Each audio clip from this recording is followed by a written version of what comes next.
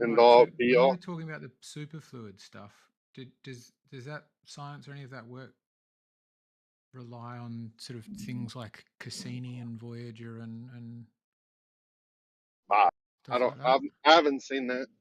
The superfluid came up for me because I logically deduced where's all the helium going, and I remembered like 7 or 8 years ago, maybe at my local state university, going through a lecture that was at night. Like it wasn't, I wasn't going, I wasn't attending school there. I was just going to this lecture because I found it interesting, and me and a couple other people went, and it was about more on quantum locking.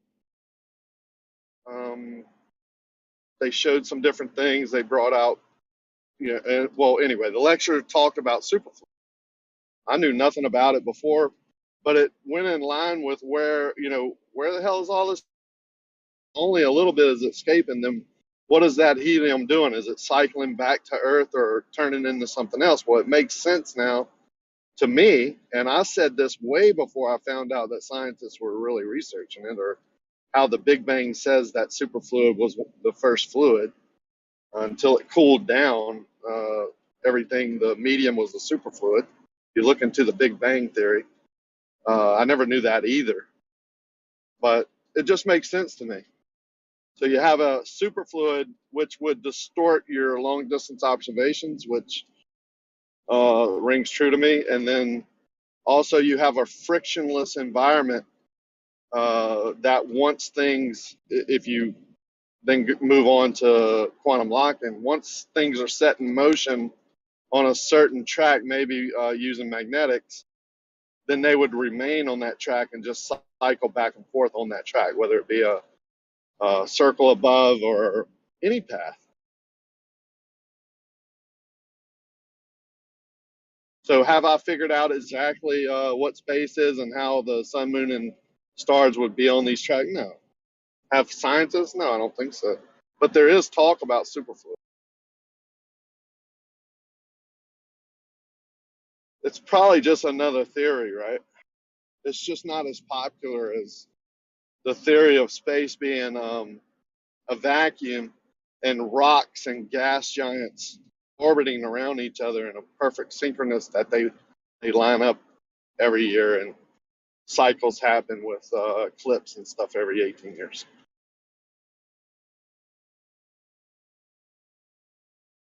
I do believe in the cycles, though. I think everything is a cycle. Do you think the cycles match up quite neatly with observations of just sort of the stars and the heavenly bodies? Yeah, everything's perfect up there, but it doesn't. What it doesn't match up with is the random event that I'm taught, or my kids were taught, and other people are taught now as fact, that caused all of these cycles. So That, could the random event be wrong, but stars and planets still be real? well, I think stars and planets are definitely real. Right, I but mean, you I can can, I look mean, up as in and see physical stars. objects. Physical, I wouldn't know that. They seem more like lights to me. I mean, stars definitely seem like lights. Yeah, I I'm not saying like if they are for sure, but just it seemed like your reason that these things can't be physical objects or sort of line up to have the same, to be basically be a solar system and a galaxy is because you don't believe the origin story of it. I'm just saying, could you still have that be the case without the origin story necessarily being the same? mean, I don't know. I look up, I see clouds, I know they exist. I see stars at night, they exist. How they're put up there and how they're moving and staying in place and cycling back every year. The stars, I mean, I couldn't tell you. I don't think we're supposed to know.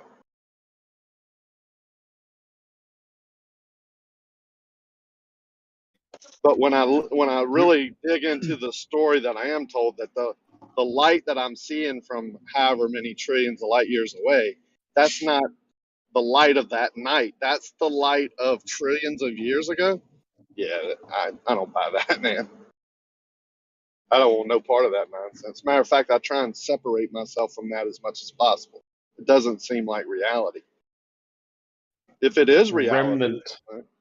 my life doesn't You're change. just looking at remnants, mate. That's all you're looking at. Yeah, whatever. I mean, they can come up with any story they want and then change the number. No one really cares or knows, or they have done it. Yeah, but it's cooler when it's trillions and billions of, light years away. That's cool. I think it has to be those numbers because of where they've stuck themselves. But then some of those numbers don't add up to some of the other, like the inverse square law and this, that, and the other. And then they have to say, well, the space is a different medium, light acts differently through it. And, it piles on top of each other. But I think all that house of cards is kind of coming down. But the way the system is set up, it just takes so long. The funding, the peer review system, if you go against the grain now, you don't get either. It takes some brave souls to risk a lot, or maybe that one special person who doesn't really care about the money, doesn't need the money, and only cares about truth to come out and really do a lifetime of research to disprove some of this, and then either it gets shuffled under the rug or he doesn't have enough, he can't get it out enough for enough people to see his way, and 80 years he's All hail gone. Elon. All hail Elon. Yeah, my brother, when we were on vacation this past week, it was like clouding, like promoting Elon as the savior of the world with my family in the truck. I'm like, wait a minute, I need to put a stop to this right now. I mean, I'm fine with some of the things that Elon does, and we need people like him, but you know to say that they're saying his brain, the chips and the wiring and all that in the people's brain is to save people with brain uh, injuries and stuff. Well, that's kind of how they're selling, and I agree. If he can do that, that's a good thing, right? But some of the other The stuff, peaceful atoms. right? Some of the other stuff he's doing with that same technology, he even says is dangerous. We need to be careful with this technology. I don't see I'm kind of scared of the future if this gets into the wrong. I mean, come on, you can That's how listen he to his plays own words. both sides. And You've got I to be just, cautious with this stuff, but I'm going full steam ahead with it. yeah, I want everybody to have it. But of course he does. He wants to make money, so that's fine. I really lost faith when he did his opening of his truck and he broke the window with a baseball. I can throw a baseball at your window right now in your vehicle and it won't bust like it did on the stage. Oh, wasn't it a can? I thought it was like a cannonball or shot put or something. Was that just a baseball? I'm pretty sure it Oh, was a baseball. I thought it was a sledgehammer. where did he No, break the he truck? definitely threw something at it, and I'm pretty sure it was a Fair enough. baseball. Either way. Yeah, no matter what, when it's supposed to withstand this, and this, and it doesn't withstand something that's less than that on his stage, like, yeah. Anyway, the Did whole you see world's a his stage. tunnel the other day, all flooded? That little tunnel that he's built underground for the cars to go through. It was all flooded and they're all fucked. That was funny. No one thought about water inundation. Oops. Engineers. Hello. All that money. Yeah, I've just pulled it up. It looks like a steel ball or something like that.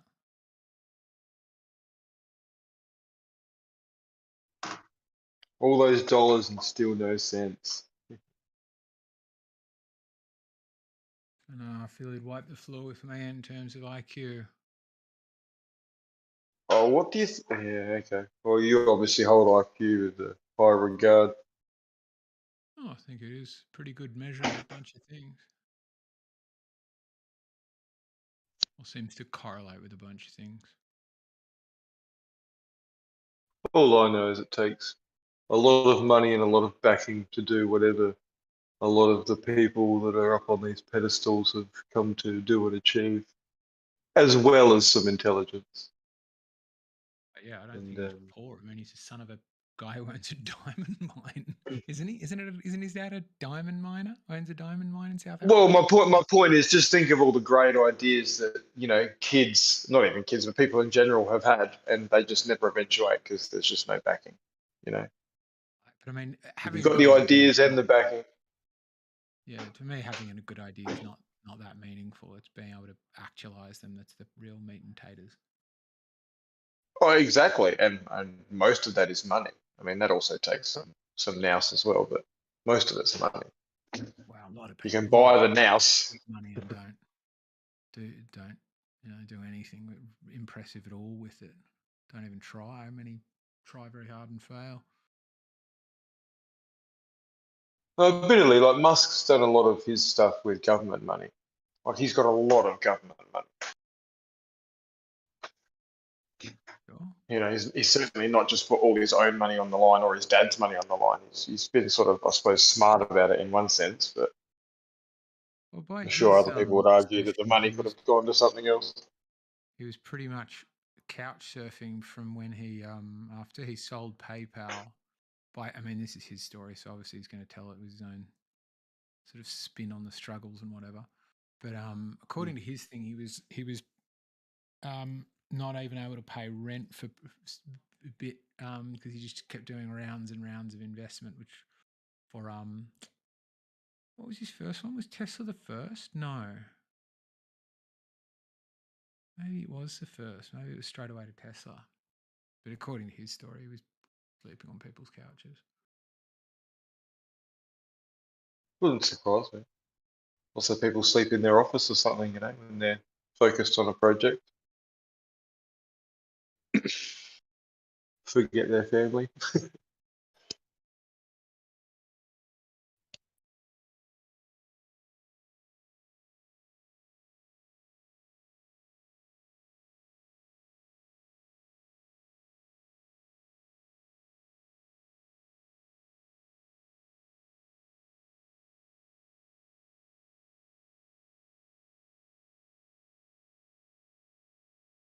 I'd really like to know if he's going to be on board the first thing that takes off to Mars. What? He said he's going to go to Mars. No, I'd really like to know if he's going to be on board the first thing that goes to Mars. No. No? Oh, why not? I've built this thing. We're fairly sure it's going to go, but I'm not fucking hopping in it. Yeah, but it's usually a high risk younger male who's. Why would you send him? It's like going. It's like saying why wasn't Churchill the first to go over the top of the trenches? Oh, come on. Whoever goes is assuming extraordinary risk. Elon's just the money and the head figure. All the stuff's happening from all the other people that work there. Elon doesn't come up with all the fucking ideas and shit, dude. He's got people that he pays money to think and tinker and shit. Sure, smart people. No, I'm not saying he's not clever. I don't understand. But they could send him off. Maybe they'll send his clone. Maybe. He doesn't seem like the sharpest tool in the shed to me.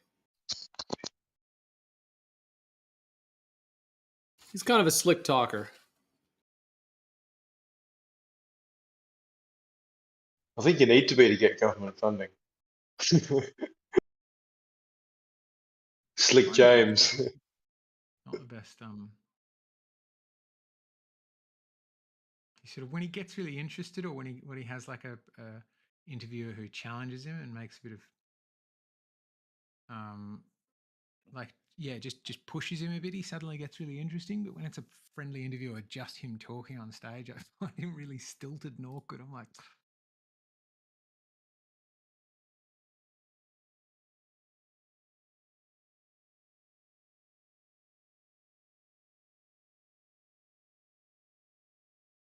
Well, what's with all the weird, awkward dancing stuff that he does when he's introducing things?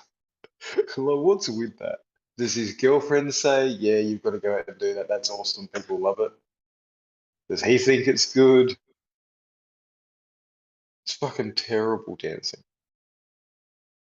You.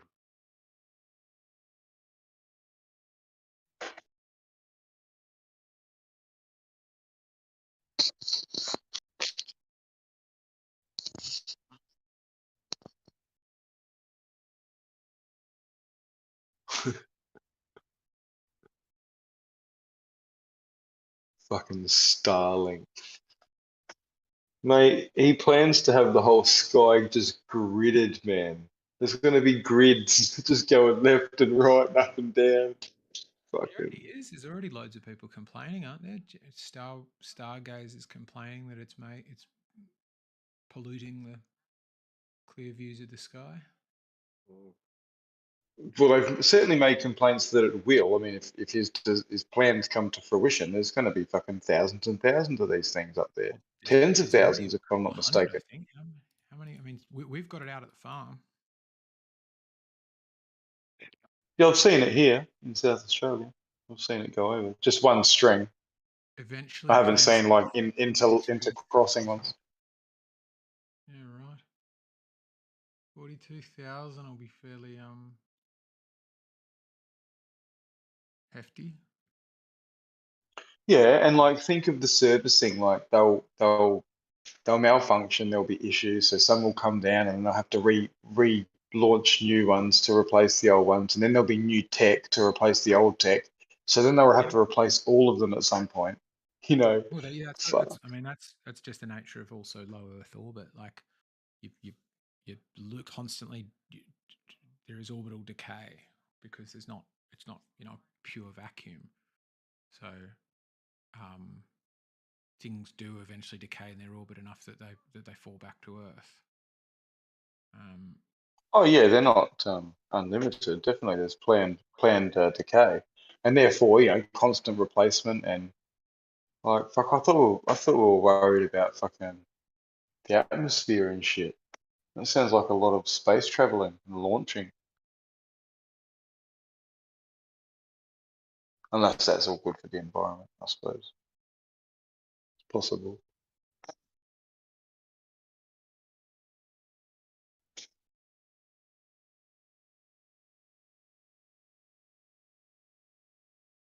Also, we can have super fast internet in my ass.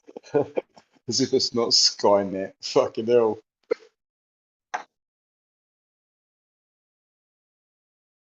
Oh, thank you, Elon. Thanks to you, I've now got internet where I didn't have it before.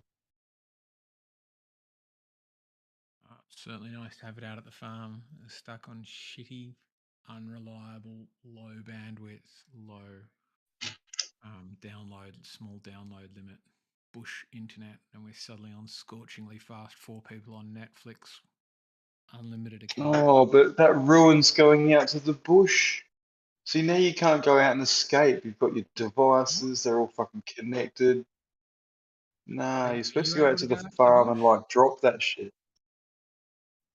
Oh yeah, You there's just get in that places. mood sometimes, don't you, where you're like, whatever is the last thing, I'll find something to complain about. Like, can you go out to the bush? No. You've just when you said that now, thank God you've got this fast stuff. I just pictured like going out to the farm and doing all like farmy stuff.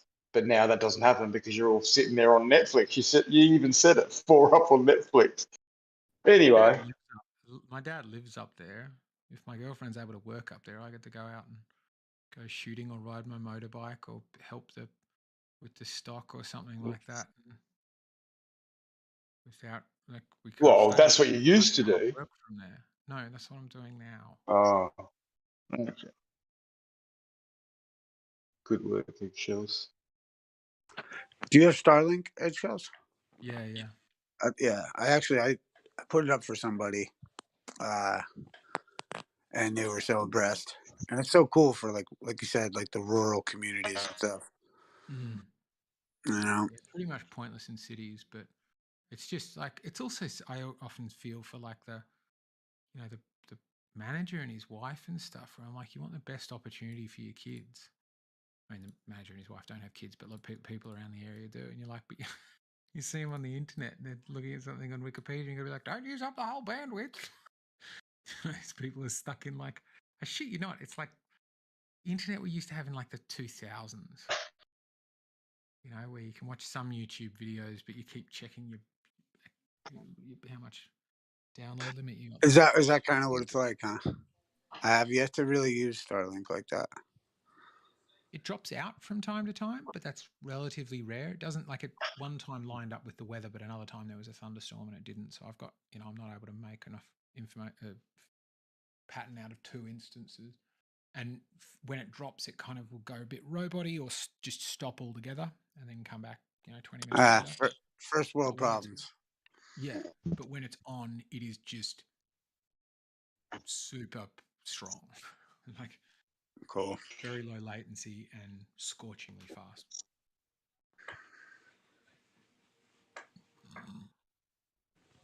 So when you said you had to put up a Starlink, do you mean like install the dish on someone's on someone's roof? Yeah, I put it up on this guy's. It was so cool actually. It was a friend of a friend, and they'd asked me to go out, and I just fucking I get out there, dude. I was in this. It was actually so beautiful. It was like this big field, and there was a sign. It says "Wild horses may roam here," and I was like, "Holy shit!" Like these niggas just had fucking horses that they just let out. Like, you know what I mean? Like it was rural, right? And like, and then the guy was awesome, and I helped him put up his Starlink. I'd take down his old saddle or his old antenna shit, and then put on Starlink on top of his roof.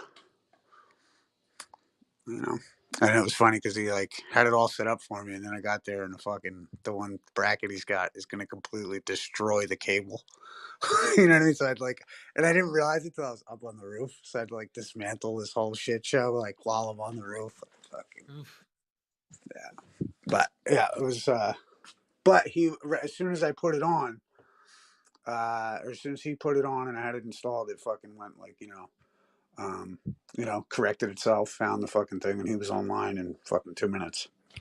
That's very cool. Yeah, it was pretty cool. Yeah, it gives you a bit of a readout. I was looking in the app there when it was going down to try to figure it out. It gives you a readout showing you where it's getting its signal from in the sky, right? So going there's a satellite and there's a satellite. Oh, it'll show you? Yeah, ours also had this kind of cool. You could drag around to look at the inside of a sphere or hemisphere of its view. So it'd be like, here's a tree that I can see that satellites are sometimes going behind, and sort of doesn't have any photograph taking ability, but you're like, oh, that is a little valley we're in. Oh, that's cool. I wonder if it just uses like like a radiation map kind of thing. You know what I mean? I wonder how it does that. That's cool.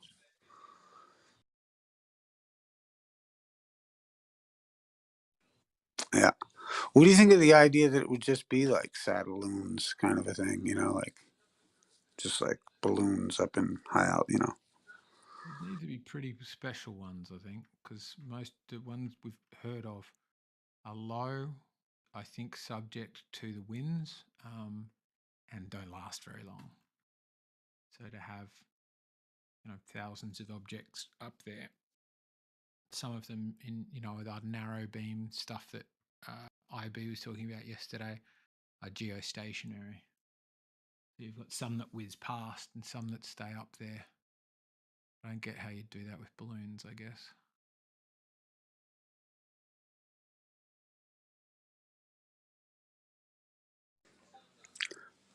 But orbital mechanics makes a lot of sense. Well, I've been playing Kerbal for long enough that like after a while, it just intuitively makes sense to me. I'm like, oh yeah, I get it. You want to go up. You don't point yourself up. You go straight forwards, and then you fall higher. You're falling around the earth, but you miss by more. And it's like, yeah, it's weird. It like doesn't. It's super weird and impenetrable at first, but then after a little bit, it's like, oh yeah, that totally snaps. Yeah, I got a rough. I don't know if I buy a orbital mechanics thing. That's my only caveat. It's why I played Kerbal, because somebody was explaining something to me about this, because it was one of these stories about this jet pilot doing one of the, I don't know, I guess a Apollo cruise. I heard it secondhand off here, where he's like as a good pilot, I saw the orbiter module, and so I pointed the lander module at it and pressed thrust, and it goes off to the right. And it's because he's sort of his senses are saying point towards it and go that way, even though he could clearly remember the boffins back on the ground going, you don't point at it, you've got to speed up. Oh, and like lead it, you mean? So the size of your orbit will be determined by your current position, your vector, and the magnitude of your vector. So if you're up above the Earth, traveling east at far distance, that will determine the whole orbit. So you can get like, I don't know, that's a poor way of describing it. Let me have a think. If, let's say you're in the ISS and there's a space shuttle like above you, further from the Earth from you, to get up to there, if you shoot straight towards it, you're changing your whole orbit. So you're in this neat little orbit around the planet, and you're rocking that whole thing to the side. Whereas what you want to do is keep pointing prograde, which is directly along your vector of travel, and boost that way. And what that will do is sort of rise the opposite side of your orbit. It'll push the other side of your orbit further from you because you'll be falling in that particular direction with more speed. And then you wait a bit, and as you get to spin around that side of the orbit, you will have risen straight up towards that thing that's over your head. And then if you continue in that way, you'll just shoot straight past it and then fall back down below it. So then when you get close to it, what you need to do is thrust to be going in the same direction to match exactly its vector and speed, vector and magnitude. Oh, hey. And then you'll be in very similar orbits. It's a Hoffman transfer. Interesting.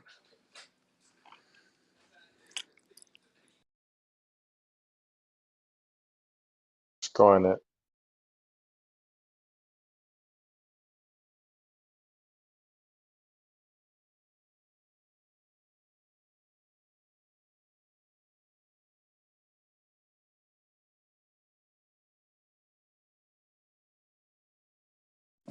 Do you see how, like, let's say someone could make the claim that they're using technology to superimpose a false reality on people? If let's say, Never. if let's say it wasn't a sphere, you know what I mean? If that were the case, could it not be said that like Kerbal is indoctrinating people to believe something that may not be true? Mm. If that were the case, like it's like reinforcing, in a way. I'm just asking your opinion on that idea. So yeah, do you mean like that the Earth? Do you mean if the Earth was a sphere, but they're altering people's consciousness or changing, making them think it's flat, or the other way around? The other way around. Like let's say, like by playing Kerbal, you're reinforcing, like, you know what I mean? Like, something we can't necessarily prove here on Earth. Let's say. Oh yeah, definitely. I mean, yeah, it's Kerbal. It's Elite Dangerous. Star Citizen. Yeah, lots of those games could well be a sort of plot to get people, horny fanboys, excited about space. Yeah. You were horny before that game. Yeah, not so much for space. I wasn't that like interested, I guess, at some level of it'd be cool to have intelligence live on, and that requires being interplanetary and being able to go out into space. But wasn't that interested in space and space travel and how it works until getting interested in flat Earth conversation. See, but why do you think we need to go to another planet? I think that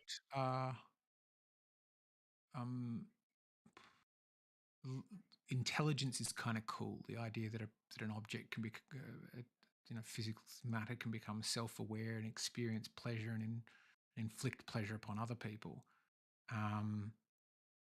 is kind of cool. And most when we look out there seems to just be not life, you know, just other stuff. So what would So- lead you to believe it's reasonable to go there? as in it's possible to go there, or it's a good idea to? Well, I mean, like we've like almost can clearly see that there's no life, you know, outside of Well, I outside of don't here. think you know explorers like Columbus really thought they were going to find life. I'm not sure how much of an explorer he was. Oh no, he wasn't he? He was going places he didn't know where he was going to end up. That's pretty explory. Yeah, that's yeah, that's people that's like the height of Tolkien like explorism, right? It's the height of adventure, right there. You don't know where you're going. Yeah, but the only point I can see to going into space is resources. That's the only point I can see. Yeah, and that's a pretty huge one. Like mining the moon for helium-3. Yeah. Particularly as White's points out, we send more and more stuff up into space. Like the thing I keep thinking about is, aren't we subtly changing the mass of the Earth? Hurling more and more heavy shit out into orbit? I guess it's sort of Yeah, but it is so minuscule.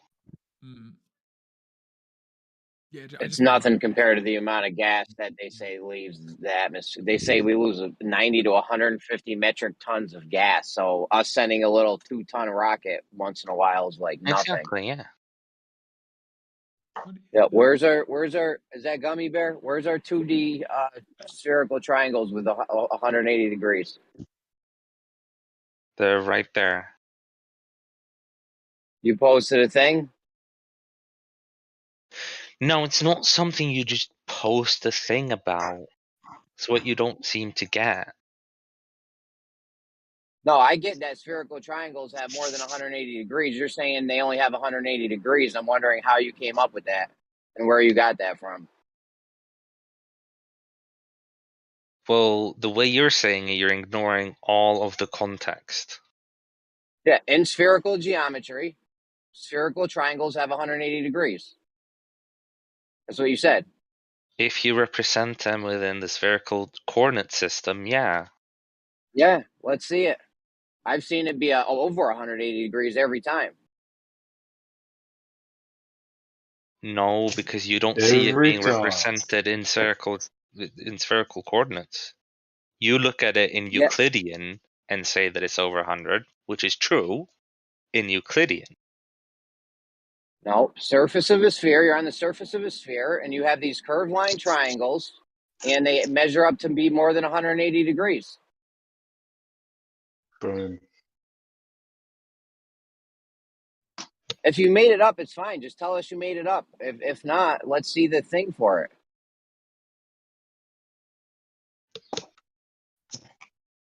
Just say you love crepes.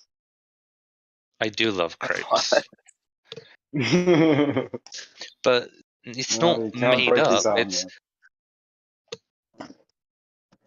Sure, it's not made up. Then who told you that? Where'd you get that from? I never heard that in my life.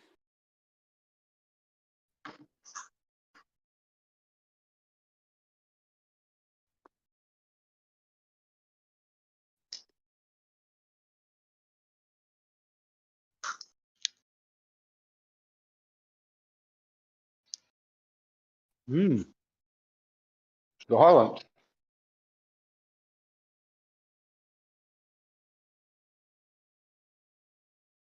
Except for me chewing cheese, of course.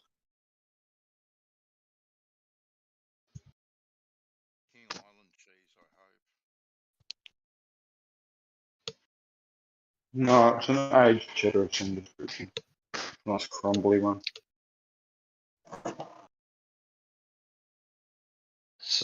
so the thing, Jeremy, is the reason why it's not as simple as just a drawing or a statement is how do you define an angle within spherical geometry? Within the spherical coordinate system. So of course you can talk about the angle it makes in Euclidean space, but that's not what I'm talking about. I'm talking the angle it makes within the spherical space. Yeah, And that's on the surface of a sphere, you got your two lines come to a point. You measure the angle between them, and that's where you get the angle from. What do you mean,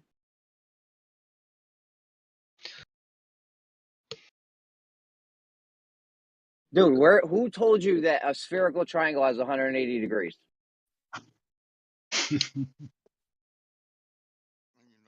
a representation of a spherical triangle within spherical coordinates can have 180 degrees. Yeah, I know. I heard you say this like 10 times already. Who told you this? This is a logical statement. It's not So this someone. has nothing to do with That's geometry or him anything. saying he made it up. It's not that No. some person told me this and then I just trusted them with it. Yeah, you made it up. Oh. You logically thought about it and made it up. Told Jeremy, which is fine. That's good. All right, you made it up logically. More Exactly. It's a dollars. logical statement. Correct. Thank you. We had this discussion earlier. Gummy, can you show me definition Your mic's low, man. So say it with your chest. of? Is that better? Boom, boom, Yeah. There we testy, go. testing, chesty, chesty. Um, can you Busty, show me, busty. Gummy, where it says that a spherical triangle has only 180 degrees, or adds up to 180 degrees, I should say. That'd be interesting. Oh, I didn't claim that. Okay, then. So a spherical triangle has more than 180 degrees and three curved lines, right? Because we already established this before, Yeah. right? Correct. They are two completely different things, colloquially and mathematically. They are two different. Nah. That's where you're wrong, bucko. No. When No. you made the statement that it is true both colloquially and mathematically, now I'm starting to disagree with you. Everything you said before, I agree with you colloquially 100%. But when you say that it's always true mathematically, now we're having a disagreement. Oh, cool. Let's disagree then, Gummy, because mathematically, right, and colloquially, they're going to be two different things. Well, they're not the same thing. They're not even close to being the same thing.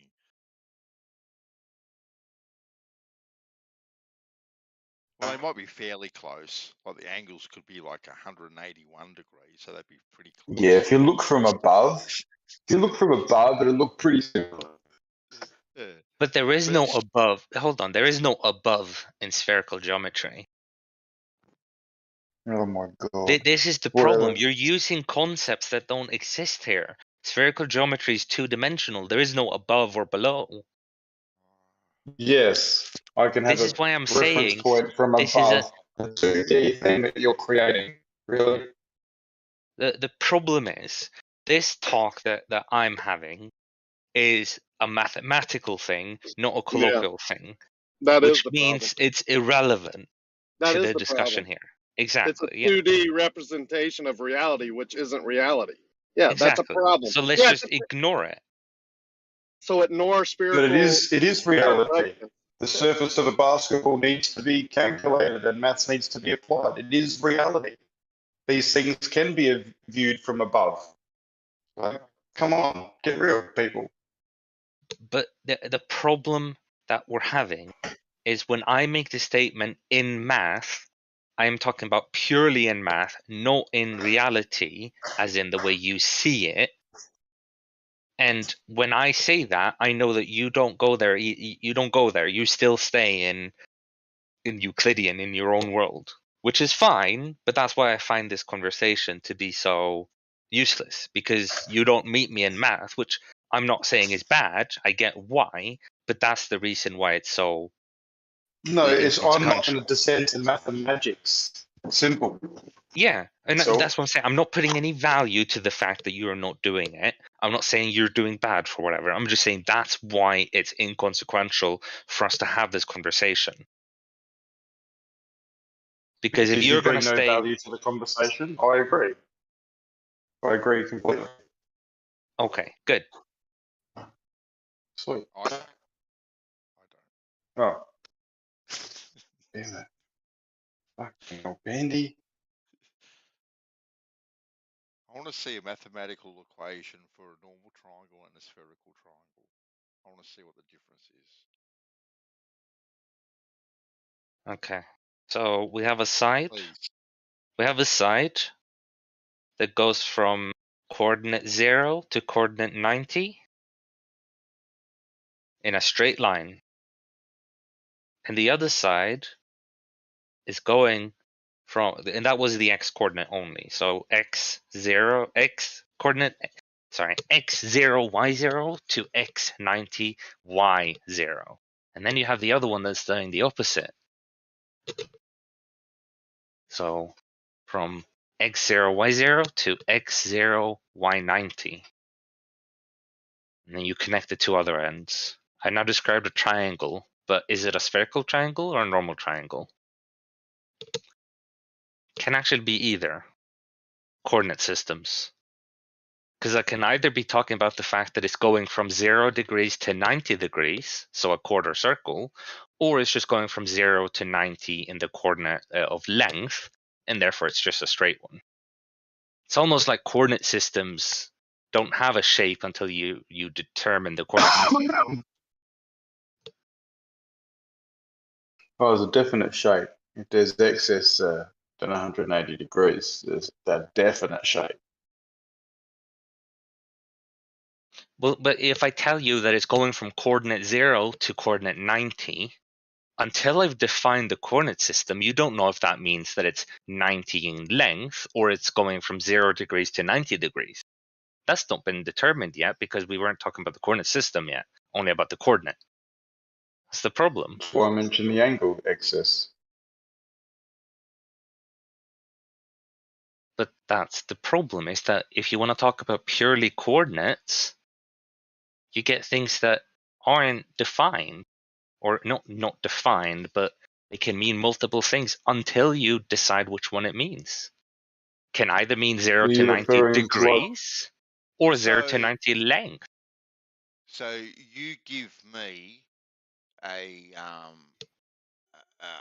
some numbers, right, that don't give me all the information, right? So I can't distinguish the difference between the both of them.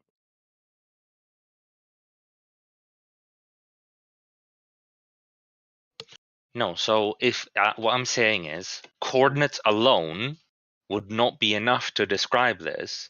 I need to define the coordinate system as well. Well, then your mathematical equation or whatever you want to call it isn't then complete, is it?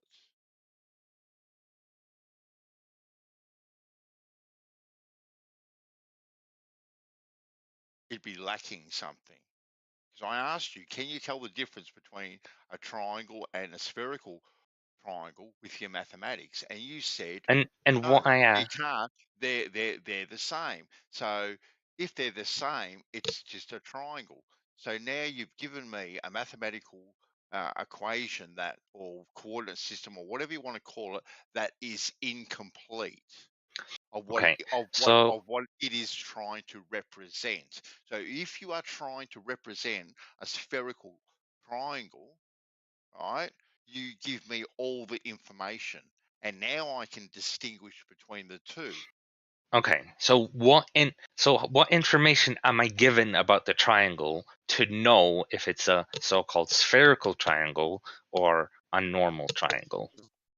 Internal angle sum.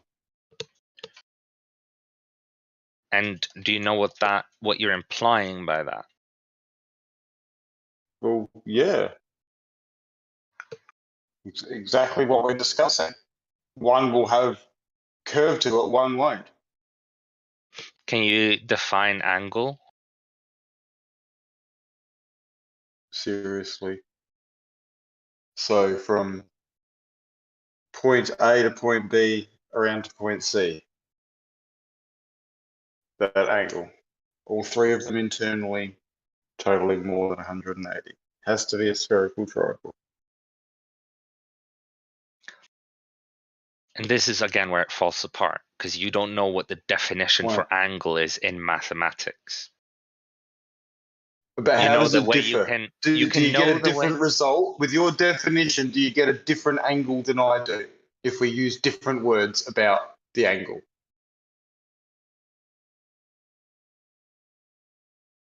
Yes. Exactly. Oh, so we get a different number. So we've got the same equipment, we're using the same tools, we're measuring the angle because I talk about it differently. Somehow we get a different number and the maths won't work. Come on.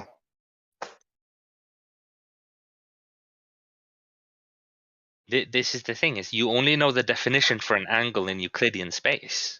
You don't know it for any other ones. And that's again where it falls apart. Because you only know about it in Euclidean space. Once again, I understand why. I'm not blaming you for it, but that's why it falls apart. No one's looking for blame. So if we went out to a physical spherical triangle set up in an area and we measured it, purely because I talk about it in a different manner, we would actually physically measure different angles, would we? No, it's because you are measuring it in Euclidean space. Because we exist in Euclidean space. So you can't measure the angles now. It's just purely mathematical, is it? You couldn't do it. You can measure the angle it makes in Euclidean space. But I'm asking you, can you measure the angle it makes in spherical geometry? Well, no, you're not in spherical geometry. You're in Euclidean space measuring something spherical. Like that's me asking, can you measure something as me? No, you are not me. You are you. So you can only measure things as you. Like Oh my God. if you want to do that, Really? you need to change the Fucking hell, fundamental mate. way of reality. All right.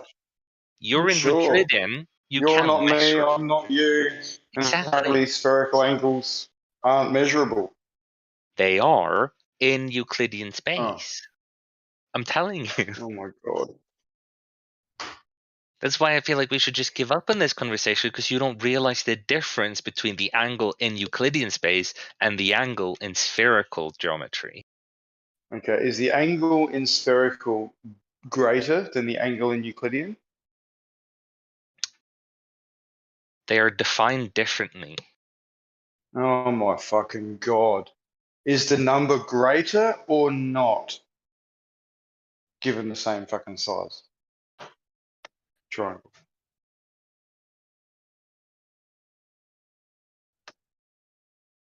Hello? Well, you're asking nonsensical questions. Oh, fair enough then. Are my You can't oranges answer 'em. more apples than my oranges are apples to your oranges and the apples?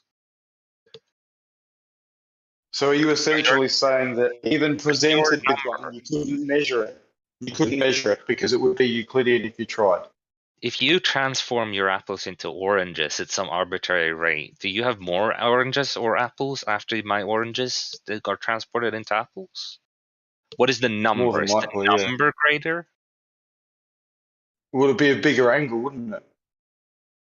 You're asking about the number. I can at least say but that. they're not I can at least say equatable. that the angle would be greater, but you seem to just say it's defined differently. Because you're not talking, when you say the angle is greater, Mm-hmm. you're talking about within Euclidean geometry, a curved angle or a angle with curved sides versus angles with so-called straight sides. Then you have a No, I'm greater. talking about a spherical triangle. No, but An yeah, but you're still excess in of Euclidean. 180. I'm not talking about what you just said. Yeah, but you're still in Euclidean geometry when you say all of these statements. You never talk about spherical geometry because you don't understand the difference between spherical geometry. Okay, then. How about you explain how you would go about measuring spherical excess in a physical triangle that's laid out on the globe for you to go and measure? What would you do? Bendy rulers. Bendy rulers? Okay. Yeah. Yeah, fair enough. That's logical. Yeah, makes sense.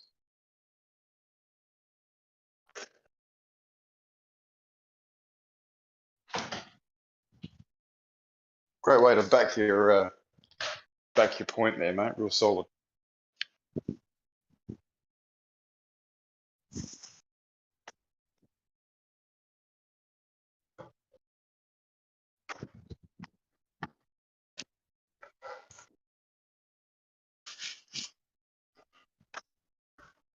What would you say right now? Welcome to Flat Earth.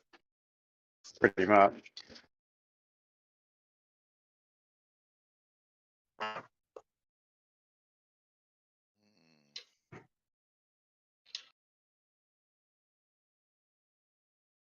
This sounds like a fun conversation. You think crypto? No, I don't.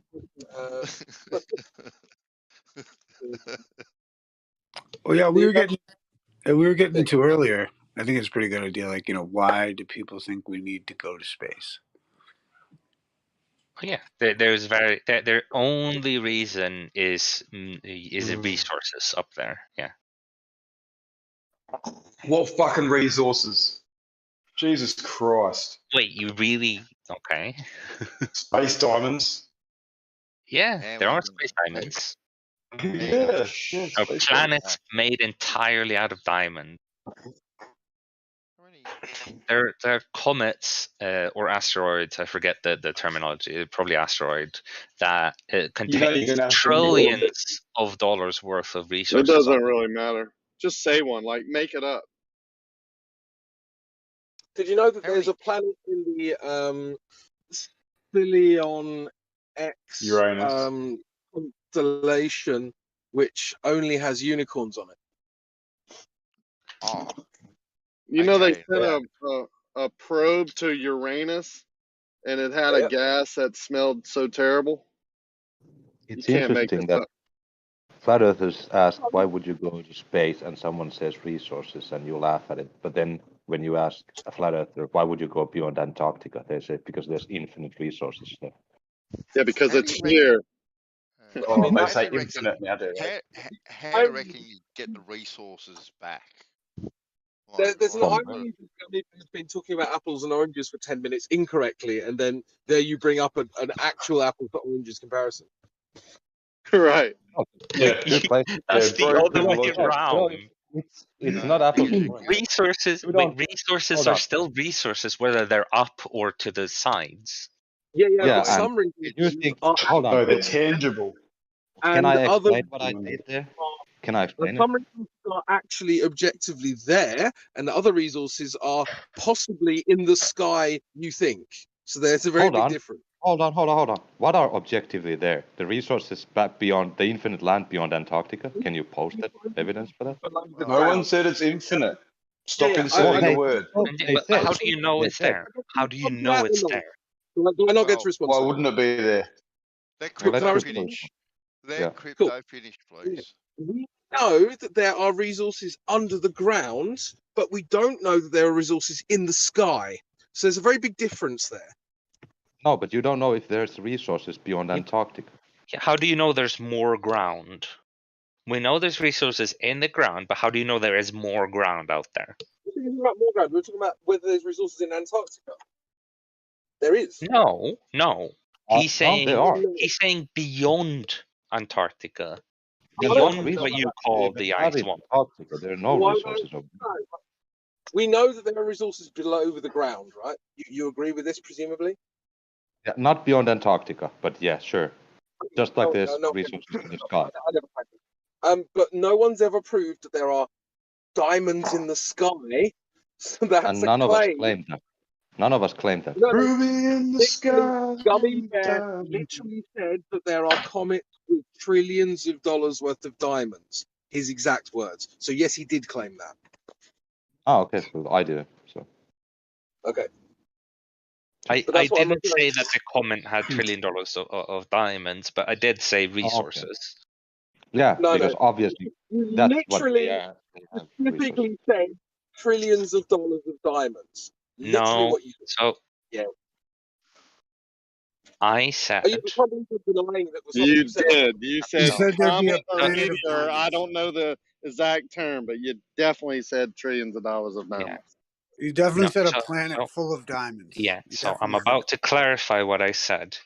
So earlier in the conversation, I said, yeah, there might be a planet full of diamonds or made entirely out of diamonds, is what I think I said.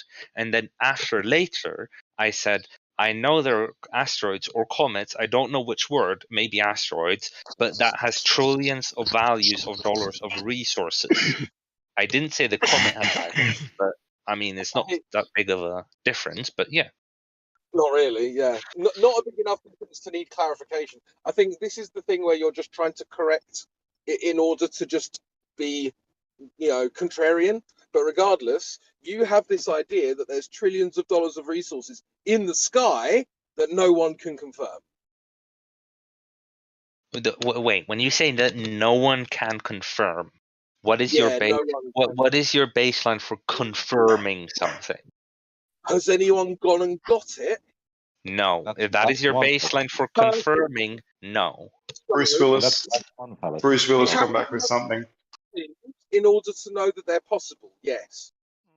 Are you saying the only way of confirming saying something what I'm is by saying. a person physically going and getting it? No, I'm he said saying what that I'm saying. Nope. sorry. I don't know, crypto, but and I could be remembering wrong. But didn't Admiral Byrd say something about mountains of coal on Antarctica? I don't know Beyond about it. Or Antarctica. beyond. He said beyond, was it White? Okay. Yeah. The land's Yeah. beyond. There you But go. there's some So guys. now so The now evidence is someone we've got said an that. Gospel. opinion that someone's potentially seen something here on Earth, Didn't which the astronauts to get say that them, mailman, right? All you have to do is just sail over there, right? Mine them up, put them on a boat, and then ship them back. Pretty easy Okay. process, Boom. really. Sure, you have one man saying that there's extra land, and we have how many astronauts do we have saying that there's moon, and you can Freemasons. actually get moon dust? Ah, okay.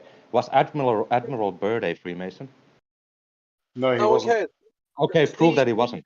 The state of Freemasons, Prove whether he was. admirals or Huh. astronauts, doesn't matter. Don't know why we're discussing it. Yeah, I don't know why someone brought up Admiral Byrd, because there's no evidence there's more land in Antarctica because we have mapped it. Well, I There's- did. Yeah.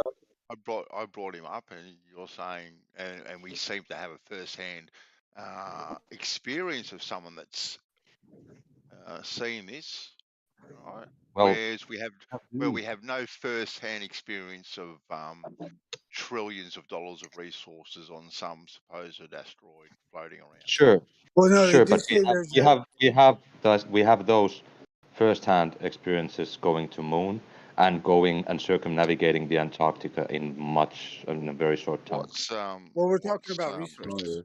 yeah, we're talking about resources here. Also, yeah, And they say this. Hey, Banso, have you heard about the asteroid that has $400 quadrillion worth of nickel on it? Nickel? wow. No way. Yes. So Yeah, we've got to see, get. see, So like, I I'll would go ahead. doubt the diamonds, Isa, because they're probably zirconians. They're probably not real diamonds. Space fakes. As if Elon's not making a tractor beam in the background. A giant neodymium magnet that Elon can cast out and hit Yeah, this but asteroid and just reel it back in. It's like, interesting to me that if you got people there, will take. go ahead. It's just that it's interesting that people will take the who was Colonel Sanders, who went to the to Antarctica. They say, "Yep, that's exactly what happened," and then there's like many people who've been to space and shit, and you just dismiss them. And also, Admiral Byrd was a Mason, so there you go. Yeah, and it's not that we take his Boom, word flat for Earth gospel. debunked. It's just that it's just an example. No way. He was Yep. a Freemason. Hey, Damn. Yep. You just believe the Jesuits. well, yeah, I'm the gonna call point them. I was trying to get to is in asking the question of like why would we go there? Like I'm just curious of like motive. So like we've got one which would be for money. Right? Which isn't very intergalactic thinking, is it? Is it? No. You know what I mean? It's not like next level dealing with the alien kind of stuff. It's like Space Yeah, Bucks but what's from South Park. okay? Say we go to Mars and set up a settlement there. How's that going to change anything with us contacting aliens? If they Well, see right. Mars, they see Earth, and then we can Well, contact okay, them so anyways. right. So my question is, why would we go I'll be there? sitting up in that wood. If they can see Mars, why wouldn't they be able to see Earth? Why would we need to go Exactly. to Mars? Why would we That- need to go to Mars? But that's my point. The reason to go to Mars is not aliens. That's Right. my claim. Yeah. Okay, so what is the motive to going a place that we've got evidence that there is no life at all? And what I've said is resources. I believe that's the pure and only. I mean, the other And reason. hold on. Yeah, So do you think that the Earth does not have enough resources? If we continue at the rate of waste that we're doing, yes, correct. So ultimately, We won't. climate change and lack of resources is the dilemma that would force us to go to space. Is that what you're saying? I mean that, and also if you want to expand, you need more resources. So it's both like a bit of what we're doing right now, and if we want to expand, which some people want for some reason, expand into the galaxy, then we need more resources. So would we Which bring ones? back? Could we bring back enough resources that we like? I think Eggs brought up earlier that we would mess with the mass of the Earth to the point where we might throw ourselves off orbit. I mean, theoretically, I guess so. Yeah. Oh, I can't believe So you guys isn't don't that? So isn't it? So what's? Okay. So what other? Let's say we came to the conclusion that resources was just too dangerous in light of orbital mechanics. That we like. What else would be the motive to get there? To go somewhere else? Jeez. And I don't know. I can't see of any other Oh, reason other than resources and maybe would say like clout, science. I guess. But other than that, I don't know any others. I would say science. Just study the nature there. But I believe we can do that without can sending lettuce there. grow on Mars? Like capitalism. Yes, lettuce can grow on Mars. I believe that you can, of course, you can make scientific discoveries by going to Mars, but that's not, in my opinion, that's not. You don't need to set it create a settlement on Mars for those. I think discoveries. if they made up space deer and people could go hunt them, that'd be cool. Oh, sweet. You know what I mean? before Like you, just wild packs of space deer, and you could go out on a hunting trip. Cool. before you start colonizing Mars, shouldn't you establish who owns it? We'll ask whoever gets there first. Like just It's prior, me. like, are we going to take I a couple would of do it. muskets there? We'll take a couple of muskets there just in case. I mean, Right. that's how humans have done things for What? thousands of years. I mean, no Bring one some owns Some weapons. Elon Musk rats. All Bring the some But no weapons one, and proclaim it ours. but no all one the owns the astronauts are Earth. like So concealed carrying, would we just like worried take about them? the other guy. You know, like right now, like up in the Yeah. space station, they all got like a little fucking sidearm, just in case. Yeah. But I bet Real in the future suspicious would of be. each other, like, oh yeah. I know. I Oh, bet if that's there's a cool. future where someone actually colonizes Mars in like millions of years from now, there will Oh, be really? flat Mars. Yeah, there What would be a flat Mars How the society. hell? Oh, Mars flat society. Mars How do you society. think? Yeah. Yeah. How do you think you'd colonize Mars, mailman? Well, How so do you you think see, you'd when go a I don't know. about man That's when a why man I loves a said woman, if that happens in the it? Right? future. when a Well, man loves how a do you, woman, they create a baby, and now they've colonized Mars like, by doing it. Yeah. how do you There's a think few. you'd go about being able to sustain life on Mars? Like How what I would would you do have? it?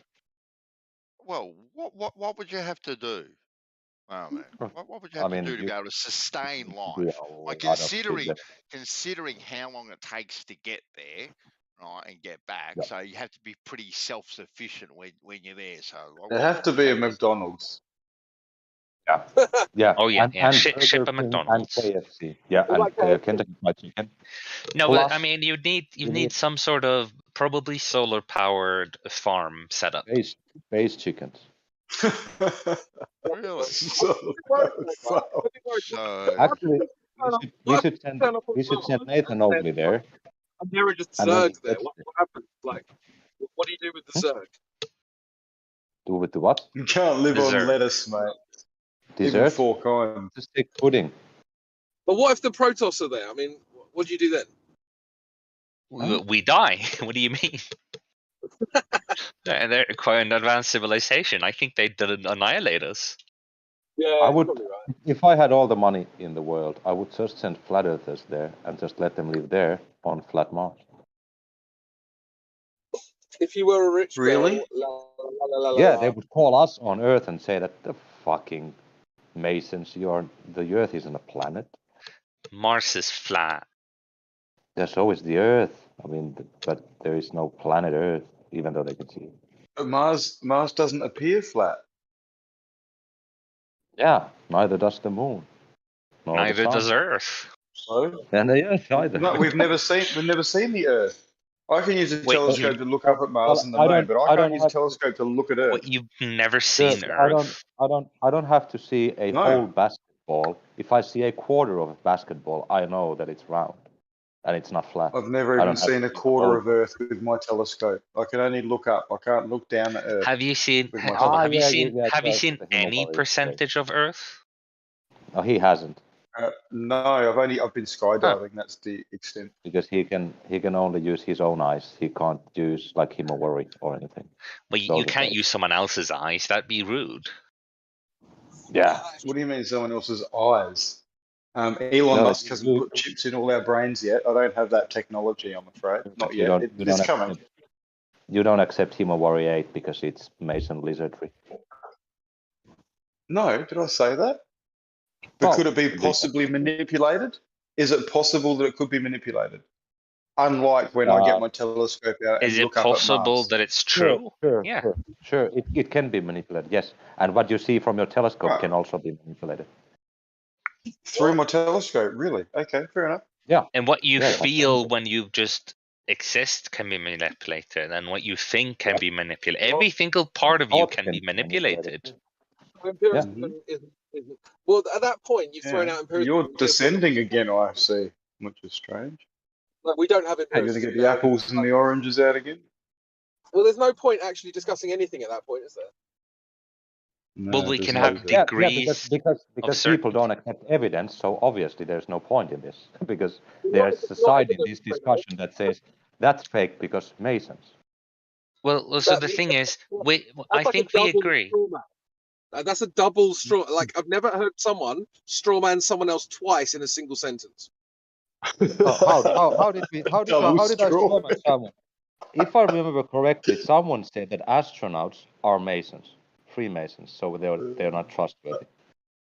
So that wasn't a strawman. What was the other strawman that you said that there was? That's fake because what? Because you Freemasons. said that's fake. But it's fake because Masons, right? So the fake bit's a straw man because he's actually saying unverifiable, not fake. And I don't think it's because of Masons. Again, it's because of the unverifiability. And then you start going on about how his telescope that he personally owns could be manipulated. This is absurd. Of course So it when can. I said that, hold on. I mean, he said, when I said that there are astronauts that can verify that they went to space, just like Admiral Byrd can verify that he went to Antarctica, he said Masons. So his answer to why astronauts didn't go to the moon was Masons. Okay, well, I can verify that I'm currently Boys, driving come on. big Veyron. I verify that. Cool. What now? Sure. So one side says evidence isn't valid because of So X. am I currently driving a Bugatti Veyron? Am I currently driving a Bugatti Veyron? You? Yeah, because I verified it. I would probably say no. Well, Oh, if but I you verified were, could you prove that you are? No, but I verified it. Yeah, but You're say, actually- how could you prove that you are? Oh, He so we're cannot. down to proof. Okay, that's what we should be looking for in the first place. Okay. So what you evidence? sound like you're What in your evidence? car again. That's for sure. What evidence can we get from the surface of the Earth? What evidence can we gather? What about my Bugatti Veyron? Very little. No, about the surface of the Earth. Because So I'm obviously talking you about can never prove to us so that you're driving. you guys have just thrown out this bad logic without you just walking past the shit logic that you've been spewing for the last 10 minutes. Is that what you're doing? What shit logic? The shit logic I just pointed out. You didn't point out anything. Yes, I did. When you You said said that that we Admiral had to Byrd prove things. verified that he had been to Antarctica or whatever, and then I said, well, I can verify I'm in a supercar, and you didn't believe me. At some point, you should have realized, oh, people saying things isn't evidence, right? Yeah, and Why? no one said that it is, except Whitesword when he said that Why? Admiral Byrd went to Antarctica. You said it was twice. I didn't. When did I He say that did. it's evident? You said he fucking verified it, as if that means anything. I didn't say. He said it. He was providing evidence of Himawari 8 for the globe. But still, Pictures. where's the proof that It's that's way, up there way doing what up it's doing? your Admiral Byrd claim. But yeah, what do you want? So pictures said from Himawari that 8 Admiral aren't valid Byrd- evidence. You said that Admiral Byrd said that. Yes, that's what So Whitesword said. let's Okay, just agree. that's Let's my just point. agree that statements from people can be lies. Are not Okay. evidence. Yeah, they're not Thank evidence. you. Okay, There we good. go. So Yeah, what we're about good. pictures then? Yeah, what about the Himawari 8 pictures? Well, of course they can be manipulated. We said this Okay. before. So So, pictures okay. aren't do we have reliable anything either. other than that? So Do we words have and anything pictures. other than that? Hold on. Let's Hang on, establish this. So not a single picture and not a single word is No, evidence now. no one said that. No one said that. Do you have anything else to Which, offer? which pictures would you take as evidence? No, pictures can be manipulated. So if you've got something Okay. else to offer, it's time to bring So- it up. Okay, so we can't give you pictures as evidence, nor can we give someone's word as evidence. What can No, we give because you? they're both contentious. Whatever Exactly. you've got, So do you what have can we anything give? else? No, the Do you question is to have you. anything Well, else? then I will say that I have nothing else because you don't accept Okay, anything. sweet. Yeah. Excellent. Yeah. So all you've got Okay. is contentious stuff. Excellent. Nice. So Very do definitive. you have? That's the only thing that you have too. Yeah. Do you have anything that isn't a I'm picture not or making any someone's word? claims, boys. Hello. No claims. Not making any claims, so no one can criticize Oh, him. okay. The Well, old then I'm not trope. making any claims That's either. not why. It's not about not being criticized. I can't back what I want to claim up. Unlike So you guys. So you You guys cannot don't even claim. make these claims. These are other people's claims that you spruik. And But then that's you the can't thing back up. is, using your logic, hell. not a single person can make a single claim. No.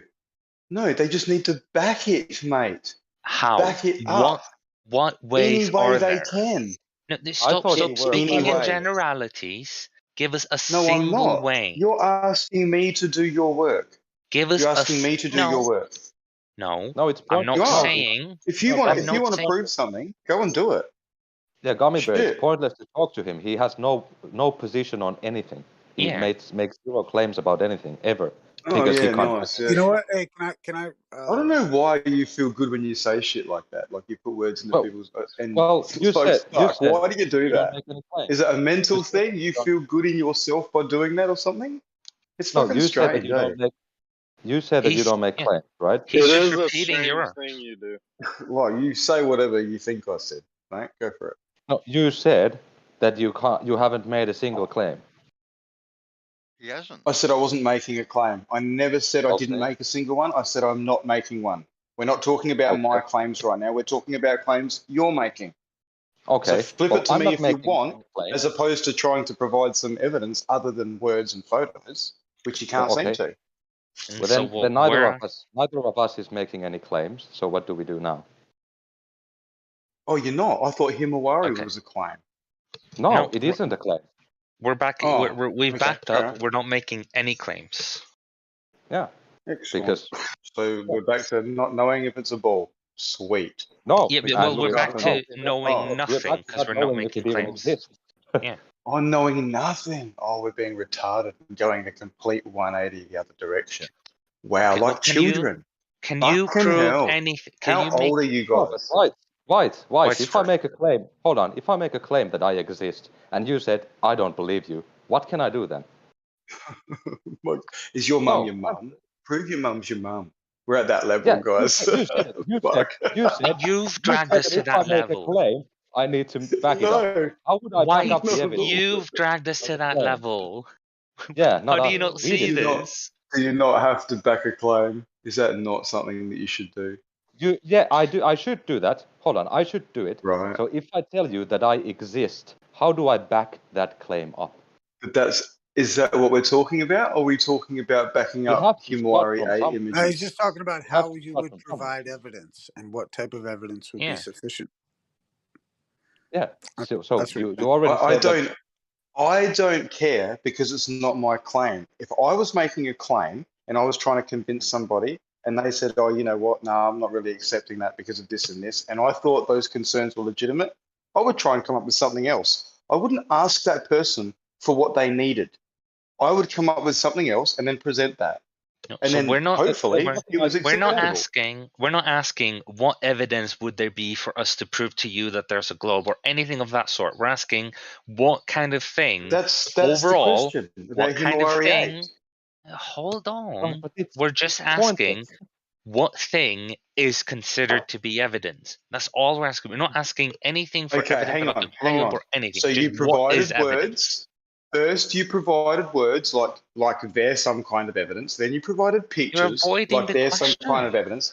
And you, for some reason, can't think of any other method of evidence other than words What? and pictures. What? It seems to Hold me on. like you do know what evidence What? Hold on. is. Give one other way than just vocal communication or optical communication that we can give you. What is there? Other than talking to you, Yeah. writing to you, or showing you pictures. What is another way? Like sending you Well, something another physical. way would be, for example, mathematical. Or No, that would not, be Mathematical. hopefully not in order to mathematical. in order for us to convey Mathematics has mathematics, we nothing to would do with either have to. reality. If we wanted to convey mathematics to you, we would either have to speak it, and now it's manipulative, or we'd have to write it down and show it through a picture, which also Oh is my manipulative. God. Oh, You can come also on. No, manipulate see, that. that's where we are. That's where we But are with your let's go with mentality right now. White. That's pathetic. Let's Enjoy. go with mathematics. All right. Let's go with mathematics. All right. How do you fit No, mathematics? let's just into- stop. We'll move on to a different topic because you two have descended to a point of ridiculousness. You really have. No. Can you I'm verify going. that the Himawari is actually up in the sky and it's actually looking down and taking pictures of a spherical ball? No, because it only takes small little segments in strips. So it doesn't even look at a ball itself. And then they stitch them all Do you together, accept- apparently. Do you accept that? Do So you fucking accept that? come on. Or do you accept that? What you said that it does? Do you accept it? That's the story. Okay, You so you didn't don't even accept tell me it, that. so you said that it does. So it's Okay. not even evidence anyway, is it? It's stitched together Sure. with a computer. But So let's go with mathematics seriously, then. have you That's got one anything way. that's like definitive at all, Sure. or not? Let's go with definitive. Oh no! Is that a word?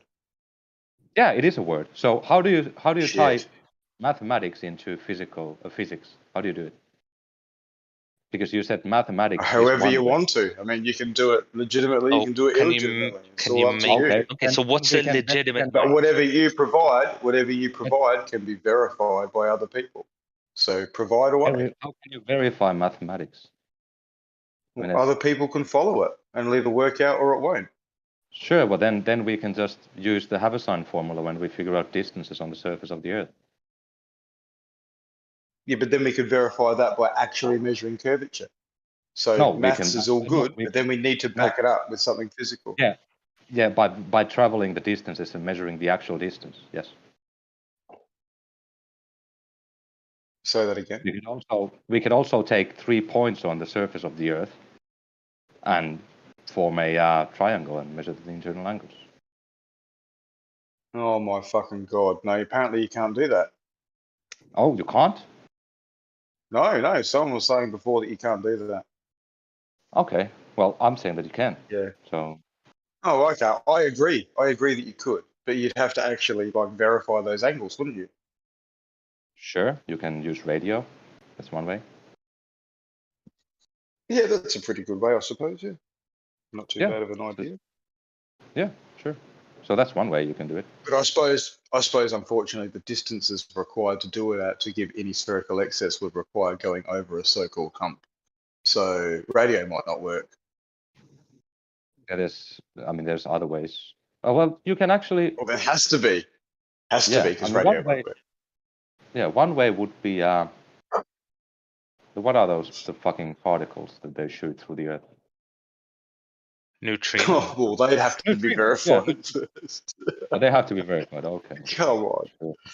Yeah. Sure. Yeah, we're Sure. So shooting a Are, beam are, of wait, are neutrinos through the electrons Earth. are electrons verified? No, they're not. Okay. okay. Is electricity verified? Electricity, the word, yeah, that's No, the verified. phenomenon. No, the phenomenon, not the word. Well, But how it's do you gotta be- define electricity? How do you define that? The God. transfer of charge. The transfer of charge. And what do you mean by transfer? Oh God. And you said we're semantic. Well, come on. No, I'm not being semantic. What do you mean by transfer? What's actually happening? What's happening? Charge is appearing to move from one position to another. Appearing. You guys love your appearing things. What do you mean by Well, that's- appearing? Isn't that how we hold on? Isn't that what happens when we experience things? Appears to be so. Well, okay, but you chose to add that word as opposed to charge moving. You chose to add the word appearing. And why did you add that?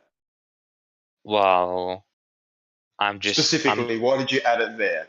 I know why, but why? Okay, so- just so tell the- everyone. Why did you add it? because we've only apparently seen this to happen. We don't know whether that is what actually happens. Beautiful. Well done. There you go. So we don't know this. We don't know what's going on. Well, actually, Well, no, we know what appears to happen. We know that. The question is, we want to find out why does it appear to happen? That's the next question. Why does it appear to do so?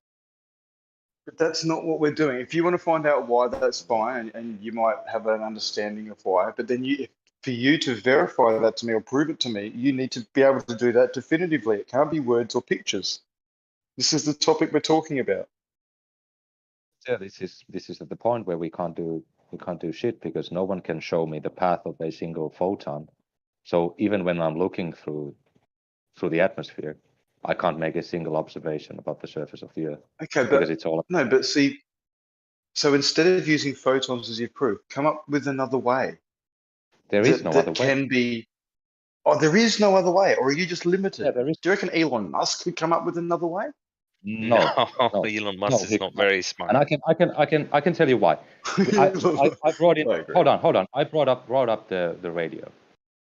If there was a way to point a radio that sends a signal to a specific heading, and it'll be over the horizon, sort of. So you can get the signal 200 kilometers away. You would say that it's not the same signal, or that it's manipulated somehow, because that is possible. You can manipulate. Well, no. There's a company that does like microwave point-to-point internet, right? And it's 10 meters off the ground, these posts, and they can do it up to 110 kilometers, right? And although that's only 1 degree of curvature, that is a big fucking hump to go from point to point at 10 meters hold off on. the ground. Hold on. So that's a big triangle. No, that's words on a paper. That's just a claim that they made. True. Many years ago in Brandon's, I posted the company, and people apparently have these devices. As much as that's just words, apparently it is in use, just like Starlink. So And still yeah. words on a paper. Yeah, but I'm not trying to convince you. I'm just providing an alternative to what you just said with the radio. All right, do you want to post? You want to post that link? You of it. But you post that It's link in Brandon's, mate. Go to Brandon's server. You want to go ahead and post type it my now? name in. Right, because the microwave link. The microwave link, 110 kilometers, 10 feet off the ground. Do you want to post that? 10 meters. Oh, It's 30 10 feet. meters off the ground. Right. What's the altitude though? 10 meters, 30 feet. Yeah. 10 See, meters. see, Fucking 30 feet. distance Shit. off of the 33 feet. right, distance off the ground is not altitude above sea level, right? Yeah. So what's the altitude? No, it's not. Oh, how high It's was it not. from this? It's a company that provide the service up to this range. It's not one setup. Right. And they do it So that's at an that's their altitude claim. Obviously, I on can't back ground. that up. Okay, then. Look it up on Brandon's if you want, and follow it up. If you've got I'm not on contention with Brandon's. their claim, It's But there's fine if you don't want to provide it. now you've made it's just one on claim. Brandon's You mail. couldn't even back that up. It wasn't even a claim. I feel like you've made a claim, yeah. Yeah. Well, you can do that. The company's making the claim. I just told you about the claim to provide some counter to your bullshit. Well, There's hold a on. hump. You've made the claim. You made the claim that the company made a claim. Your claim is that the company made a claim. No, I pointed out a claim that counters your claim. I didn't fucking make a claim that someone You made a claim. claim that someone has made a claim. Yes. Hold on. That is How is Whatever. that different? Hold on. How is that Whatever. different than? Hold on. How is that any way different than my Himawari claim? Because I'm not trying to convince you of it. Okay, so that's just Simple. irrelevant horseshit that you said. You're It's trying to prove to me something and convince No, me. I'm not. I was No, just I'm not. pointing out a I'm counter. just talking. I'm just talking. I'm not trying to But a convince counter that anything. you can't provide, which is fine. Yeah, but he can't provide anything either. So it's really, shit, it's just a counter. There you go. Sure, there is nothing that will convince you about the shape of the Earth, and there can be never. No, there is a nice definitive physical test of the curvature of the Earth. Would do it for me There very isn't. sufficiently. A double. No. Well, there is. No, there There isn't. is. There are several tests that we could do, Yeah, so the including problem, the line over the Earth. We can let's do clarify. the twin gyroscope. The twin gyroscope test. There's one that you Yeah, so fucking No, couldn't even but you think of. can't It's verify pretty any fucking of those. sad, really. No, you Yes, can you never can. verify anything. You could No, you take cannot. this with yourself personally on a trip and watch it do its thing and go shit. But hold on, can you trust your own eyes? No, hold on. No, Oh, is your mum your can you mum? trust No, the no. Is device? your mum your mum? I don't No, what do you think your do? mum is your mum. What do you do? What do you do with the I'm gyroscope? concerned. I mean, I How wasn't you there even come I to wasn't be. there when I was born. What do you mean? Yeah, You weren't I there feel when like you the were only born. That's person. interesting. I There's feel a like lot the of only it up. person in this conversation that asked what the word transfer means is the only one that should worry about that sort of thing. Okay. And there's a lot of people whose mom isn't their mom because they're adopted and they don't know it. But what were you doing with the gyros? What am I doing with them? What Yeah, or you what said that could be there's an done with them? experiment. Yeah, A what could be double done? with gyro. it? Yeah, you called it a double gyro experiment or twin Yeah, gyro. I I'm did. not sure Yeah. either one. How does it work? Yeah. Well, do you seriously want to hear about it? Yes. Yeah. Or not? If it can be done, then You yeah, actually sure. want to hear about it? Yes, Well, 100%. of course, that can be done. So, two Okay. aircraft gyroscopes that are for horizon indicators. Very Hmm. sophisticated piece of equipment. I can And tell you they the problem have- right away. I can tell you the problem immediately because an attitude indicator has pendulous veins in it. Oh, for fuck's sake. You know what? I'm not even going to either bother. want to listen to him or you don't, right? But don't interrupt him when he's halfway through his first sentence. Like, I already know what's wrong with the experiment. Doofus. Okay, that's fine. So you can just go on deafen and don't worry about it. Yeah. So meanwhile, you get two of these gyroscopes side by side, and you disable the pendulous veins on one of them, and then you go on a trip, whether it's in a vehicle or in an airplane. You package them up in a very secure, little frame, mount it securely in the airplane, take off from one airport, travel 2,000 kilometers as a rough estimate, and one of those gyroscopes should, on a curved Earth, change roughly to the said degree of the distance you've traveled. And the other one should correct for the curvature. Whereas on a flat Can I ask a plane, question? they will both be exactly the same. Go for it. Yeah. That's How do you know? That's not entirely true. The one with the disabled pendulous veins will be free to process with the rotation of the Earth as well, in addition to your change in position. Okay, but if we go north to south and and we're talking about literally a horizon indicator, right? So it's just got that one axis. and we go north to south in 2,000 kilometers within a couple of hours, there's going to be very little friction load due to that rotation of the Earth, if it indeed even exists. And it's certainly not going to add up to an 18-degree discrepancy as per like 2,000 kilometers. So it's not going to be what it should be.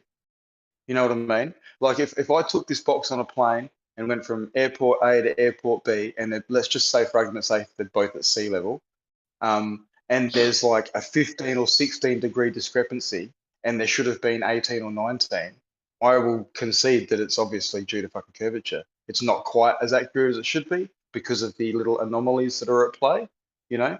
But if it shows 6 degrees or 2 degrees, obviously there's not fucking curvature there because it should show more. And those 2 degrees are explainable by those anomalies. Can I Right. ask a question about This is why you should keep it short, because at the beginning you said it's free to move in one axis. That's not true. An attitude indicator has 2 axes of deflection.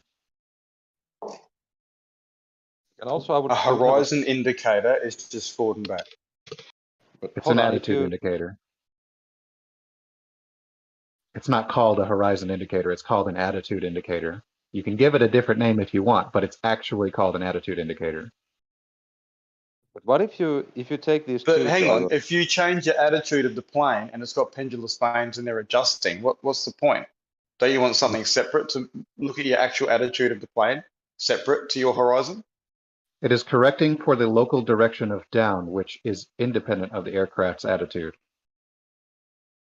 What if you have these two gyros now, one with the pendulous Mhm. vanes in use and one that where they're not in use, and you have them Yep. on your table, and you angle them both to 10 degrees up the same way, would one show it and one doesn't? Do you get what I'm asking? Just sitting on the table? Sitting on the they're table at sitting on home? the table. Yeah, and you angle them both 10 Rotation of degrees the up. Earth?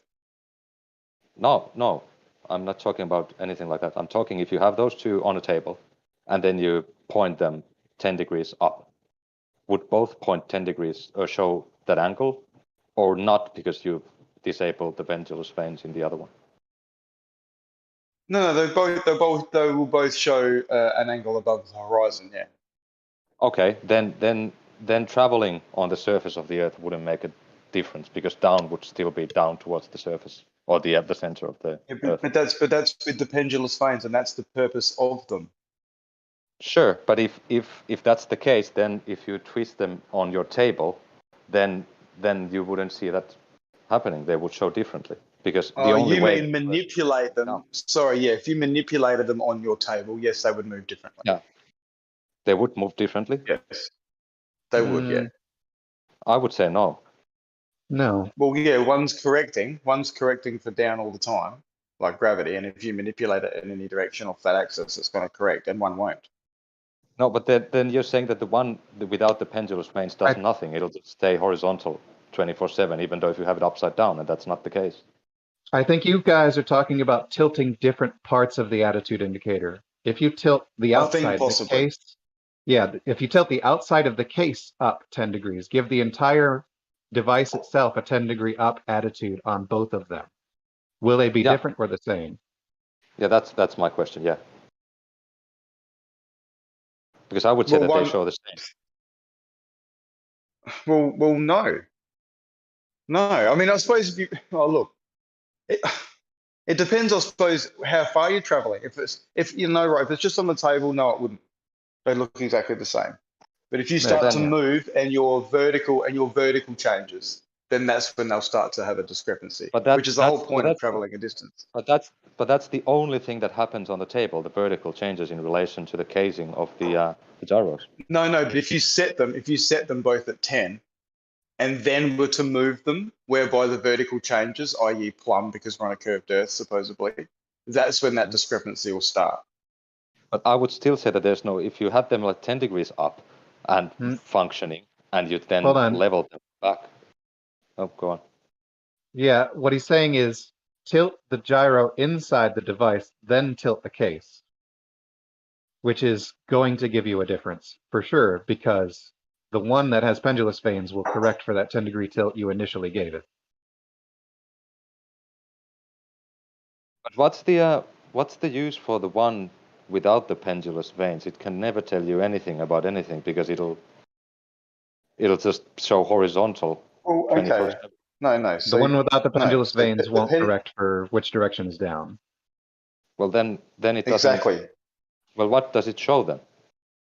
It shows Well, nothing. on a curved Earth, the chassis of it goes around its rigidity in space. So the gyro inside is staying still, and the plane's apparently curving around it. You know, so it shows the actual degree with which you've rotated around the ball, whereas the other one maintains the horizontal all the time. So the whole purpose of having two of them and one disabled is to show the discrepancy over distance. Right. But you'll get two effects on it. You'll get the change in position due to curvature and the rotation of the Earth on it. Okay, but do you not think it would still be discernible that we were going over curvature or a flat plane? Or do you think it'd be so muddled up you wouldn't know? Well, the way you could figure out exactly how much of each effect there is test it with the pendulous vanes disabled while you're in one spot to see how much of a change it will cause on that instrument then. Then perform the same test while in motion to subtract out that extra motion that you got. Then you can tell what it did due to position change.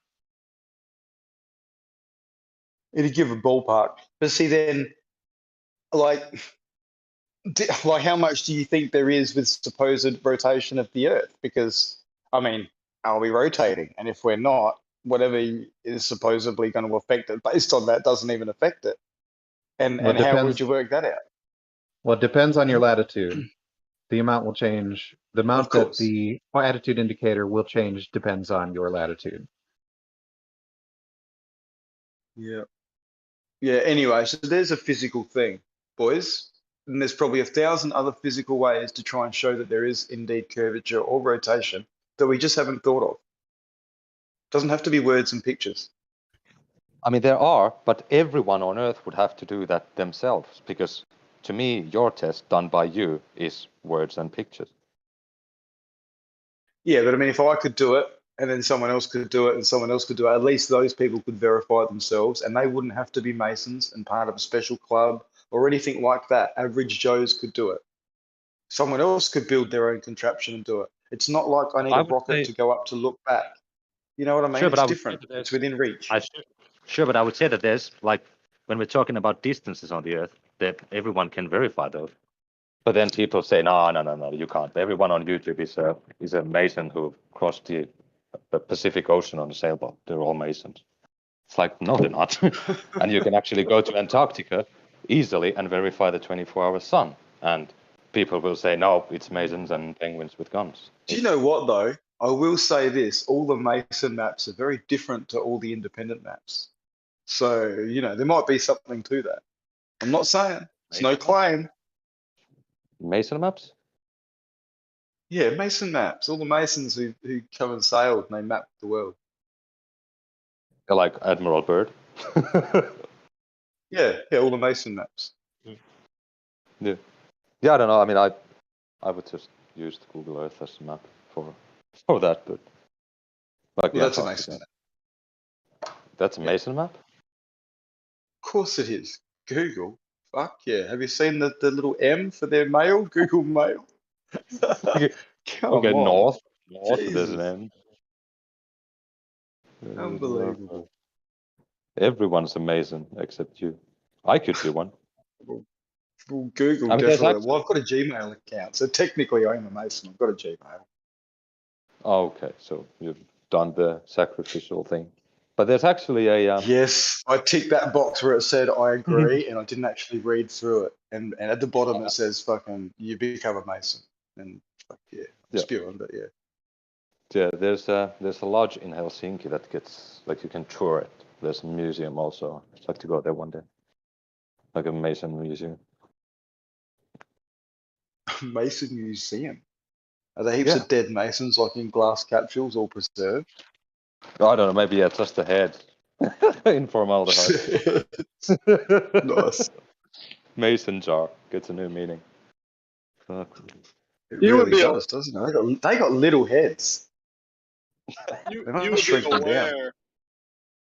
You would obviously be aware by being in this topic that if like the Masons or anyone else put a museum or any type of publication out to the public, that's the public perception they're wanting to personify, right?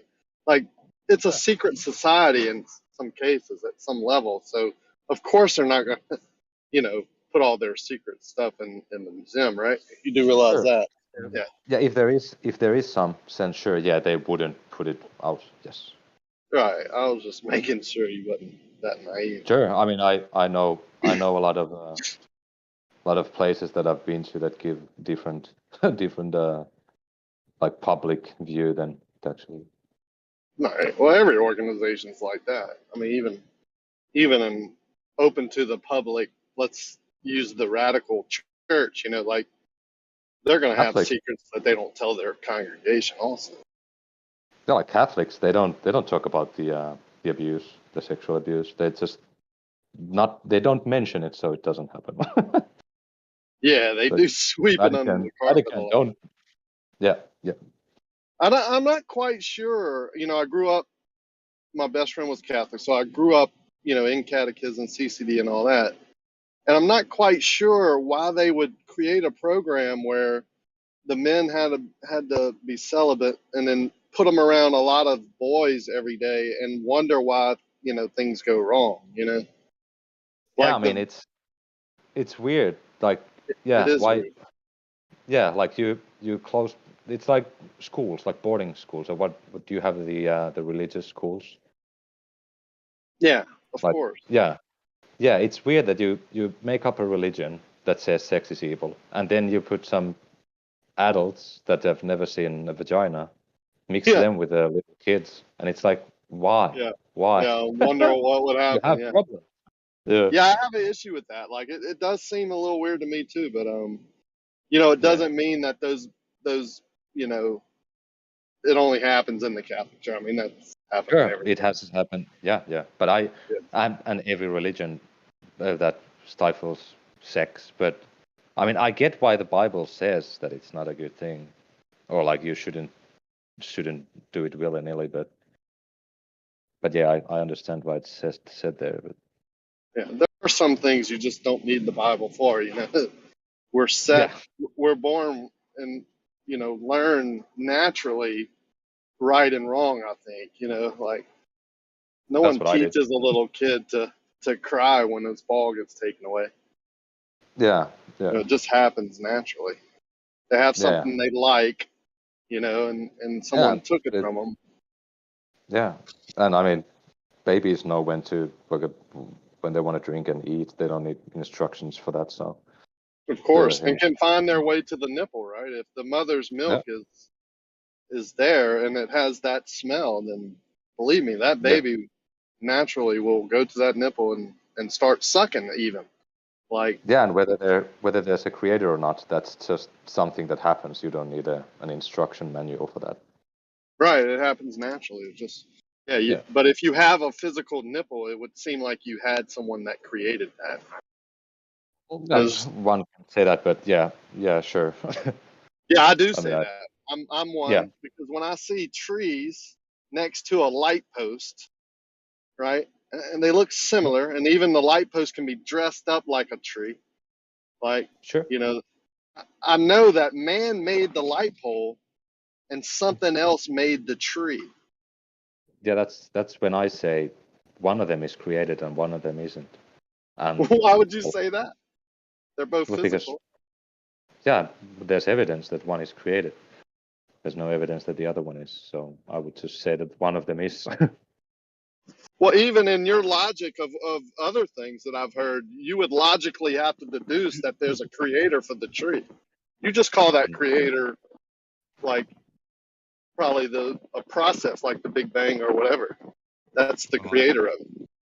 Well, sure, I wouldn't say it's a creator because I think creator is some kind of an entity. Yeah, what you because think nature. you're that the tree just came about on its own, yeah, which random. is No, completely ridiculous. Yeah, that's not what I said. That's not what I said. yeah, but I'm that's saying what that you mean. nature. I wouldn't say no. I wouldn't say that nature is a creator, because I think creator still is some sort of an entity No, of I design. agree with you. Nature was created.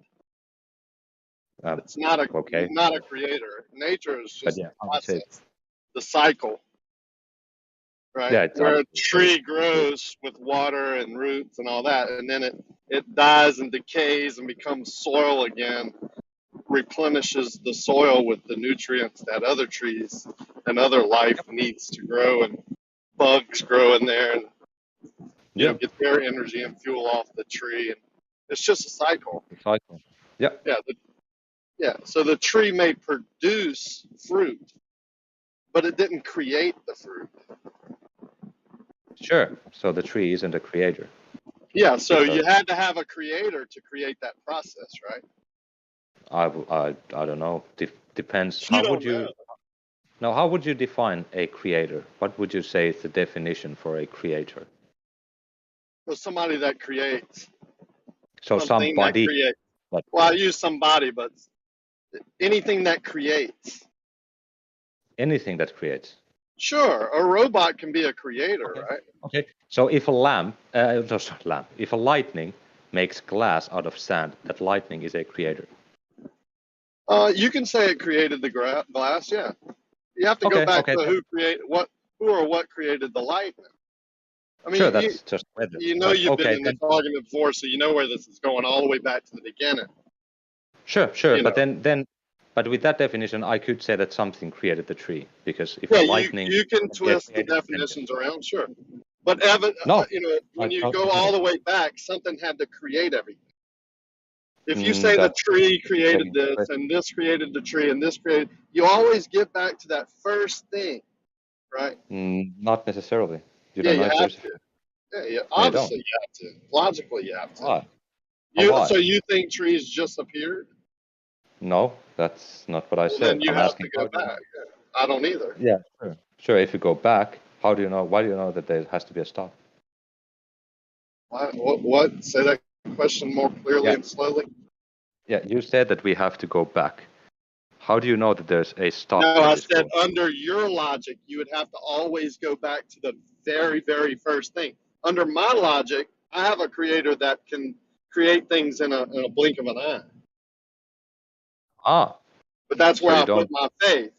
But what you're telling me where you put your faith is you have to go all the way back to a singular thing.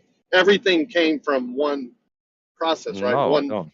Okay, so where do you put your faith? I don't put any faith anywhere. I just don't know. Well, sure you do. You No, just I Come think just the don't on, faith know. you you don't know. know.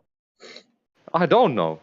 Say the Okay, word. Come yeah, that's on. fair enough. Word? You can What? say you What don't. word? Which word Come should I on. say? What's that word again?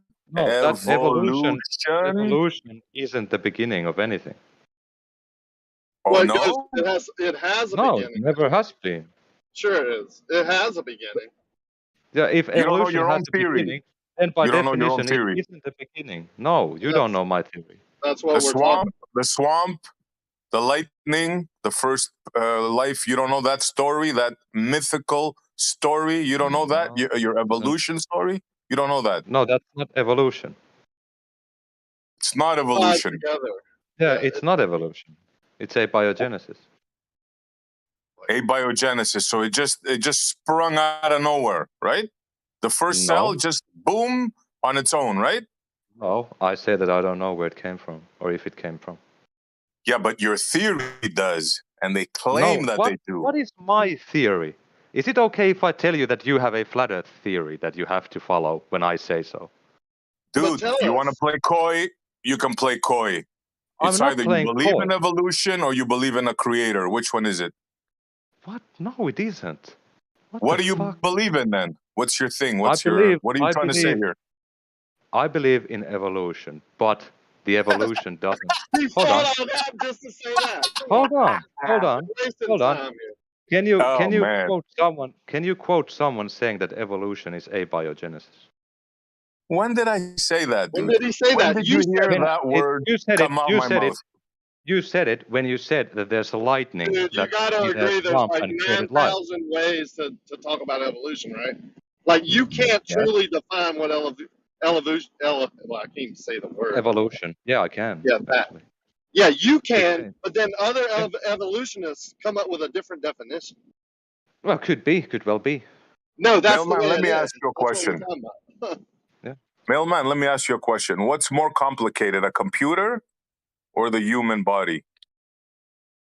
I don't know actually.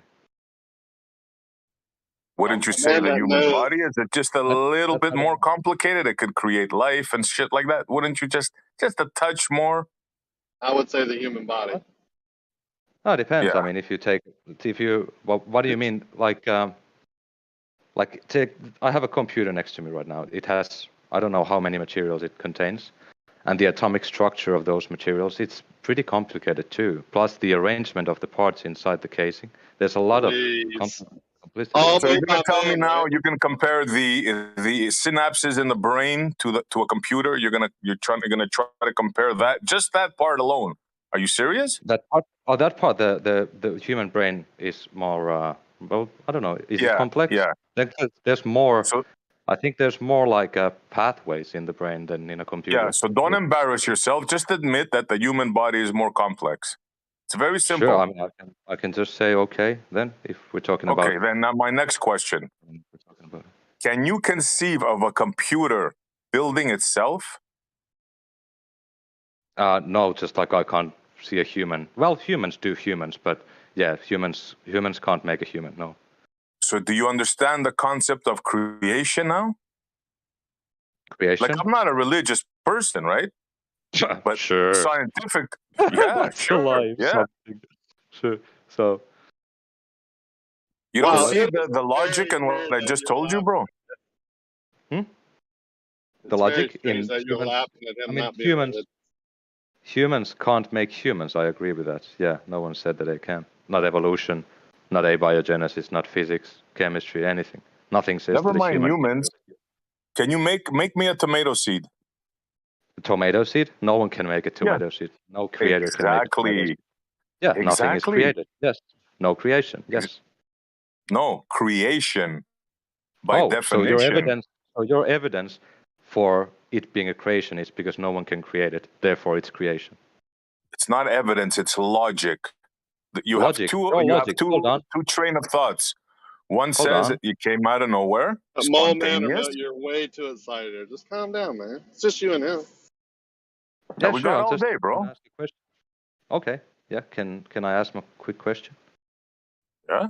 Yo, you were said, so antsy to get to your question that you weren't listening. Yeah, you said that it's logic that because nothing can be created by us, therefore everything is created. That's your logic. No, I didn't say nothing could be created by us. I didn't say that.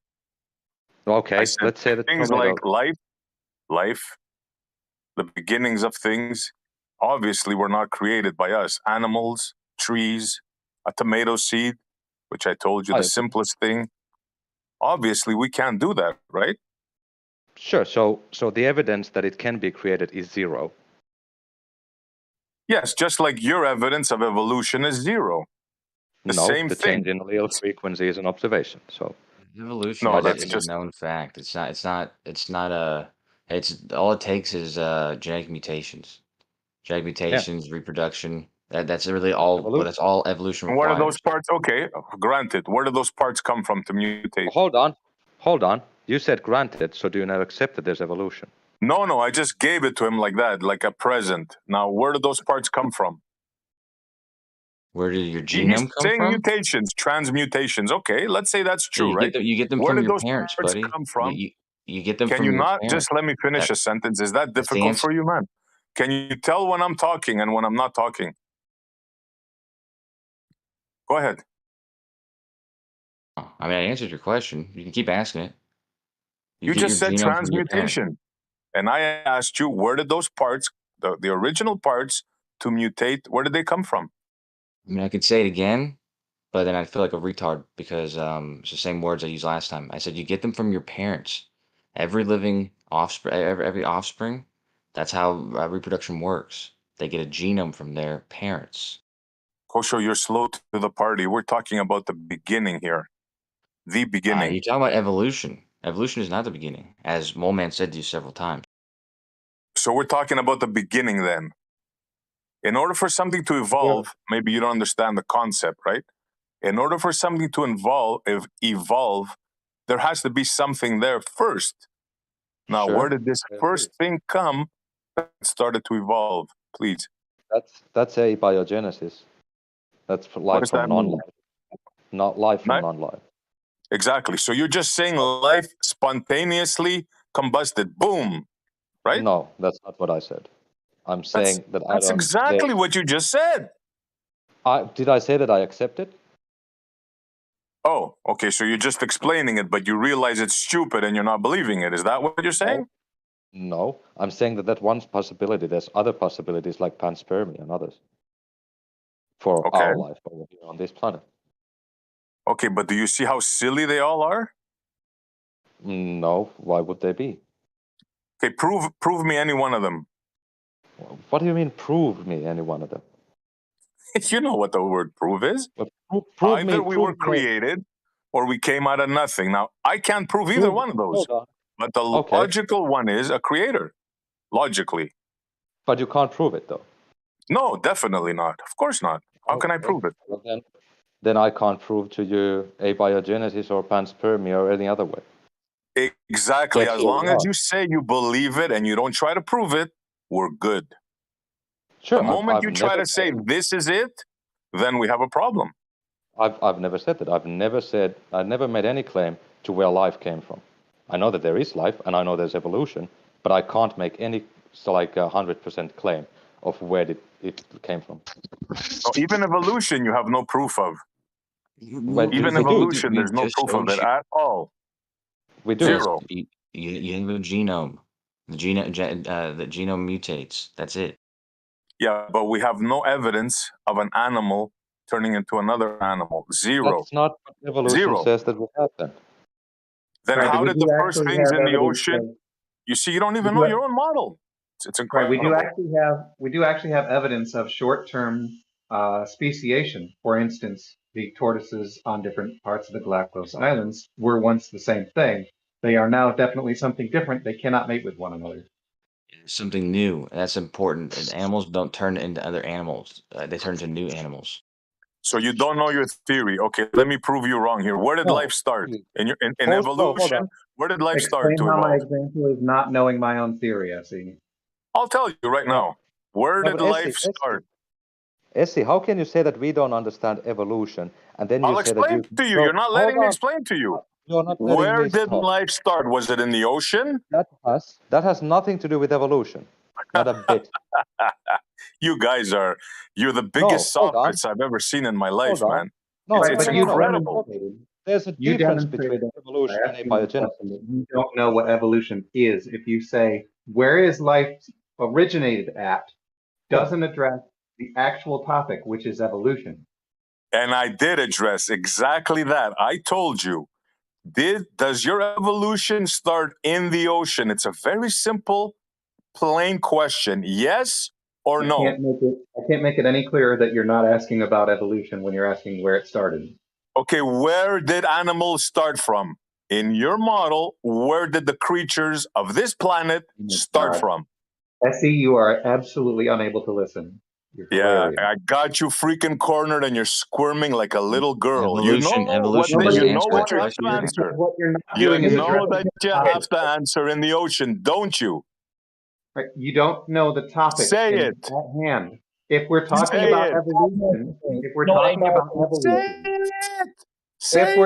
about evolution, we're not talking about where life started or when. Well, I'm talking about it right now. Where did life start? That's absolutely unnecessary, but thanks. Where did life start and where did it start evolving? Answer the question. All right, that's a different topic. We can theorize different locations for how life got here, or different mechanisms. Negative. Only one place. That is currently. Jesus Christ, Essie.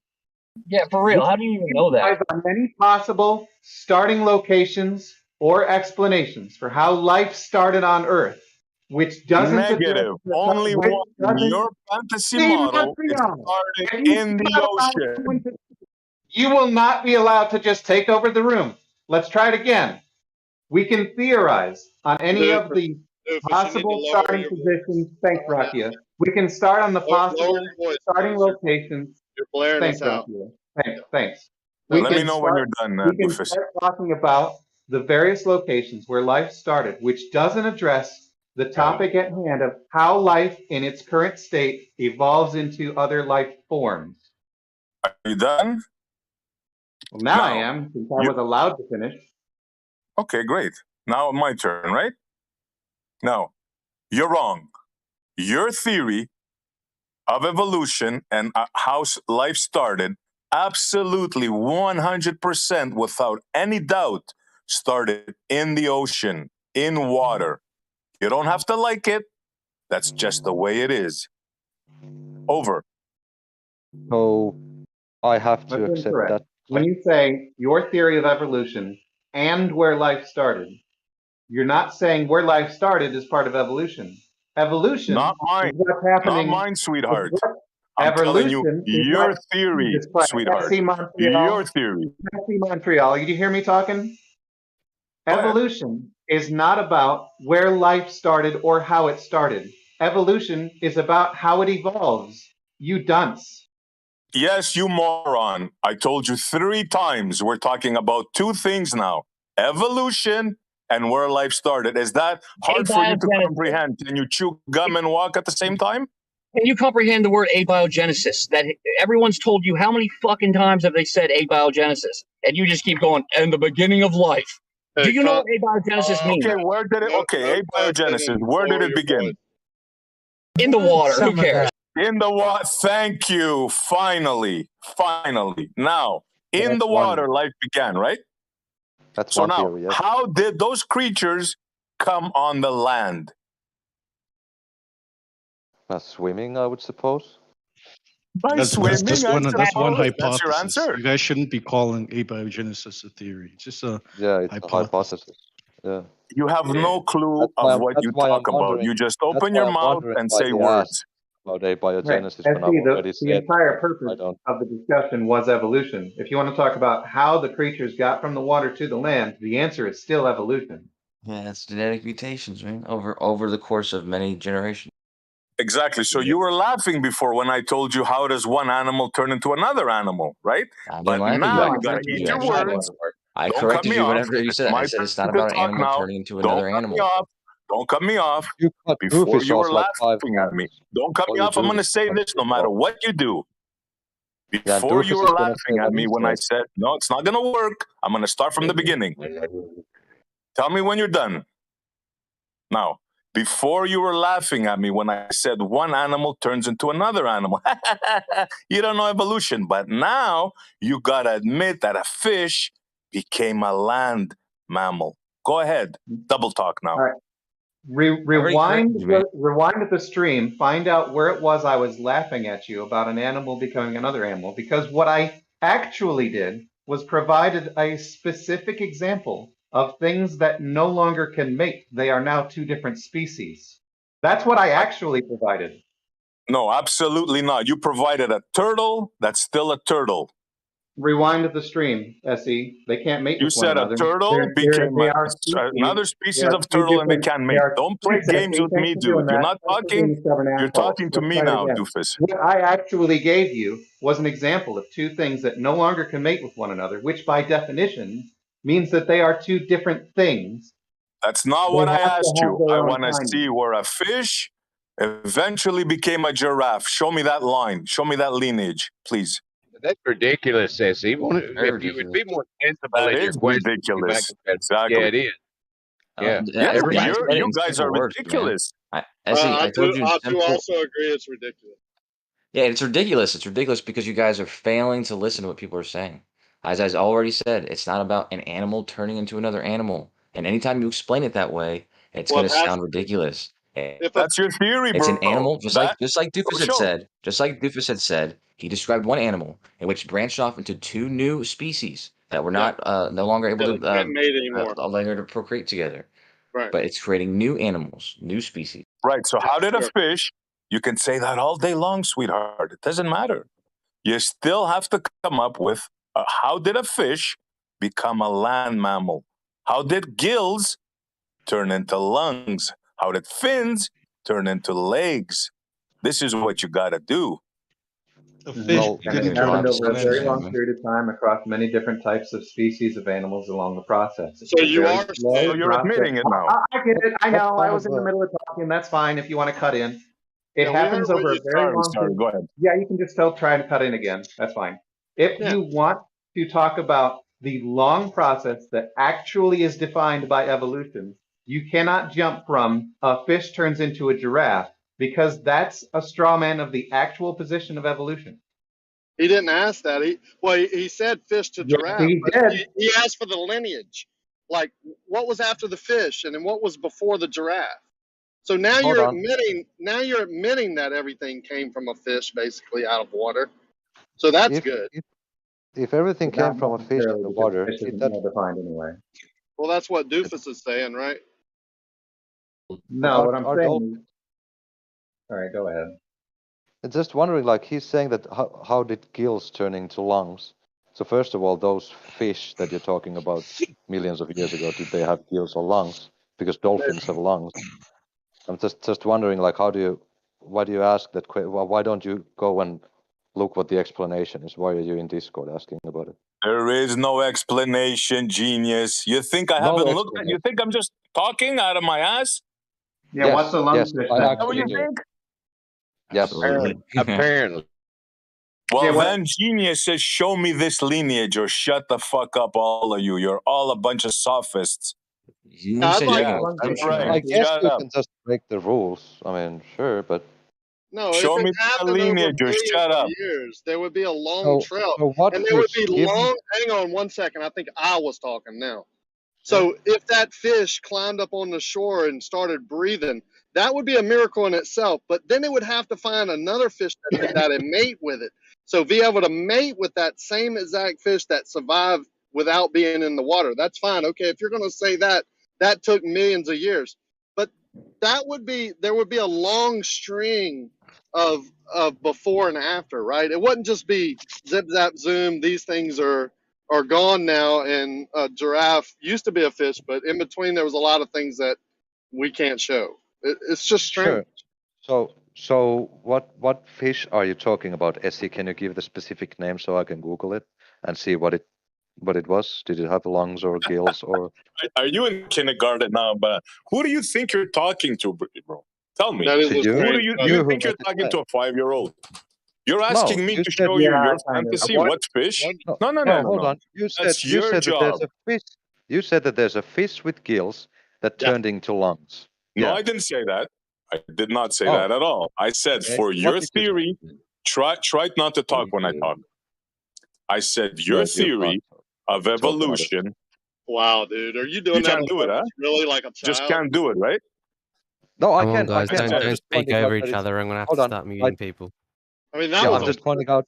One at a time. I'm just pointing out how irritative it is when you do it to Doofus all the time. Yeah, that's what you were doing?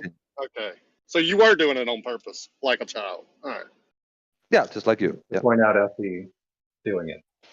So Essie, Right. you can go now. Oh, now you're talking over me. Oh, yeah. He's talking over me. Yeah, keep talking. He can go ahead. Keep talking. Keep talking over me. Yeah. It's not gonna work, guys. No matter what you do, I'm gonna finish. I'm gonna finish what I said. Come on, guys. Grow up, man.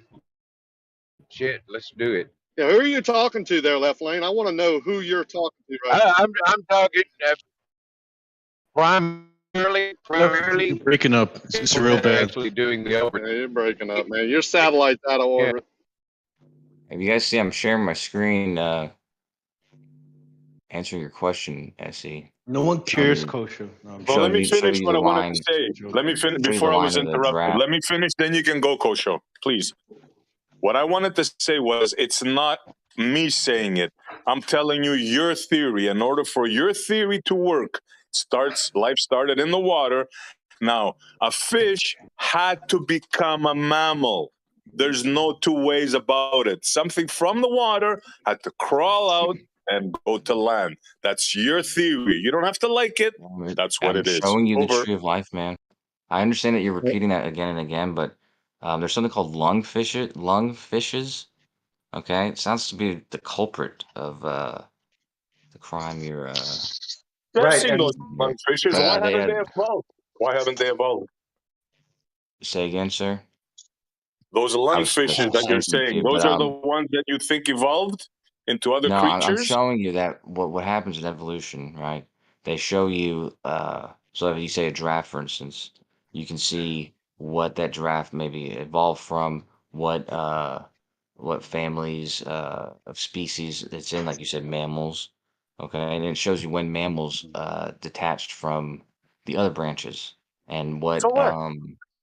yeah, this is showing the lineage, and you go trace that So back what? to We where have the mammals that ant. lay eggs. So what? A platypus lays an egg, no? If I'm not mistaken, is that one of them? Big deal. What does that have to do with anything? I'm showing you that you go back. You show the ancestors of these animals. You go back Okay, to show when me the Yeah. lineage the then. hills. It should be That's easy exactly for what you you to asked show me. for. Just look at Kosho's stream, Essie. That's what he's showing you. If you just watch right, his stream. and Oh, hold on. if we're asking, It's can a definitive. mammal turn into a fish? We can ask, what is a dolphin? Is it a mammal or is it a fish? Oh my god. That's very nice, When you Kosho. ask I've the seen all that dolphin. stuff. That's just showing me pictures. Show me the bones. Show me the proof. I don't want to see No, a graph of tree branches, bro. Come on, seriously. Come on. Fuck. Come on, man. Is a dolphin All right, a mammal or a Kosho. fish? Isn't it a mammal?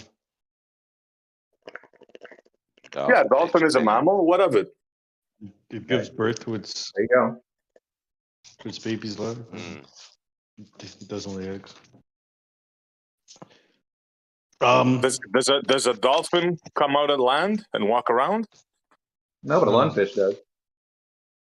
And then what happens to it? Why does the lungfish come out? Because it runs out of water and it goes from one pond to the other, right? No. He's adapting to his environment. Right. The lungfish is attempting to fit a certain niche where it can find other food sources that other fishes cannot. Okay, and when is it going to evolve into a giraffe? How long? Right. You seem to think that Or any other evolution thing, will for stop that matter. when we find an example of something 25 currently living. weeks. The problem is Essie, that why do evolution you as think that stated- would happen? The problem is that evolution, as stated, doesn't operate the way that you think it does. Yeah. Why do you No, think it doesn't a operate the way lungfish you will think just it turn? does. All right, but Essie, why do you think a lungfish will turn into a giraffe? And could you show us where in the theory of evolution it says this? Right. It's not even about that. It's that anything that was a lungfish at one point can fit a certain niche. And if something else evolved from that to fit a different niche, the lungfish didn't suddenly get vaporized in a puff of logic because something else also existed from that same lineage. Evolution Okay, let's doesn't say I work like give that. you all this on a silver platter, right? I give you this evolution story. Here it is. It's yours on a platter. I still want to see the lineage. There should be some proof of lineage. That's what from one Kosho was animal showing you. turning it. No, he's showing a graph, dude. What are you guys in reality, or do you live in a fantasy computer world? So Where does what the do you want to see information as from the graph proof? come from? You know bones? You know what bones are? Right. Where does the information from that graph come from? I don't give a shit where it comes from. It's a graph. I know you don't. That's the entire point of this discussion is you don't care. No, I want to see proof. You're showing me graphs. I want to see bones. So ask about the graph and where it got its information from. Like you should have done when you said you I've looked been in, researching which this you for should years. have There's done no proof, already, dude. which you Who do should you have think done you're- already when you said you looked into all this stuff. You haven't actually looked into it. Yes, I have. There's actually no proof. If there was, you'd be shoving it in my face right now, and you know it, doofus. Don't play games with me, bro. Where did they get the information to cause that graph to exist? You tell me. You tell me where that graph, magical graph, where'd you get that info from? I don't know. Oh my God. Yeah, God, yeah. Hallelujah. Now you're understanding it. God.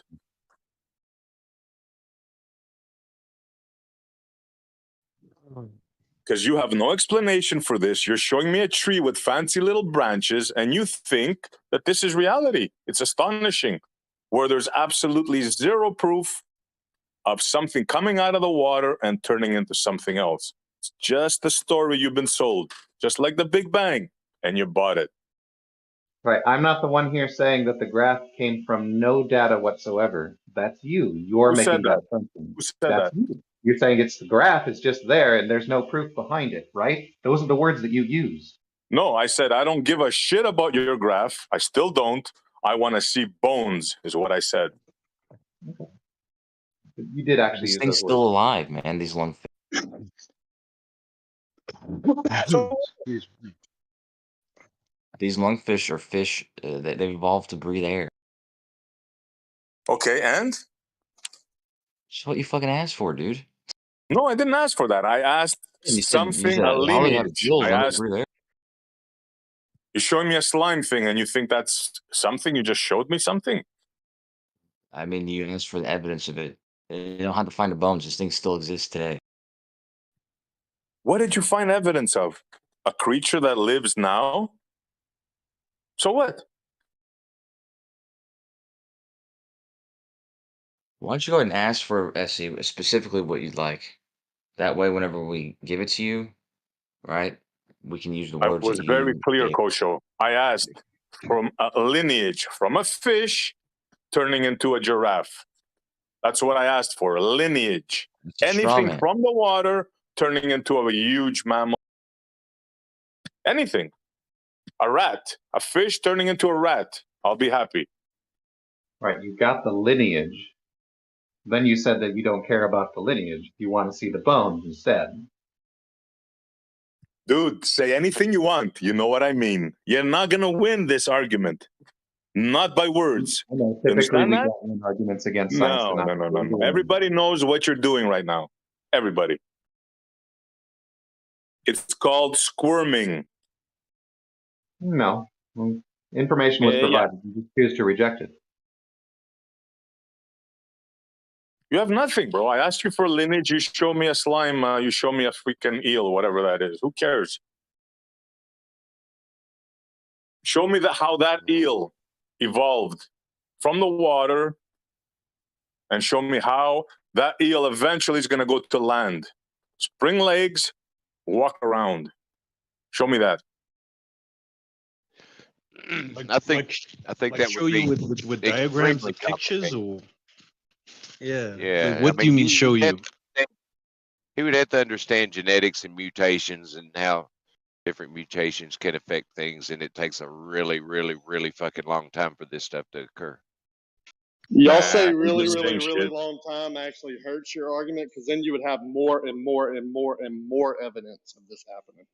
Like really long time means a lot of things happening. Like there would be shit everywhere. Bones, Shit is fossils washed all away over the place. in the Yeah. Great Flood. Why do you expect that to happen? I mean, do you understand? Because you tell us it does. Do you understand the process that has to go for fossilization to happen? Yeah, there might be billions and billions and billions of little tadpoles that turned into whatever. No, yeah, You'd have they have evidence. to be they have to be killed and preserved in some special material like a swamp. Right, or turn into oil or whatever, but they would be everywhere, and especially when you got into the big stuff, you know, like humans. Like right before humans, what were they? Where are all those billions of animals over the billions of years it took? Where's the evidence of those? I mean, Neanderthals. No, I mean, there's evidence of Yeah. Things that we've made it with.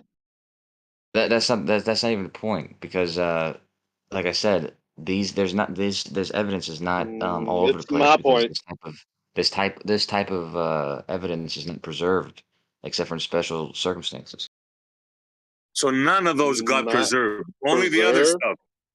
No, it's rare that it gets preserved. As I'm saying, you have to have a special situation, like maybe it was Yeah. killed Rare as in in a never. swamp or As was in killed never, in some Kosho. sort of something that preserved. What it Rare sounds as in like to me, never. they're saying is that every animal that ever dies should be fossilized.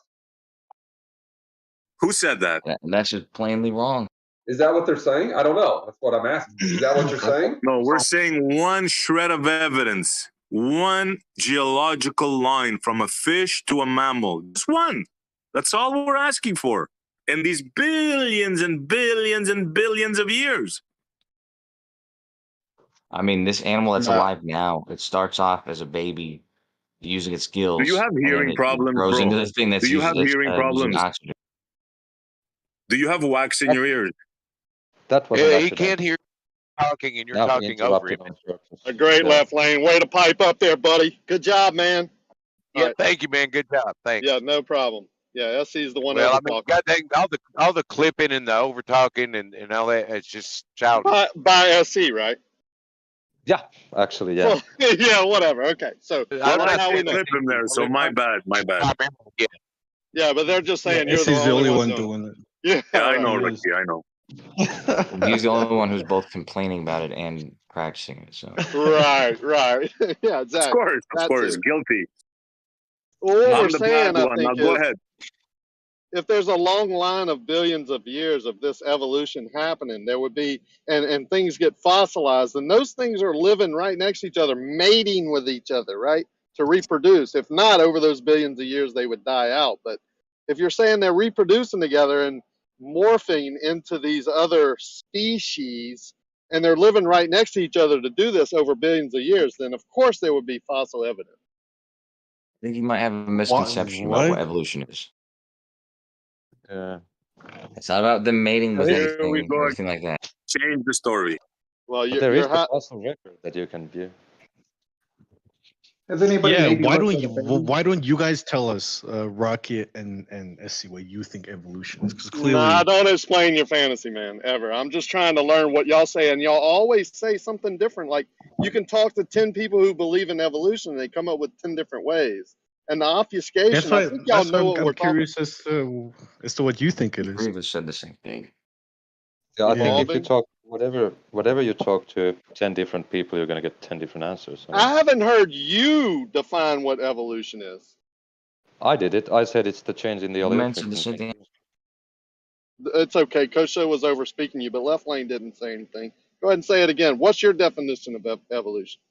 The change in the allele frequency in genes over the population. And everyone agrees with that?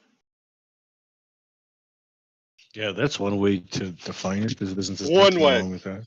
Very technical. Very technical. I don't think most Yeah. people would understand that definition, but it's not wrong. So complicated that most people want to understand it takes billions of years that we can't possibly study, right? What? We can't study. We do study. There's a whole study of it. You can get a degree in like evolution. Anthropology. I think That's if you ask 10 Anthropology, people- sorry. If you ask that's 10 one. You people, can get a degree in virology as well, but that's a crop. The study But of if you what ask- happened billions of years ago. but if you Yeah, ask let me 10 get people, this straight. We can have we can have a detailed explanation of the things that we have here now today.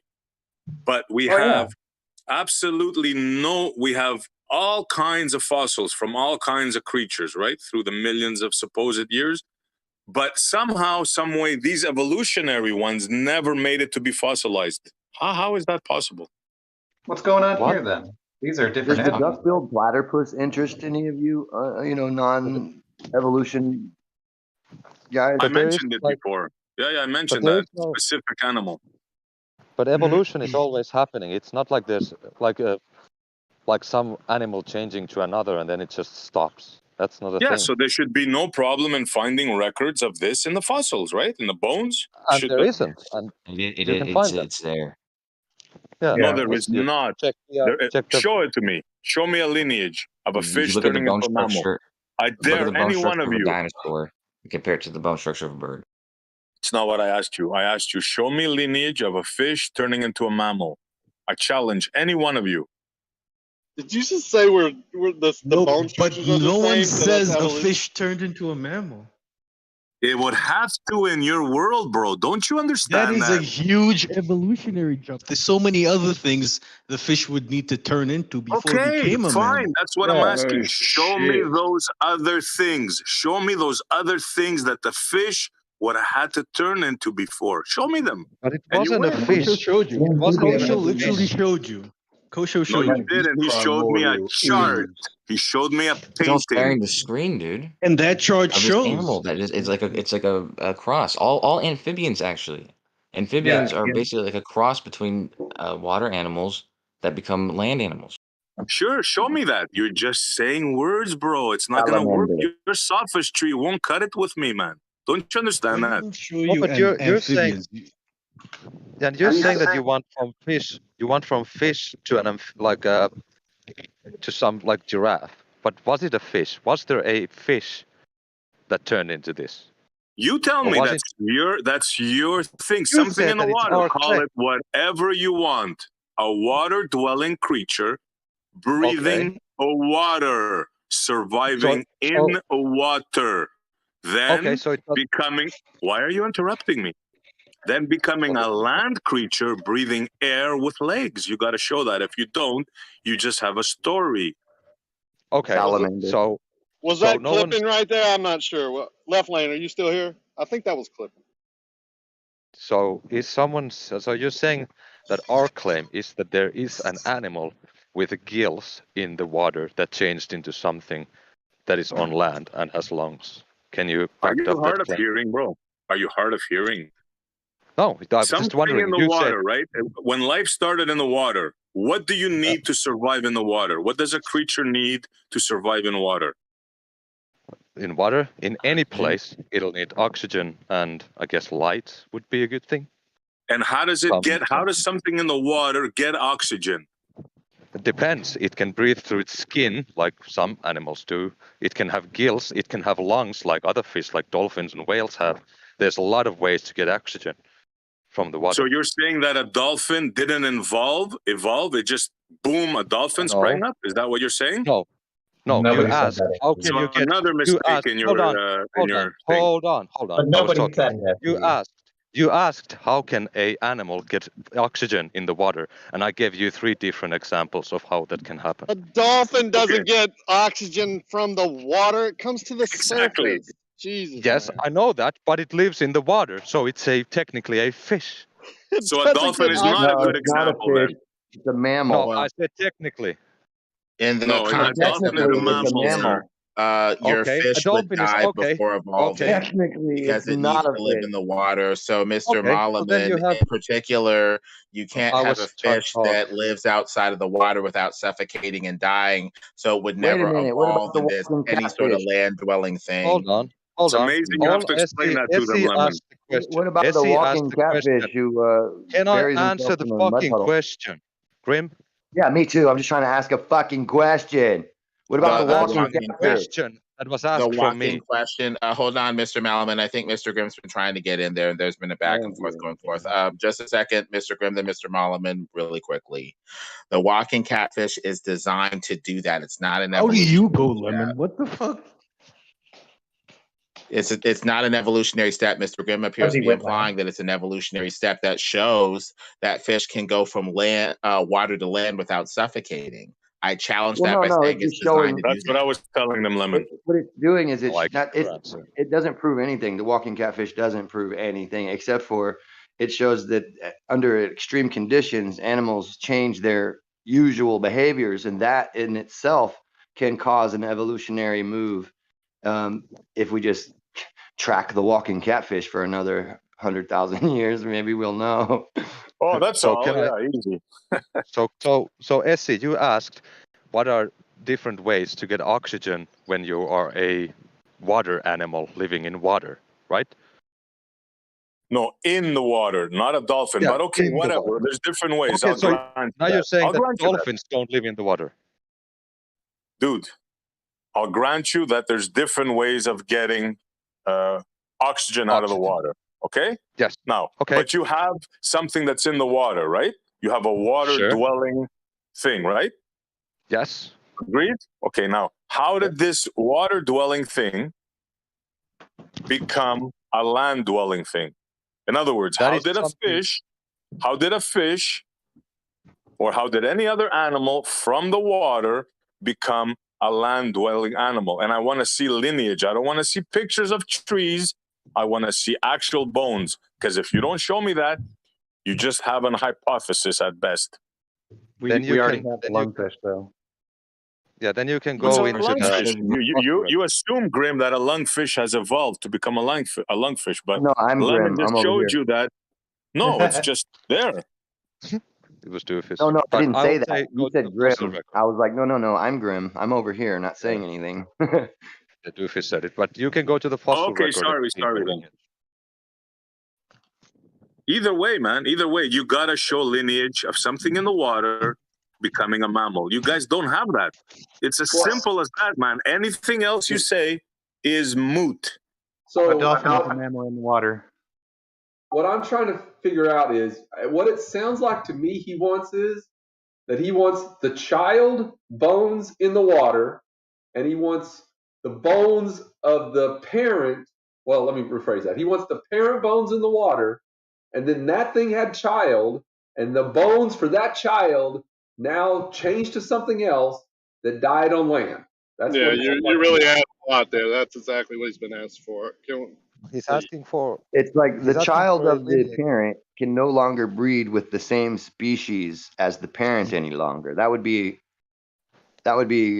confirmation of an evolutionary step right there, wouldn't it? We have that. Yeah, No, we It have could that word. be, or could be degeneration. I mean, it could be, a design that something degenerated from by getting shorter, less fit, or True, less but that able could to be what interbreed evolution back is. with parent kind or the parent population. That could be degeneration, not evolution toward, something with more features but Well, less. if Yeah, use the but you word would have mermaids then. mutation, hold on a Like second. mermaids Lemonberg, would be an you said actual fact. degeneration. We could have Yeah. used the word mutation, and therefore it would have been right back to the lines of evolution, right? Because it's just a mutation, degradation or not. There would be It would be, thousands of mermaids living where they could have enough food and be able to survive. if it went from greater to levels and lesser, shit. but the thing is, there are more features to less features, but mutations typically result in a reduction of features, not an increase in features. So it would be anti-evolutionary in the sense of leading to devolution, not evolution. Yeah, but you're So from describing one cell additive in and the water, subtractive, and you're saying that it's evolution or devolution when the only thing we say is successful, a successful mutation is one where you have a more likely chance to both one or the other, or both procreate and live longer. And if you can do this, you can procreate and live longer. Your genes are gonna be more apparent in the future generations. So that's what it doesn't matter if it's a what you say, like a benefit, like if it's a downgrade or upgrade or whatever. It's whatever makes it more likely that it's going to have more offspring in the future. Evolution is not a causal mechanism for more features. It's a mechanism for degradation, decay, and genetic entropy. So it's you know not what a they're doing? They're viable confusing macro evolution with evolution. In other words, take the bird species in the Galapagos Islands, right? There have some species there that their beaks have evolved, like have grown longer to feed on certain plants, right? Now that's macro evolution. In other words, the birds that had the longer beaks, right, would survive and pass on those genes, like tall people, right? Tall people, you have tall kids. That's macro, like the big, that's one thing. We witnessed that, like the turtle. Becoming another kind. It's micro if it's still a bird at the end of the day. But the thing is, Dr. Kekhoven said that they retested the species and found that they were able to reproduce even in those ring species, but they stopped testing before they got data that would go against the evolutionary hypothesis. That's what he implied heavily in one of his talks. So it looks like this evolutionary ring species thing isn't even quite a thing, that you still have a bird, you have some variation within the bird kind, but it's still a bird is a bird. It's not really Except for that example of speciation I brought up earlier. Right, just forget that one. Yeah, well, we can probably poke holes in that one too, especially since it came from you. But sorry about the shot there. I just couldn't help myself. Yeah, fish that would survive Thanks for because not they actually addressing it. Yeah, no problem. fish that actually swim faster than other fish that are in their same species are probably going to survive quicker. So when they breed with the other fast fish, then you're going to get a faster and faster fish. We all understand that. We're talking about that type of fish, that species of fish turning into a, I don't know, a dog after billions of years. It's a tough one to sell, man. It's Y'all not got going to be to, alive for a billion years. yeah, exactly. It's going to It has move. nothing. It's That's what going I'm to saying. morph into The something way you're else. describing it is not. You It, know, it doesn't make it's the sense. way it's told. It's the way it's described, right? It doesn't make sense. I No, it agree. isn't. You would have that long line of lineage. You would have that long line from that fast fish, the one that survived the most, turning into whatever, a different species. However long it takes, you would have that in between portion of Well, all those billions of billions of. years are invoked, Yeah, based we off still of the have them fossil though. record, the time frame that they give us for the Earth being billions of years, assuming that time frame is correct. We see a stable fossil record that shows basically bigger body forms back then, but more or less the same body plan. So you're going to need at least billions of years of evolution based off of the time frame that these people commit to for the fossils and everything else, assuming even that time frame is correct. Otherwise, you wouldn't see the stability that's seen in the fossil record. We see the same body plan, the same fishes back then. They might just be a little bigger, but nothing fundamentally has changed. The fossil record is one of stasis, not gradual change in evolution. Yeah, I think you might want to check again, man. Fish have evolved. Sharks barely have evolved. You see the same fishes, same sharks, bigger insects back then, but the same insects, same wasps, same flies, same stuff fossilized. I mean, nothing's really changed. No, the ancestor of a Binturon Show it to definitely us. doesn't exist anymore. Just show it to us, doofus, and we'll shut up and you win. It's simple. Show us this lineage.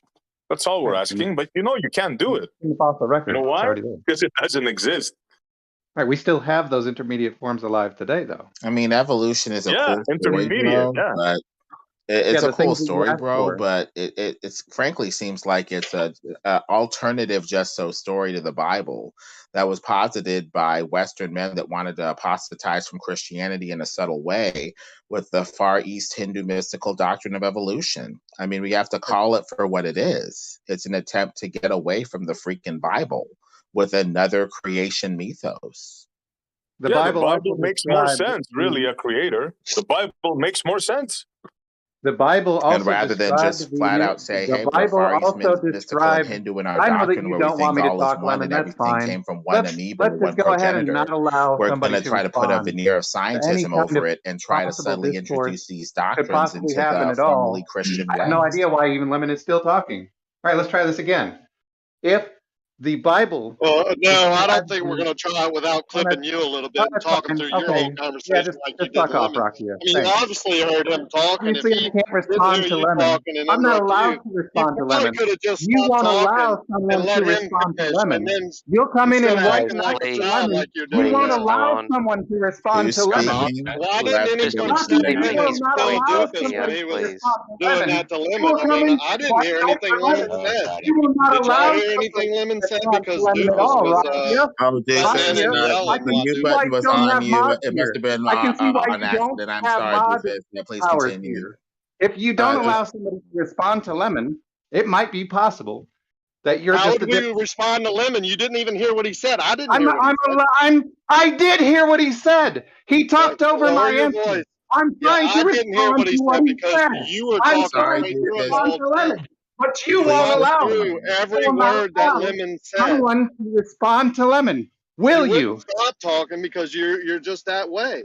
You wouldn't give in because you thought Lemon cut you off. No one heard what Lemon said, and now you're arguing that you want to respond to Lemon when no one heard what he said.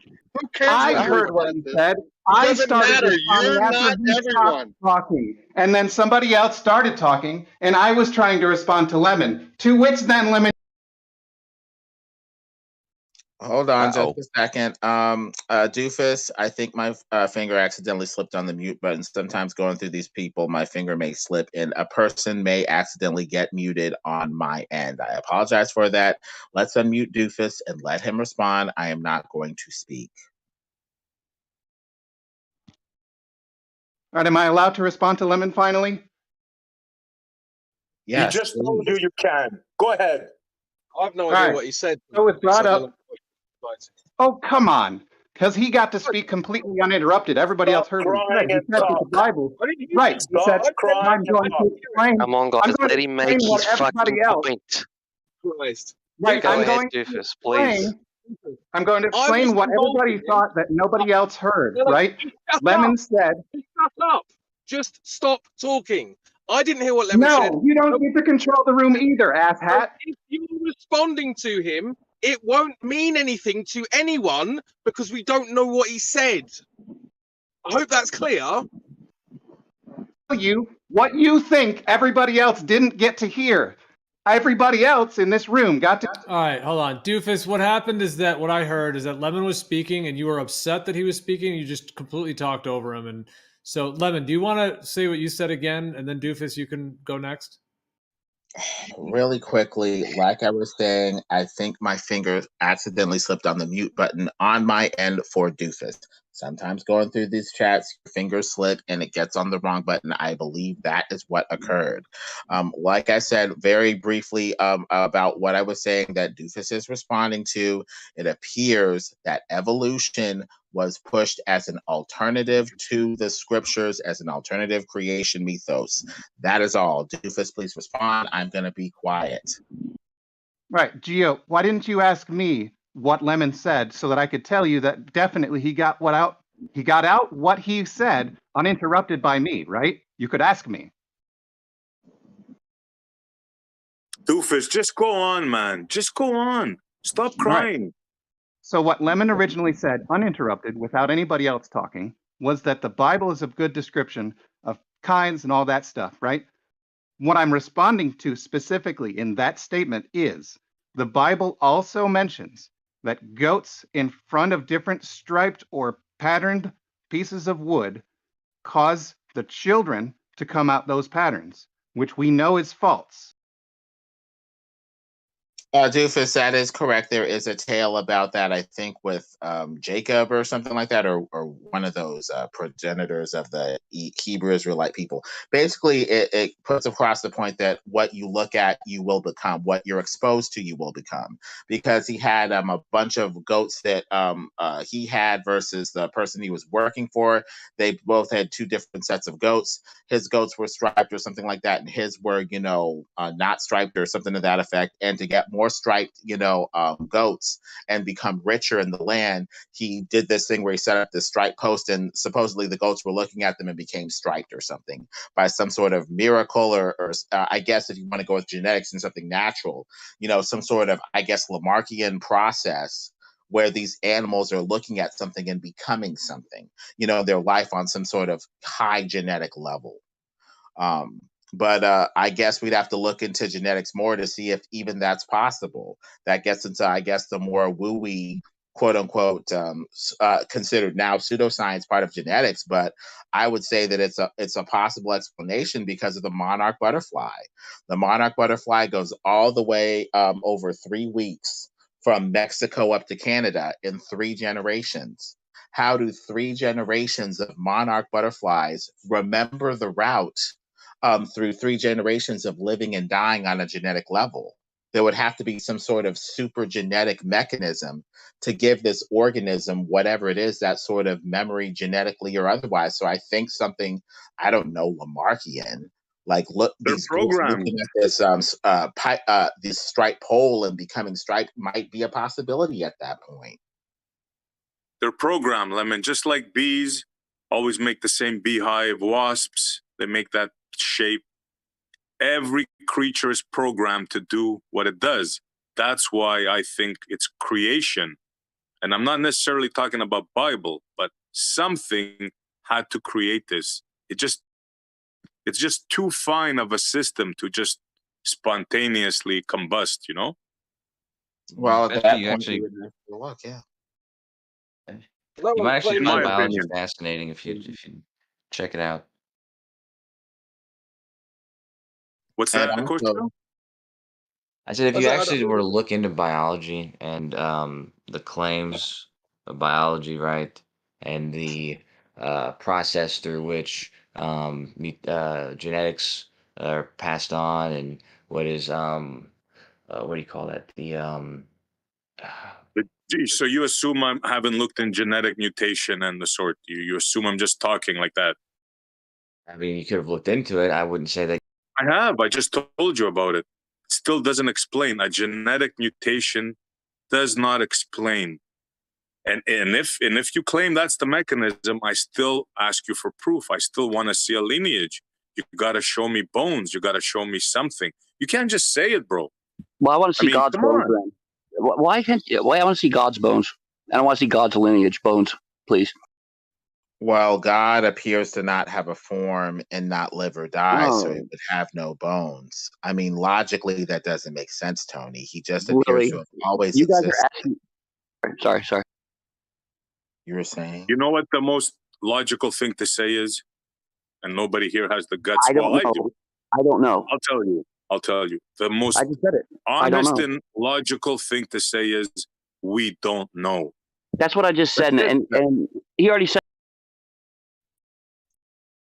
But SE, that's anti-scientific. If you don't know, that's fine. But how do you go forward to figure out more? If you're going to say, I don't know that, then you're going to be lost. And you're not going to have science anymore. I'll tell you, you can be honest with yourself and say, oh, whatever we see here, we don't know where it came from. Now we can just take it for granted it's here, right? Be honest. And we can work with what we have. Yeah, you can say that. Are you trying to tell me that Doofus didn't say, I don't know? He said it 5 times to you when you were trying to get the abiogenesis out of him. He said, I don't know. And you were not happy with that. Do you not remember that? That was like 10 minutes ago. You were very mad that he couldn't give you an answer. For what? No, he said there's evolution. He said, no. I'm sorry, Tony?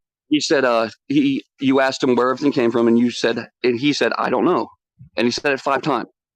Yeah, but then he proclaimed, if he said that, fine. Then he proclaimed to say about evolution.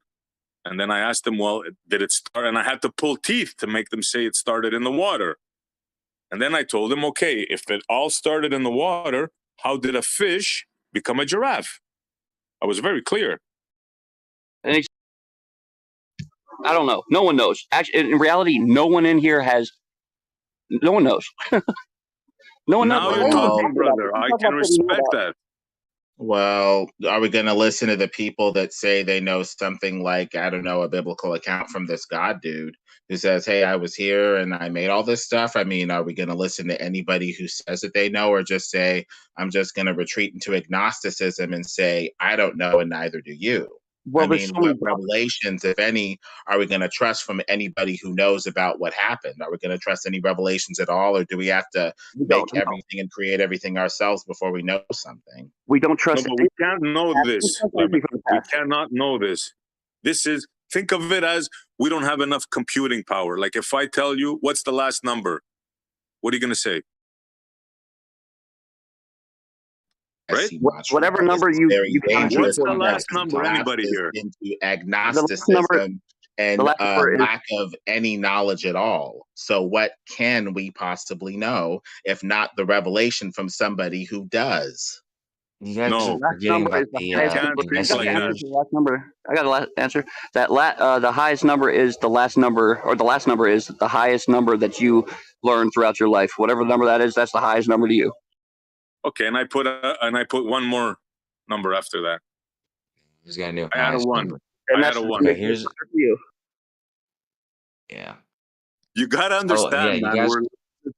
We're limited creatures. There's some things that we will never know, and that's just it. There's nothing you can fine, do. Man. But you're claiming that there's a false dichotomy between as agnosticism of where we came from versus having faith in scripture, because there's also the people who investigate to find the answers there, look for evidences of them, and make scientific hypotheses, test those, find evidence. So there's actually people investigating these things, and they have wells of evidence. Well, so you think we'll find out who God is, who created us one day? Is that what you're saying? You think that man will saying these questions of asking where we came from? It's not. It's not like we're just either have faith in something or we just are just saying, well, we don't know, we'll never know. Because actually, people are investigating it and looking for what the answers are. So. Yeah, that's fine. It's just that you have to admit that we don't know, right? Do you admit that, Kosho, that we don't know Yeah, we where don't have man we don't came have the from? answers for abiogenesis, but we do have the answers for evolution occurring. That's I mean that's we notice genetic mutations in everyday life. No, So you're wrong about that. We don't have evidence of that because I We explained do. you. Show me your Yeah, we evidence do. of Yeah, we something do. from the Evidence. We water do have it. turning into a You don't mammal, accept and it. you don't have that evidence, do you, Kosho? Well, you don't accept it, but the evidence is what I there. said, man. What? Show it to me. I literally well see you're describing some strange thing that's in your head, right? I'm describing to you what evolution actually is and saying how we have evidence of it on a daily basis in many different ways. No, you just showed me a chart. All it requires is genetic mutations and time and What's reproduction. the cause of genetic mutation? There's several causes. Don't most genetic mutations actually cause detriment to the living organism than bring benefit? Environmental Most are pressure. benign. Environmental pressures that cause evolution. Yeah. And most are benign, but when the only time it becomes noticeable is if it happens to give you an advantage in reproduction. Then Okay, so obviously that's going to, by virtue of you having more reproducing more, you're going to have more offspring in the future. And they're going to share that same genetic. Don't most environmental pressures cause death to organisms than bring benefit to organisms? I said most mutations are benign, so. Okay, so something benign can bring benefit. So and go most against. are benign, some are detrimental, some are beneficial. The ones you're going to Okay, see are the ones that are beneficial. What's the percentage of each? Even if it was 1 in a trillion, okay, or 1 in a billion, or 1 in a very large number, it doesn't matter because the ones that are benign are not going to be. We're not going to talk about them because they're benign. The ones that are detrimental, well, they're going to die out. The ones that we're going to be talking about are the ones that are here, or that have, they're apparent, so that they have more reproduction cycles. They were given this advantage through that genetic mutation. So those are the only ones we're going to talk about. You're avoiding my question. So you're saying if you say it's 1 in a billion, that is beneficial. Yeah, I'm not giving a number. I'm saying it doesn't matter what the number is. The ones that are gonna be apparent, the ones that are gonna be alive to look at, are gonna be the ones that were beneficial.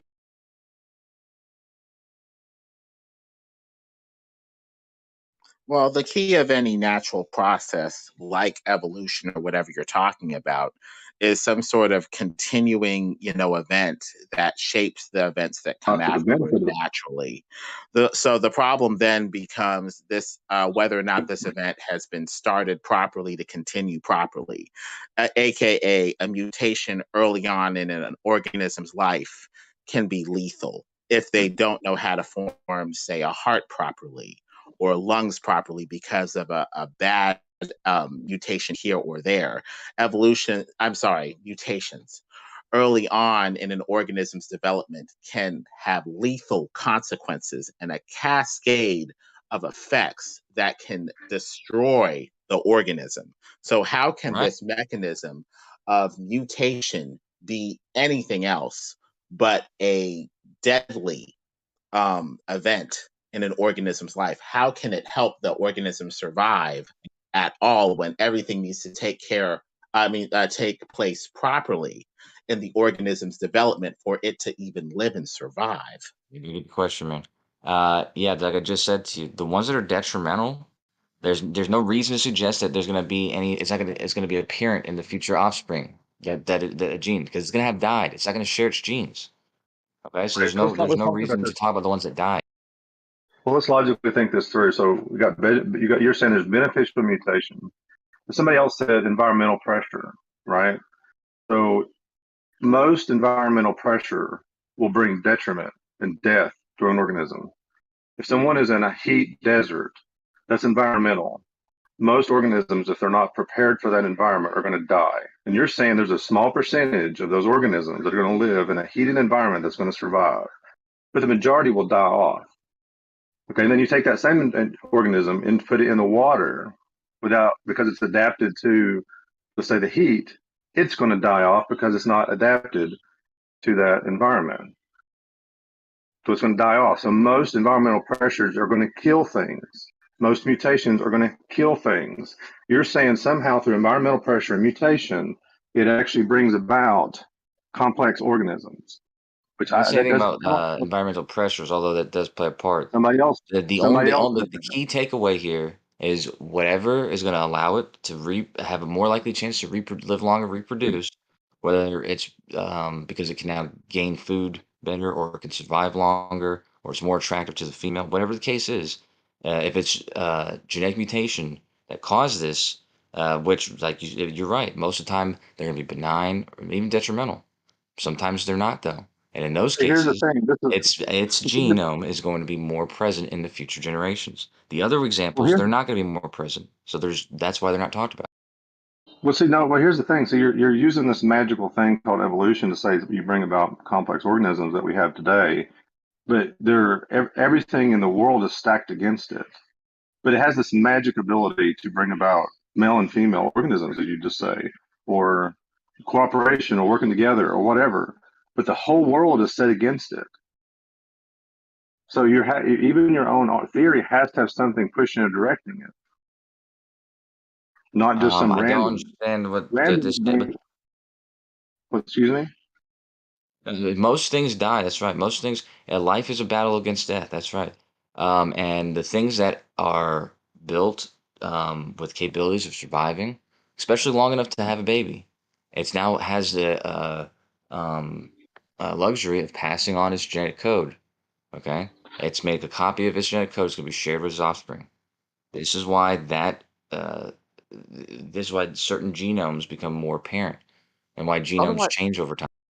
Yeah, otherwise there wouldn't be any extinct creatures. We'd have all the creatures that were here from the beginning, which should still be here.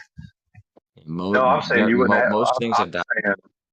I'm actually saying because of the environmental factors and the mutations are mostly detrimental, you would not have the diversity that you have now. So you're presuming that there's some kind of diversity, or presuming on mutation is what's brought us to where we're at. I'm saying the very environment we live in is it goes against everything you're talking about. So you have to have something other than so-called solution about life and its complexity. You've got too many things going against it. Be careful, bro. You're making too much sense. I know. No, it's already been responded to. I don't know if I would say the same words again. Like I said, it's everything on Earth as a battle against death. So there's nothing is gets to sit that one out. It's always a battle against death. But this magical thing, these genetic codes that you have, it's a good chance that the code you've been given is actually not very lucky. And so let's say it's first life form, single cell, whatever. If it wasn't, if its genetic code wasn't beneficial to survival and reproduction, then guess what? It was canceled out right there. Its genetic code never got passed on. Only the ones that were successful got passed on. I don't think you're thinking about this properly, though. I mean, like I said, let's look at the odds. Odds are important, right? If you're talking about chance and all this stuff, that's why I asked you how many mutations have to be beneficial, okay, or how many mutations are detrimental. So if you have 1 in a billion chance that a mutation is beneficial, how many 1 in a billion chances do you get to get a complex organism? Yeah, and the death thing doesn't make sense because some animals eat their young and some die after, doing a certain act or whatever. I mean, that doesn't make any sense, man. Yeah, it does. If there's an animal that eats its young, what's going to end up happening is its genetic code is not going to be carried on. That's just a fact. So you can say that, but you can't prove that. It is carrying on. I don't know how you don't understand that would be the case, but because after billions of years, it evolved into doing what it's doing. Well, if you had a creature that ate its young, there would be no way it would carry on its genetic code. It evolved into eating its young. No, there's not. There's no 40 creature on this earth. Wait, there's no creature on this earth that solely lives off of their young, I eating their didn't young. say that. There I isn't. didn't say that. Then why even bring it up? Because it doesn't matter. And I'm proving the point about the death thing. Like, that's just part of life. It's not a curse. It's not anything. It's not a code. It's a cycle. There's humans that eat humans. You know, we're still here. Yeah, great for making my point. There's bees that die after they make nectar. I mean, whatever. It doesn't make sense that it evolved into that. That wouldn't be part of evolution now, would it? Everything. You're breaking I think it up, was so the thing. your mic isn't evolving. Even if we give them evolution, my argument would stand that even if evolution is true, which I'm not saying it is, you need an intelligent agent telling things what to do, where to go, how to move, making a distinction between what's good and what's bad. Random processes left to its own devices, everything leads in decay. Everything. So, like somebody heard, I came in, somebody was talking about life began in water, right? Let's say that's true. How did life overcome diffusion? How did it overcome it? Tell me. Explain that. All complex systems, you can find order in them, like the economies and societies and all these other types of things that you would think there would not be order in them. You're just going to breeze right if over you his imagine- very specific question. No, I'm responding to what he He's said. answering it, He asked a actually. question at the end. I'm responding to what he actually What was said. my question? No, wait a minute. Before you go, repeat back to my question. I was responding to what you said before that. If you say multiple things, I can't respond to all The of it. last thing I said, I said most life goes like everything goes against everything in the environment is against the production of life. And I heard someone else say earlier when I first came in that life began in water. So how did life overcome diffusion? Diffusion? Yeah, because things diffuse in water. If I put a drop of iodine in the water, it's going to, or color, it's going to diffuse to the water. If I put sugar in the water, eventually that sugar is going to dissolve and disperse throughout the water. There's things like you put all the building blocks of life in water. Eventually, those building blocks are going to diffuse throughout the water, which means it can't have a chemical reaction if it's diffused. How does life, in your argument, overcome diffusion? It's still in the water. What's called chemical evolution, and they'll describe things like I forget what the name of the compound is, but it's very simple compounds. Hold on, man. Very simple chemical compounds, which have a just because of their build, they have a very they have a likeliness that will actually create the structure of a cell wall, for instance, like a protective shell. And if these molecules are coming together in this way, there's now been by random chance of these chemical processes, there's now been a likeliness of these cell walls being there, which are protecting, whatever's inside of them from whatever comes, whatever is in the environment, for instance. You got a talent, Kosho, man. You got a talent. Making stuff up on the Let's fly, talk bro. about this. I love the cell membrane. Let's That talk is about made the up cell chemical evolution. That's fine, but if you research it, you might learn something. That's not making up. He didn't make that up. He just read it. Like you guys I posted it about 20 minutes ago. Hang on And a you guys second. would have known it too Hang on a if you were second. paying attention. Hang on a second. Yeah, if we would have read the same thing, we'd have known it. That's not what he asked you. He asked you something different, Kosho. Okay, hold on a second. Let's talk about the cell membrane, Kosho. I love it. I love when you bring the cell membrane up. How does that? Okay, you've just got a container. You've got nutrients outside of the container. How do you get the nutrients inside the container and also keep the waste out of the container? Well, these are all different How does that mechanisms. happen? Yeah, Like there's what kind of different. mechanism? There's proteins that Where do the proteins come they from? do all this shit. And you're asking me, and what you're asking me to do right now is tell you how abiogenesis occurred. And I'm going to Exactly. go and This tell is you it. what everybody See, else has already said, which is nobody knows. There's people investigating it. I know. That's why this always comes back to abiogenesis, whether you want to it or not. Because it's all. This is the thing. You got to all of life, whether it starts at the beginning or complex life, has to overcome the environment it lives in. So whether it's abiogenesis with chemistry, or whether it's just trying to go out in the world and try to find a piece of food, you got to overcome it. So no matter what, like if I need a certain specific enzyme in my system and it does not produce it, and I have to go out in the environment to find it. If it's on the other side of the planet, guess what? I'm going to die. Yeah. Well, you might, but there might be Right. somebody But in how your can I carry family on my who is genes going if to I'm do that, dead? and their offspring What if? will live on. Well, how did that my offspring, if my whole offspring is needing this enzyme, cannot produce it? Where did the magic come for the information to produce the enzyme in the next offspring? I don't think it's magic. Like I said, genetic mutations, they're random in nature. So Okay, so a random mutation can create a complex protein that's for a necessary enzyme. What are the odds of creating the proper protein a body needs to do something? What's the odds of getting it Zero. correct? Zero. I don't know. What are the Versus, conditions? you tell me. He's saying I mean, a doesn't your protein, immune enzyme to the system? protein. You tell me what the necessary building blocks, necessary folded proper protein that can do a specific metabolic process. What are the odds that that specific thing that's needed to produce life can occur? I mean, probably just the same as the likeliness for these protein foldings to create some deadly virus or deadly bacteria. I mean, it could. That's why they do To protein be fair, the folding odds are 100%. on supercomputers, so they can There's a see all the chance. different combinations and what the outcomes would be. There's a more of a chance by randomness that the proteins or amino acids will fold incorrectly than there is one folding correctly. That's why there's mechanisms within the living system to make sure that there's things fold correctly. Because if you left to its own devices, it's not going to fold correctly.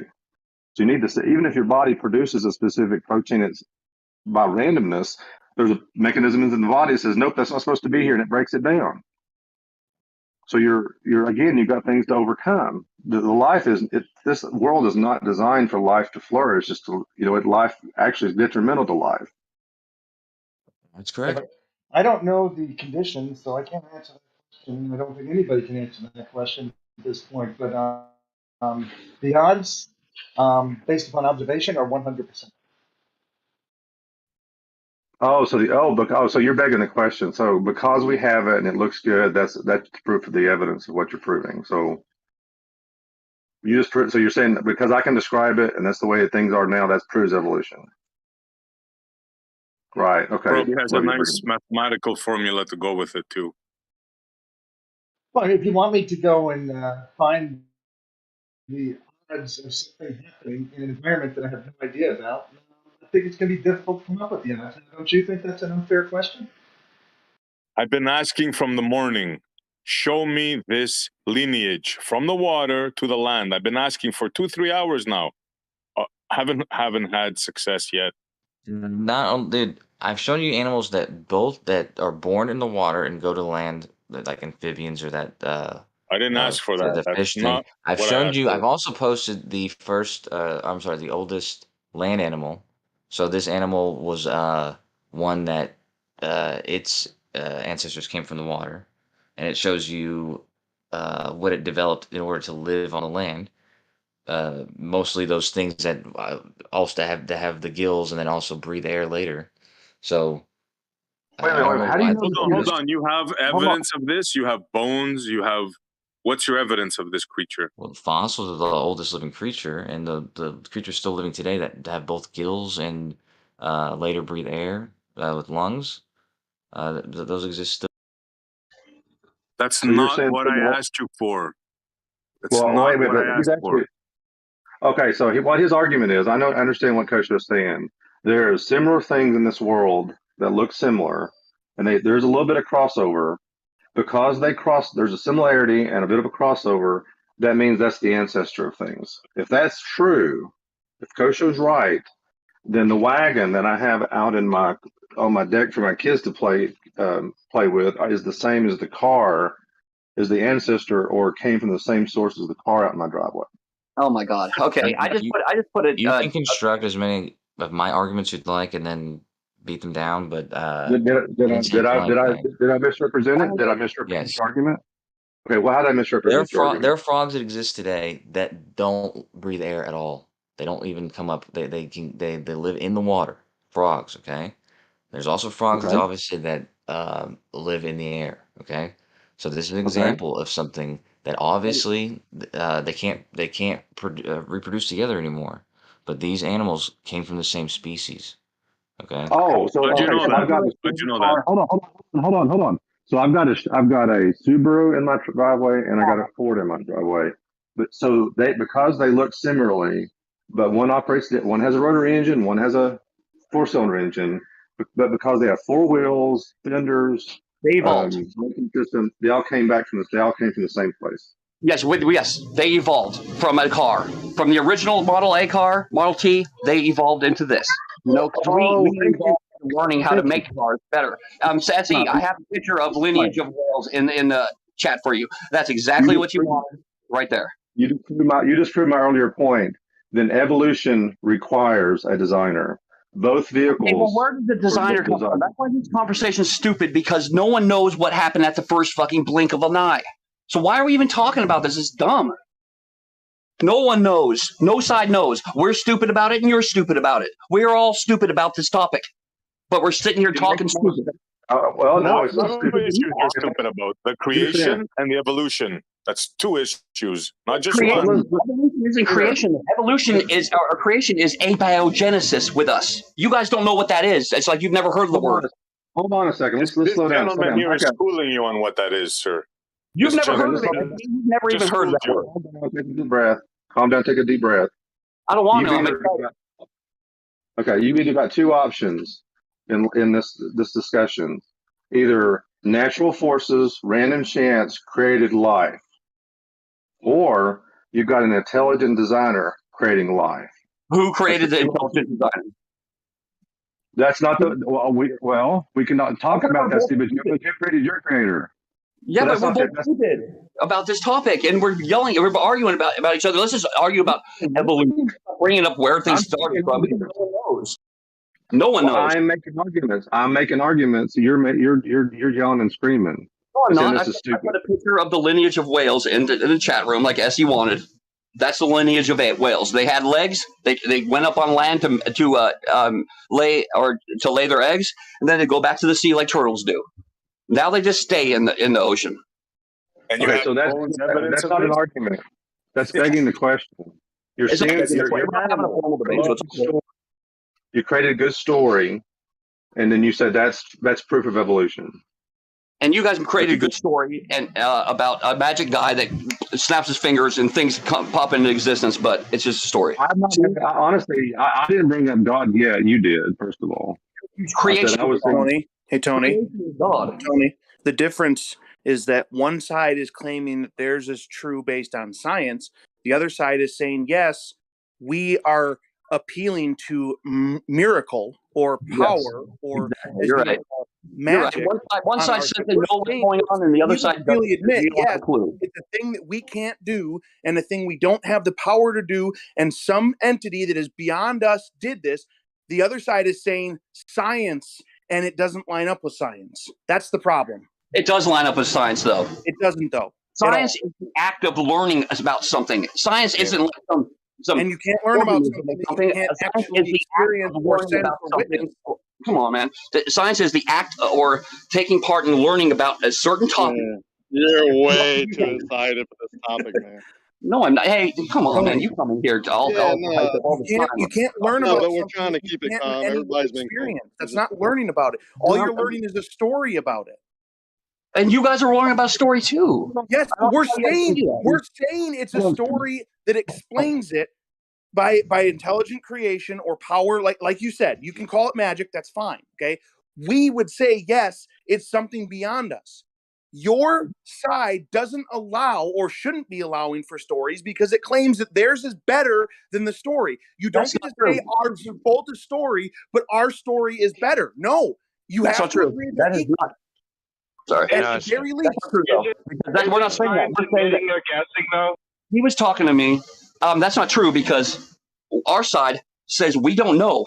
let's put all our effort into learning about this subject and see where we go. Your side says we already know everything because someone that we've never met or something wrote something down, and now we're just going to follow that. That's what your side. Stay with your Well, I want forecast. to jump in. Stay with your Hold on a forecast. second. Scenario, Tony. Hold on a second. We are Jump in. both, Let me both respond to that. sides I are want to respond to that. incapable of ever going back and finding out through direct experience. So we can't learn about the thing itself other than through story.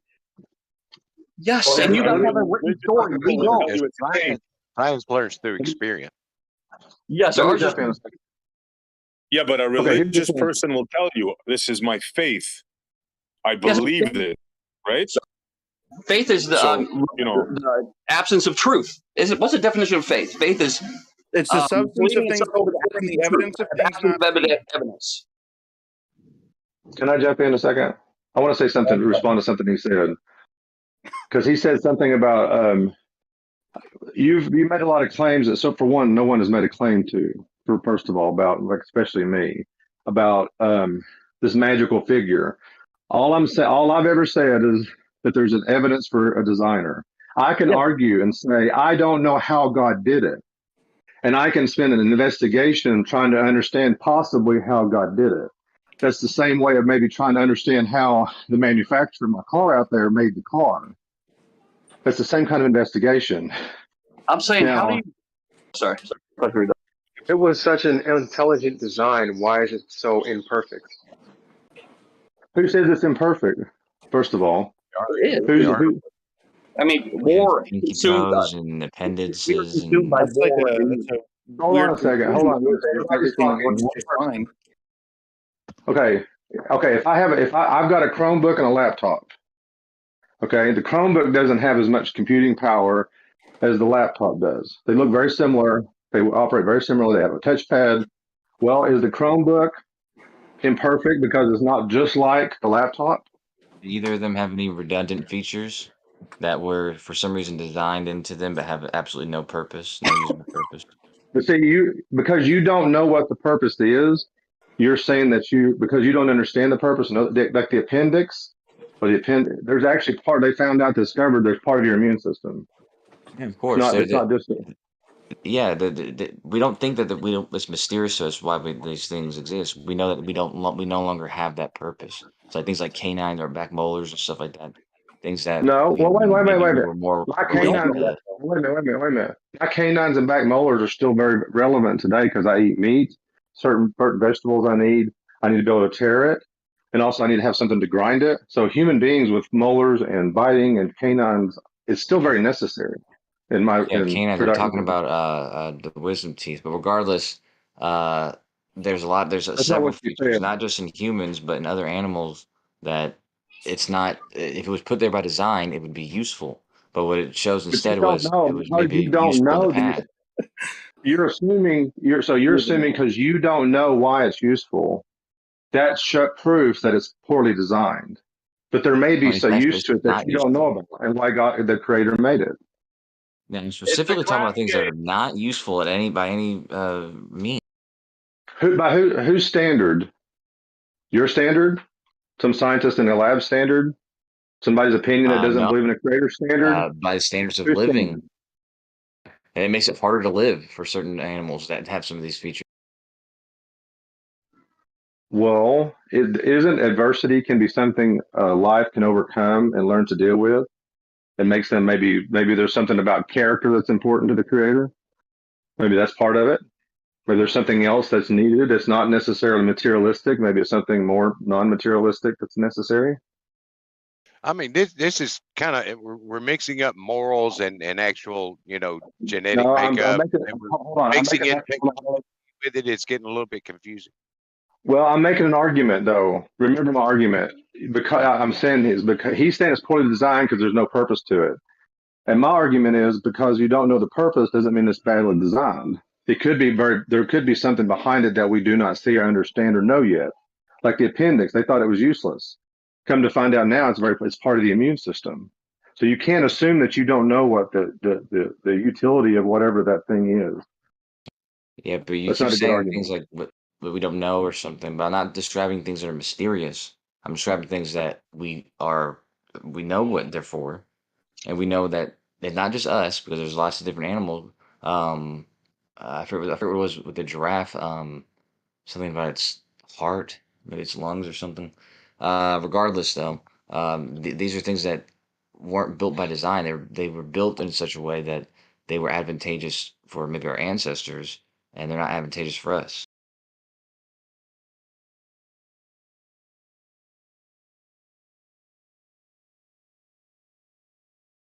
So you're basically that's your argument for evolution because these things are useless now. That's proof of evolution. Is that your other It side was of my the argument argument? against the argument you just made that it was evidence of a design, or because uh, we have these features that like you compared the iPad and the MacBook or whatever. Those are definitely designed. Those feet they have features that were built for them. Uh, what they usually don't have are features that actually make them harder to use, based on the fact that those designs were not purposely put there. Like it happened that they were advantageous in the past, and as we evolved and changed, we kept these features that actually are detrimental to us in a way. But there's how's that animal that has a weird breathing? It's got a weird way of breathing, but it's because the way its nose was constructed. There's all sorts of animals with all sorts of ailments. Like I know there's something with a giraffe in its lungs.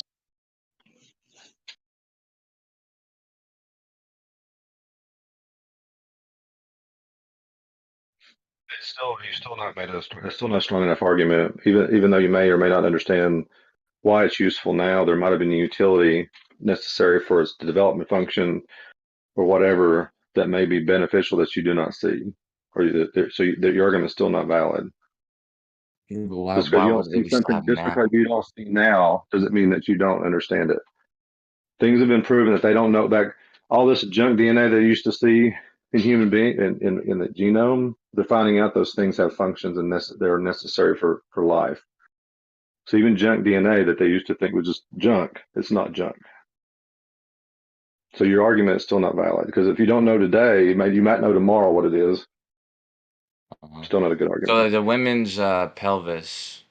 I remember women used to die in childbirth very frequently because they have a narrow pelvis, and this is due to the fact that as apes we weren't walking upright, and as we developed this bipedal way of walking around, um, which wasn't natural for our bodies. At the same time, we were growing up humans that had larger heads.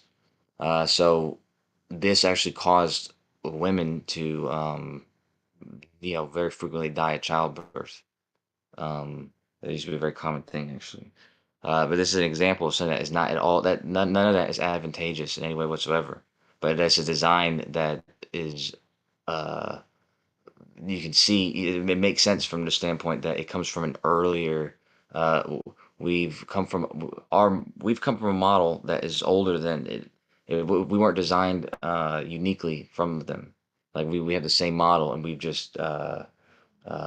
developed different features like standing upright, which, like I said, made it detrimental in childbirth for most women. I've never heard what you just said, and you're begging the question. You've never heard that women used to die in childbirth up until From one not from year? the pelvis, not from the pelvis being the wrong side. Well, having a What you're narrow saying is pelvis, wrong. there's bigger women, of course, but that was usually one of the main causes. I mean, what other factors have you accounted for that could be causing this by just assuming that it's the pelvis? Well, having a narrow pelvis, yeah. But they say that that's caused. They say that that's caused because it was because the structure of the body wasn't built for standing upright. So when chimps and bonobos, whatever, when they actually when they have babies, offspring, they can do it in they don't have to go into a laborious where they're put out of commission. They could be doing it while they're walking around. Yeah, let's think about this for a second. Yeah, it does sound like a good story. let's think about this for a second. Okay, women, because their pelvis was not properly designed because they started standing upright, most of them started dying off because in childbirth. So somehow magically, with society, human race did not die off. There's millions of billions of people now on the planet. So obviously this so-called story doesn't seem to hold up even under its own weight. Well, because you're forgetting that the only thing for evolution to be successful is for you to have offspring. If women died after giving You're birth, telling me women are then dying they after were giving successful in birth. giving offspring. So you got a male person that's born. Oh, but he goes out and he tries to hunt for food. Well, his mom's dead, first of all. So you got the dad that's trying to raise the kid that the mom's dead. So what's the likelihood of that child surviving? Because the father's out trying to not just hunt, but he's also trying to take care of the child. But he can't breastfeed because the mother's dead because of childbirth, not being able to carry the child. And there's plenty of animals like octopuses. What's the odds of that child surviving? I mean, if it's alive still, I mean, octopuses, for instance, the father dies in the sex, and the mother kills herself after she has a baby. They have no purpose. There's no purpose of them surviving after they've reproduced. It doesn't. So how many offspring do they have? They have like one, or do they have 100? I have no idea. I don't know if they have eggs. They hatch a bunch Information of to find eggs. out. I don't know how Thousands. Okay, so they have thousands of eggs. So yeah, okay, that would make more sense that if there's 1,000 eggs that are born from one copulation of the octopus, but if you have a species that only gives birth to one child at a time, right? What are you increasing or decreasing the odds of that child surviving? Well, I mean, if all women were being killed, yeah, but it's just it was just a high likeliness. It wasn't like you were gonna definitely die at childbirth. But if you did have narrow hips and narrow pelvis, this would be So it might be more to say no, that's a that strategy. it wasn't all of women that were this way. It might have been a small percentage of women because of maybe the way they came out, maybe the way their body type was. Because their body type was different, they might be likely to die in childbirth because of their body type, not because all women's body types are that way. Wait a second, let me say something. Why? Okay, didn't God say, or whatever? If we're talking about creation, if we're talking about God created us in His image, why is there anyone with any flaws? Why does anyone have any kind of flaw in them? Well, that's a different argument. Hold on a second. Somebody's muffling. We can go down that road, but that's going to create another argument, another discussion that's going to be completely different than this one. So if you want to go down that road, no, it's not. It's completely related to this because you're saying that as a Christian, as a person that I see, this world is fallen, which means corruption has entered the world. It was created perfect in the beginning. Because man disobeyed God, corruption entered into the world, decay entered into the world. So now you see the very thing that you're describing. That's decay, corruption is because of man's sin, because man sinned against God. He's a bad manager of his store. He did not create the things. That's your opinion. That's your opinion. A bad manager. Okay, well, again, to say he's bad, you have to know the intent. You have to know what his goal was. So you have to assume a lot of factors when you say he's a bad manager. So tell me what his original plan was and what his intentions were, and then you can actually tell me whether it's bad or not. Okay. You tell me God's intent. You tell me God's intent, and then you tell me who's bad. First off, are we talking about the Bible?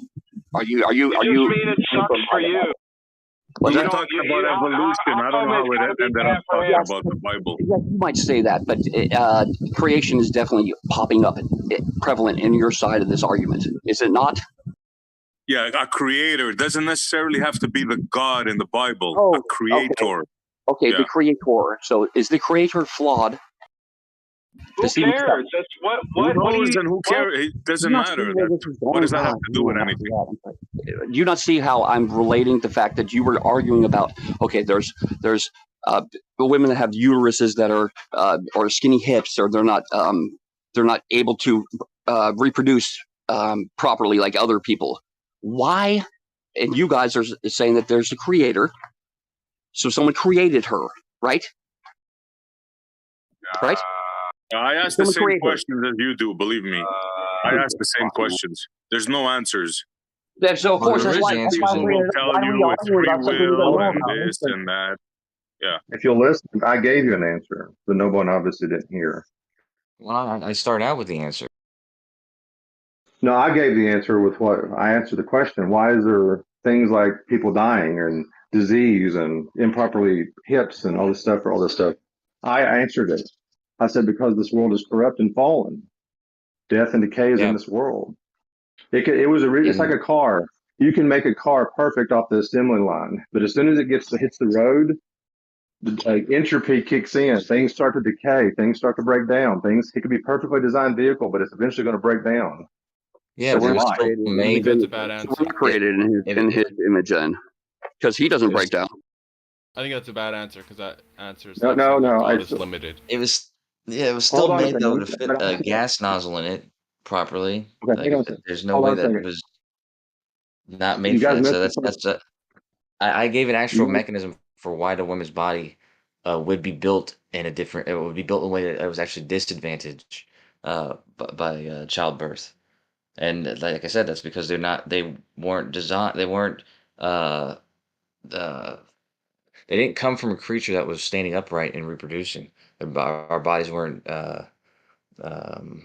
Used to this. To walk back in the day. In a way where this is advantageous. Are you questioning the design of the creator? Is that what you're doing? No, I'm telling you that for real? it's a poor design, and that's why I'm saying it's not a design. It's like I can't believe what I'm hearing here, man. We went from evolution to talking about God. We're Why back would to you break something that's fucked up? If you assume that people just assume that it's a creation, but there's still no evidence for it being a creation. Yeah, but you think, look, you say abiogenesis, right? No, now a guy that believes in the Bible could say God. It's the same thing, and I can say a creator. It's the same thing. All of us have no clue and cannot prove what we're saying. Exactly. It's not the same thing, though. Yes, it is. No, there's evidence for abiogenesis. There's no evidence for Adam and Eve. No, there is no evidence of abiogenesis. Absolutely not. You just say that, but there is. Well, they obviously aren't the same because you're sitting here arguing about them. So there must be differences. It's just the concept of a thing being intelligently designed actually has merit, whereas something coming out of nothing has no merit whatsoever. Exactly. How does it have merit? It's something that can create things with dust, snapping his finger or looking at it or whatever he does to create it. How do you? Where do we see that? We don't see that anywhere. No, you're misunderstanding. I think what you're doing is you're trying to go up another rung on the ladder past what we're discussing. After we establish the point, then you would be able to go up another rung. We can't go back that far. Exactly. Neither side has a way to go back before what is. Exactly. So why argue that there was a creator? There's who knows. Because it's logic. It's logic. That's why. If you use logic, logically you can see someone with magical powers now that can snap and explain it to you, or you just want to talk? You're going back an extra step. I barely talk, I'm man. gonna do this magical powers thing. See, you've been talking for like 4 fucking hours. See, don't even say you want to just talk all day. Come on, man. No, I didn't say talk all day. I just said talk. Whoa. Be self-aware of yourself, man. Yeah, I wanna slow talk your roll, dude. Quit yelling. And SE has plenty of time to talk. He does it, and he goes on mute. I didn't mean it that way, bro. I didn't mean it that way. Y'all state y'all's own side clear, but then you misrepresent the other side. I think it's like both sides be saying, hold up, bro. Can I finish talking? I think both sides be saying, hey, maybe a creator, we don't know, and then maybe this abiogenesis or evolution, we don't know. Now, I just want to ask, I think it's right to Richard, are you saying definitely not evolution, or can it be maybe this evolution? I'm saying that even if evolution is true, hold on a second. I'm saying is even if evolution is true, I believe you need an intelligent agent guiding it and directing it. Because they've got evolution has too many things to overcome if it's left to random chance and natural processes. Too Now, many we things are differ left. from that view. I don't see it that way. I see it like this.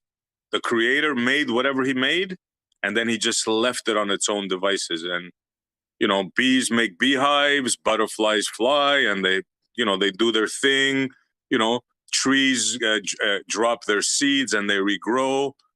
But God has the creator has no intervention, in my view. You don't think he's updating? He's doing updates, SC? I agree with That's SC, a good actually. question, bro. Maybe. I agree with what you originally said, SC. But I will go much further back than you would. And like I said, much as far back as you need to go to just write the rules that physicists and chemists are realizing exist in nature, the rules of the universe. He just wrote these rules, Absolutely. and those rules actually bring about the things you said, that bring about the chemicals that make the seeds that the trees do and all that kind of stuff. Well, there's It where makes we him an even differ. more clever creator. Well, Or maybe he painted it all, and the updates are what when the evolutions happen and the mutations when they. That's a good one, bro. Updates. I never thought of that one. Yeah, and honestly, That's a that's good why one. I don't. Even within my own paradigm, that's not necessarily a bad thing. There could be that. It could be God came in and updated the system. You know, the new let's add a new character. Boop, there's a duck. Oh, let's create another character. Boop, there's a dog. I mean, that's Like not. they mutate. You know, the babies mutate or something, maybe, or whatever. Yeah, but that's what I'm saying. Those are random. Those are random mutations, and that does happen because of physical, the same physical rules I brought up before. So the same physical rules that exist are enough to create these fantastic things and update them and change them without Well, see, any that's the problem. interference. See, that's the thing. The problem with that, Shoko, when you say random chance, randomness creates things. I've never seen in my life, like if I take Scrabble pieces, okay, yeah, I might get a one word here, or I might get a word there, maybe periodically if I scramble the words around, but I've never gotten a full sentence that is coherent. Never. Have you ever thrown the dice a billion times? But see, here's the thing. Let's say a billion times. Okay, you're saying if you have a billion chance, this is why I went back to that original odds thing. That's why I was making that argument. What are the odds? Like, okay, a folding protein, let's go use the folding protein. How many possible combinations of proteins can be formed using amino acids? No one knows. I don't know, but let me ask you this along A the same lot. lines. What are the odds A lot. of you? What are the odds of you specifically, you the individual, made up of the sperm and the specific egg from your mother, actually existing? That combination.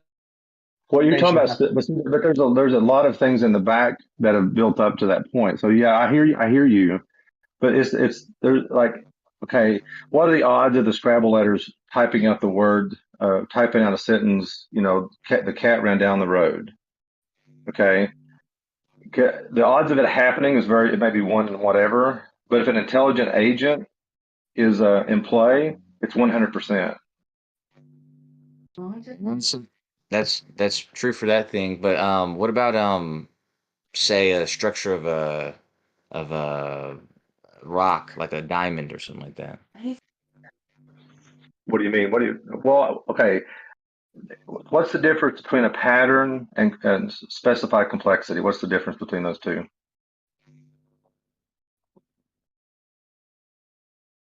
Yeah, I didn't hear what you said. What's the difference between a pattern and specified complexity? Like I can create a pattern with letters, right? I can go R R R R R R R R R, or I can do G G G G G, or do I T I T I T I T. That's a pattern. Or the chances of, or what's the difference between that and saying the cat ran down the road? You're talking about an exact random complexity, right? So it's like there's many different random complexities. So right, just like there's many sentences, many different types of sentences that can be written out of letters. Right.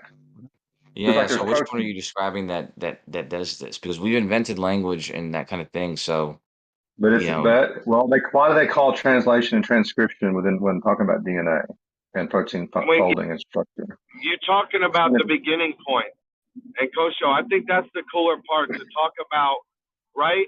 Not like these middle ground creature mutations, like the very beginning ones, like from whatever these proteins and whatever the proteins are eating or sucking in from the environment and making their little babies or whatever. And then those first 10 steps, I think, are the more interesting creatures and behaviors that should be talked about to really these dissect. genetic code, these genetic the genomes, they make copies because they're based on chemical processes.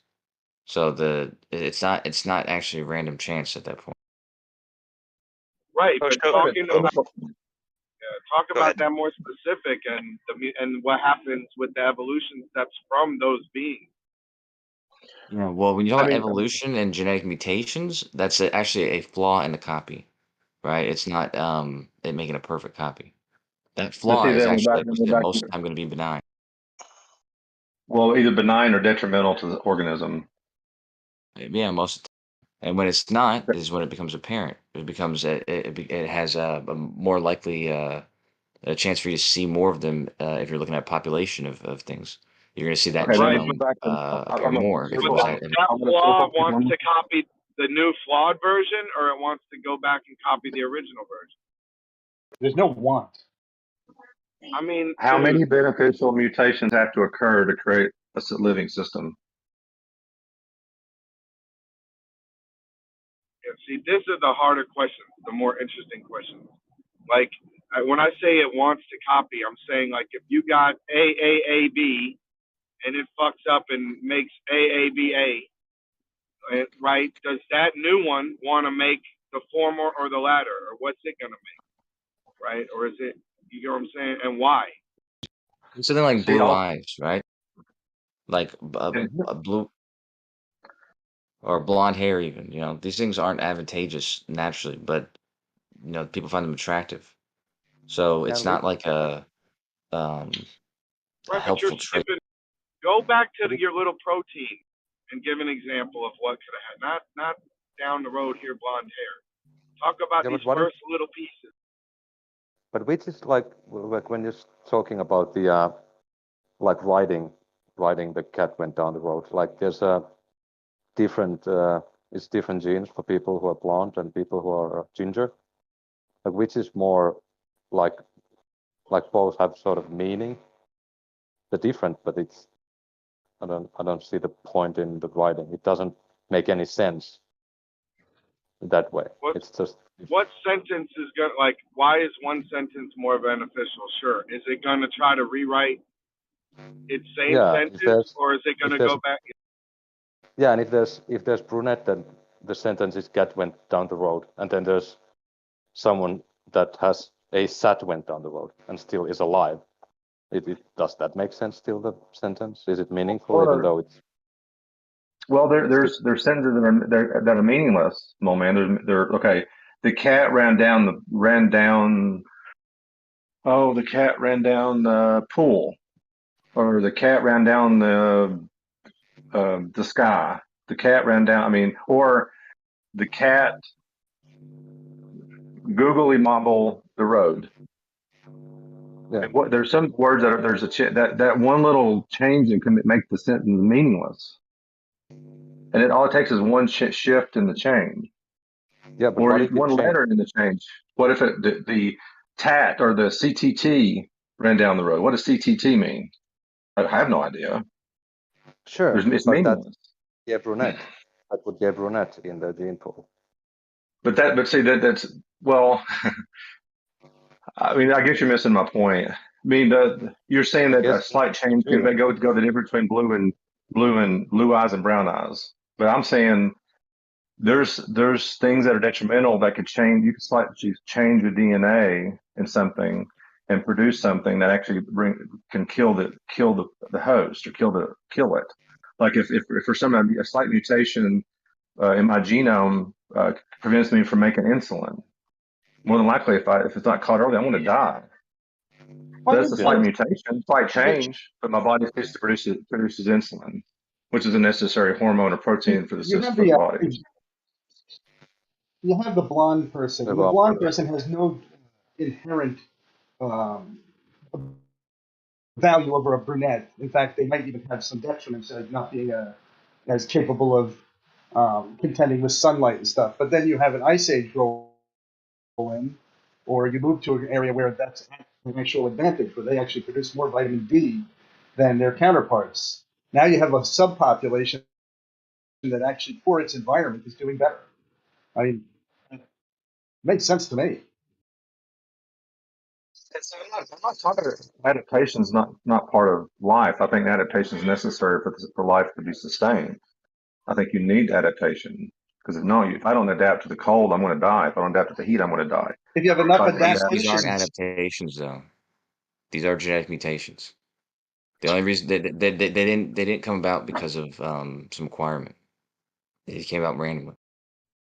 Okay, you keep bringing up mutation. I brought up three things, and you keep avoiding it. How many beneficial?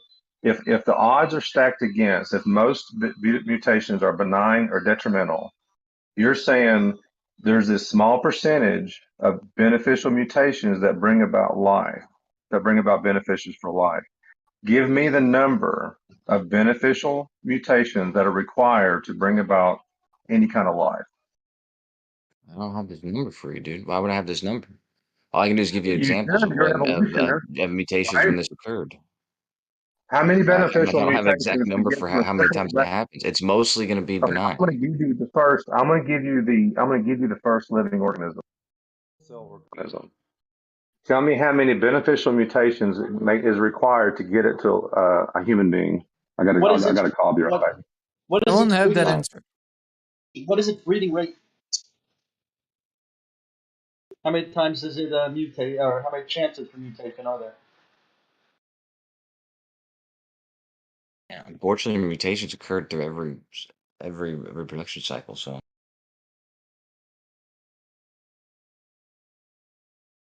And these are answers again, like what are the odds of you being born? Astronomical. Your mom and dad had to get drunk on the right night of the right day of the year. Their grandparents had to do the same thing.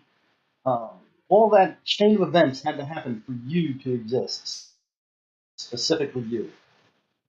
300 million sperm all fighting for one egg.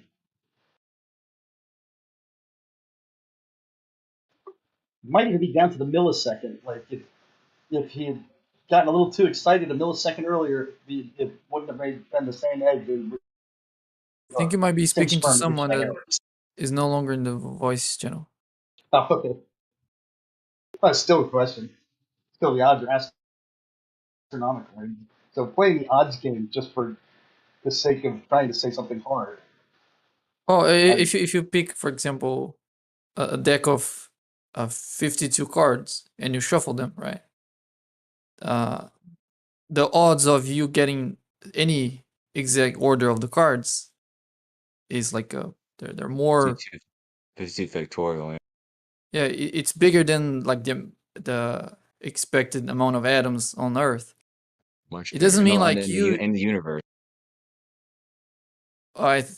I'm not sure about the universe. I'm just sure about the ones on Earth, but it could be that also. But the point is that doesn't tell anything about the chances of the deck of cards being shuffled, right? It just tells you for any particular sequence. But regardless of what sequence you get, it's always going to be an astronomically impossible sequence to get. But you're going to get one anyway. Yeah, true.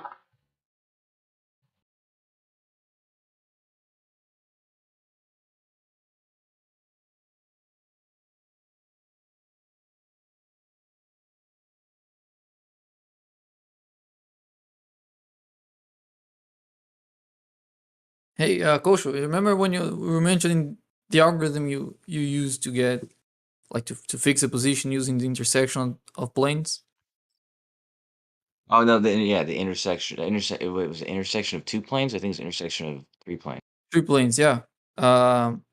there's a guy that did the same thing as you, and his algorithm is beating mine for like a couple miles using that method you mentioned. I think that's a proper method. I wasn't clever enough to it was somebody in Gems who I was asking, and we were trying to come up with the best way to do it, and then somebody shared that with me, the intersection of 3 planes, and I thought it was brilliant. Yeah.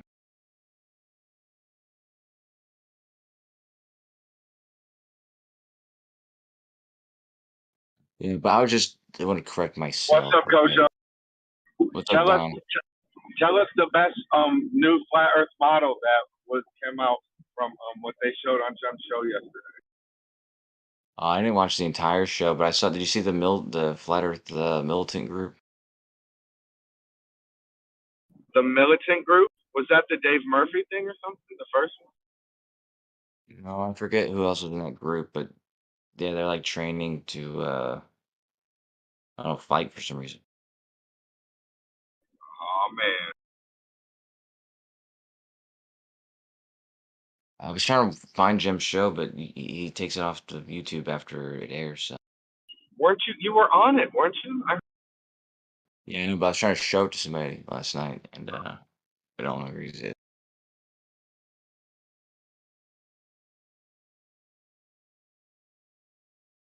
Well, there was new models. It was cool. I couldn't stay for the whole show. Actually, I shouldn't be here now. I've got a lot I got to do today, so.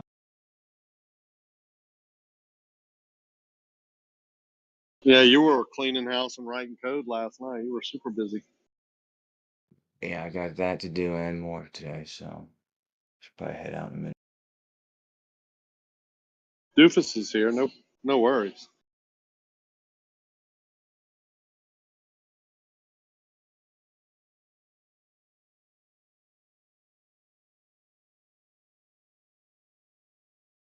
Doofus, do you want to talk about protein babies?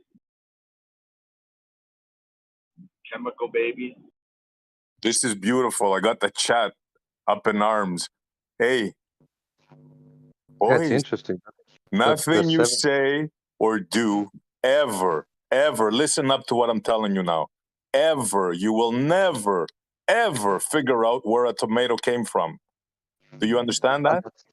There's nothing ever that I'm going to sit here and I'm going to laugh at you and watch you say and text. None of you will ever know.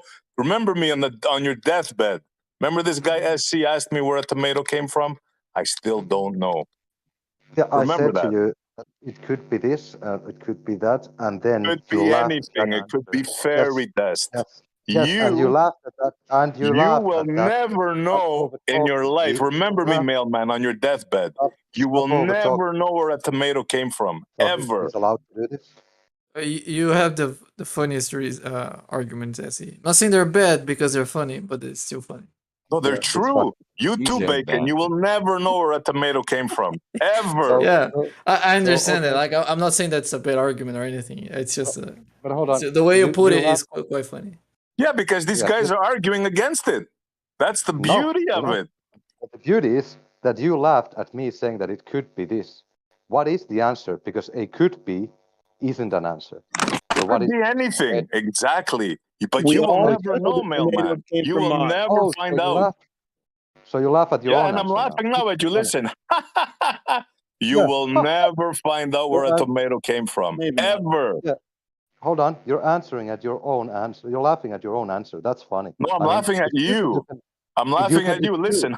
That you can laugh to yourself. It's amazing that you can. It's humble. You said that I should humble. I am humble. That it's funny that you laugh at yourself.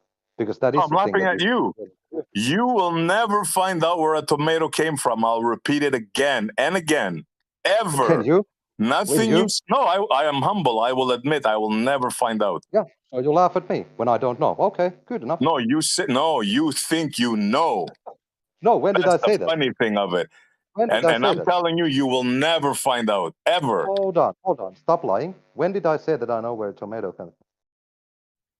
When did you say that to me? No, you said that you know. You guys say that you know stuff. You laughed at me when the original thing is, look at the chat. Seed says that nobody knows where a seed comes from, and I asked you guys, make a seed. Can you make a seed?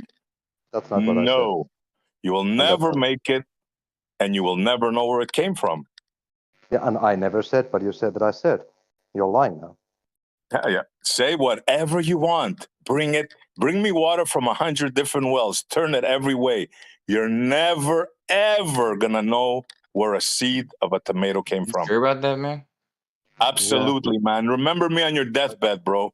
Remember I'm me. sure I will, man. But do you understand Yeah, that you will. You there's fucking better people believe it. You will. there's people who are fond of observing birds and animals and plants and how they transfer their offspring, their seed I for don't give a shit about procreation, birds and and what's more offsprings. You'll advantageous for never them. know where a tomato seed came from, ever.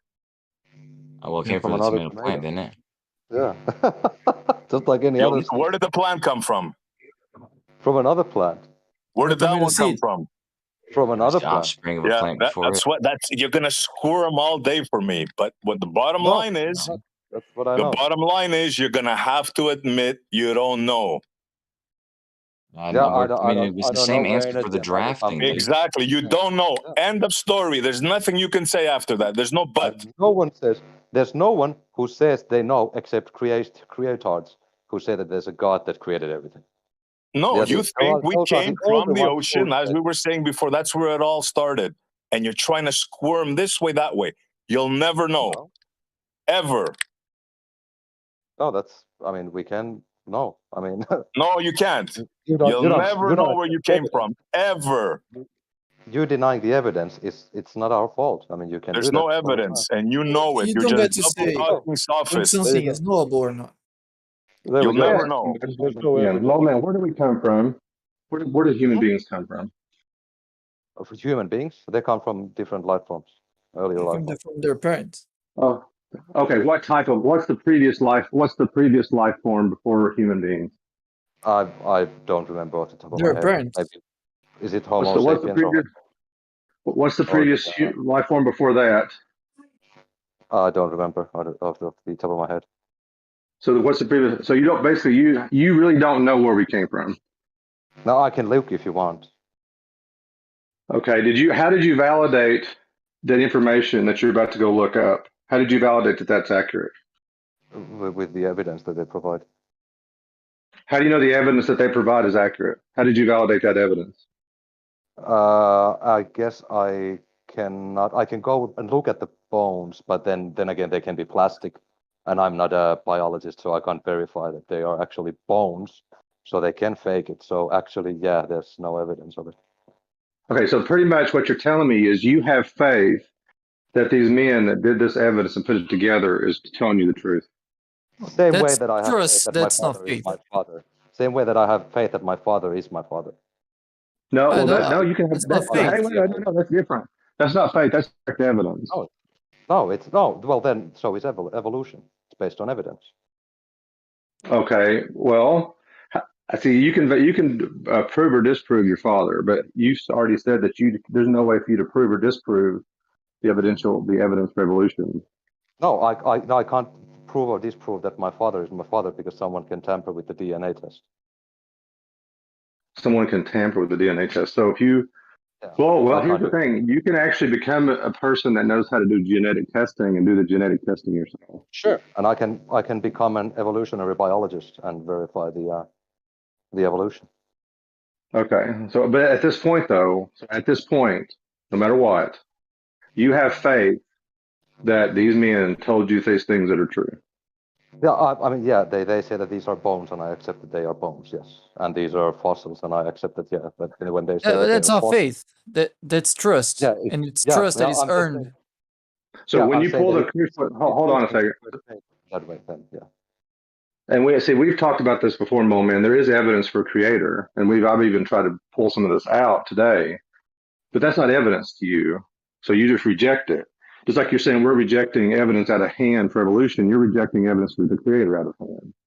You have faith. I have faith. So who are we going to trust? No, I don't. Yeah, depends on how you use the word faith, because when someone says that that is a bone, I don't have faith in them. I trust them. It's a different thing. Oh, so we both can. See, me and you both can look at the bone. Oh, that's a bone. That's a bone for sure, man. I know what bones look like. That's a bone. Sure. But what is that bone? Where did that bone come from? That's a different question. Sure. Yeah, it Well, is. you want That's to age different. it Yeah, you can age it, and then you can and see if compare it there's with other a other and if bones. there's a full like skeleton there Yeah. lying. Trusting that people that study that get to the correct conclusion isn't faith. Yeah. If it is, then Yeah. I know nothing because everything I take then is on faith because I can't trust my eyes. I just have to take that on faith. Oh, see, that's good. I'm glad you said that because honestly, that's a good admission. Because most of our whatever we bring up, whether me or anybody else, there is faith involved. There's trust involved. You have to trust the person who's done the work before you. But they're different. Trust and Trust and faith. faith are very different, though. Yeah. I can No. trust my See, eye. well, if you look because I biblically, can test hold my on a eye. second. When I define faith, I define it as trust. I don't find it in blind. I don't define it as blind You're just faith or blind misdefining it, belief. that's all. I don't. Yeah, but Okay, wait, when that's just misdefining it. yeah, no, when you're in the middle of a debate and you call someone else's position as faith-based, in this context, when you are doing that in the middle of a discussion about reasoning, faith doesn't have the meaning of trust. When you say, well, your argument is faith-based, that usually means your argument has no evidence behind it. So it's not just any trust; it's a trust that is not, it's not based on evidence. If you're trusting, Hold on, Bacon. something. But here's the thing. If I'm telling you in a debate how I'm using the word faith, okay, you can't technically tell me how to define it. So Yeah, but that's you can't not. define it. Yeah, but that's not how it sounds when you're using. We don't have to use your definition if we But we can stop this. But We see, know I what did- you mean with faith now. You say that faith is trust in evidence. So we can go with that now. Right. And see, that's what I was trying to say. Yeah, me and Moment agree. You guys have faith and trust in the evidence that you've been provided is accurate and true. Sure. And I can say, I have faith and also- trust in the evidence that I have is trustworthy and true. Sure. So, Sure. But with that, you have to agree that I have faith when I walk in the kitchen that my legs don't fall off. That's yeah, just you have to faith. trust that your legs. Yeah, right. You have to trust that your legs are not going to fall off. You have to trust. You have to have faith that the chair is not going to. That you have to have faith that the chair is not going to break when you sit in it. Yeah, but You no have one to break uses the the moment word you sit faith in like it. that. But we can use it now. I It doesn't am. matter. I am. Yeah, faith. I am. Yeah. Faith It is makes now. the word faith useless. It's worthless. You No, but don't we even can use the word hold trust. on. We can throw the word faith use out. blind faith. We can use blind faith when it's faith without evidence. Then. See, me and Moment agree, and we're both. I believe in the Creator, and he's an atheist, and we agree. Yeah, I mean, it doesn't matter to me because if you want to say faith is trust in evidence, then we can use faith as that. And if there is just trust without evidence or belief without evidence, then we can just use blind faith and just go with those two.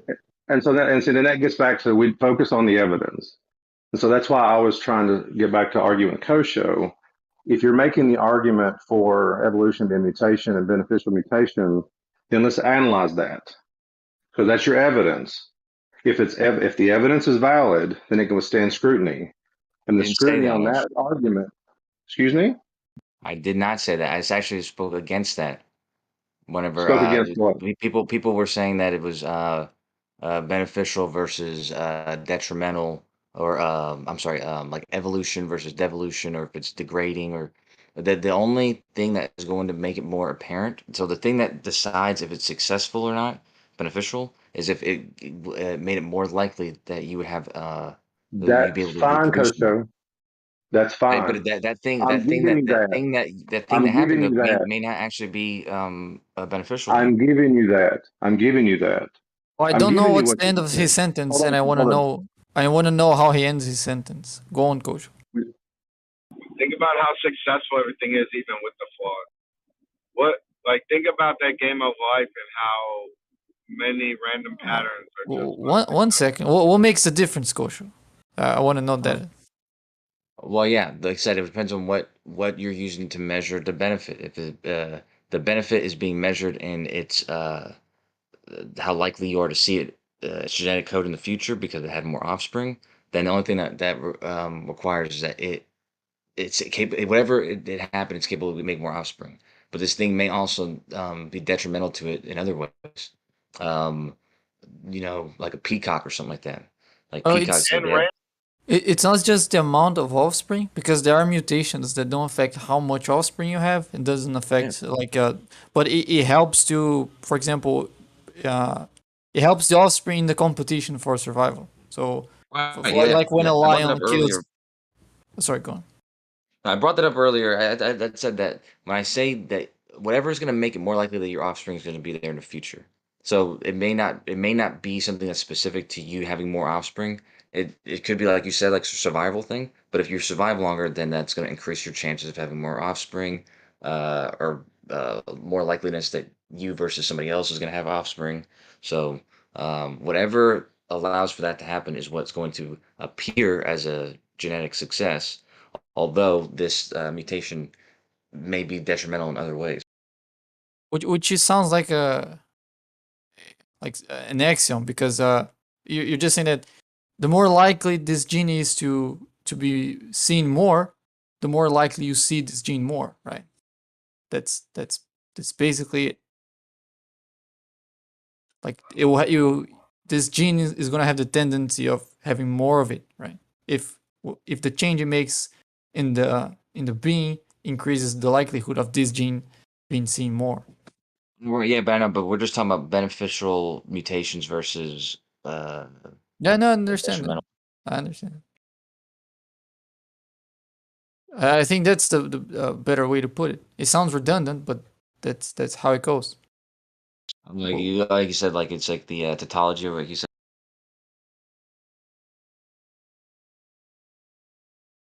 Say it again, the way you said. Like the change that this gene makes, the more the more likely this okay, I don't know how to put the way I just put it now. But the gene makes have some impact on that being, right? And that impact might increase or decrease the chances of you seeing that gene more. And if it increases the chance of you seeing that gene more, statistics tells you should expect to see more of that gene. Right? That's why evolution now. Just conclude here.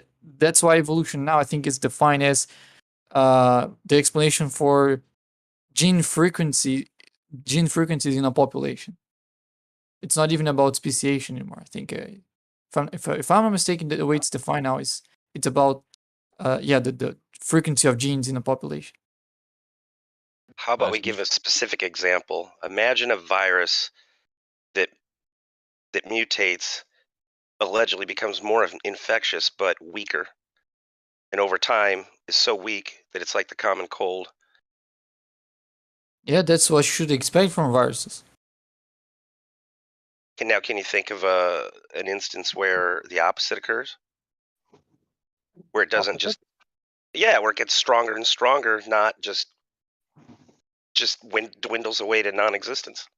It's only going to get stronger randomly. So it's like I said, like those beneficial mutations are it's a very random thing. So it randomly would happen. It's not something that it can, hope for. If it's too deadly and too good, it'll just kill itself because there's no carriers for it anymore because everyone's dead.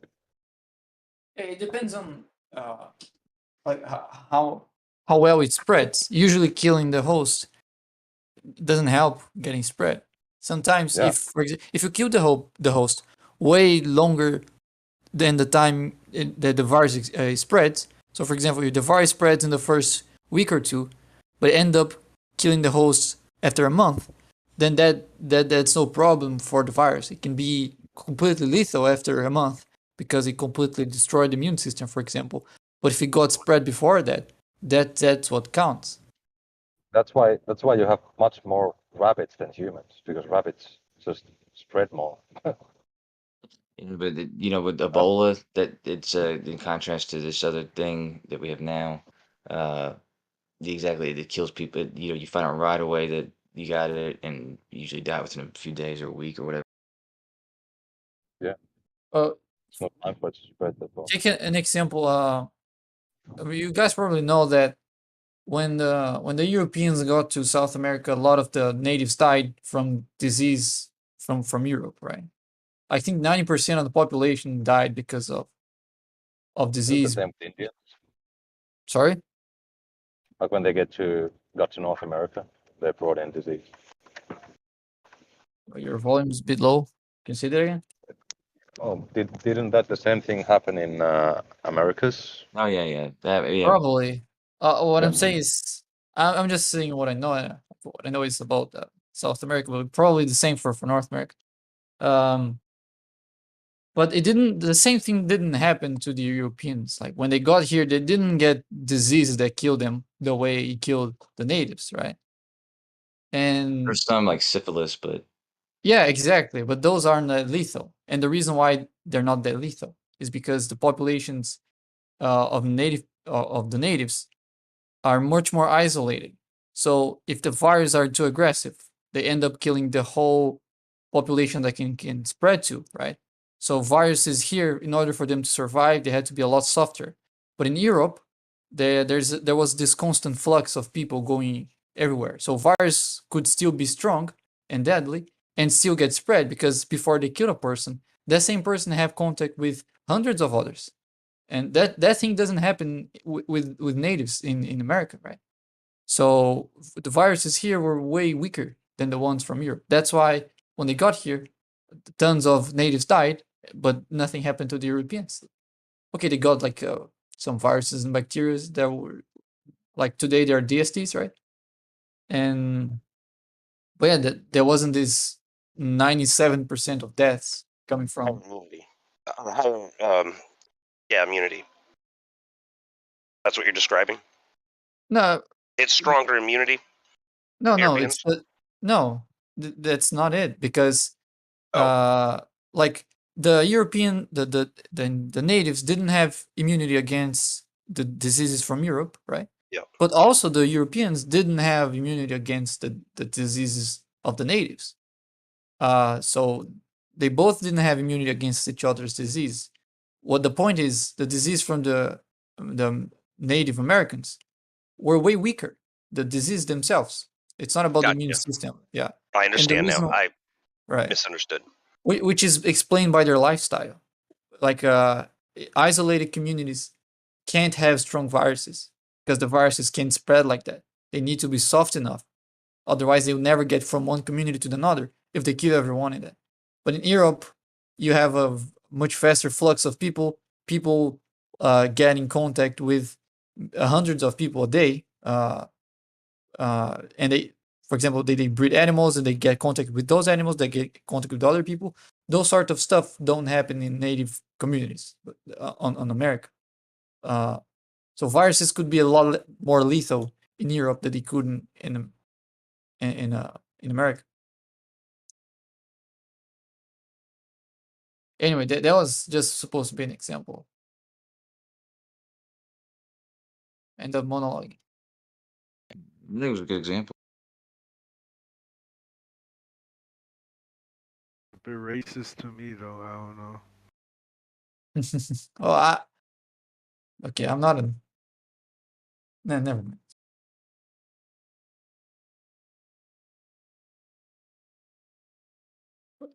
Is that a joke? Yeah, I was just playing, man. I was just joking. All right. It sound racist. Yeah, I thought it was a joke, but I was. I didn't know what he said, and I was like, "Did he say that sounds racist?" I was like, "What?" That's kind of the opposite because every time I would heard about this, people would assume that Europeans had stronger immunity than the natives, but I mean that's actually not the case.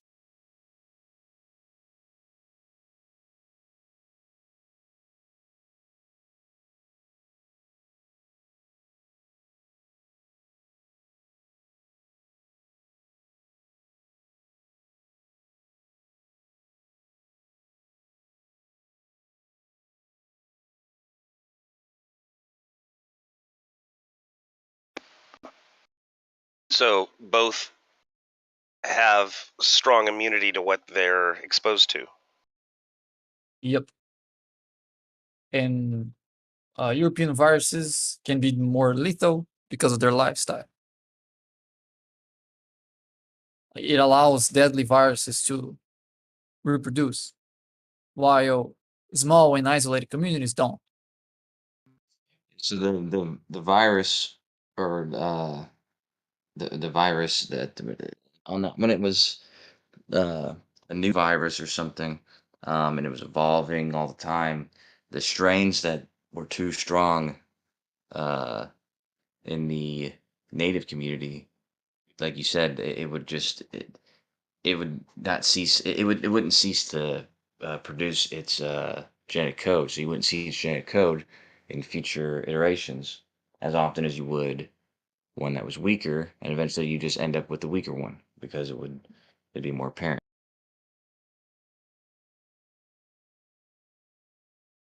The same thing for the opposite in Europe, right? Yeah, it's not that it's opposite, but there's less selective pressure for weaker viruses when you have people having contact with a lot of different people in a very short amount of time. That gives less selective pressure for the viruses to be weak. They can be strong as hell and still spread. So a lot of them are gonna be strong as hell. Oh, you're right. Yeah, because then you get that advantage too, which is actually useful. You mean getting weaker?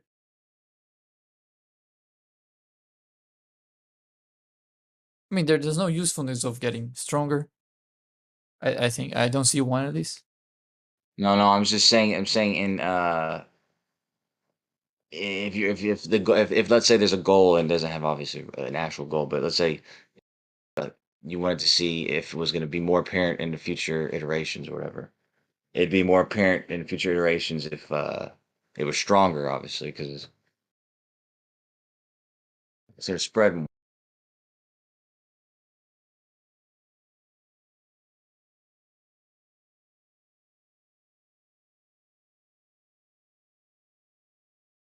Did Kosher cut out? My internet's bad, and I'm doing a couple other things, so.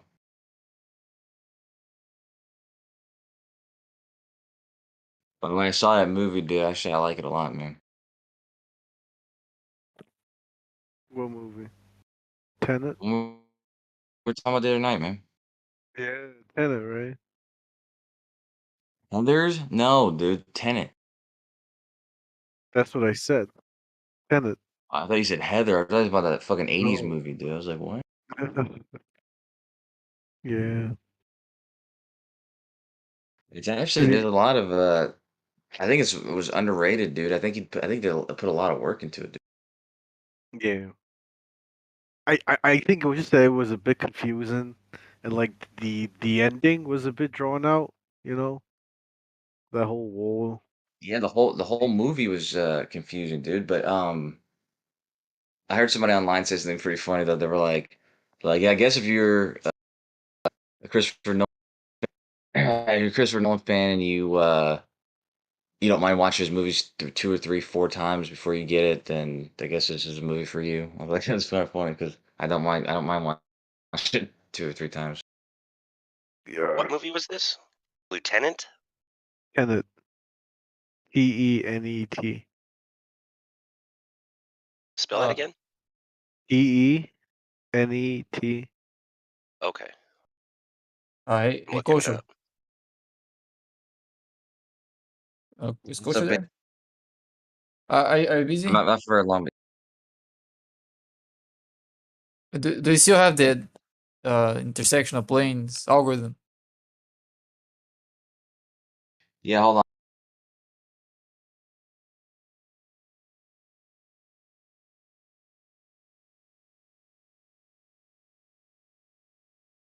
Yeah, just the whole general idea in that movie was pretty interesting.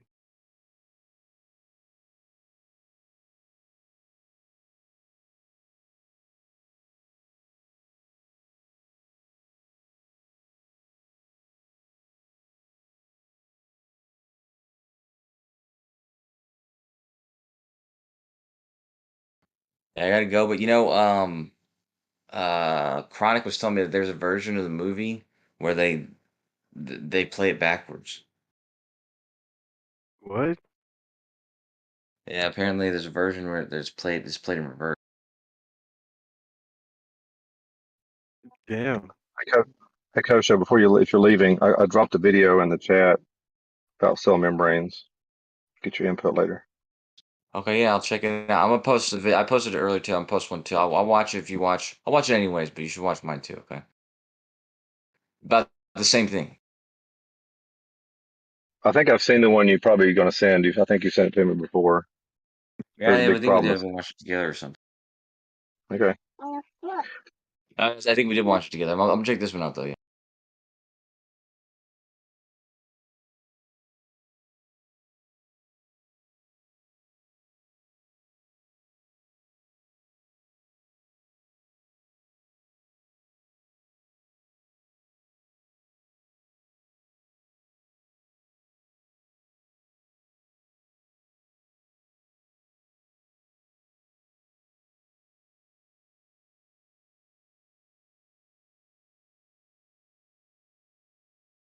Hey, Coach, if I send you 3 spherical coordinates and 3 arc lengths, can you run the algorithm?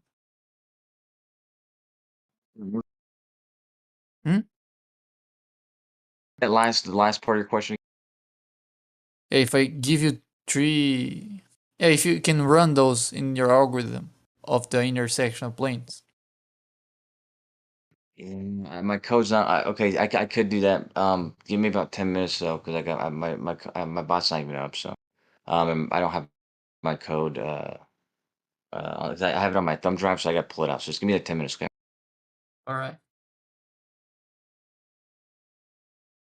Because I think a guy is doing the same thing as you're doing, but Like I it's said, getting a lot better. somebody gave me that idea, and they said that that's just the proper way. Because when I asked them in Gems, I was asking them, how would you, if I told you that what did I say? I forgot exactly how I worded it, but I just worded it in a way where it's like if you have if I gave you 3. I remember how I really don't remember how I fucking worded it, but it was basically the same. It was the same question as celestial navigation. I was like, just saying, if I gave you um 3 positions and I told you, the distance from them, so it's like you can make a circle from all 3 positions, and I asked you to find me what is the point that all 3 of those circles that they create intersect. What equation would you come up with? And then someone told me about the intersection of 3 planes as they intersect a sphere or whatever. And I think that's just the correct way of doing it. Right. Yeah, like what I'm doing is minimizing the difference of the calculated distance to the measured distance. So as far as I understand, that should give the same answer. Like it should find the exact same point, but it's not finding the same point. It's finding a point. I mean, those methods are getting 13 miles of difference, and I don't think this is acceptable. I need to know, like, which one is the right one, and if mine is the wrong one, then why it's 13 miles off. I mean, 13 mile is an acceptable number, but I mean, it's an Yeah, but you get algorithm. the exact number with the No, intersection. no, even though you Well, can't but not have exact. the exact number, because there are things you're not going to be taking into account. Yeah, you're right. Yeah, but that's like human error, right? No, there too, that too, but you have some things that even if the human does it perfectly, and let's say refraction is following the exact standard, standard refraction, you still be off in your latitude because of the oblateness of the Earth. Oh yeah, seriously. Okay, things like And that. you're Yeah, because you don't because this is an equation for a perfect sphere, and yeah, there's human exactly. imperfections. Exactly. I think it's easier for my algorithm to take into account than yours because mine is a search. It tries to minimize an error. So all I have to do is to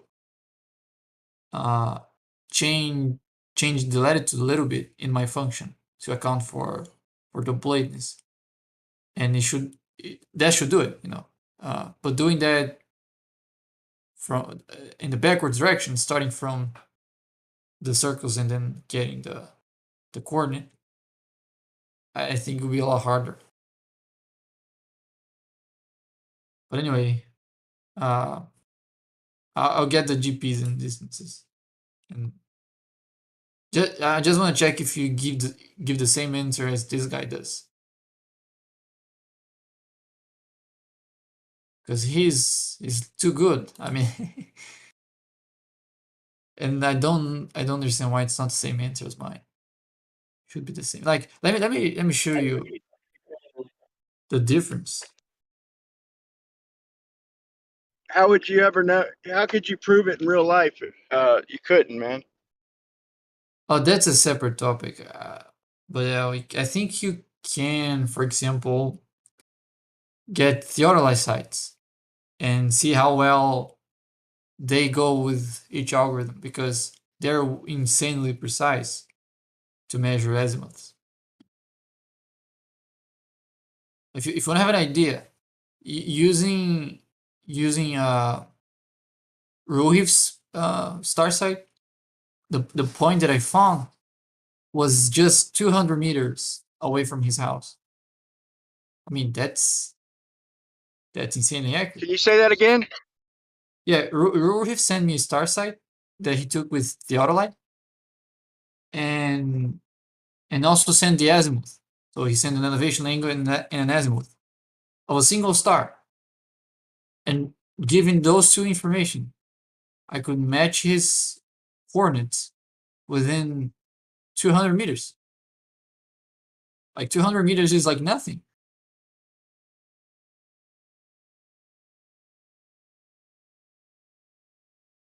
But anyway.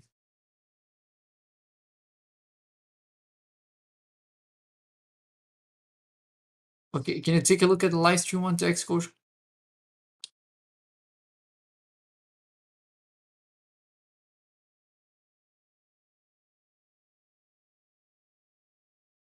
Last I heard, I thought Kosho said he had to go. He'll be back. Didn't. All right, yeah, makes sense.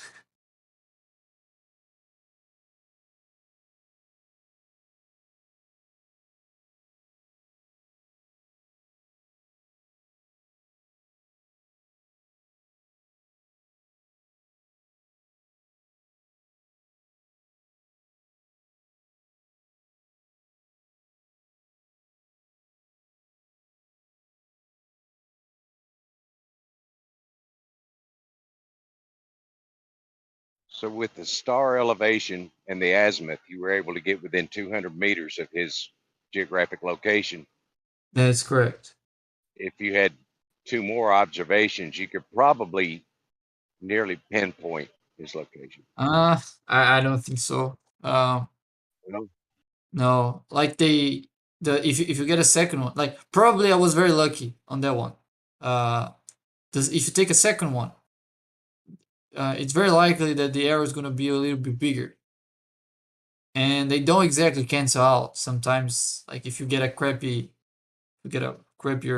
site, it makes your answer worse, even though that's more information. Sometimes, like a single good site is better than a good and an average one, for example. That's actually often the case.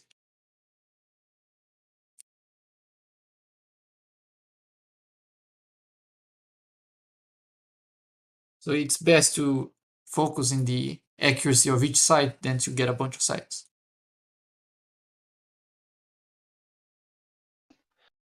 You could confirm that though if you had the right instrument, right? And don't you own a sextant? I do, yeah, but the sextant isn't like as near as precise as a theodolite. Oh, sure. I just, who owns a theodolite, Yeah. Well, I'll be able to get in touch with the theodolite in the end of this month. if you streamlined your process to make it really easy, you could just shoot sightings over and over and over and over and over and make it easier, more fun to do. What do you mean? Well, if you streamline your process to make it more convenient and easy, you know what I mean? Streamline, what's that? Oh, streamline to like more easy, more convenient, fast. You know, Right. make I it got, very and convenient.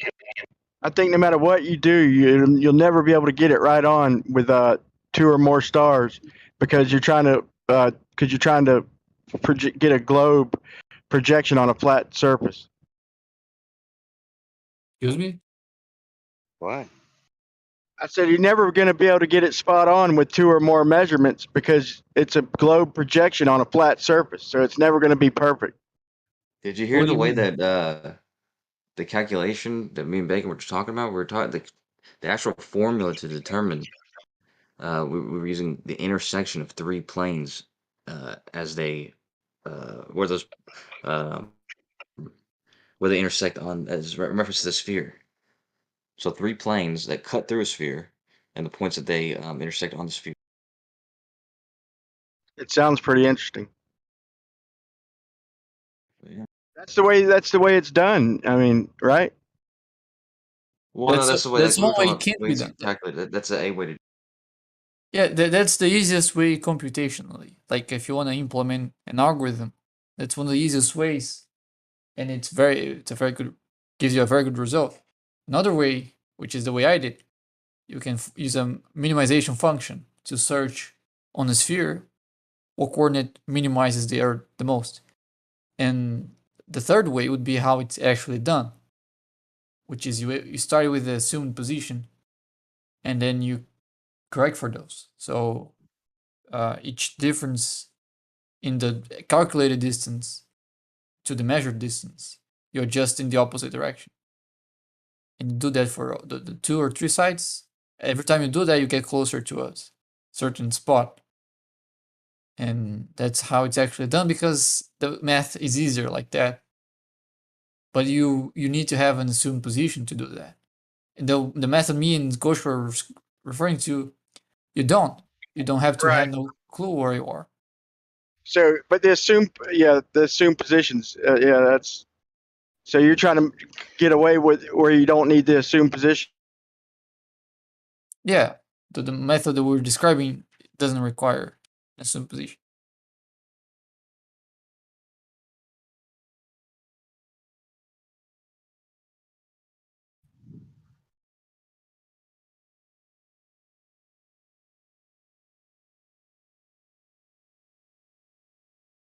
And but because it's doing computationally, it's actually more accurate than the way it's done, because the way it's done has a lot of rounding errors and approximation, because you don't get the full number, you only get like the 4, 5 figures of the number. So the rounding errors, they put you a bit off, but it's because you would just want to be within a couple miles, say 20 miles, then those errors are quite acceptable. The amount of time it saves compensates for the inaccuracy. Well, we don't have any time issue because we're telling the computer to do the math. So we can tell the computer to do how much calculations we need, and it's going to do it practically instantly. So that's fine.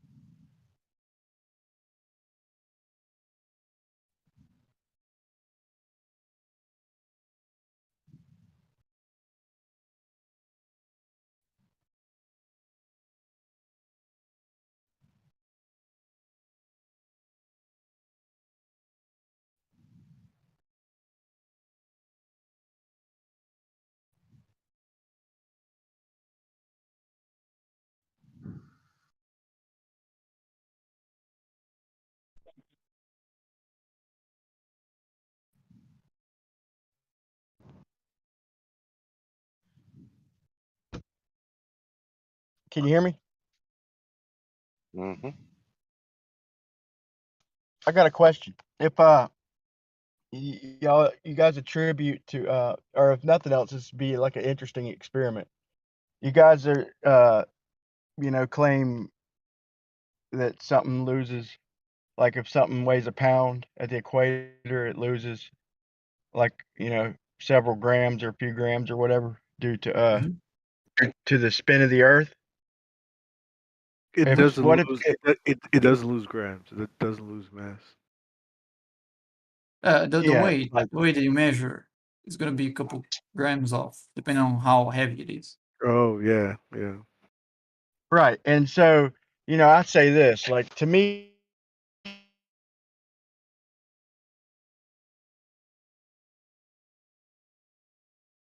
Mic Cut check. out. Yeah, it's him. Cut out, Brian.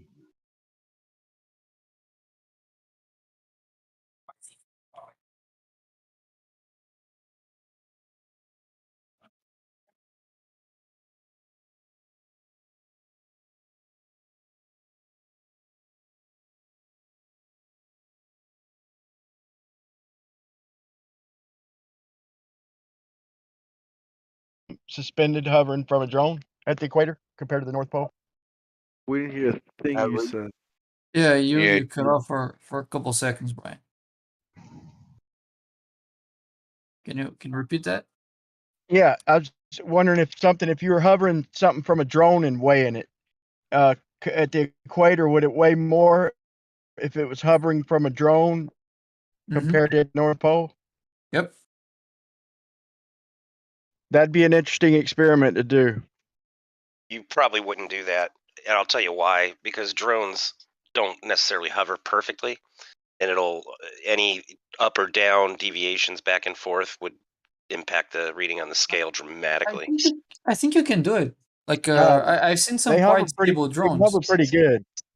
Yeah, But I've I'd say seen. this. So you would say you would need more lift. Okay, something you're actually getting double the weight then, because you'd need extra lift to get the drone in the air, right? But due to it weighing a little more, you'd need a little more thrust, and then you're saying something would still weigh more suspended. So that's almost like saying it would weigh twice as the difference would be twice as much. No, because when it's like if you get the drone to be suspended in air, of course, if it's in the pose and things are actually heavier there, the drone is gonna have to work a little bit harder to keep that to keep hovering. But as soon as it does, using a drone or just putting an object over the table, they have no difference. Or hanging from a tree, same thing. Yeah, exactly. Doesn't matter if it's the drone or something else. So if the Earth slammed on brakes and a drone was like say half a mile just hovering, and I was on the ground, we would both go flying off. So a drone in the air, if the Earth slammed on brakes, the drone would go initially flying off initially at 1,000 miles per hour at the equator too. Yeah, you fly east about 1,000 miles an hour, and you start to go up slower, but it would go up eventually. I mean, if there's no gravity, of course. If there's gravity, it's gonna just fall, but it's gonna fall by going 1,000 miles. Yeah. That's why I said that's why I said initially. But so you're saying the weight, so the force is side to side, not up and down. That's what you're saying. So it would fly east instead of up. No, you fly east, not because the force is left to right, but because that's the current momentum. Like it's currently going east. So if you hit the brakes on Earth, it would keep going east. There's no force making it go east. The only force that you had was downwards, which is gravity. That you still have. So you're still gonna fall at the ground. But if the momentum is pushing east side, why would something weigh more?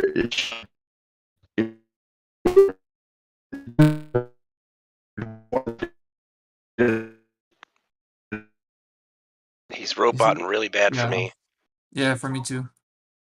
See, he might have some. Everybody else says that bad connection. you would drift east. Yeah, let me get a better You connection. cut off. Okay.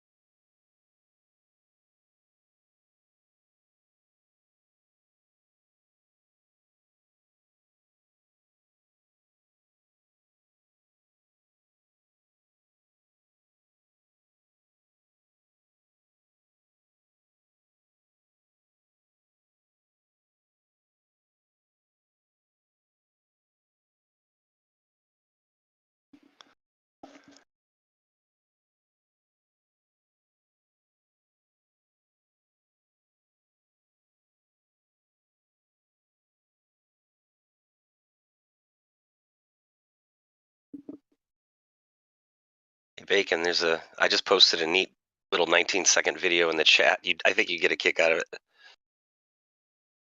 Let me take a look.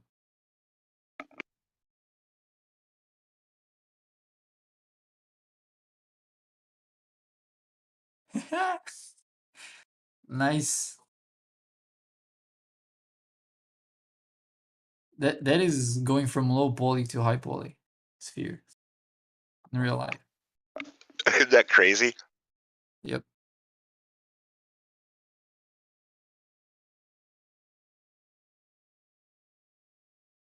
I've seen where this company manufactures a product which is basically a strip of aluminum and a strip of steel. And then they put high explosive on both sides, I think, and it just bonds them together. So now you could weld it to steel or aluminum and build off it. It just molecularly welds them together. The thing with the explosive is very, very, very smart way to make it like a very good sphere, because it like the points that are closer are gonna, like the pressure is gonna equalize in that sphered shape. Like when you have a box with high pressure inside, the tension in the material is stronger at the middle of the each wall, you know. When you have a sphere, it's like the same everywhere. So that's a very, very smart way to make a sphere.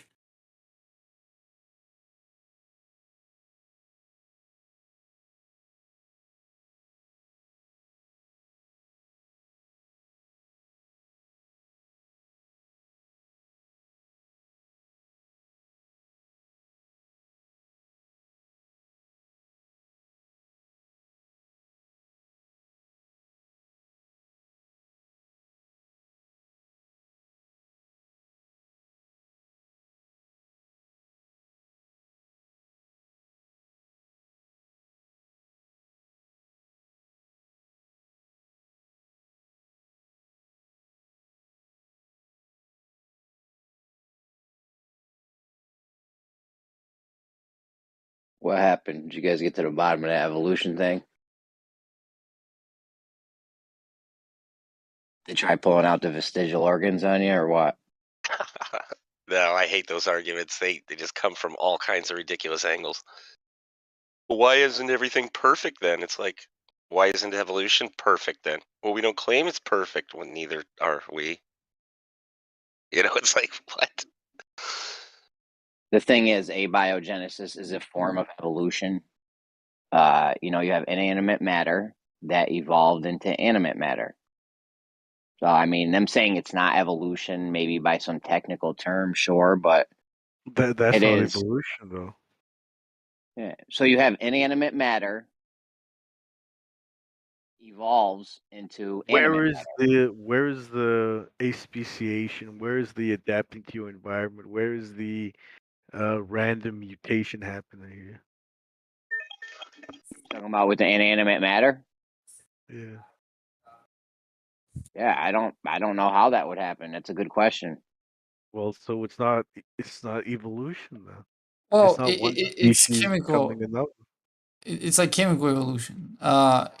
It's like usually it's separate because when you're talking about evolution at the level of species, we're referring to like why is why is life on Earth? Why does it have this diversity? Like how we get biodiversity on Earth? So Yeah, that's but when you say evolution. That's what yeah, but evolution is running into. Okay. yeah, but evolution just explains why we have this biodiversity. It doesn't tell us why life is here. Evolution doesn't tell us why life chooses to try through, this, that, and the third to carry on living. It just tells us that in order for life to carry on thriving, it needs to adapt to the environment around us. And It tells you why. because of these environmental adaptive pressures, certain traits give us the best equipment needed in order to survive. That's all evolution tells us. But abiogenesis, where you have these chemicals randomly, not because there's pressures from the environment around them, they have no need to adapt to the environment. It's just random chemicals, atoms, bonds went from some configuration where there was no life to a configuration where we all of a sudden have life. No, I don't think that's Yeah. an accurate depiction. No, I don't think that's That how. is abiogenesis. No, I don't It's think the so. exact same things, but they just configured in a different way with, No. maybe the right conditions on Earth at that time to bring about life No, randomly. that's an oversimplification of what abiogenesis is. What is The idea abiogenesis? isn't that without any pressure, without any selective pressure, randomly you got life out of non-life. That's not what What are abiogenesis the is. then what is it?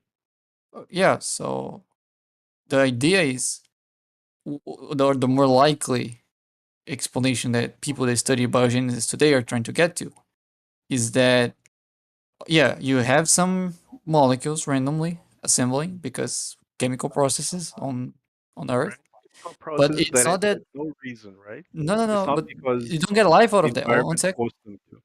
No, yeah, that's you don't get life out of that. Yeah, You you get get the basic building blocks. Yeah. not just that. You get self-replicating molecules. That's the deal. It's self-replicating. Self-replicating molecules aren't considered life, but they already have enough to evolve. You don't need to have life to have evolution. Self-replicating molecules that can, during the self-replication, get an extra atom or an extra molecule and still replicate that, they can already evolve if they have that trait. You don't have to have life yet. So the idea is that we first get self-replicating molecules, and that allows evolution already, but it's not the same evolution like as biological evolution because we don't have genes yet. But the molecular structure that is self-replicating works just like a gene does. It has the information that describes how that thing works. It's So like a virus. Yeah.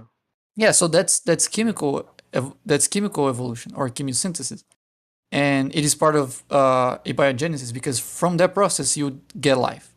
Not that like you get this first random combination gave you life. That's not what anyone that studies this field believes in. Part of the abiogenesis theory, right? The whole the RNA world idea, where the idea was before there was DNA, you just had RNA all over. The whole planet was just full of viruses, and it's these No, viruses, I think, coming together with things that we have in the cells now that life came about. Yeah, I mean, I'm aware of the idea, but it all stems from this whole first step being that you have a random configuration of molecules that are not alive, and then something happens that the configuration changes in such a way that they conform to what we call life. It's just that yeah, but sudden that thing that changes. happens. Yeah. Yeah, but that change is already using principles of evolution. So it requires self-replication. It requires change being passed on.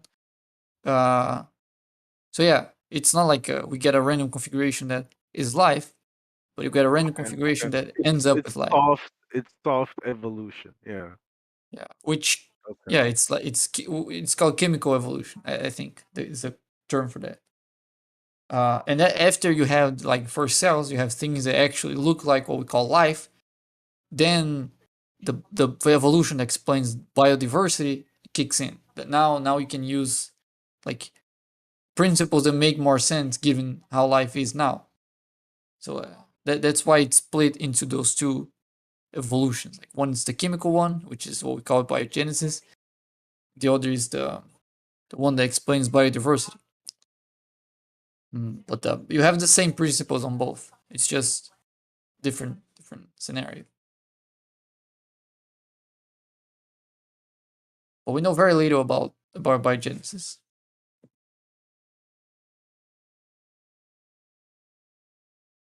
There are a bunch of ideas. There's Bacon, nothing very concrete. question for you, Bacon. Mm. What's the best proof for a flat Earth? I don't think there's proof for anything. If you want the best evidence, best in what sense? The most logical one or the most convincing one? Well, that's up to you to decide. I'm just asking for the best proof of flat Earth.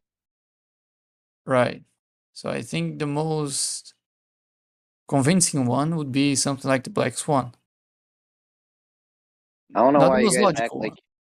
I don't know why you guys act like you can't prove shit. Like we can't prove things in reality.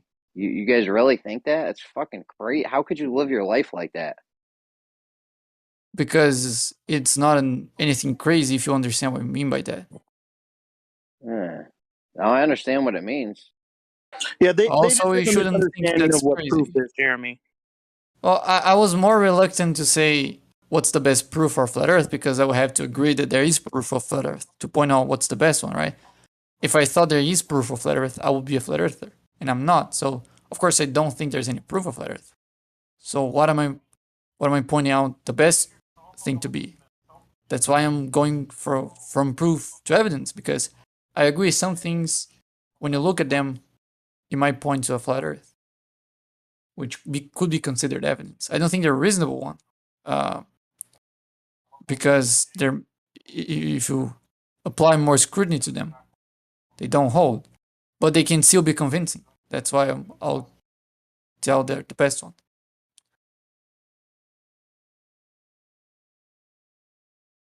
Or anyone that is complicated for me to explain would be the more convincing ones.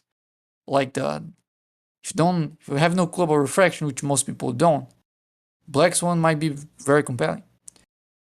The Saturnian eclipse, for example, it's not easy to understand why the shadow is in the other way. You would intuitively guess. So I think that would be a convincing one. Why is it the other way? Well, it's not. It's actually in the right way. You're just trying to guess which one's the right way based on the path that the moon is taking in the sky. But that isn't the path that the moon is taking in space. The movement of the moon in the sky is opposite to its actual motion. The moon orbits the Earth in 28 days, but the Earth spins around itself once every day. So the motion you see in the sky is not because it's orbiting the Earth, but it's because the Earth is spinning. But those two are actually in the same direction. So when you see the moon going down, when the moon is setting, it's moving in the opposite direction in space. So the shadow is up because the moon is actually going up. So it's still entering the shadow of the Earth from below.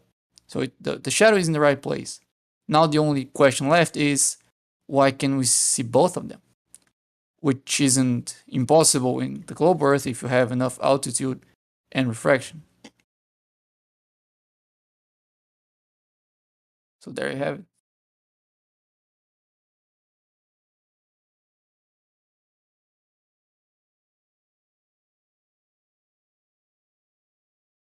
It'd be a big deal if you sky like in the afternoon or something. But every time you see one, they're always like in the morning.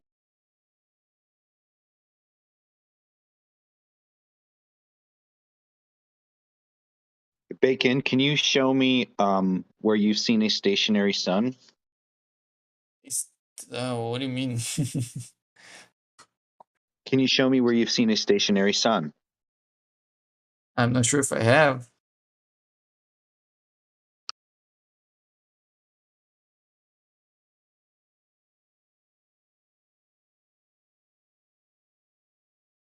What do you mean? You guys are supposed to see that all the time. I mean, I know it orbits around its very center, but in your model, but Oh, when the you look whole at the solar sun, system moves, right? yeah, but when you look at the sun throughout, you can't. That's not sun you would see with your naked eye. And when you look at the sun, you're just supposed to be seeing a stationary sun. Oh, we see it moving in the sky.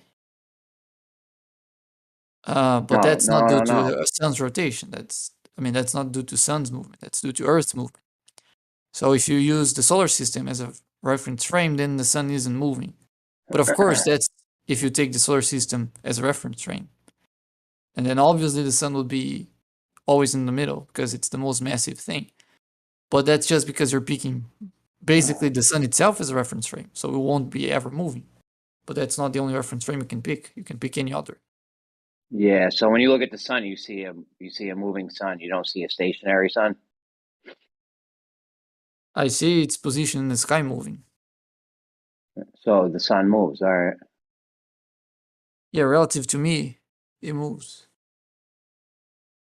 Relative to the So solar it's not system, it stationary. doesn't. It's not stationary, and we're spinning.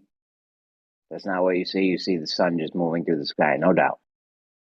I didn't say we're stationary. I Is there see. I mean, in my Bacon, is there anything in your whole life that you experienced that isn't in reference to you? Well, yeah, I experience no, but I don't use my reference frame. For example, when I'm in a car that is 100 kilometers an hour, in my reference frame, the car is stationary. But I'm not gonna use that evaluation when I'm going past a radar, right? I'm gonna So you would I'm look gonna at a believe the tree. car. Sorry. So when you're looking at when you're driving down the street, car, say you're going 30 miles an hour, you look at a tree and go, "Wow, that tree's moving fast." No. Oh, so that's actually a very good point. So the answer for Bob though is actually no. When I'm driving a car, I'm not using my frame of reference. I'm using the ground frame of reference to judge my speed and to judge my movement. Because except for me, everything else is in that frame of reference, or almost everything else. I mean, other drivers wouldn't be stationary in that frame of reference. But it's useful to use the ground as a frame of reference when you're driving. I think that's what makes the most sense. So yeah, good Because point. we know what's still and what's not still. We know what's moving and what's not moving. Compared to the ground, yeah. Because if you're gonna have a radar gun, compared to the ground, sure. yeah, if you're gonna have a radar gun pointed to your car, that radar gun is gonna be at the ground. So it's better that you use the ground to judge your speed, right? Otherwise, you're gonna get a speed limit. How do you call it? Like a bill or something?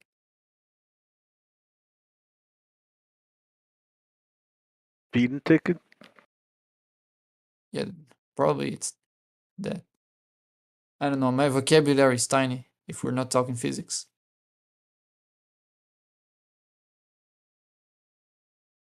My English vocabulary, at least.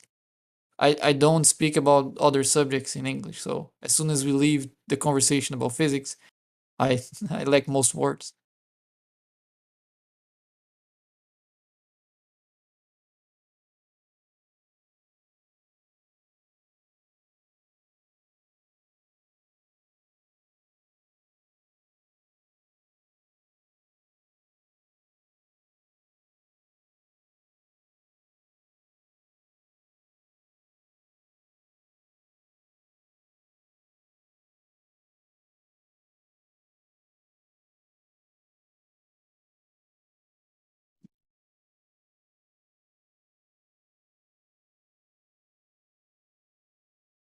Yeah, the whole that just one last thing on the whole evolution thing.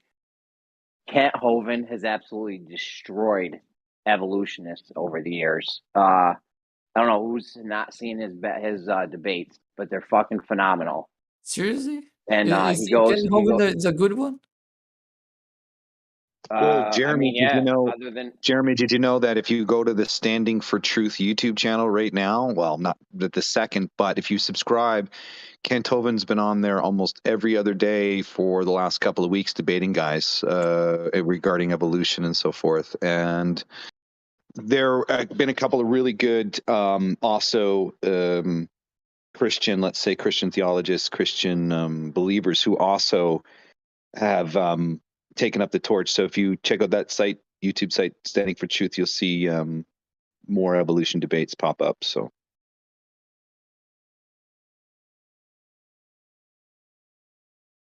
I mean, yeah, I don't know. I haven't seen him recently, but all the old ones that were on YouTube when he's at universities and, debating these top level guys, these scientists, so to speak, he absolutely makes a mess of them. He mops the floor with them. I think he's the janitor sometimes. Well, I have the opposite impression. Every time I see him debating Of course anyone, you do, I know. I thought, yeah, I mean, I actually saw many creationists like rejecting his arguments. He makes better arguments. But Well, maybe those, we could watch it. Maybe we could watch one of his debates one night, and you point out the part where they get him, because I'm not seeing it. I'm seeing him absolutely destroy people. all right, yeah, we can do that.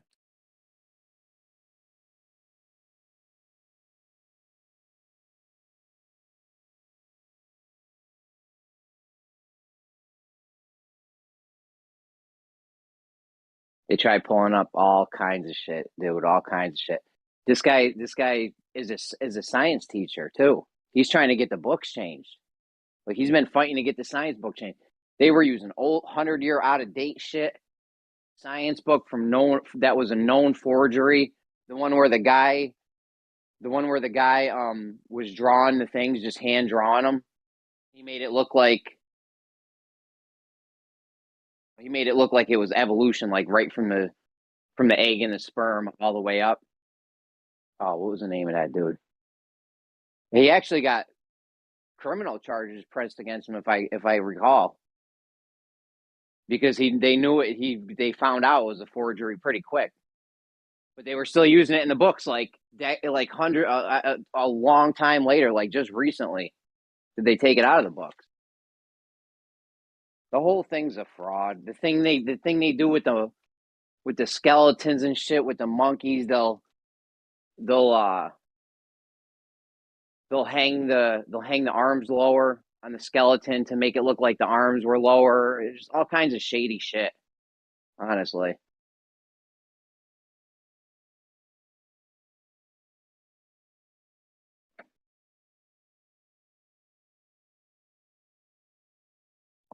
Yeah, I'm aware there are some frauds about fossils.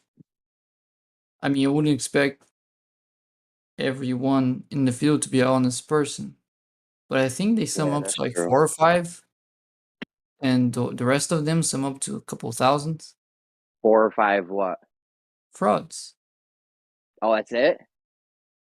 Yeah, I think so. Did you Something ever like hear that. the Bone Wars? No. No, that's probably why you think there's only 4 or 5. But yeah, I mean, there are 4 or 5 that I see so far. They are known to be frauds. There are other ones that are claimed to be frauds, but like the people who check if they're frauds don't say they're frauds.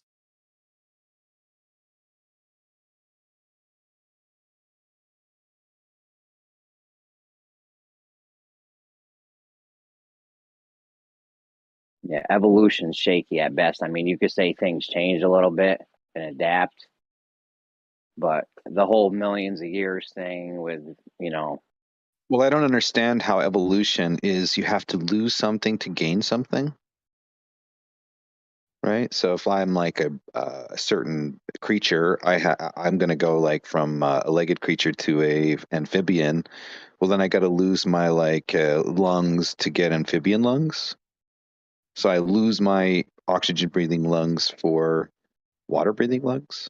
And then I lose my walking ability to get like swimming ability. Well, that's kind of what it is. If you're going from one speciation change to another, you're saying that something has to lose something to gain something. No, it's not like you lose one and then you gain another one. Like, you don't just swap organs. Of course not. Of course. Yeah. No, because you're saying that a banana is the same as an apricot, is the same as an apple, is the same as a monkey. They're all the same shit, right? So the monkey had to fucking evolve into an apple. You want an answer He for had what you're saying, or he do had you to want lose his just monkey eyes. He had to lose his monkey tails, his monkey testicles, and then he turned into an apple, right? Or did he? Or was it an apple first? Are you that asking turned a into a question monkey? or just one monologue? Well, I'm asking you. Your model of Sounds speciation like you're says in the that fourth question already. everything You want originates an from answer to the things you're asking, or you just want to ask them? Everything originates from one single cell organism, right? And from that single cell organism, you have to gain function and lose function to have variety, right? No, why? What do you mean gain function? By like, first of all, your description of some like an species swapping an organ, it's not how evolution describes it. That might be how you describe it. That's in your but brain. I wasn't. I didn't think anything about swapping. I'm talking about losing. I'm not gonna talk to this guy. Another organ. He keeps interrupting me every time. I know, And then Data. You gotta one-on-one. relax. Hold on. You gotta relax. Let's let everyone finish. Data, come on. I think Data's trying to say though you have an complex irreducibility problem. Yeah, I heard it before. Irreducible complexity, I think they call it. Yeah, irreducible. Jeremy, to be fair, Data was talking, and who was it? The other one tried to get in to what he was trying to say. You sure? I thought Bacon was still going. No, it was Data. Data was talking, saying, "Well, it had to reduce da da da da da da da." And then he said, "Well, you gonna let me answer?" And he's as soon as he gave him space. I mean, he made like 3 or 4 questions, and each one of them I tried to make an answer the question, and he started asking another one, right? But I mean, so I just waited. So I just waited until he was finished, and then I started to answering the first one. And when I started answering the first one, he now interrupted me to address what I was saying without me even getting to the end of it. I can go back to the live stream and show that to you. It's fine. All right, let's try to. Okay.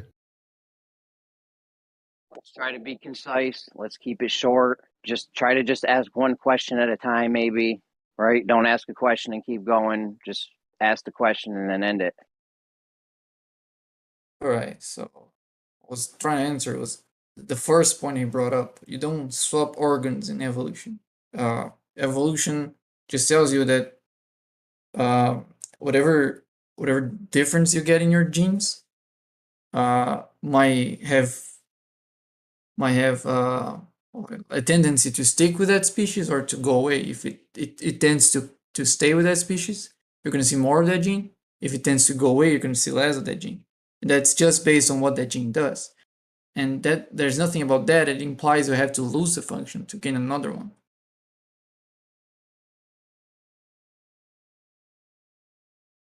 Well, if you have speciation,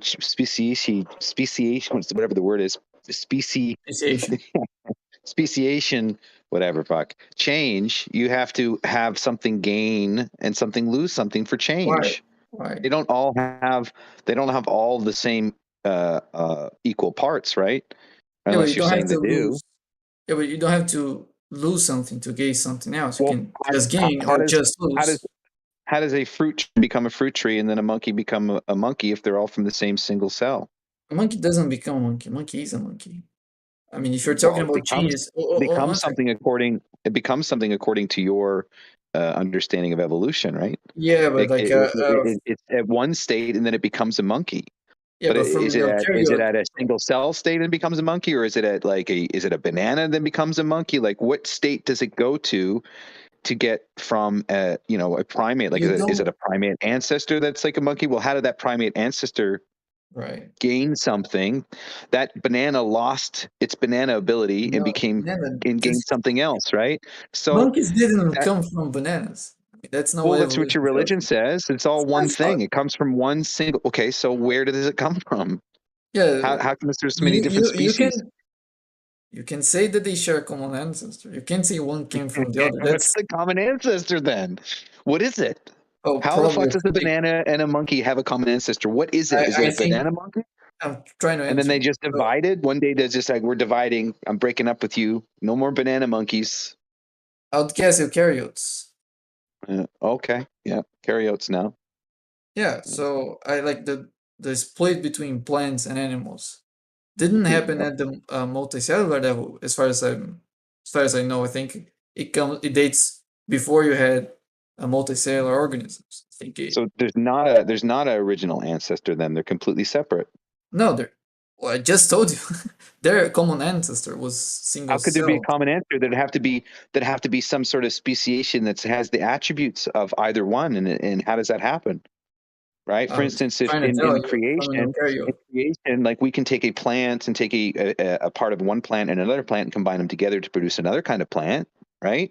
We can do that in practicality. So where is your example of ancestral relationship between? Where can we see that? Where can we test for that?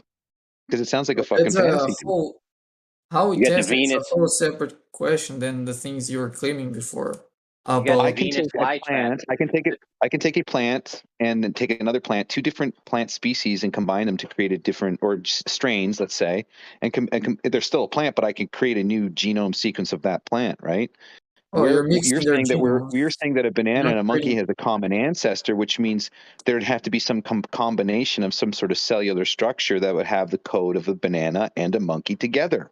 That's what you're saying. No, And no, then one loses the monkey genetic. One loses the monkey DNA or monkey evolution no, ticket, and inherently goes banana style. no. It's What the absolutely hell? ridiculous. Yeah, that would be absolutely ridiculous. I agree with you. But Well, you're then making how is no it happening? connection You're That's between. claiming not there's what an James ancestor. said. You're making There's no a common connection. ancestor. You're making. What is the I'm trying common to. I'm trying to ancestor? get to the end of my sentence. You're making no connection between what evolution actually claims to what you were implying. That's you're not making a connection between those things. You're just It all claiming branches this from is one absurd. singular cell, right? In your model, it's one singular cell. It's one amoeba. And then you want to talk about keratotes, right? I'm saying that if you're going to have something evolve, it has to lose an attribute and gain another attribute, and vice versa. It doesn't matter what it No, is. there's That's what something evolution you're is. making up. Adaptation is not a mutation, is it? Adaptation would be a cellular change. Adaptation is a more Cellular general change. term. Hold on, man. Yo, guys. All right. I want you guys to say over and out when you're done talking. You know, that way we know when you're done and it's time for the other person to go, please.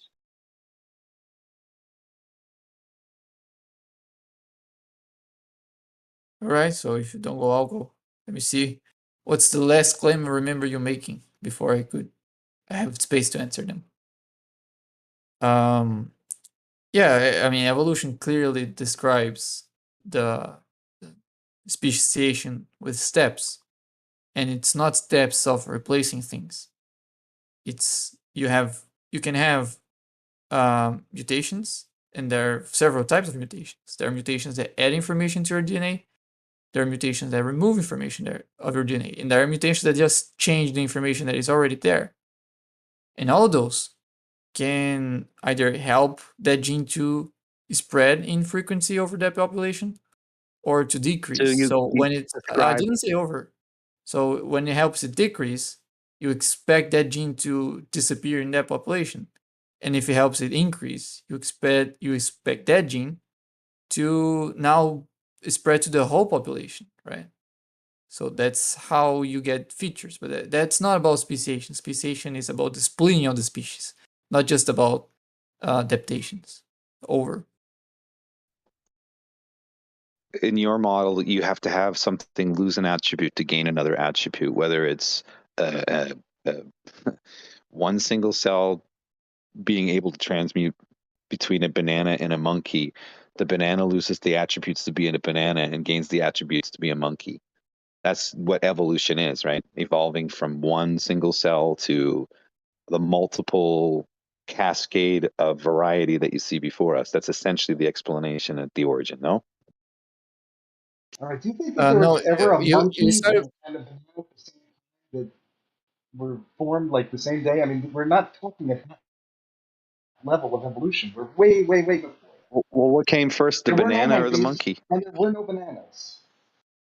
What came first, the banana or the monkey?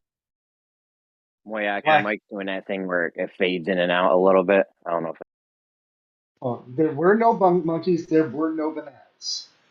Well, what came first, They the were the banana common or the monkey? ancestor of both of those. According common ancestor, great. What came before the common? What came before the banana or the monkey? What came first, banana or monkey? Which one? Because something Well, has actually, to gain banana only has function. existed for probably about 150, 200 years as we know it today. The banana, right? Okay. well, the modern banana, they were still bananas, but they just look different. I don't even know if you would have called them bananas at that point. Way different.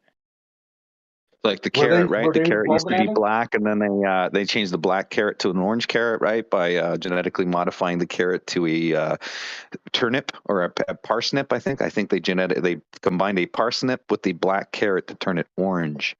And that orange was the reason why carrots are orange to this day is because of the king of the Netherlands there. The orange and white. Is that the Netherlands? Orange and white flag. All right. That's why the So orange back to the carrot is subject. orange. Genetic modification of an orange. Great. And it's what we've been doing all Of along. the carrot, I mean. Wonderful. We've done that all along. And it wasn't genetic manipulation. It was just crossbreeding. So what came first, the banana or the monkey? That's a Because stupid something has to. question. Why are you asking? Did the monkey lose its over and over attributes and turn into a banana? Or what ancestor had banana and monkey? And no one What says. common ancestor? No one says monkeys came from bananas. You have to stop making that What argument. came first? A complete straw man. What came first? What kind of stupid In your question evolution is that? change, what came first? Did vegetation come first, and then out of vegetation a monkey grew? Like what came first? No, Something has to come first. monkeys aren't descendant of any vegetation cell, and Okay, and that's good to know. right, and plant cells aren't descendant from animal cells, but they're Okay, both so they're descendant. totally unique They're and both totally unique, right? no, because they both So descend. what common They ancestor? both What common descend from ancestor? they both descend from prior eukaryotes. Yeah, that's your common ancestor, right? A cell, right? Between monkeys and bananas, yeah. Yeah. So you're saying the cell had a banana genetic in it and a No, monkey genetic in it, no one's right? saying that.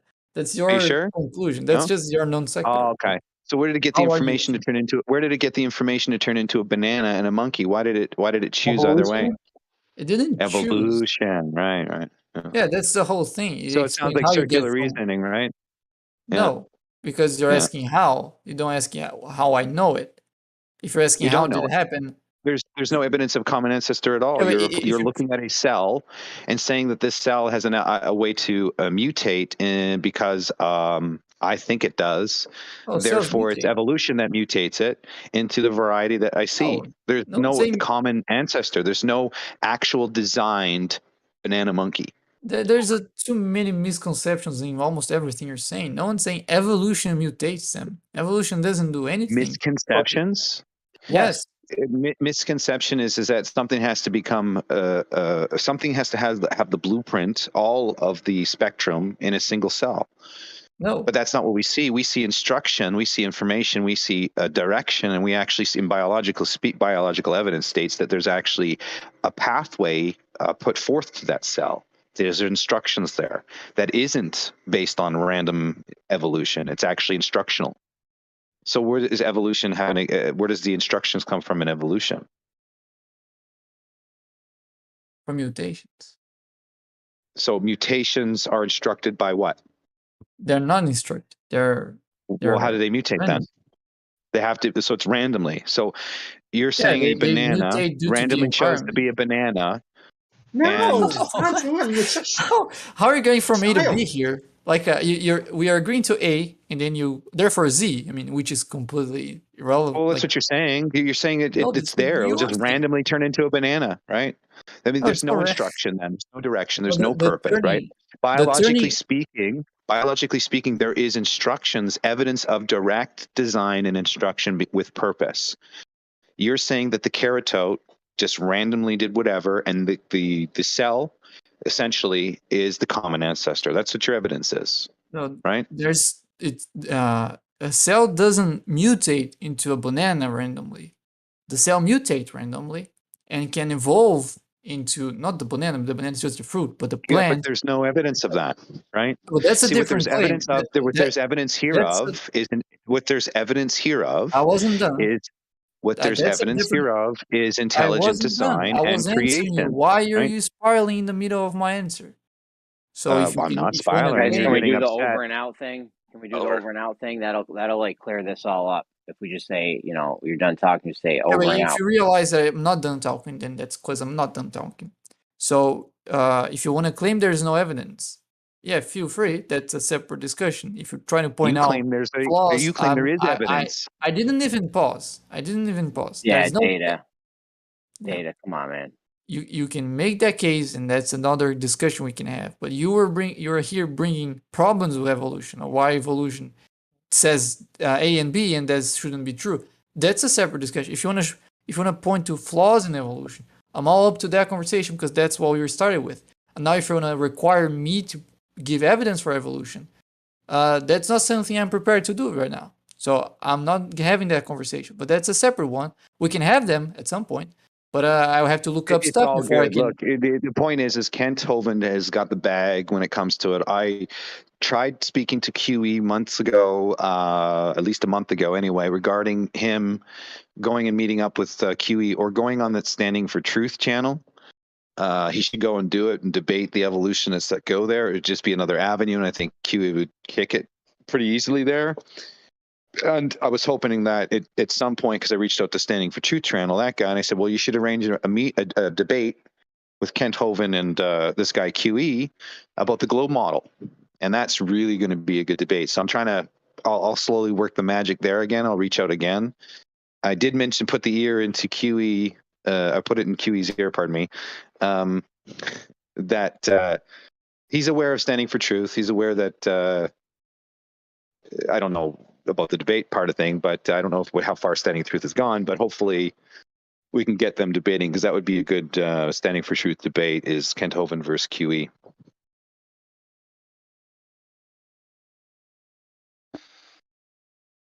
I'd like to hear that one. I put it out there, man. I'll reach out to Standing for Truth again, and I'll reach out to QE again whenever I run into him on the platform here. He's kind of MIA as far as I know.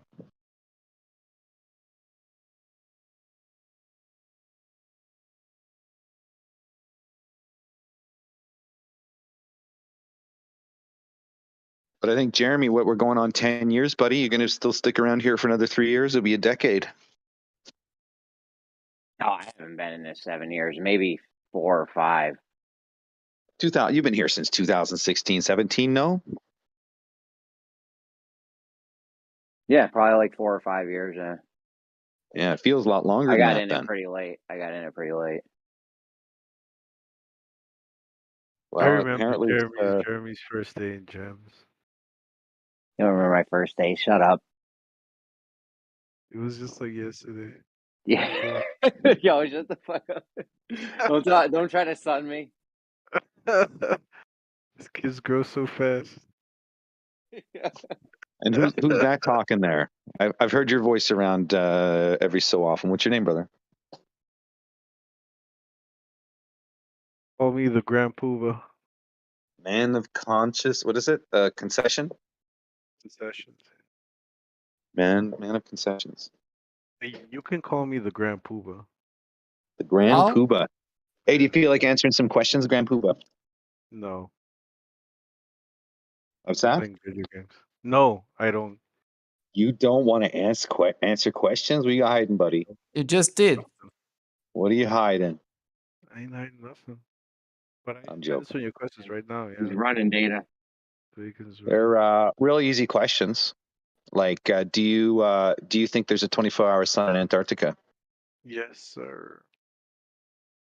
Don't you? Do you have any reason to not believe that with 1 million people witnessing it? You don't it's believe funny that you say that. It's funny that you say that. The 24-hour sun in Antarctica. I've got this writing, and it's kind of perplexing. I've got two historical accounts here, and I'll read it to you, and you guys tell me what you think of it. In 1935, Lincoln Ellsworth flew his single-engine Polar Star across Antarctica and won the Society's Hubbard Medal. 3 expeditions later, and less than 30 years after the record flight to the South Pole, Richard E. Byrd, Admiral of the Ends of the Earth, was appointed the officer in charge of the U.S. Antarctic Program with an office in Washington, D.C. The first U.S. Navy plane landed on the South Pole, at the South Pole in 1956, and since then, planes have regularly air supplied the Admunds Scott Scientific Station built at the pole, where snowbound scientists brave long, black summer months and 102 Fahrenheit temperatures. On January 1958, on January 1958, the station crew agreed to serve Vivian Fauch. When he arrived, that's basically the point. Is that it says here long, black summer months, and then I have this other piece of literature here that says, let me read it here. This is from it's called Secret Land of Can't you just post the link to it and tell us what the point is? This is in my book. This is in my book, right? So just so you know, it's you can get a, yeah, I wrote it in my book. So I'm reading from my book right now.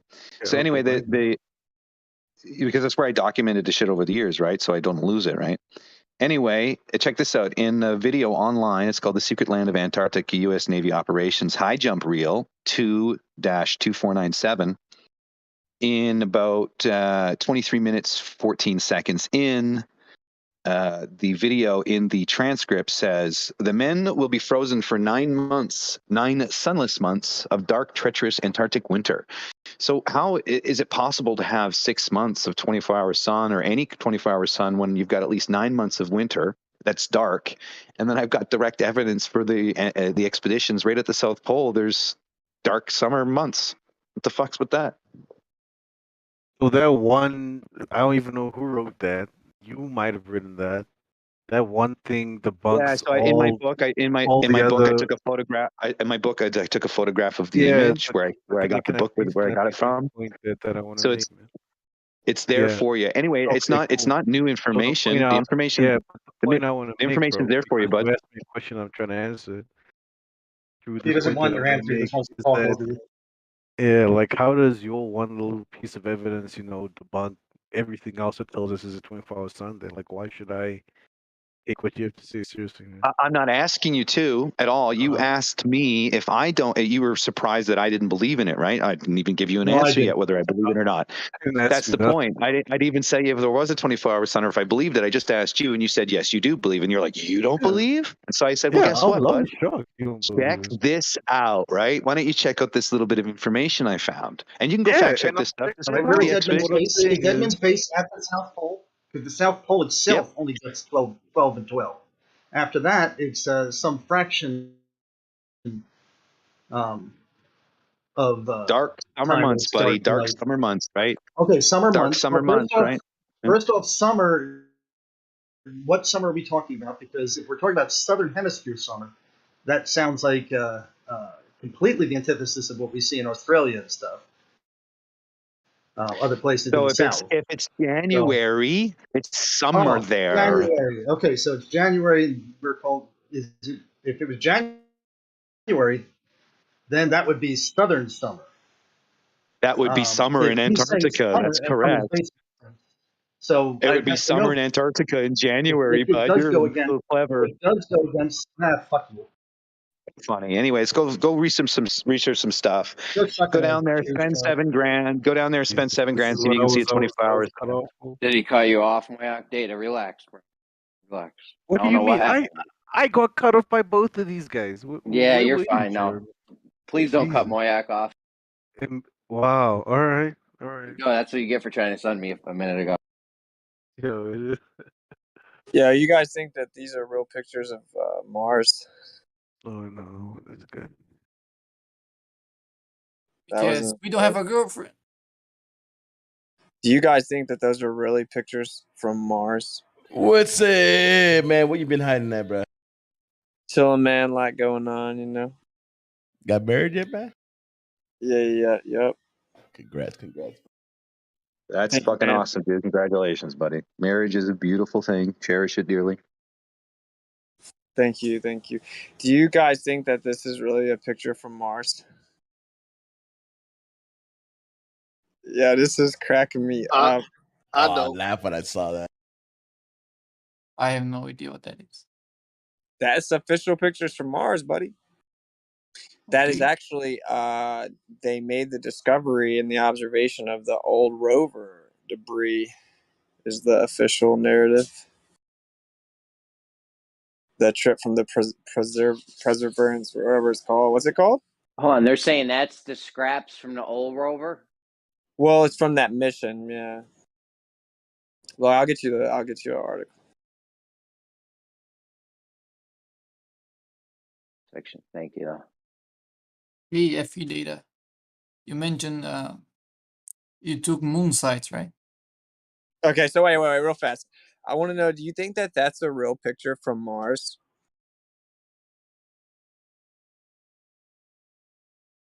Who are you asking? Dude, You. that shit looks like fucking. I don't know. I'm asking you, man. I'm asking you. I'm saying I don't know. You So know, if NASA, okay, well, here. If NASA said these were real, would you think that these are real pictures from Mars? I don't think that's real. Okay. Anybody else anyone else that believes in NASA? This looks so retarded to me.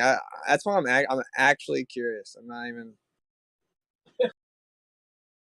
well, what do you Yeah, we get do that. when you can't be genuinely that surprised when a generation, the last 30 years at least, have been raised on these particular images as if they are reality. So how are you surprised that they're looking at it and still living inside their head when they see the? Well, yeah. I'm not saying I'm surprised. I'm just saying I think it's retarded. That's all I'm saying. I'm just saying, like, when I looked at the pictures, I was like, okay. And That's sure all they enough, can offer, right? We That's could all they make the can offer. exact same. That's all they can offer. They haven't. Do you think there's any value really in that picture? If Everything I you're was saying right now. if I was exploring Mars and I had a helicopter on it, I would think there'd be 10,000 times better pictures than to take than something that apparently crashed. Come on, man! You don't see that as an obvious narrative? No. Check out this picture. I We could try to make be the fair exact about it, same right? claim backwards. I try to be fair about it, right? So I put discovery. myself in their perspective, right? And they really love the space story, dude. They really love it. NASA really needs to be real, you know? And in this space story, they went, over 30 million miles. We couldn't send people back to the moon, but we went 30 million miles to Mars. And we had this rover on there and all this stuff, right? They believe that. And then this other craft that goes out there and it takes pictures of some of the debris from that mission. So that's like this exciting narrative for them, a And helicopter, I get it. I get it. And that's you're right. They view this picture or these pictures with that in the back of their mind, wanting to believe it. But I'm just asking, like, honestly, do you guys think those are real pictures of Mars? You already know that answer. I mean, that's the doesn't- same that thing. doesn't- That's the you know, same thing. That's the same I think thing as. That's the same it thing should as be. me. That's the same thing as me getting a picture of the sunset, and asking if you believe the water is obstructing the sun, and you say no, and I'm making the exact same comments. Like we know which evidence, and How we is agree that and the disagree. same thing, man? How is that the same thing? We can both go look at Oh, the I can sunset, put bro. I can give you back like a picture of Mars and then ask if you believe that's Mars, and if you say no, I And say what do you that's think I'm gonna say? ridiculous. Well, Can I ask you it's guys an honest ridiculous. question? Wait, time out. It's ridiculous that I don't believe in pictures from Mars, 34 million miles away, that I can't verify. That's I'm not synonymous saying with that. a I'm not sunset. saying that. First of all, no one here said we believe that. You think if I believe it's true, I said I don't know. And if you say, well, if NASA says it's true, would you think it's true? I'd say, well, I would think so. No, That you said doesn't you mean believe it. Your no, I exact quote didn't. I was, didn't. Oh, I did say I believe it. Can you demonstrate that? 'Cause I'm pretty sure I said I would think that's true. One critical thought about the observation of Mars. Is there any observation or any scientific thing, like, wouldn't it be as a proof, like, because the atmosphere is quite a bit lower there? I mean, depending on obviously the rotation of the blades and the two-blade system the helicopter has, there's enough atmosphere for the helicopter to have lift, right? That's just their practice. Why isn't there any kind of camera footage of any like water, like showing like what water would act like? Why isn't there any like videos of releasing elements of Earth into Earth's atmosphere to see the reaction? Like, why isn't there any just practical, you can bring a rover up there. Wouldn't you be filming the rover putting a cup of water and unscrewing the lid and seeing what water does? Like, isn't there anything like that? I don't get like why they didn't do the way you do it. Is any argument? Well, I mean, there's actually nothing I can see. What I see is photographs of things that are obviously very easy to fake, 100%. What I think would be hard to fake, maybe pornography, I mean, movies and stuff, special effects, but is a wide angle shot of releasing water into Mars's atmosphere. Something that we can actually see a result of. If you say that the atmosphere is a set of pressure, well, it's going to make water do something different. Right, it does so here on Earth. Well, let's see what happens on Mars with it. Just let's fuck around with water. Your argument wouldn't make sense if the goal of There's no observations to fuck around with water on Mars. Allow me to. All right. Your argument would make sense if you started with the assumption that NASA is trying to convince people. Then, of course, adding all those sorts of stuff is going to make it more believable. Oh, buddy, I'm talking about all the millions of dollars they're spending, and there's no scientific experiments. What's science about what they're doing? They're showing you. They're claiming they're landing on the planet. You're just saying they're not doing the way. Right? Hold on, this is what the evidence shows. The evidence says that they land on a planet, they take photographs, and that's it. That's all there is. Where is the actual experimentations? Okay, so where's the video footage for the experimentation? Why would they have video footage of experimentation if they're not doing that to prove that they did it? How are they getting the effects? How are they recording the effects? If they're lying about, they're going to spend all that money and they have all those video cameras, but the video cameras are just for photography. Hey, look, snap, I'm not saying any of that. But then there's like when you're collecting, one rover films the other rover. There you go. Do you want an answer or not? When you're collecting, Jeremy, can't you mod this guy? What the fuck? He's he can get a word. If you're not gonna mod, then you give someone that is on the conversation the mute button so we can stop try to talk Everyone to stop interrupting each other, please. Thank you. There we go. Nice work with it. Maybe not. Yeah, if you're collecting. So anyway, simple question overall, bro. Okay, I know what he's asking you. Okay, but I'm just asking you. Does that not look like it's just a studio, man? Yeah, it could be. Like, I'm not trying to defend this picture here. Not trying to defend that this is true. It's official. I know, but I'm not here saying we have evidence to accept that this is true. I would think it's true because I don't have any reason to suspect NASA. I would suspect NASA as soon as you have zero reason. I haven't even paused, man. Why are you interrupting me? Yeah, let's let everyone finish, guys, please. Yeah, as soon as they give me reasons to suspect them, I will suspect them, right? I'm not digging into NASA shit. I don't care about NASA shit, right? And you don't have. I'm not gonna be in a position to defend these photos because I don't care about them. Well, here's my follow-up though, right? So it's that's called willful ignorance, and it's convenient you don't care about it, but it has implications. For example, what's your answer to this? If those images actually are faked and just in a studio, and you knew that, what would you then think about the credibility of NASA? Yeah, I would think very little about their credibility. I wouldn't believe any more shit from NASA. But the thing is, I'm not here to debate NASA. I'm here to debate the shit with the Earth. And I don't think I get that from NASA. So I don't give a shit about NASA. Whoa, here, that was my follow-up, right? So, but so you agree that when it comes to the Earth spinning ball and space theory and people fly out in space and all the stuff about this giant universe, all these claims about this heliocentric model and beyond, don't you agree that if you had to remove NASA as a source, that's going to drastically decrease anything that you can even claim about? Makes no difference. I mean, you can observe the path of any celestial body you want yourself, and that makes a lot of sense under heliocentrism. There's no other model that makes that gives any explanation for those. That's just for a start. You have GPS, and We there's measured no the way. Earth as an oblate spheroid for centuries before we had NASA. But Ridiculous. wait. No one's answering the question. So I'll ask the question. Okay, so if NASA was proven to not be a credible source, and you thus had to dismiss all their claims because you can't trust them as credible, wouldn't that drastically decrease the amount of quote unquote evidence? Is anyone going to moderate these guys? I mean, they cut him off like 3 times already. Yeah, the answer is no. Yeah, guys, relax. What the fuck, man? Okay, we know that the Earth's been in the sphere for centuries before we had NASA. Now's the time for Rumpus to talk.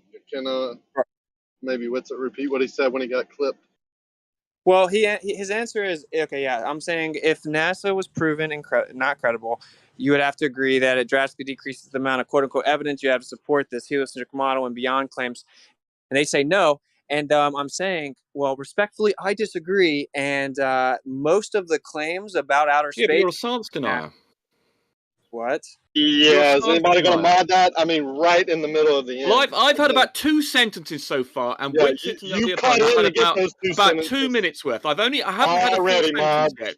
I haven't had a full sentence yet, whereas Witsit has had about, I don't know, 5 minutes. Try harder to cut in, clip in. So it's my so I think it's about my turn. Right. So You mean it wouldn't before make he any finishes difference this at thing? No, I'd all like to if hear the end NASA of was this shown to be a complete liar. I We've don't got understand why centuries Rumpus is of allowed to evidence do to this. show the Earth is a sphere, and what's more, there is no Y'all evidence just gonna let him do this, whatsoever huh?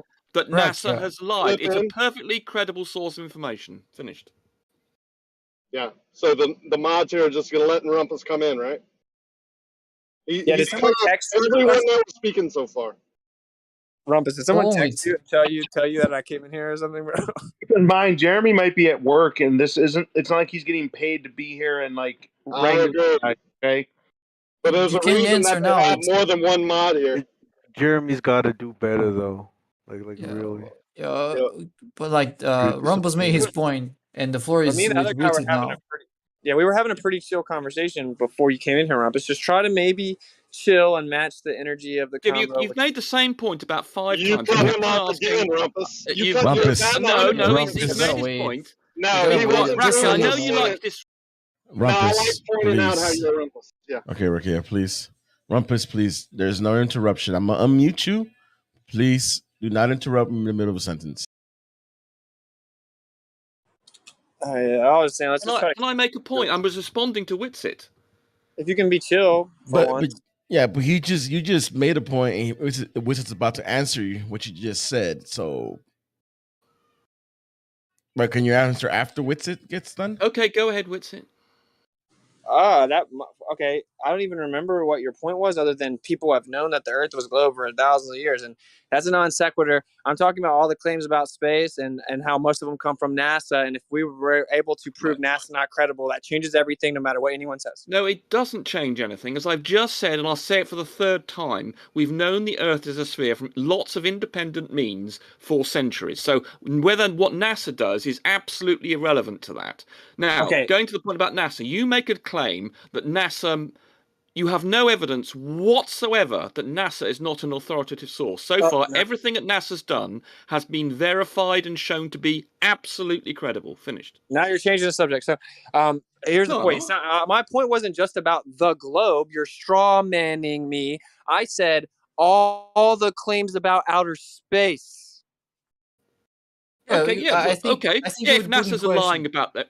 Okay, sorry to interrupt you there. If NASA's lying about things, then yes, that would have a dramatic effect on what we believed outer space to be. But that's like saying, okay, if you're not living in a real universe, you're living in a simulation. If I were to show you that would obviously affect anything. But that's a hypothetical. It's not the case. We've got lots and lots of evidence to show that NASA is absolutely an authoritative and reliable source. So you can speculate what you like about the existence of fairies or whatever, but it's not a part of the real world.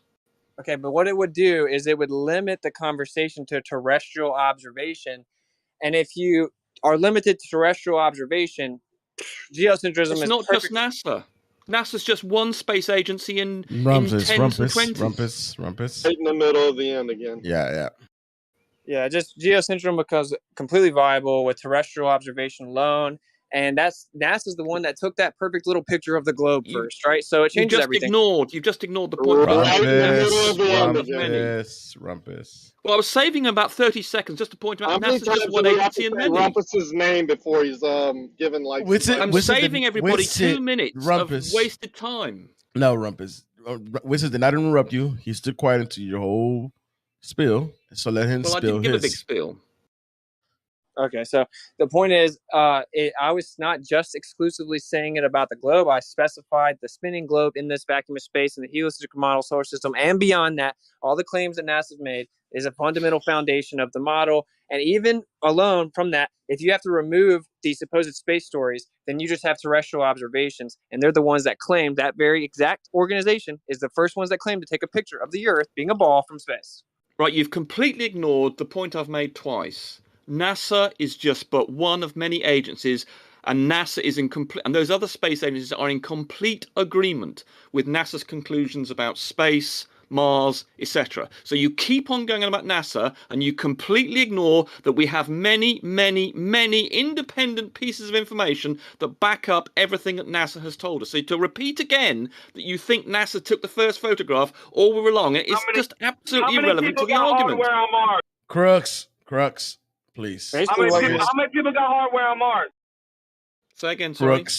Crux, wait until he finishes, and then... I had finished, actually. I had actually finished. Okay, because he just jumped in the middle of yours. Yeah, he did interrupt me, but I had actually finished. Well, I like this question. Hardware on Mars from different agencies. I missed the first word of what you said. Can you repeat that? I missed the first word. You keep on losing. I keep on losing the first word. How many agencies have hardware on Mars besides NASA? Well, India sent a probe to Mars, and I think the Russians have been around. I'm not sure about it, but the Indians have certainly sent one over there, and we have lots of pictures of it, obviously from various telescopes on the ISS and the Chinese space station presumably has taken photographs of Mars. So we've got lots of information, and I say India's actually been there. So we've got India has sent a probe there. So that's one. There you go. Okay, so it's kind of, again, a straw man that if we are addressing the hypothetical that NASA was proven fraudulent, that I must, by deduction, trust all the other space agencies. They don't make near the claims that NASA do. NASA makes the most claims. NASA supposedly has the best technology. NASA is supposedly the most advanced.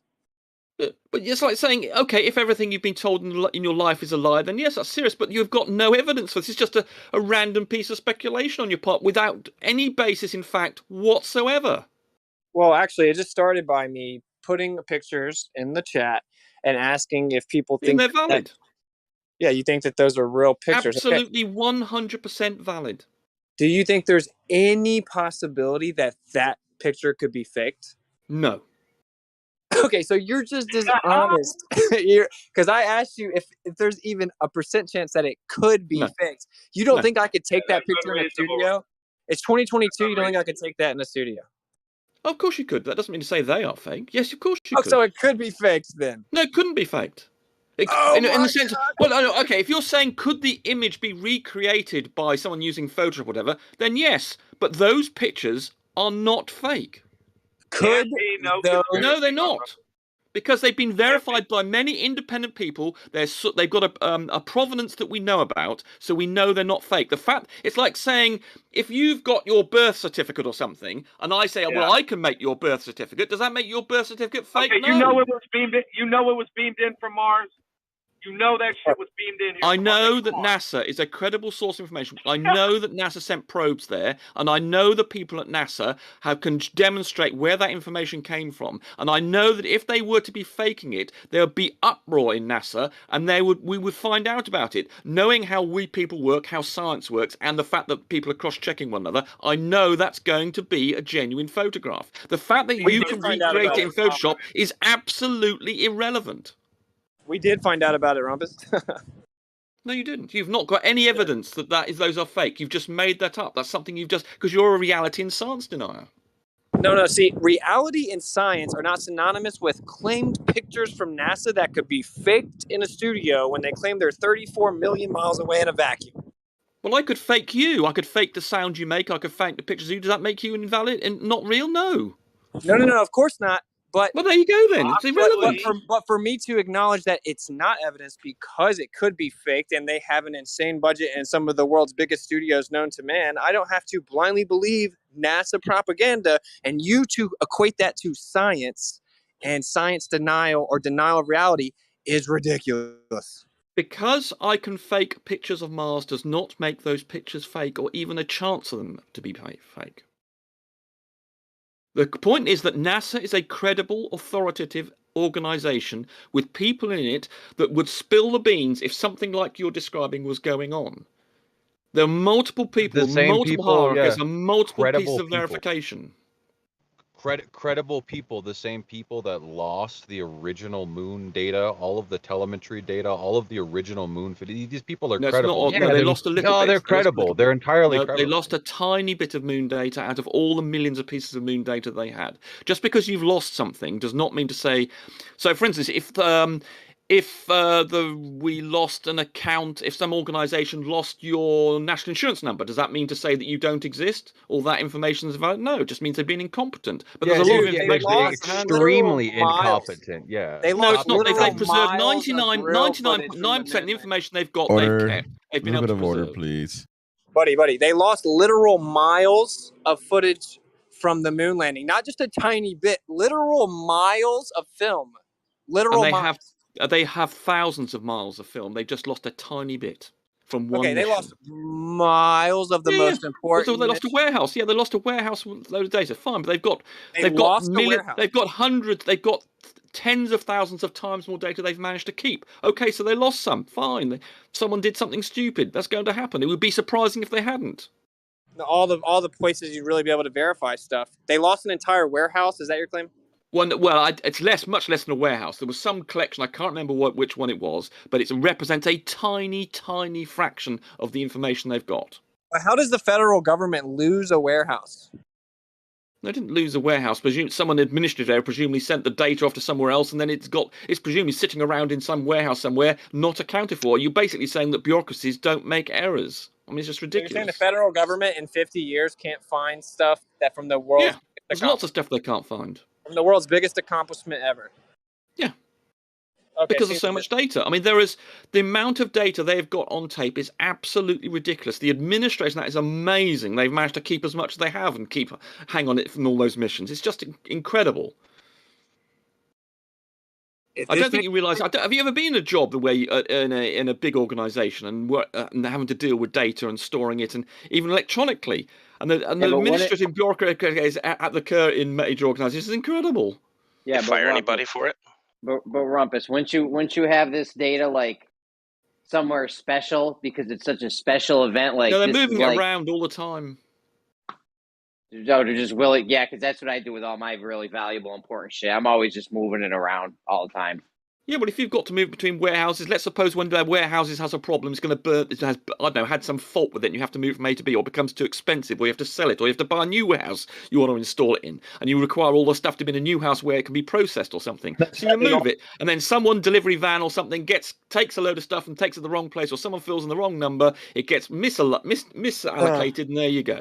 I mean, there's so many ways this can happen.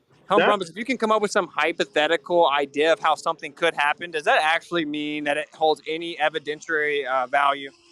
Yes, the vast majority of the data they have managed to keep track of, and the rest of it's just some bureaucratic error that inevitably happens in the real world. And if you had any understanding of the real world, you'll realise these things happen. If you can just speculate as to how you can explain away discrepancies in stories we're told by the federal government, does that actually have any evidentiary value? Yes. Do you believe that your federal government makes bureaucratic errors and loses things? I mean, they lost some atomic bombs, for instance. I think there are 2 atomic bombs that have gone missing they can't account for. How about that as something? How do you know they went missing? The same government that lost them? Well, they can't track them down. Well, why would they say they wouldn't admit to this unless it's a rather embarrassing thing to admit they've lost. And they can't account for them. They're really trying to convince you that nukes are real, and they want you to be scared that maybe they don't believe nukes are real. People so that you can interrupt me because you're living in fear. And so when they get you in fear, then you're easier to control. So, oh man, watch out the nukes! They're all floating around. We don't know where they're at. You don't believe nuclear weapons are real? Is that right? Is that what your point? Is that the point you're making? That they I don't know. You aren't listening, right? So why would they? You said you said, why would they ever lie about losing nukes? Because they want people in a state of fear, thinking that the boogeyman might get these mysteriously missing nukes. So you better watch out, because you're much more compliant when you live in fear. Then you go look at studio pictures of quote unquote Mars and swear up and down, you know it's real. Right. So you think they have spread a false story about losing nukes as some amazingly complex scheme to keep you in fear? Is that your claim? No, I'm not making any type of claim about their claim that they lost nukes. I'm saying I don't have to blindly believe in it. And because you've remembered the narrative they told you that happened is not evidentiary value at all. Well, it just demonstrates, hopefully, to you about what happens in the real world. And in the real world, things get lost, including amazingly important things as a nuclear weapon. Hey, man, do you agree that if you can just recite government propaganda, it doesn't actually make the government propaganda true? Rumpus, something else that also happens in the real world is important things being put somewhere and not lost. So that's equal. That's a wash, because that also happens. And they've done that. They've got a 99.9% success rate doing that. So that's pretty good. No, they have a 0% success rate with the world's biggest accomplishment. They have a 0% success rate. No, they have a 99.9% of the information that NASA has collected, they've managed to retain. No, that's not. That's a non sequitur, though. That was a conflation of what I'm saying. No. Well, I don't care what your point is. I'm pointing out that they have very successfully held on to the vast majority of their data, and any little loss of the data is just down to some bureaucratic error that is inevitable whenever you have an amazing amount of data and you have to organize things, move things around, and you have things lasting over 50, 70 years, whatever. That counting forward, inevitably you're going to cock it up, and the fact that you can lose an atomic bomb through a bureaucratic error means just demonstrate, should hopefully demonstrate that these sorts of things can happen. Okay, but this is some of the most important evidence that would exist of the most important mission achieving objectively, some of the most important information that would prove the moon landings, or at least have evidence for it. They're not interested in proving it to you. They don't care listen, buddy. Buddy.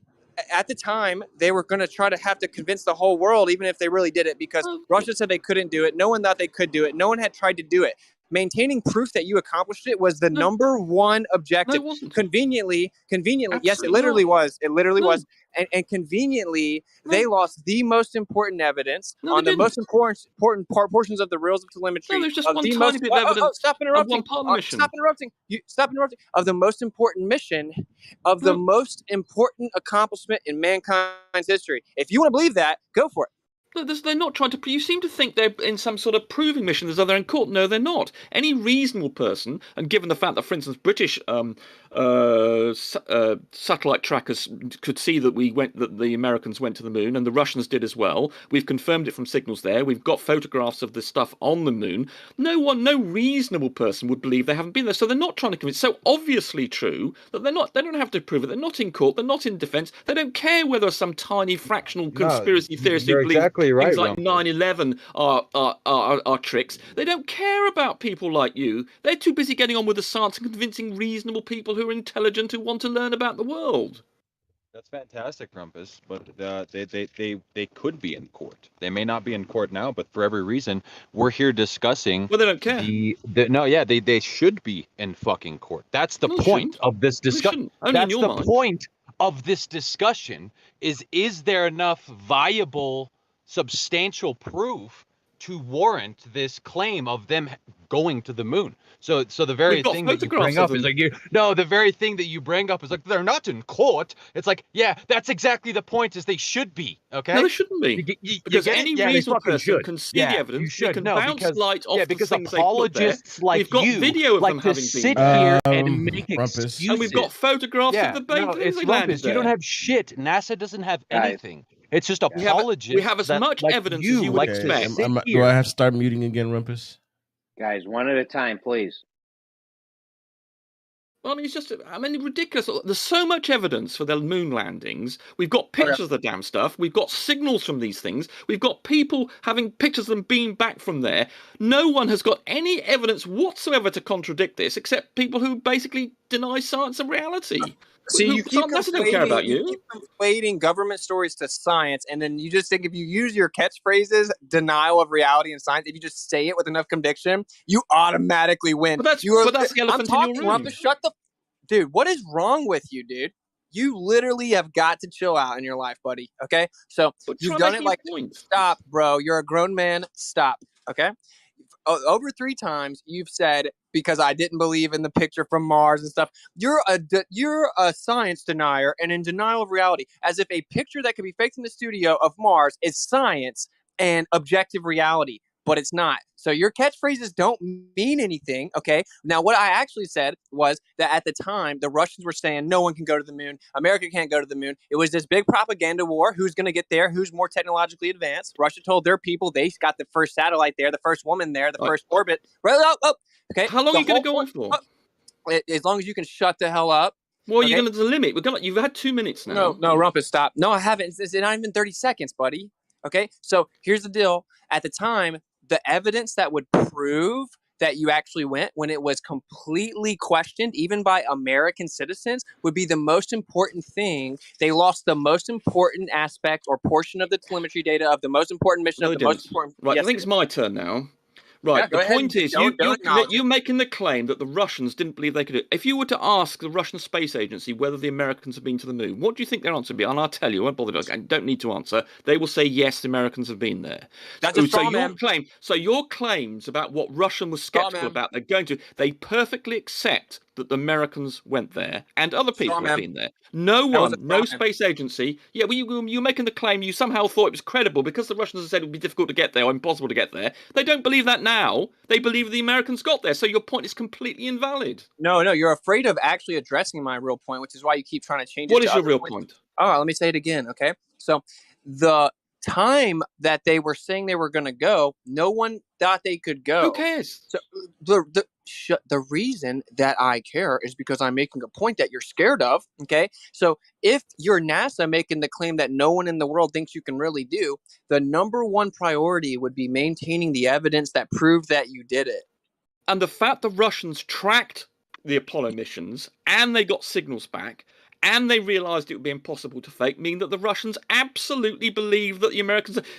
all the proof you could ever want is there already. You don't need any more. Watch this, all the video, all the signals, the fact they tracked these things onto the moon knows in their own mind they know for a fact the Americans went there.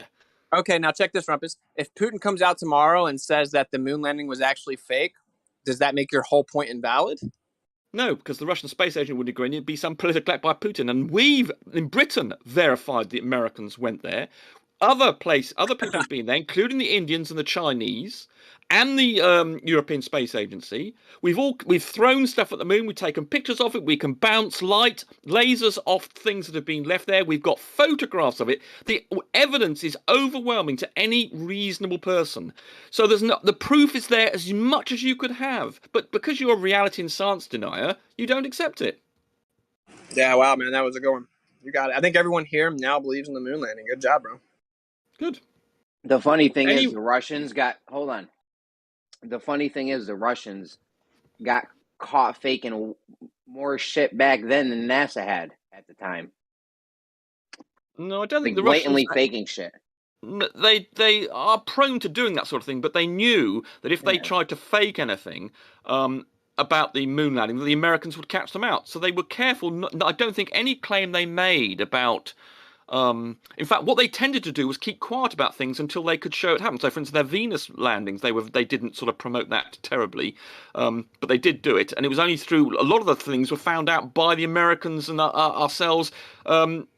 Intercepting, for instance, the signal from the first picture of the surface of the moon was sent by a Russian satellite that landed, and it was decoded in Britain and then transmitted and put on the front page of the Times. The Russians didn't promote this, so in fact they aren't very keen on promoting themselves actually in that regard. But we have got evidence, so they weren't faking this, and I'm not aware of anything that they fake. So if you've got some citation or some piece of evidence that the Russians faked something on the moon, then please let us know, because I'm not aware of anything they did that they faked in terms of space. They they tell lots of lies politically and about the physical situation, but not about space, as far as I'm aware. All right, calm down, man. The moon story is so real, Rumpus. Thank you, dude. I didn't even think about it like that. And those Mars pictures, even though they look like they're in the studio and super fake, they probably definitely were taken from 34 million miles away. Yep. Yeah, for sure. They were taken. They were taken only a few meters away. Then the signal of the photograph that was taken was then transmitted to here. So the picture was not taken from a long way away. The signal went a long way. Dude, the Mars ones are The clear picture cut. was taken far away from Earth. So anyway, yeah, but now, dude, now you think about it, I thank you for waking me up, because I just realized that if I even question the validity of those pictures that look like a 5-year-old could make them in a studio, then I would actually be in denial of science and reality. You don't seem to understand. If I can make a picture of something, that doesn't invalidate the original picture. If I took a picture of you, I photoshopped a picture of you, made it fake, that doesn't mean you're fake or anything you took is fake. You don't seem to understand the logic here. It doesn't invalidate the original photograph if I can reproduce it. Yeah. So when people claim that there's a picture, and if I don't blindly believe it, then I would be in denial of science and reality. Well, obviously you have to establish a credibility. So, for instance, if the, I don't know, the Montenegrins suddenly, out of nowhere, or the Central African Republic suddenly said, we've got some pictures from Mars for you to look at, that we put there, and we had no evidence of the mission to there, we would suddenly think, hold on, that doesn't work as a piece of evidence there. I'm afraid I'm going to have to question that. Whereas with NASA, etc., they have got a whole history of credible evidence that they've provided, and everything that they have provided has been shown to be true and verified independently by other space agencies. So that organization has been shown to be authoritative and credible. So because of that, and we know how it works, and there are people, it's a democracy, so we know that information flows freely, and if it was some sort of faking going on, the people with that information would get let out, and inevitably someone in NASA would tell us about it. So because of all that background evidence we have about the credibility, we can say, yes, if it comes from NASA, they've got this internal checking system, we know that's going to be correct. Whereas if some Central African Republic suddenly started giving us some pictures from Mars, with no history of credibility, then we could have a different attitude. So NASA has earned our respect, it's earned its right to be authoritative, whereas other agencies, perhaps, well, non-agencies, have not. But even if the Indians provide us with pictures from Mars, which on the thing they sent there, I would believe that, because the Indians have demonstrated they've got a credible space agency that's done things that have been verified independently. The way you work out whether something's true or not is whether or not you get lots of independent directions of evidence that have come to you that have been shown to be valid and credible. Now, if that happens certainly over a long distance time, you then say that organization is credible, and this is being taken over by some nutter or something, or some huge change in it, providing you know the culture of that thing, and it's got a credible history, you say, right, that is going to be credible. Right. Yeah, I didn't even think like that, man. Thanks for pointing that out. I was thinking about it when you were talking, and when NASA was founded and they pulled over that SS officer that was notorious for faking rocket propaganda and has proven to do so under his own admission, it was a perfect person to come start the credible source that is NASA. And everything that they've ever said, even though I can't verify them, they have to be true, because if I didn't believe them and their Nazi roots, then I would actually be in denial of science. And I probably wouldn't get my vaccine and stuff, I'd be a real danger to society. I would just be in utter... because they employed one person who, when he was working for the Germans in the Second World War, when he was fighting their country, fighting for their existence, I'll accept what you're saying is true. He was a propaganda person. They employed him in NASA. But the point is that NASA as an organization has a different culture to the Nazis in the Second World War. They're not fighting a war. This guy, if he did start misbehaving, this one chap you've mentioned, I'm sure that other people in NASA will be saying, hold on, there's this lying German bastard in this organization telling fibs. And he would be kicked out. I'm not talking about one ketchup. There's a lot, but I was just talking about the very, very beginning of NASA, like literally when it started. I figured we could just start there. But since you broke it down so logically by appealing to authority in vague terms, I now realize the flaws of my way. And I should know that the SS officer that was sold to the Russian people or sold to the German people as being the most advanced rocket engineer in the world, and notoriously sent fake videos to the public that weren't real, claiming stories about where rockets were going. And then NASA handpicks them and bring them over there to start their space exploration program. That's a very credible foundation. And I was overlooking again, you that. just mentioned one officer here. Are you saying there's more? Well, So are the you? guy. So what are you the saying? guy- Are you saying the Nazis in the middle of the Second World War produced some video or some film of saying where rockets went? Is that your claim? That's the basis, the premise for saying they've therefore lied when they joined NASA. Is that your logical argument? Objectively, you can look up Joseph Goebbels. He was head of the propaganda department of the Nazi regime. This Certainly guy's name was, is Yep. And one of the things that they write He never about is joined how they. NASA. It seems like you can monologue, but you get really triggered when I start to. Well, I mean, you're bringing up the German propaganda leader, and he Rumpus, I'm never just gonna joined NASA. So temporarily how's that mute relevant to you. your story? Rumpus, I'm temporarily going to mute you till Wits is done since you can't control yourself like a grown adult. Thank you. I'll unmute you in 1 second. We got to let everyone finish, please. So Joseph Goebbels, head of the propaganda department, wrote of many tactics, and they still use the same tactics to propagandize people. Short catchphrases that are remedial that people can say over and over, like science denier, for example. And another thing he talked about was technological advancement, because people show their loyalty to the government if they think that they're the most technologically advanced in the world.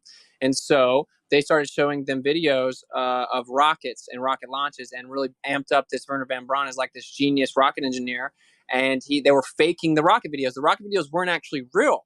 And this is this is open information now. Now, this is the same guy that NASA decided to bring over out of everybody in the world to start the space exploration program, and then designed all of our rockets that supposedly went to space. And then they showed us videos, again, via the same guy. But if I don't believe that they would never even consider lying to me, then I would be, in denial of reality and science, if I ever even considered that. So I get your argument. It makes a lot of sense now when you put it that way.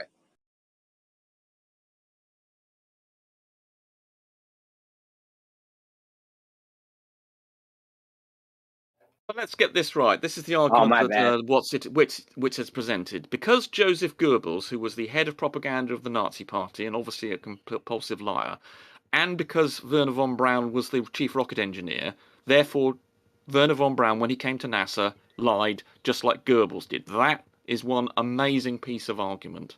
Absolutely No, that's not what ridiculous. That's exactly what you said. You were saying that because Goebbels said he was advocating all sorts of propaganda, you're basically saying that Werner von Braun was a Nazi and a liar, and everything therefore, and everything in NASA was therefore as a result of Werner von Braun, because of his connections with being German, basically at the time of being at war. And if you think that Werner von Braun somehow could, if he was busy lying away in NASA, and you think the rest of the people around him would be putting up with that, you again detach from reality.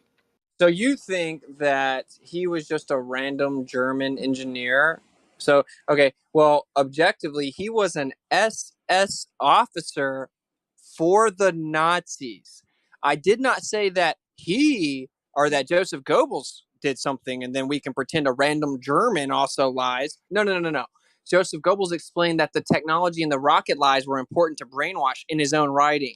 Werner von Braun was in charge of that part and admittedly faked rocket propaganda videos. He was an SS officer of the Nazis. And then the United States pulled him over to NASA right when it began, put him in charge of space exploration to go show us videos again.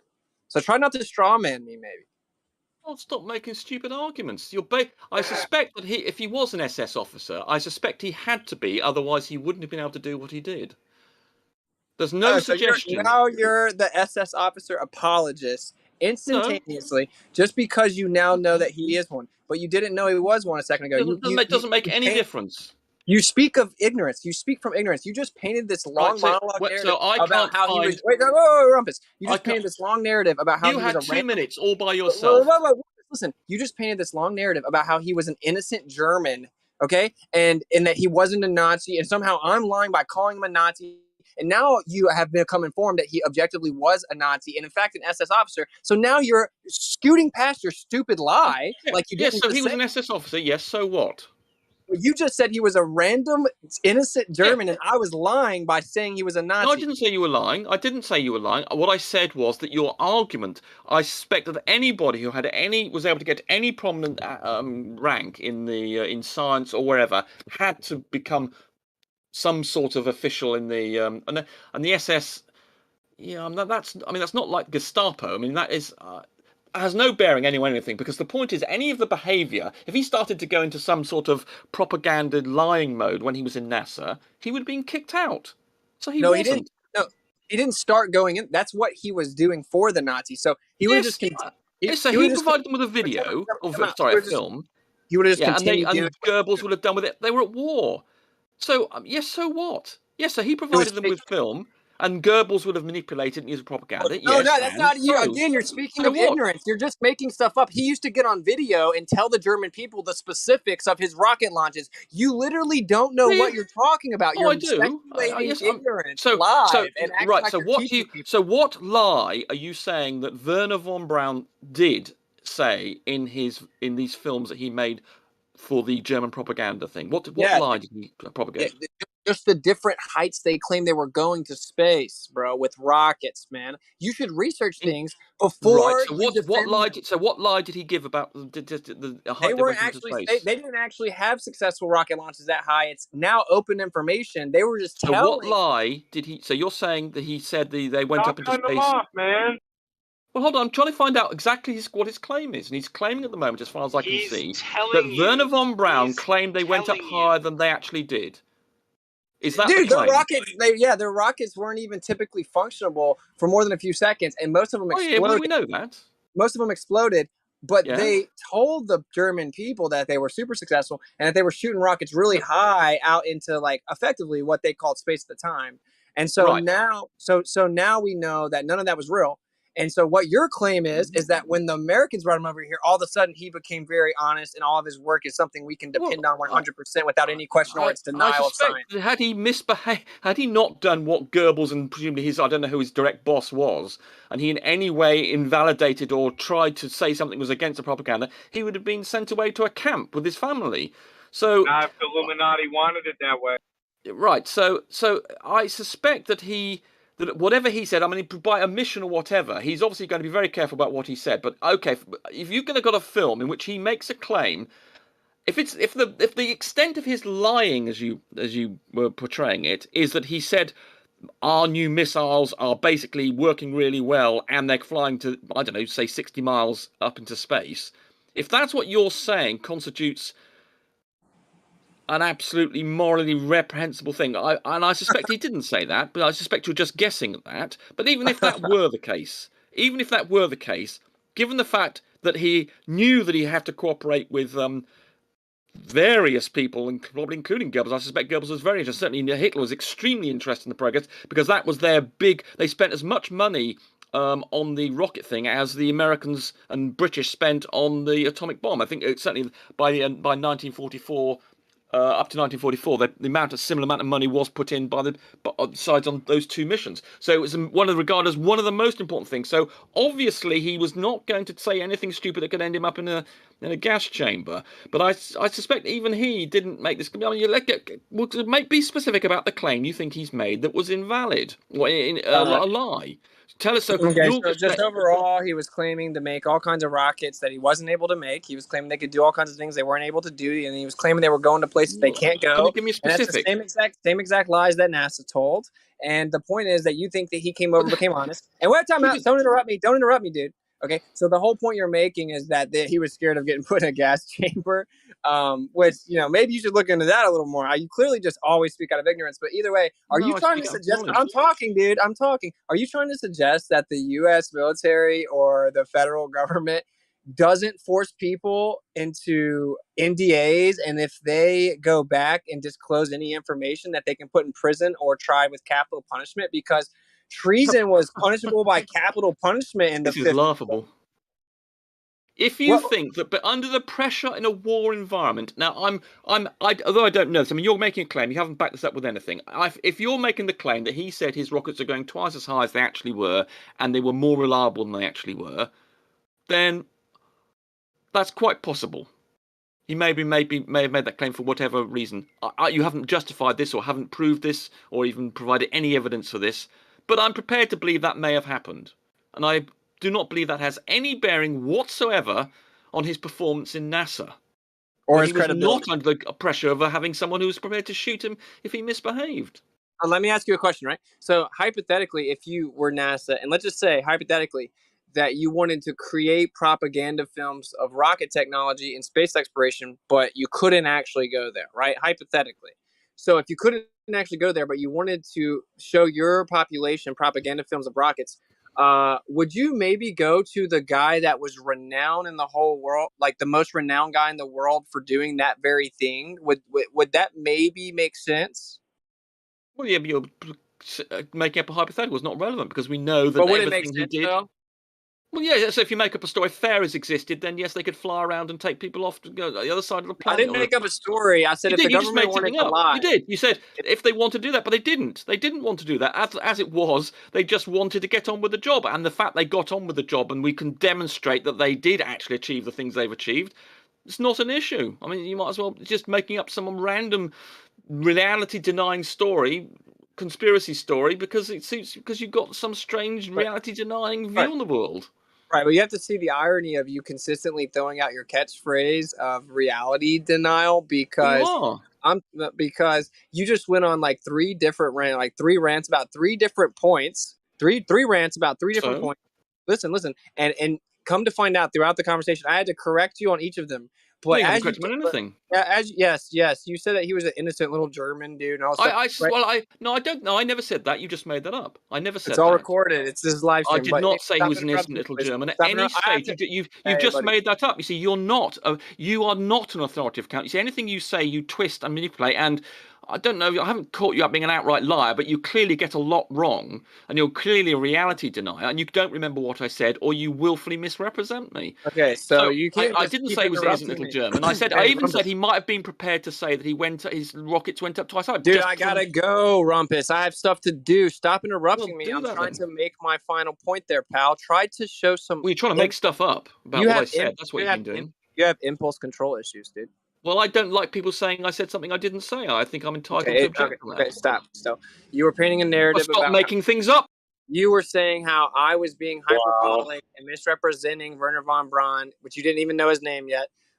But it was just some innocent German and all that stuff. Anyway, the point is, you go on these stories speculating because you think you know what would logically happen or what would have been probable. And you're like, oh, it was probably just this. It was probably just that. It was probably just this. And you keep doing that. And then you get corrected because you're speaking of ignorance. But then in the same breath, you say, I'm in denial of reality. The point is, you conflate your subjective rhetoric with reality until corrected. Then you breeze past it and don't have the integrity to admit that you were wrong. The point is, no, it's not science denial to deny picture claims from federal governments. And no, it's not denial of reality to question the credibility of proven liars. Okay, thank you. Gotta go. Right, well, they were just gibberish. He provided no evidence whatsoever to support his case. No evidence whatsoever. He just said that supposedly this Werner von Braun, I suspect he wasn't involved in the propaganda or making the claims he did. But he provided no evidence to suggest that he did. I never said he was an innocent little German. I mean, the guy just makes... How would you know? Sorry? Have you done any investigation in the walk? He just claimed that I'd never heard of Werner von Braun. See, this is the sort of I've been fully familiar with him for 30 years. So this is the sort of thing Witsit does. Because he's fully familiar. He's just speaking. He just makes stuff up. Like he claims I said something I hadn't said, and then he claims that I had never heard of Werner von Braun before. He works on no evidence. He just works on wishful thinking. He's just got wishful thinking. That's the only basis for his opinion is what he wants to be true. When he said you didn't know who it was, he meant you didn't pull the connection when he was going, what was the guy, the leader? Well, I knew I was trying to get him to say it because he started off just saying a person. I didn't know whether he was talking about Werner von Braun or someone else, and it turned out he was talking about Goebbels, which he seemed to think that I wasn't aware of. And he obviously thinks he is completely ignorant of what he obviously knows very little about Germany, the Second World War, and the only thing he knew about Werner von Braun was the fact he's an SS officer, because that's presumably something that is important to him. And the idea that Werner von Braun could in any way change the culture in NASA and direct it to be a propaganda vehicle for him is absolutely ridiculous. And all the things that NASA have done, all the early flights they did in the 60s and things, were all verified. We were able to check them. The UK was able to spot these things going around. The Russians were as well. It's pretty silly, Racky, if you think about it. Because my dad actually worked for NASA back in the day, too. And all the things I went to his office. And your other family member was the leader of physics for the world. Yes, we were related. My uncle. Yeah, my uncle was the leader. You didn't get it right. So my you're calling him a uncle liar, was Rakia? my So uncle Rakia, are was you the calling leader, Vanek a liar? And look at you hold on, let at me finish. Let me Geo's on finish. I'll Discord. make You it must clear be so you get it running right. a family, huh? I'll make it. Let me Hang on, say it so And I are get you it right. saying you're the runt? Let me So let Jeremy, me You're the explain Rakia's so you calling get one it right. Vanek a who liar. ended Jeremy, up can you on see this? Discord. Jeremy, can you see this? hold Rakia's on, calling guys. him a Yeah, liar can you about see his Hold how on. family Xanax relations. I is mean, are you going to tolerate trying that? I mean, I think that's intolerable for someone to go around saying that someone else making claims about their family is basically a liar. I mean, that's just completely. All right, you're all muted. All muted. I tried to gain control of the room. I don't know why. I was Zanuck had never. it. Zanuck has the floor, Jeremy. Zanuck has the floor. All right, you're all going to get your chance to Yeah. speak one at a time, though. One at a time. So here you go, Zanuck. Thank you. He was my uncle was the lead scientist on the Voyager 1 and Voyager 2 spacecraft. He was the head of SETI, Search for Extraterrestrial Intelligence. My father worked at NASA. Yeah, 2 family members. Nothing amazing about that. There's millions of people or thousands of people that work in these And you're also a organizations. millionaire.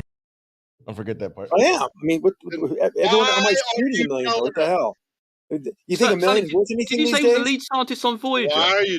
Yeah, lead Lead scientist. scientist for Voyager 1 and Voyager 2, yes. Bloody hell, And Zanuck, that's something. Well done. what That's about the real other close. Yeah, family member that's the I had no lead part of it, but physicist you know, in the it world? made for very spirited and interesting conversations at Thanksgiving and over dinners. Trust me, it Wow. was, At it the was cranberry amazing. Just And wow, they Zanuck. would ask him way too. Do you And think when, they got paid too much, just enough, or not enough? he didn't make a lot. He wasn't, a very wealthy guy. He was on. He was actually he was alcoholic. He was wandering the streets of L.A. when he worked for the big institution down there. I can't remember right now because I'm thinking about other things. But he was not. Yeah, those people didn't make millions doing No, I what they can't did. imagine they were like grossly overpaid unless it was some sort of conspiracy thing.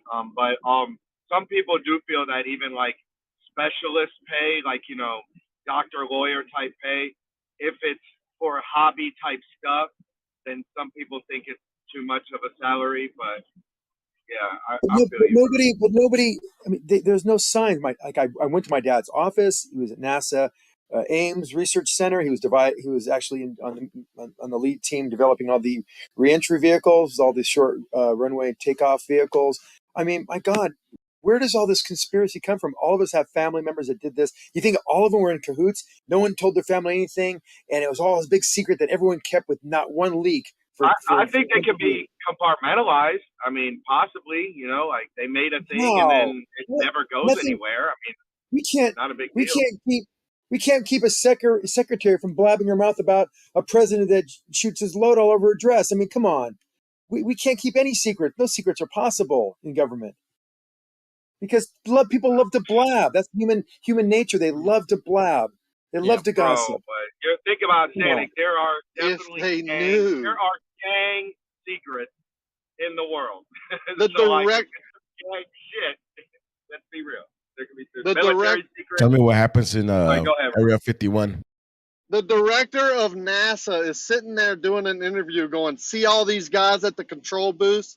They would have no idea if this was a real launch or a simulation. You don't think people could be... Correct. Yeah, so if they're working on the short runway launch or they whatever, aren't the ones how involved in would all they the other know? areas of the Oh NASA my launch, like the God. people that were... Yeah, they're the smart ones. Like all the astronauts, or like the Right. people in the launch pad, or like the people that built the rocket itself, and other people that were not in the control center. There's thousands of people involved in this effort. This isn't just don't a think handful of people 20 are guys denying that the looking at rockets computer are monitors. built. I'm sorry, you were talking over me while I was finishing that I sentence. don't think people are denying that the rockets are built or that there's launch pads or even control rooms. The point is, in those control rooms, the very people at the monitors getting paid to do a very specific job wouldn't know. The rockets were tracked by Great Britain tracked things like the Apollo mission. So did the Russians. My There's son lots could of write that independent code. evidence the for capsule go? all the things that Rakia. happened agreeing. Where'd the capsule go? It was missing for 3 days. Where did it go? I mean, all of a sudden it just splashed in the ocean. You're not very smart, are you? As Rumpus was saying, they were tracking it over 3 days. Everybody, the whole world tracked these items. We can fucking see the ISS. I mean, come on, it should stop right here. We see the ISS transit the moon, zoom in, see this guy spacewalking, see the fucking shuttle attached to it. I mean, everything is. I mean, how They spacewalk today. are you They did insane? spacewalk today.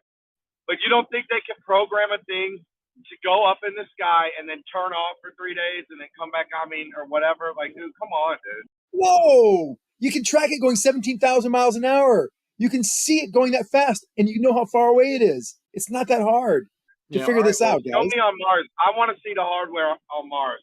Show me that shit. Well, that's a little bit more difficult. What, you want to be taken there, or are you happy to see pictures of it? No, I mean, one day we'll have the Zoom, or one day we'll have the video of the journey there. I mean, since they got such beautiful high-res pictures that you believe of the crash site, maybe they'll take them cameras and do more with them, not just the fake-ass descent. Maybe we'll get the approach.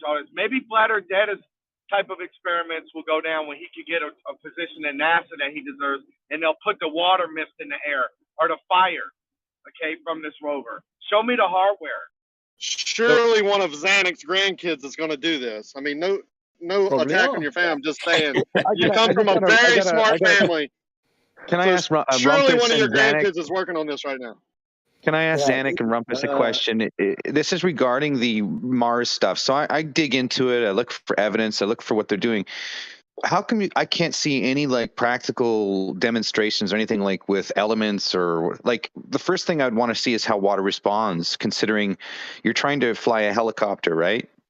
Yeah. Based on the atmosphere in Mars. I've never seen any demonstrations on camera. There's nothing. Where can I see this stuff where they've experiment with matter? There are 7 experiments on the Perseverance rover. They just don't happen to have taken footage. Where's the actual stuff? Like this is what I'm saying. You want the data, I'd imagine there's a way to see. Like, can you show? This is what I want to see. Okay. Because if I was to land on Mars and I wanted to see truly how water respond, I would want to see. I would take a vat of water with me, and then I would release it in the atmosphere, right, just to see the effects of it. Because it's low. You don't have any understanding of science. You don't understand basic scientific principles. So why you're not in a position to know what the useful experiments would be? There are 7 experimental systems on there. On Earth, water is life. Okay, without water, life cannot sustain.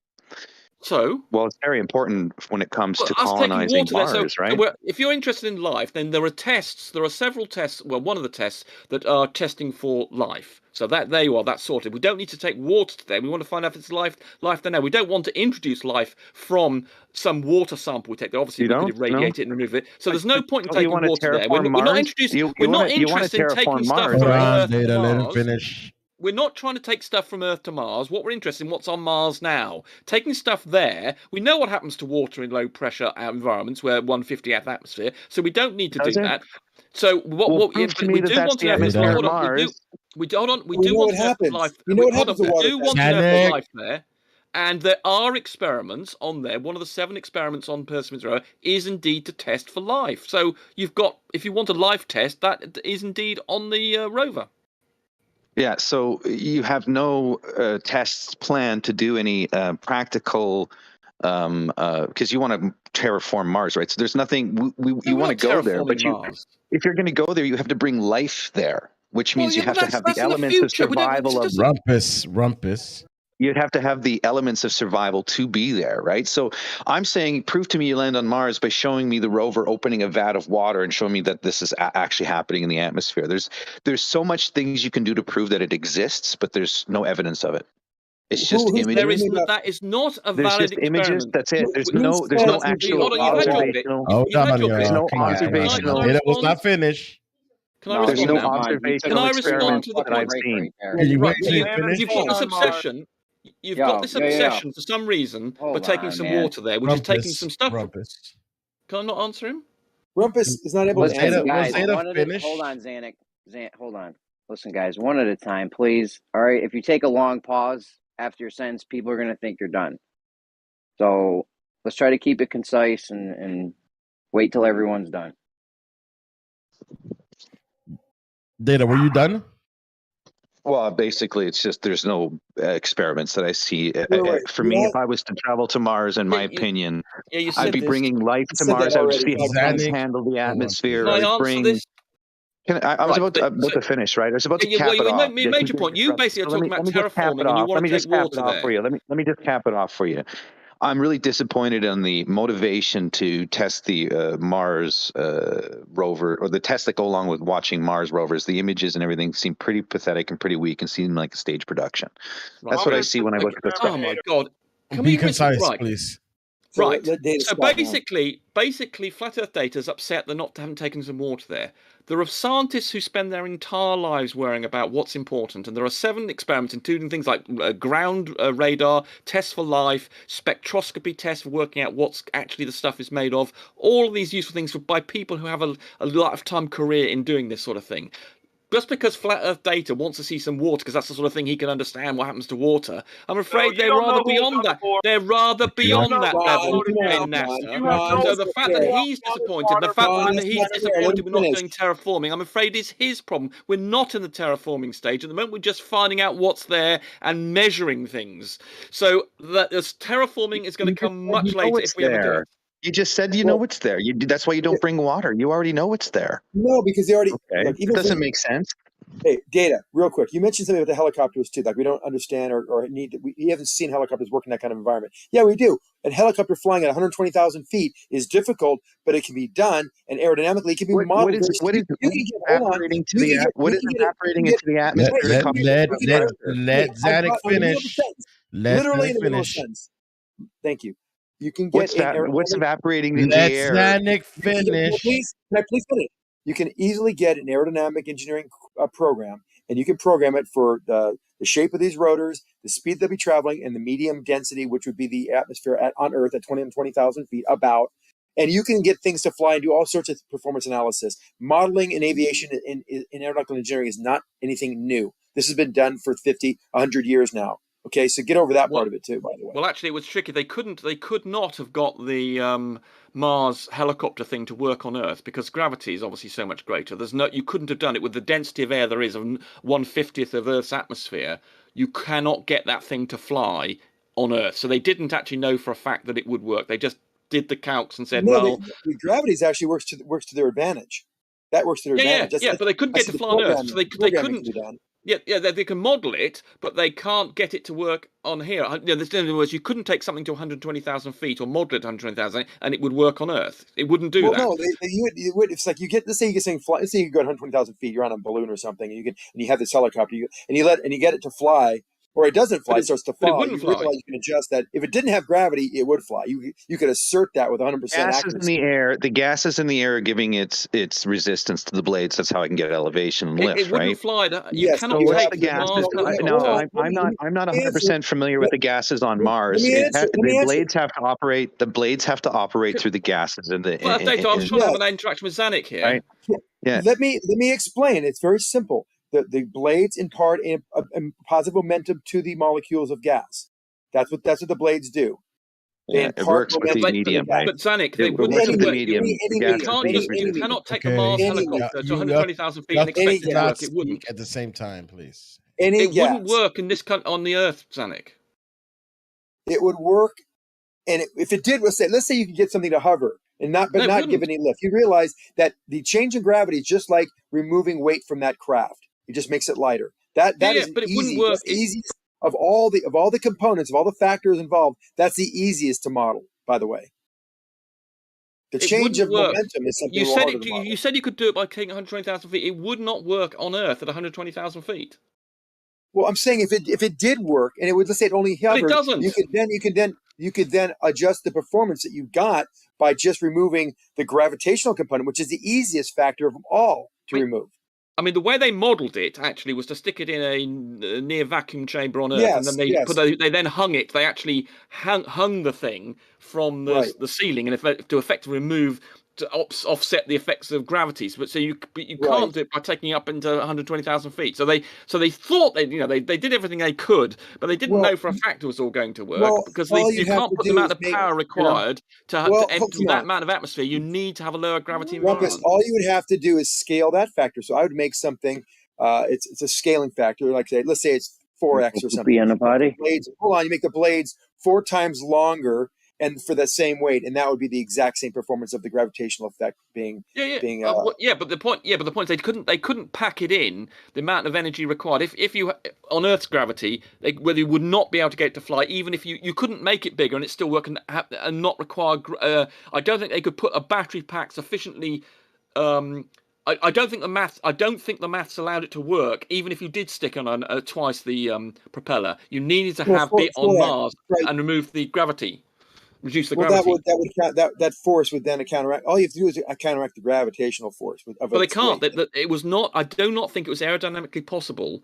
I do not think it's aerodynamically possible to take something the size of the Mars helicopter to 120,000 feet and get it to work just by sticking some extra helicopter blades on it. No, make the blades work. Well, that's the principle of how they make the U2 work at 100,000. Yeah, I know, but there's not enough power. You can't pack. Given the size of the Mars helicopter, there was not enough. There's not enough battery density, energy density to drive helicopter blades of the size required. You could only emulate it in a vacuum chamber in NASA and hang it on a string. No, the same power, same thrust, hovering. It wouldn't be a power differential. It wouldn't be any different power. They could not make something of the size of the Mars helicopter, and you cannot just stick on twice the size of blade and expect it to work. They couldn't do that. That was a limitation. There was an engineering problem. Okay, let me give you a quick equation. I know this from memory, and this is one of the few equations I remember. 13 times the diameter times the efficiency times the power. Why has someone muted Zanuck? I muted him because he rumpused the shit out of the end of your sentences. We got to stop clipping each other, guys. It's not a good look. It makes everything chaotic and crazy. Let everyone finish their sentences. Well, he was actually in the middle of a sentence. I know. After he just blatantly interrupted the shit out of you, he rumpused the rumpus. He was okay. I don't mind being interrupted occasionally. There are some interruptions that are helpful for the conversation. No. If the two people are being able to get their points even with the other's interruption, then I think go on. Okay. I was going to give the equation which has no bearing on the amount of power needed for the change in thrust. I can increase thrust, and the thrust is only dependent on these three factors, Rumpus. 13 times diameter times power times efficiency to the 2/3 power. Yeah, I don't know how I remember this, but I do. Yeah, you need to have the power, and they couldn't fit that power in the space available. Let me just finish. Let me finish the thought. So that tells you that the force, this thrust, will change only by what? By changing any of those factors. I can just change diameter. I can change the power. Those two things, or I can change the efficiency. But you couldn't fit the power into the design they had. The space they had for the helicopter did not permit enough energy to be stored in the batteries to provide the power you're talking about. No, the power, whatever power they stored, Rumpus, you're not listening. You're not listening to me. They couldn't store enough you said power. They can't fit the power. They could not fit the power required into the design of the Mars helicopter. I can't think of anything worse. No, I'm saying the same power, Rumpus. No change in power. All I'm going to change is the diameter. Only changes them. No power change. So there's no problem fitting anything. All I change is the diameter. I increase the thrust. Same power. What part of that don't you understand? I don't believe you. I'm sorry. You cannot just increase the size of the props and not change the power. Sorry, that equation is wrong then. I went over this. Zanuck, can I ask Rumpus something? Rumpus, if you have a certain RPM or velocity of blade that doesn't change, it will produce an energy force, right? And if you equal that energy force by allowing the no such thing as energy force. Well, you know what I'm saying, the energy of the rotation, right? The production of that rotation. If you keep the RPM the same and you extend the diameter, you increase the thrust. Because you're also compensating. You're also compensating for the RPM, and that requires extra force. You're thinking that the RPMs. You're thinking exact. But you're thinking the RPMs will change in this case, which you're correct. But Zanuck is saying that the RPMs don't change; they remain the same. No. But the diameter of the blade increases, therefore. So you have to compensate. You have to compensate for the diameter blade thickness. Are you saying that if I increase the length of a propeller, say I make it 10 times bigger, you're saying that will not require to generate extra force? That's not going to require more power from the thing that's driving it. No, of course not. It will require more RPMs. Right, so you need more power to increase the thrust. Hold on. Let me respond. You need more RPM. Look, You're making up words as you go, and I know what you're saying, Flair. I'm not going to criticize you by your terms, but I know what you're saying. Rumpus, you guys are both saying two different things. What I'm telling you is the right thing, and listen very carefully. If you have a given power, and this is to your point, Flight Earth Data, if you have the given power and you increase the size of the blades, you will increase the thrust without any more power. And you're telling me it won't take any more power, and you're telling me it won't take any. Hold on a second. I'm in the middle of a sentence. Can you guys hear me? Yeah. I heard you, Jeremy. You're telling me, maybe my mic might be fucked up. You're telling me that I can spin a blade. I can spin any size blade I want for the same amount of power. No, he's saying the weight stays the same, man. I have a fixed power. Let's say I have a motor. I have a 100-watt motor. You can do this yourself. Test this yourself. One's used on like remote control airplanes. All right, 100-watt motor with an 8-inch blade, and you spin it, and you will produce some thrust, and it'll spin really fast, right? Based on the power. The power is equal to the torque times the speed, right? We all get that. So it's gonna real fast, and you're gonna be able to fly the airplane, and it might have a 0.5 to 1 thrust ratio. Now I want to use that same exact motor on a helicopter, and I want it to levitate, but the helicopter weighs 5 pounds. How am I going to do it? How can I develop 5 pounds of thrust when this other little piece of shit plane only put out half a pound of thrust, but it still flew? Because I made the blades. That's how helicopters work. They go really long blades, same power, and now it has 10 times more but thrust. there's a limit, Sanic. You can't just infinitely increase. There is. No, you're wrong. You're completely wrong. You're completely wrong. I'm not wrong. My God, I'm not wrong at all. You are absolutely 100% wrong, I'm afraid. Why am I wrong? Tell me why I'm wrong. I just gave you the equation.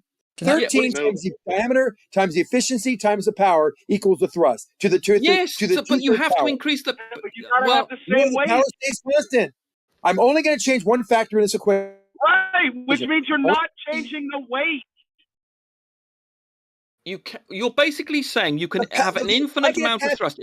If I make those blades, Zanik, if I were to make those blades 100 miles long, you're saying I would get a load more. I'm not sure who Rumpus more now. Maybe we should call Right, let's try this. This is miserable. Because it's about science. Yes, Raki, I know you're bored by science. You can't cope with it. Go ahead, this isn't science. This is two children fighting over the mic. It is correct, if your formula was clear, because you don't like this discussion is actually about engineering, which you don't understand. Yeah, it's like God saying you don't have to have power when you add bigger blades. You're basically saying that you can just generate an infinite amount of thrust simply by increasing the length of the blades. That's not possible. No. Yeah, if the blades weigh that equation is just wrong. What was the equation again? 13 times the diameter times horsepower times efficiency to the 2/3 power. This is engineering.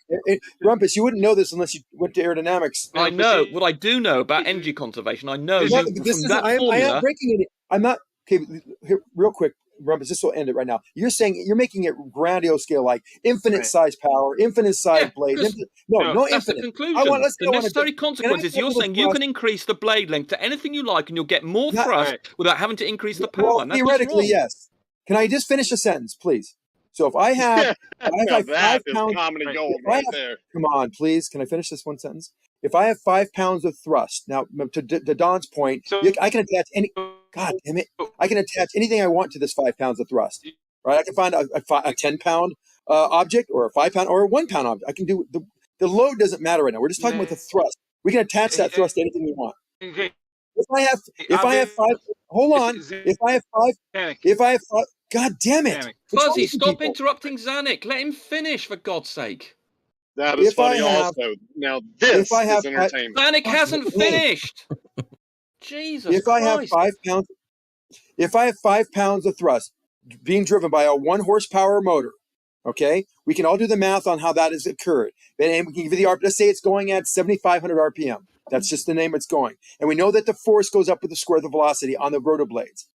But it takes a cube ratio to get more thrust, I can't remember. Let's just see where I'm going on this. So we want to get 10 pounds of thrust out of this. What do the blades have to be? How big do they have to be to get me 10 pounds out of the exact same 1 horsepower motor? I can go through the calculations. I'll do it while we go on a break here and tell you what we'd need as far as diameter. But Zanik, you're getting this thrust for free, and you can't be doing that. Hold on. Zanik, no, let's forget. I know I can make more carbon fiber or something. I can do whatever I need to do. listen, I can do whatever you want me to. All I want is Rumpus to understand is that if I have 5 pounds of thrust on this 1 horsepower motor, I can get 10 pounds of thrust by changing the diameter. Do you not Can you agree get with that? 1,000 pounds of thrust then? From your theory, you just have to increase the propeller blade and you would get 1,000 pounds of thrust. That's just not possible. I'm going to lift a car with 1 horsepower. Can I? Yeah, that's what Can I your try? equation's Hold saying. on. It's possible, not but possible. the efficiencies would not work. No, there'd be a limit. There's some structural limit, a material limit. Can I try to make sense out of what Zenik's saying? Okay, so when you make the blades bigger, they're heavier, right? And they have more air resistance. But that is not taken into account with the thrust formula, right? Correct. Or I'm prepared to accept right. infinitely So thin, if you infinitely light. if you Even put, if an infinitely let light, me I'm prepared to accept. Okay, let me yeah. So if it's infinitely light, each no. If it's infinitely light, each force you apply is gonna make it rotate at the speed of light. So that doesn't work, right? Because any amount of force is gonna accelerate into infinity, right? Make it a propeller on an airplane perpendicular to the plumb line, so that you have there's no weight involved now. We're just got a propeller on the end of an airplane. Can we get double the thrust but the same horsepower? Rumpus? No. Of course you can. No, you can't. If that was the case in the Second World War, they had aeroplane engines that were about 1,000 horsepower near the start of the war, and they could have just said, "Okay, I need to go faster. Let's just stick some double-sized blades on them." No, you can't do that. You need to increase the horsepower of the engine. You're interrupting me now. Now that's static thrust. That's static thrust, Rumpus. When you start going through, now you have an angle of attack that changes as you move through the air. So it's a whole different. Nothing to do with the angle of attack. We're talking about the propeller. The angle of attack is to I do know, but with if you the move wings. through the air, you're not going to get it. You're not. Look.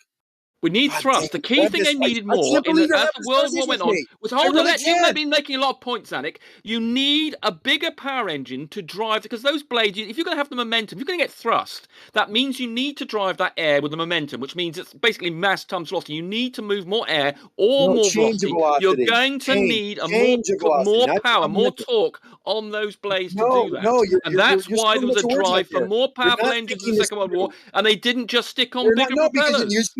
You're throwing out Second World War. You're missing the point. When you start saying things like that, I know you don't understand, because I do understand. The static thrust is not the same as dynamic thrust for a propeller. Zanik, are you saying this? Are you saying that if I have let's say a helicopter is max RPM'd on its engine, and it's max rotation of the blades, but the helicopter isn't lifting, so it's max to the peak?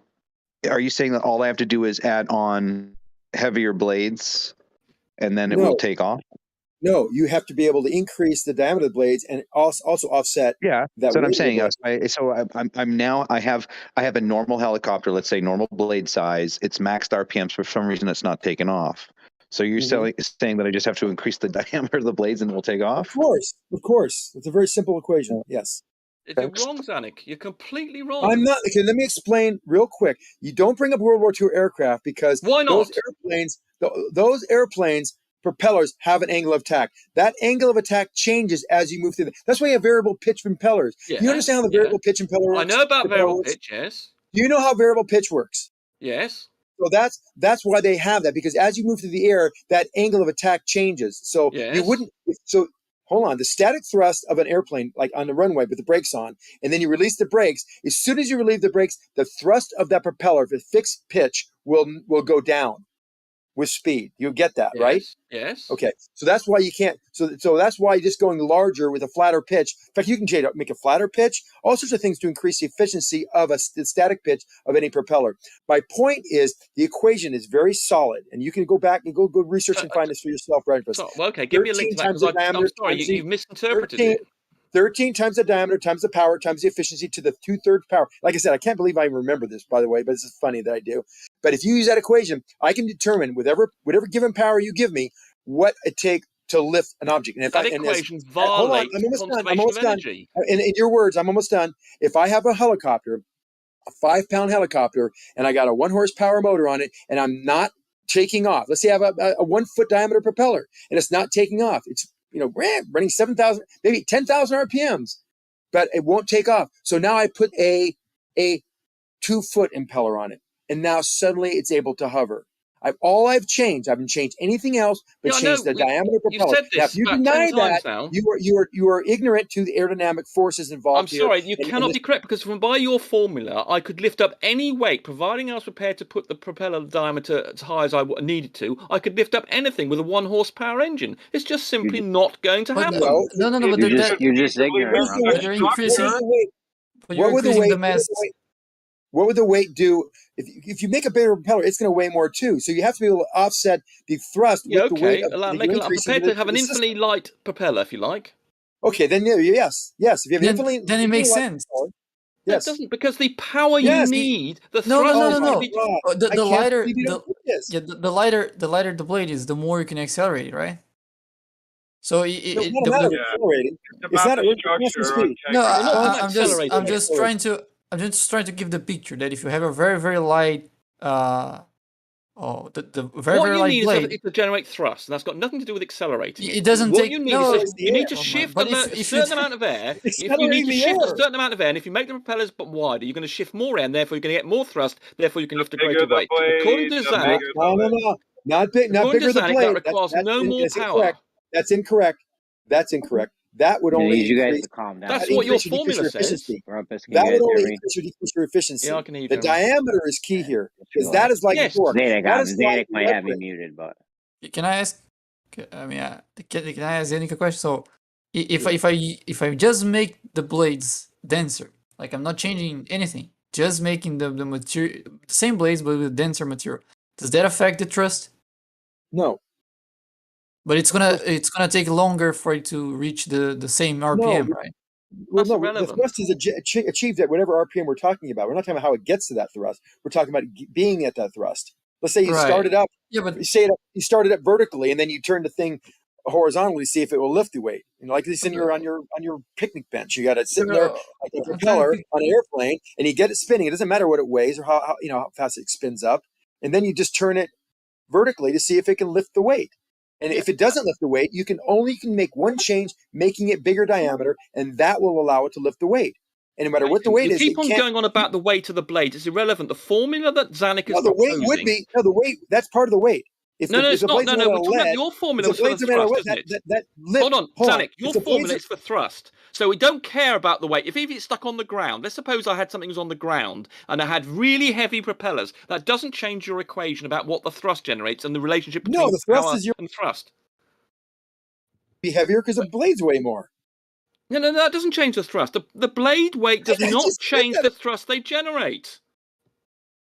Just said that. Formula. Yeah, but then you take more. It has more mass. I know in practical bacon, you keep on bringing up irrelevant things. It doesn't matter. I know it makes it more difficult because it weighs more. But we're just hold on. Just at the moment, we're just talking about the thrust generated and the power requirements, and we're not worried about how heavy this is. We're just saying, does a propeller blade, if I make it 100 miles long, can I run that off a 1 horsepower motor and get lots more thrust from it? And the answer to that has to be no. Why? Because you've got to shift more Don't forget about the Osprey. But you're thinking that equation. What about the Osprey? It's about. I think the equation is. The Osprey.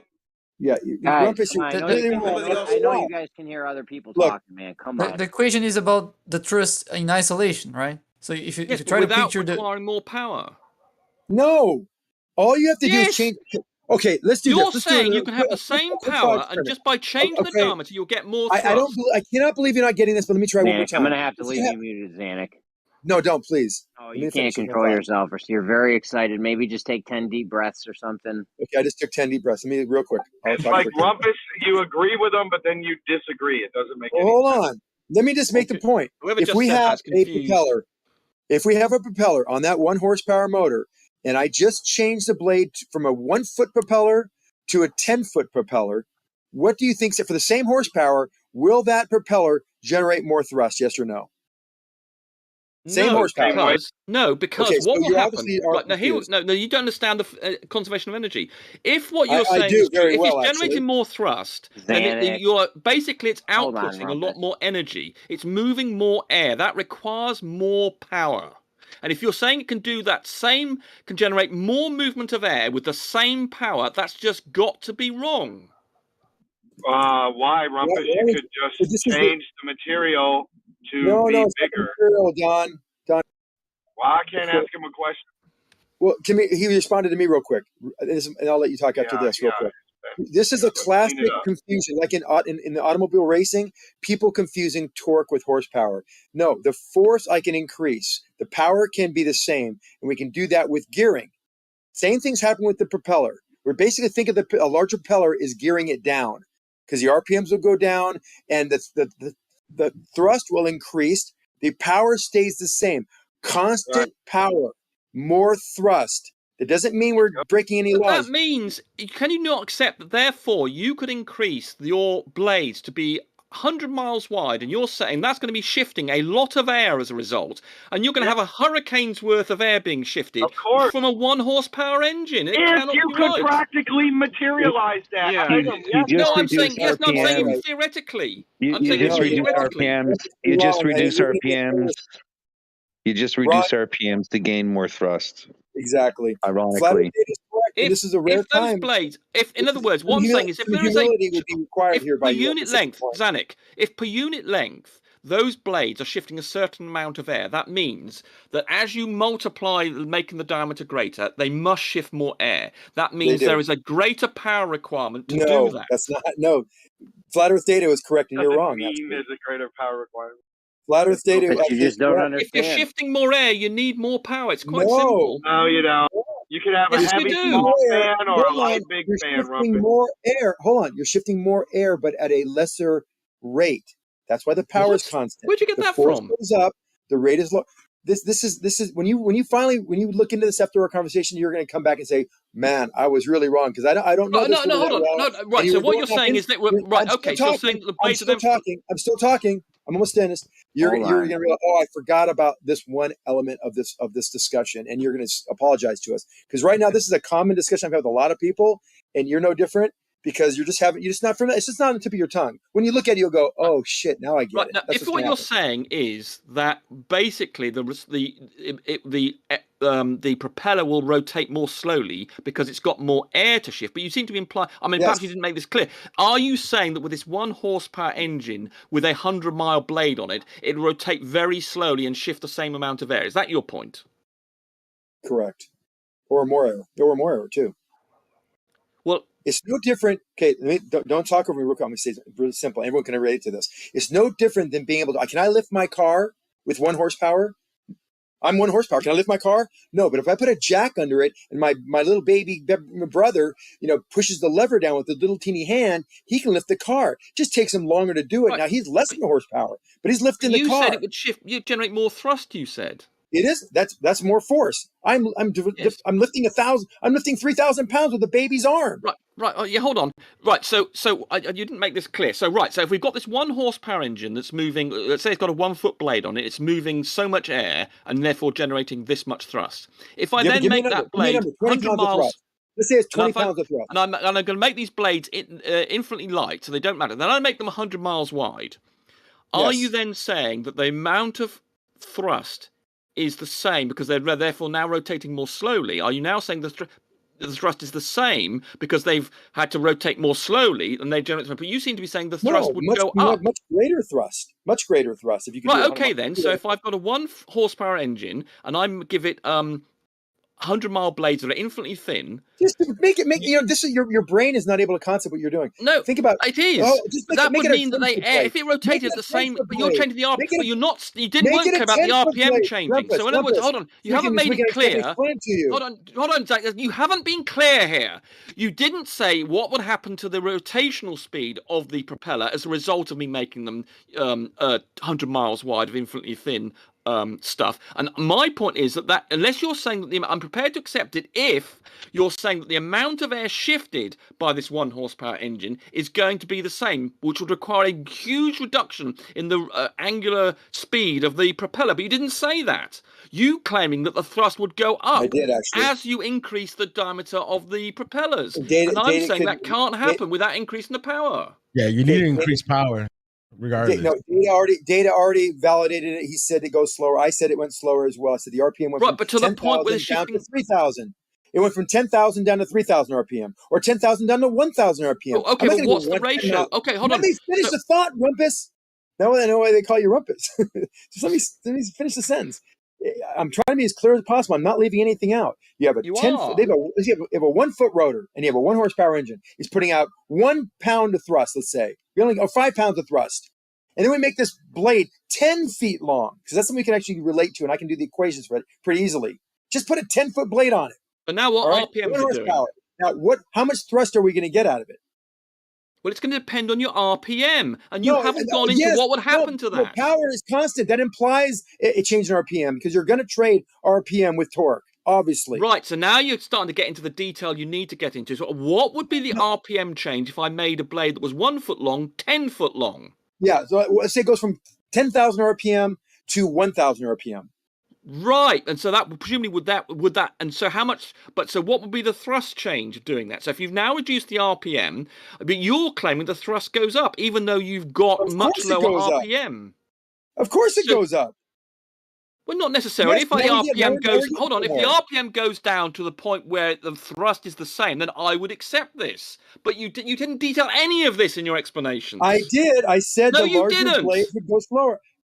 Data, did I not say the RPM went down? I think everyone heard me say that. You may have mentioned that briefly, but that's the key point. I didn't briefly. I made a very clear point. Do you accept that the thrust is going to be dependent on the RPM? Do you accept that the thrust is going to be dependent on the RPM? Jump in real quick, guys.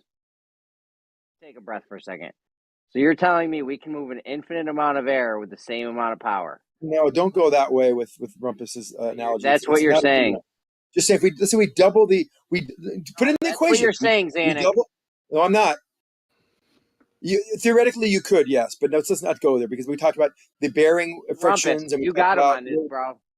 Yeah, I know. It's just insane what he's saying. No, because he hasn't. You have not described what would happen to the RPM. You gave a nebulous thing. Well, you may have mentioned it once, and the RPM went down.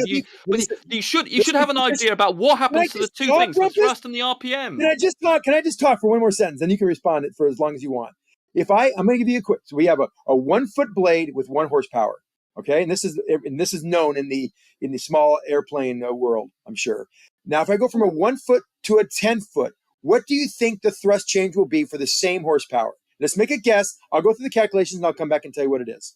Well, I'm not. I'm not sure, but I'm certainly skeptical you're going to get, say, 10 times, whatever was that, what formula you gave, because there's going to be a change in the RPM, because it's going to be shifting more air, that's going to put more torque is going to be required, and it's not going to be able to supply that.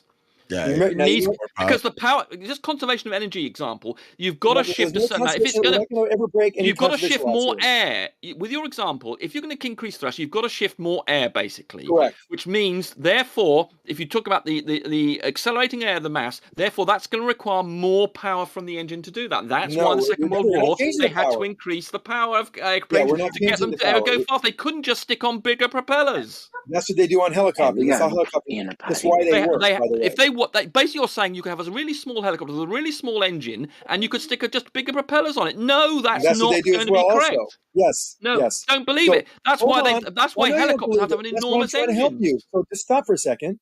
So I'm going to give you, and I don't know exactly off the top of my head what they are, but yeah, 1 foot, 1 horsepower, and I'm going to go 10 feet, 1 horsepower. And what would the thrust difference be? That's the equation. That's what I'm going to work out for you real quickly, and I'll be able to show the proof. Okay, hold on. But the idea here, Rumpus, is this: that power is constant, and power is a mix of torque times RPM, right? Yes, power is correct. the rate of doing work, right? Yes, the rate correct. of doing work. The energy. It's torque times. It's torque times.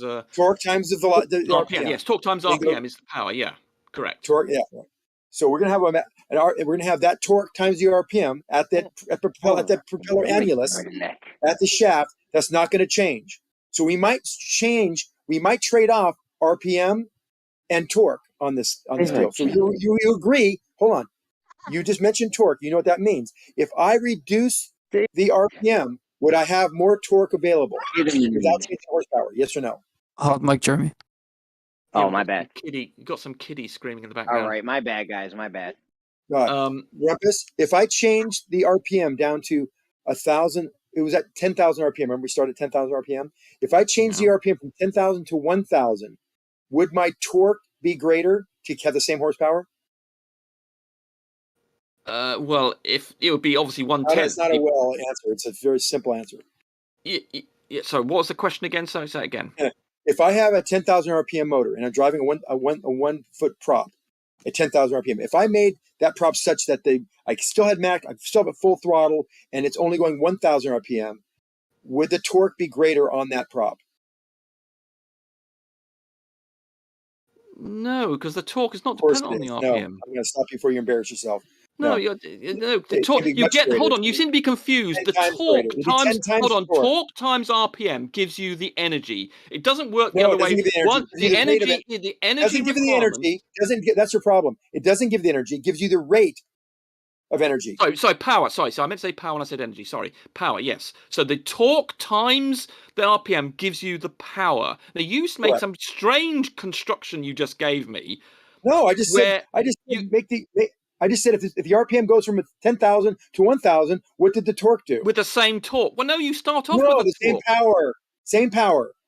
The engine doesn't know what it's driving. It just knows that at 1,000, it knows it can consume this much fuel and have this much power. It has a rate of engine. No, hold on. What the engine does is it has a combustion, and that generates a torque on the crankshaft. And then it'll go up to an RPM that's dependent on the power, on the force that thing goes around. So you've got it around the wrong way. The energy is a function of the torque times the RPM. And you get the RPM is dependent on the torque. If I can have if I can still generate a horsepower at 1,000 RPM, which is possible, versus 1,000 RPM or 10,000 RPM and have the same 1 horsepower, or we say 1 horsepower, right? Same 1 horsepower at 1 foot, same 1 horsepower at 10 foot. And I'm telling you, would the torque be greater if that engine was bogged down and was still able to generate 1 horsepower? You seem to imply the torque comes RPM. from the energy. Sorry, the torque comes from the power. It doesn't work that way round. The energy generates torque. The engine generates torque, which then generates RPM. You've got it round the other way. Your strange question. Maybe I'll make it. You're still confused. I'll make it more simple for you. No, I'm not confused at all. I'll make it much more simple for you. We have the engine. Let's say it's a motor going at 10,000. Yeah, motor's better. 10,000 RPM motor, and it's going 10,000. And we have the battery. We know the current flow. It's going 60 Which again amps. generates a torque. You've got it round the wrong way. You can't think when you're talking. I bet you got him on this. So we have the electric motor, and we have enough current and the 12 volts. We know where we got the 1,000 watts on this thing, about a horsepower. Okay, 1 horsepower driving this 1 foot blade. We're with me so far, right? No, the motor generates a torque, and then the thing will then respond with an RPM, and those two things multiplied together gives you the power. Obviously, you're talking about the power coming in as current. That's a separate issue. Let's not worry about what's going into it's 100% efficient. 100% efficient motor. We got 1,000 watts input, and we got 1,000 watts output, which is about 746 watts. Okay, and the way this works then is the 1,000 watt input. So what that would do is that would generate the motor would generate a torque. Then the armature would then spin as a function of the torque that's being applied to it, and then you can say the power output from that is the torque. The final that spins up to a particular RPM, and then the torque multiplied by the RPM is then the output power of that motor stroke engine. Fine. We all know the electromagnetic interaction between the rotor and the stator are happening. Same true for an engine as well. Hold on. So if you just go with me, you don't need to get in the details. This isn't really inconsequential to the question. You seem to be missing out the details. That's what's worrying me. We're clear. So we're clear. It's spinning 1,000 RPM, and it's got a certain torque divided by the motor that's going to that shaft of the what's driving the propeller, and that RPM 10,000 times whatever that torque is 1 horsepower. We all agree now? Okay. Yeah. Okay. We'll go with that. Now I'm going to put a gearbox on it. And it's 100% efficient gearbox. That's going to change the torque. And I'm going to change the torque. Now I gear it down so that the propeller is now going 1,000 RPMs. 1,000 RPM. Now, is the torque greater? It's 1,000 RPM. I gear it down. What is the torque on the end of that gearbox? Well, obviously, if it's going to go more slick as obviously it's a simple answer. Well, in practical terms, because of course the reason it's a 10-to-1 ratio. I'll do the math for you. It's a 10-to-1 reduction. What's the torque on that shaft now? Well, I don't like the way. I mean, from your simple answer, because there has to be something it's fighting against. No, it's got a gearbox on it. The propeller's on there, and we've just geared it down 10-to-1. What's the torque now on that shaft? Well, obviously it's 1/10. Obviously, whichever way you've done it, it's one would be 10 times or 1/10, whichever way you've done it. It was 10,000 RPM. It was 10,000 RPM. Now it's 1,000 RPM. What's the torque on that motor, on that propeller? Well, presumably you've made it 1/10 of it. No, other way around. 10 times. Went up 10 times. I have 10 times the torque. Which right? means I've geared it down, just like a gearbox in your car. First gear versus fifth gear. Yes, First but gear then is it would great. go fast. But hold on, that's like saying. Oh my god, this is funny. No, because it's the torque you start off with. Oh no, come on, Jeremy, this is great. We got to get through this. No, can we get to the point where you move an Well, infinite the amount of point will air be with this? found. It Can we will get be to the found in a point where second. We're almost Zanuck, there. why are you rumpusing me? Because we're almost there. We really are. To the point where you move an infinite amount of air with the same amount of power? We're not there yet. We're almost there though. Hold on. Let me know when you get there. That's going to be fun. It's the next sentence when he finally agrees that this thing has gone up. The torque has gone up on the shaft because we reduce the output shaft RPM by a factor of 10 by using gear reductions. The gear reductions now taken that. You're not going to let me finish because you're going to say reduced it. Hold on. When you say reduced it, you're saying just the app. So you've got the same initial shaft going at the same RPM, and you've just got a gearing down for the final shaft. Is that what you're saying? Yes. Okay, I didn't quite understand. That's what you were. That's what a gear reduction means. Okay, agree. Okay. So the final gearing on the thing, yeah, but you haven't changed the torque on the original. Okay, so right, yeah, so obviously yes, okay, I would agree with you that on the final shaft, if you've geared it down, then obviously you're going to get your if you have it going. We have a high gear ratio. If you have a high gear ratio, then obviously you've by the whatever the gear, yes, by the gear ratio. Every revolution the motor makes, the propeller moves 1/10. Every 10 revolutions the motor makes, the propeller moves 1 revolution. We've just reduced it 10 to 1. We've just increased the torque by a factor of what, Rumpus? Yeah, I'm. Just God, well, you can't give a straight answer. I know you love to be right. I love you for that, by the way. There's something nagging me here about. There's nothing. There shouldn't be. Just open your mind, and you'll get it. The problem is. Okay, here's the problem. Here's the problem. Just because you've geared it. I'm one of the foremost experts in this one particular field. By the way, we've stumbled upon it, but this is something I was an expert on. So you just trust me. And if you prove me wrong, I will eat my hat. Okay. Right, okay. You need to have your hat ready. Eat like a pile You're of going to dog need to have your hat ready, Zanuck. Right You here, basically were violating the law of conservation of energy with your proposal. No, there's no laws being broken here. We're just doing. There are, because you were saying you could. No, and I think you're getting confused. Jeremy wanted the next sentence. So let me finish. Okay. So now you agree. Great. We got a gearbox on a motor. It's reduced the output RPM from it's 10,000 RPM down to 1,000 RPM. You agree it's 10 to 1 ratio, and we've just increased the torque on that output shaft of the gearbox, which is now only going 1,000 RPM. It's now 10 times the torque. Yes, I would agree with that. Yes, if you geared it down externally, I initially I didn't quite understand. You were just putting another gear on the final output of the shaft. Yes, if it's going that, so then you've increased it by 10. I would agree with that. Yes. Okay. I didn't fully understand what you were saying. This isn't really super intuitive, but even then, you see the reason it's going at that speed. It depends. No, go ahead. Yeah. Don't try. Yeah, you're gonna try to figure it out yet before you have the answer. You're trying to like get the joke before they get the punchline given. So now we put a 10-foot blade on that 10 times the torque, 10 times the force, the rotational force shaft, and we spin it. So why doesn't it stand to reason that all that torque now can create more thrust downward? And if we can get into the mechanics if you want to, but I don't think you need to. I think you should get it at this point. We've reduced the speed of that output to by 10 to 1 by a factor of 10. We've made a 10 times bigger blade, and now we're going to produce more thrust. Now, will we be able to go fast up? No, you see, the problem here is you are ignoring the work being done by the blade is increased. You just think you've got a blade that's going through no resistance, and it's moving a 10 times whatever factor of increased air, which is going to require more 10 torque. Times the force to do it. You're right, and that's exactly why it produces more force. No, but your formula gives an infinite amount. Oh, I can't believe you don't get. You don't seem to understand that the blade is doing work. You don't understand the blade is doing work. The energy you're spending to move air is what you're gaining in thrust, right? And he seems to be ignoring that he's moving I'm more not air. ignoring He's just anything. completely ignoring the But work that- that You it's gotta trust me. doing. You gotta open up your mind and release. No, you've got to understand that you're No, I saying you're do going to be shifting a understand. load I'm more expert in this air field, for so no I can cost, for tell no you, increased I energy, can show no you increased credentials to power. show that I am Oh, truly an man. expert in this particular field.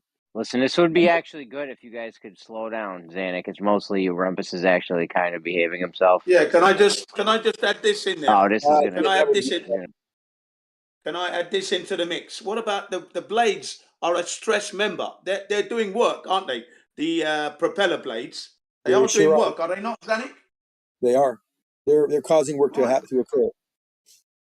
Right. They So are if you imparting increase a the negative size, momentum into the air, and that requires energy, and that energy is in the form of work, the change of Right, so why don't you understand that you're saying that you can have any increase in my blades would therefore going to do a lot more work for their increase in diameter, and you don't seem to be understanding you're shifting air with these things, which is work, and you're basically saying you're getting work for free. Is there such a thing as a human-powered helicopter? Over Unity. Hold on, no, it's cycle not. one, It's yeah. not. It's Well, not there at is all. if you have flight. Hold on. Do you know the lengths of the blade of the human-powered helicopter? Just take a guess. Yeah, that just takes them more efficient. But you're saying you can have No, any it's not length efficient. of blade. It's not efficient at all. It's not I'll about guess efficiency. 33 feet. Good guess. He has to turn at 66.6 What up, miles an Mickey? hour. 33 feet blade. Is that right? Is that true? Is that In actually the Sonic life we live? Yeah. I think he's talking about 60. I think it's a 666 thing. I think he's talking Sure about. seems right.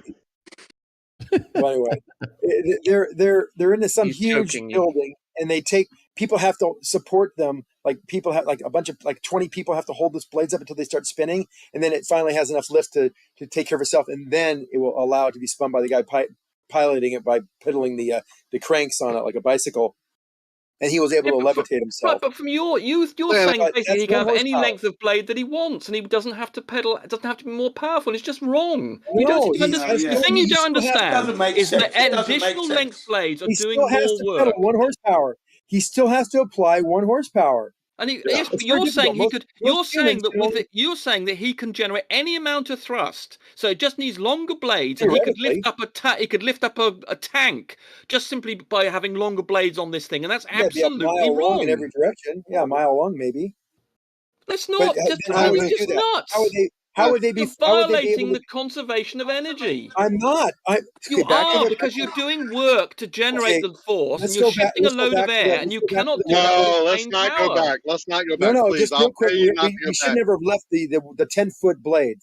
The I think 10-foot you blade lost versus the everybody 1-foot with blade. I'm Are you foremost saying, expert. Rumpus? Are you saying right here in front of everybody that when I put that gearbox on the thing and I run that motor at 1,000 RPM and it's 10 foot long, you're saying that it's not going to have more thrust than it did when it was going at I'm not 10,000 sure what it RPM? would be. There's going to be probably some power curve for this, but your claim is that you can just carry on increasing the diameter of the blades for the same power. You're going to Same get power, more yeah. thrust, and that's just absolutely wrong, because what you're not recognizing, and I've said it about 5 times, I'm going to say it again, those blades are going to be doing more work, shifting more they're air. loaded. To do that, you're going to need more power. No, they're not going to do it. They're not doing Oh more my work God. I tell you because what, the one I'll go and do horsepower. some Hold research on. on propellers, and I'll come back to you, and I'll I know demonstrate you're wrong. how propellers are made. I've actually made some myself, so I know how they work. Well, I'm And afraid you've perhaps you've no, forgotten some of the. maybe Rumpus, you're wrong, and you'll go back and you'll No, figure that's out not why. possible. That's not possible. Not possible. You're wrong. Or you are wrong. You know what's gonna happen? You're gonna come back and go, "Oh, you didn't say that, or you didn't say this." Or, Well, you don't weren't understand very it. articulate about some of the key points, but anyway, the point is you're claiming. Let's I get don't this see right how I down. can What be you're any more claiming. articulate about it. You're claiming that you can have any length propeller blade, and if so, let's make it infinitely light. You're saying Yes, I can have theoretically. and I can generate therefore any amount of thrust from a 1 horsepower engine. I could generate 1,000, Do you remember a guy 10,000 named newtons, Yes. 10,000 Do you newtons remember? of thrust simply Do by you having remember? bigger propellers, and that's not going to be true. This will shut you up right here. Do you remember a guy named Archimedes? I do. What was Zanuck, he you're known out for? you're out your mind on this one, Zanuck. No, I'm not. No, I'm not. What did Archimedes say, Rumpus?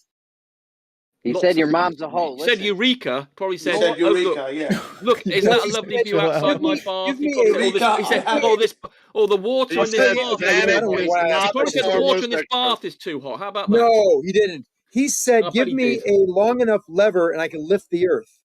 Do you remember him Yes, saying that? but that's got nothing to do with the power required. Everything That to was do the with it. fulcrum. He was talking about a fulcrum. Because you're not recognising again, Zanuck, that the work will be done certainly if it maintains the same RPM. If you're talking about generating more thrust, unless you reduce the RPM by the same amount, such that the thrust remains the same, so you can do that. So you can increase the blades, but if the RPM would then have to go down, such that the amount of air that's shifted is the same. So you can do that, but that's not your claim. Your claim is that the thrust can increase. It's only dependent on the blades, and you don't lose so much RPM that you get a lower same amount of thrust. You're saying you get more thrust. Yes. Yeah, Zanuck, That's listen to wrong. this, Zanuck. Zanuck, hang on, listen to this, right? You have 1,000cc Honda engine, 4-cylinder, and you have another 1,000cc Honda V twin, okay? Twin cylinder V, okay? Now, the V twin is going to be running at lower revs and pushing out the same torque as the 4-cylinder that's running at higher revs. Did you know that? Of course, I know that. What's your point? Right. Well, then that's what Rumpus is saying. No, That, you know, the if you're 1,000cc, long blades, the V twin or the single pumper, like a thumper. You're talking about a thumper motor, 1,000cc, one cylinder. no, we've got a 4-cylinder block, 1,000cc, and a V twin. The torque coming out of the V twin is going to produce more torque. More torque is coming from the V twin. No, only if it's only if it's double the horsepower. Only if it's double the horsepower. No, it's not double the horsepower. It's pushing out. If it's the same horsepower, it's similar horsepower, but there's torque, more torque because torque it's only a V twin. Torque times RPM is the same for both of the same horsepower. So the RPM, the RPM is going to be lower on the V twin, though. The V twin's RPM is lower. It has to be half, and it's not because all those motors run. Be lower. The V twin's RPM is going to be lower than the 1,000cc. That's right. For sure. Why did my 4-cylinder Kawasaki rev to 12,000 RPM? Yeah, it's revving to 12,000 RPM. It's higher revving, but look at the power that's coming out. Look at the power. Look at the power delivery. Look at the power delivery between the V twin. The V twin. It was 12. Jen, stop it, please. Jen, I'm gonna have to mute. I'm gonna have to mute both you guys. I guess I don't know. Well, he's just talking over me. Zanuck seems to win all the time. I was talking. Zanuck. I was talking and responded. Yeah, you got to yield, Zanuck. I'm saying to you that the V twin output is the torque on it's going to be higher than the revs. The RPM is going to be higher on the 4-cylinder than the V twin. The V twin is going to produce same torque but low revs. It's a twin cylinder. That's why. No, the key point is if Zanuck was correct, you could have a 1 horsepower engine in a large MiG helicopter, and you could just put on some bigger blades on it, and it would lift it up. And it's just absolutely not true. You haven't got a clue, Zanuck. You don't even know about engines and engineering. You don't even. But he clearly knows something about it, but he's confused on this issue for some reason. I feel successful race someone car. else wants to get in, by the way. Yeah, hello. Someone else. Come on. You're next, Rocky. You're next. Well, I don't want to get in the weeds with Jen because Jen's also confused. Rumpus, yes. If you have a 1 horsepower motor, you seem to think we're breaking some conservation laws because you're not understanding the fact that because the horsepower is rate of doing work. Yes. If we're lifting 550 pounds in 1 second, 1 foot, that's a horsepower. You agree?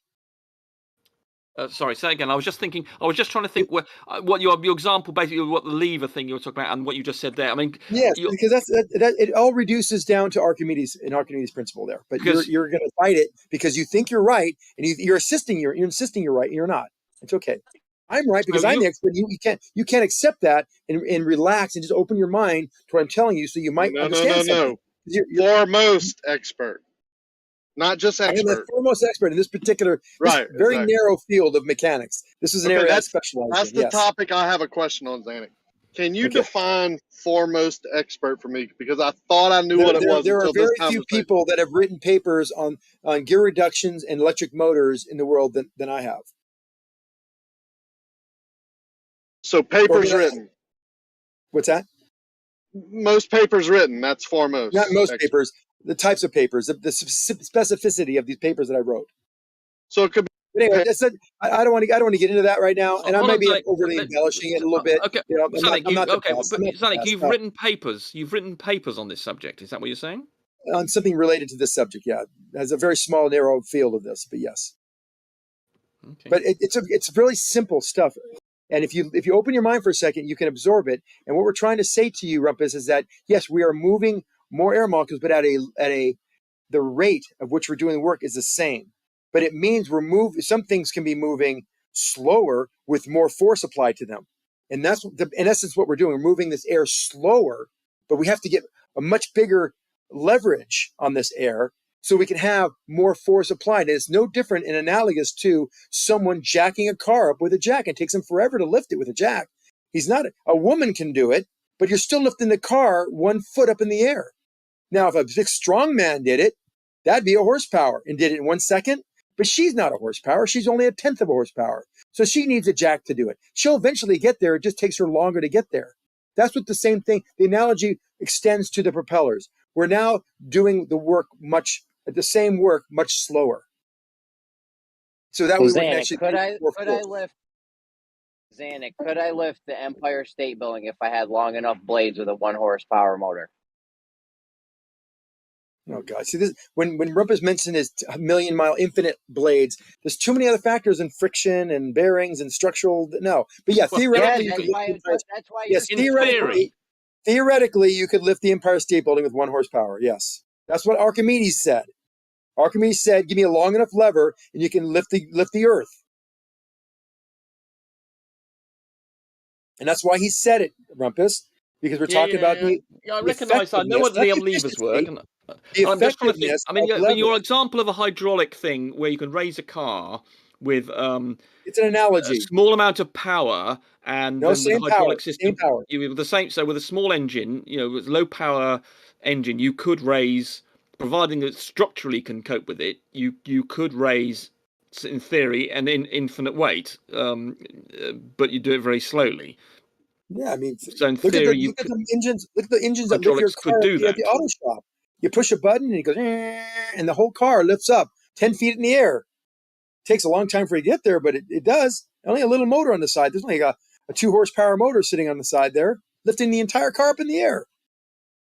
But you can do that with air too. The problem I'm having is you've got to shift these air molecules, and that, to me, is a power requirement to do that. I already gave you the answer. I already gave you the answer. I'm able to lift a car with a 2 horsepower motor and lift it from the ground 10 feet in the air in about a minute. Okay, I just gave the answer. Now, how that horsepower is generated, I could use air. I could use I could use horsepower is the horsepower. 2 horsepower is doing that work. There's no other magic going on there, Rumpus. That motor's doing it. Now, if I can do it with air, why not? And how do I do it with air? I got to move a lot of it, right? That should be the answer you're looking for right there. But 2 horsepower is the answer. But I've got a rate here to move to raise a large helicopter or the Empire State Building. I need a rate of moving the air to go down. I need to move a certain amount of mass of air at a certain velocity. Now I can either have more air or greater velocity, but that's work. If I'm and the rate at which I'm doing that, the rate of change of momentum. Is work, and I'm sure to shift that air to get the force that I'm wanting, I'm sure is a work-related issue. Even though, as I accept the analogy with the hydraulic pump, where you can use with a very small powered motor, you can still apply enormous forces. If 2 horsepower can lift the car with the electric motor, why can't I use 2 horsepower and move the air with 2 horsepower? So you're saying a 0.5 ton jack could move a 7 ton? No, that's gibberish. What are you talking about? Are they not rated? The 0.5 ton? That's not what we're talking about. We're not talking about the rating of a jack. Yeah, we're not talking about how much the jack weighs. We're just talking about whether or not. No, it's not the weight. It's just saying how much it could lift. The rating. No, we're not talking.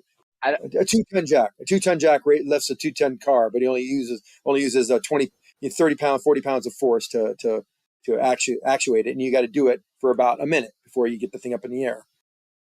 I legit don't know what's crazier. Rumpus saying you could see your own ass in the telescope, or Xanax saying you could lift the Empire State Building if you had helicopter blades that were big enough for the 1 horsepower motor. I mean, Zanek's claim is that, for instance, if you had a small jack, a 1 horsepower jack, and you put it underneath the Empire State Building and you left it pumping away, and it ultimately would lift, providing that structurally you had something to take the weight, it would lift it up. Even if you have a tiny horsepower engine doing this, it would lift up the Empire State Building. Now, whether that's analogous to what a propeller does... It's not analogous. Right, but okay, but do you accept what I just said about the Empire State Building and a little hydraulic jack? With a very low horsepower engine. Gears and pulleys and shit, yeah. Right, so you accept with a very small power... Jack. No, hold on. So in other words, with a very small engine, with outputting a very small amount of power, you could raise the Empire State Building with a very 1 horsepower engine. You could lift it up. Now the question is whether it's analogous, because I was thinking the amount of moving air is a horsepower issue, a power issue, rather than just a force issue. If it's just a force issue, then there may be something in what Zanik is saying, but I'm going to have to go away and think about it. Rumpus, real quick. You're breaking up a bit, Fuzzy.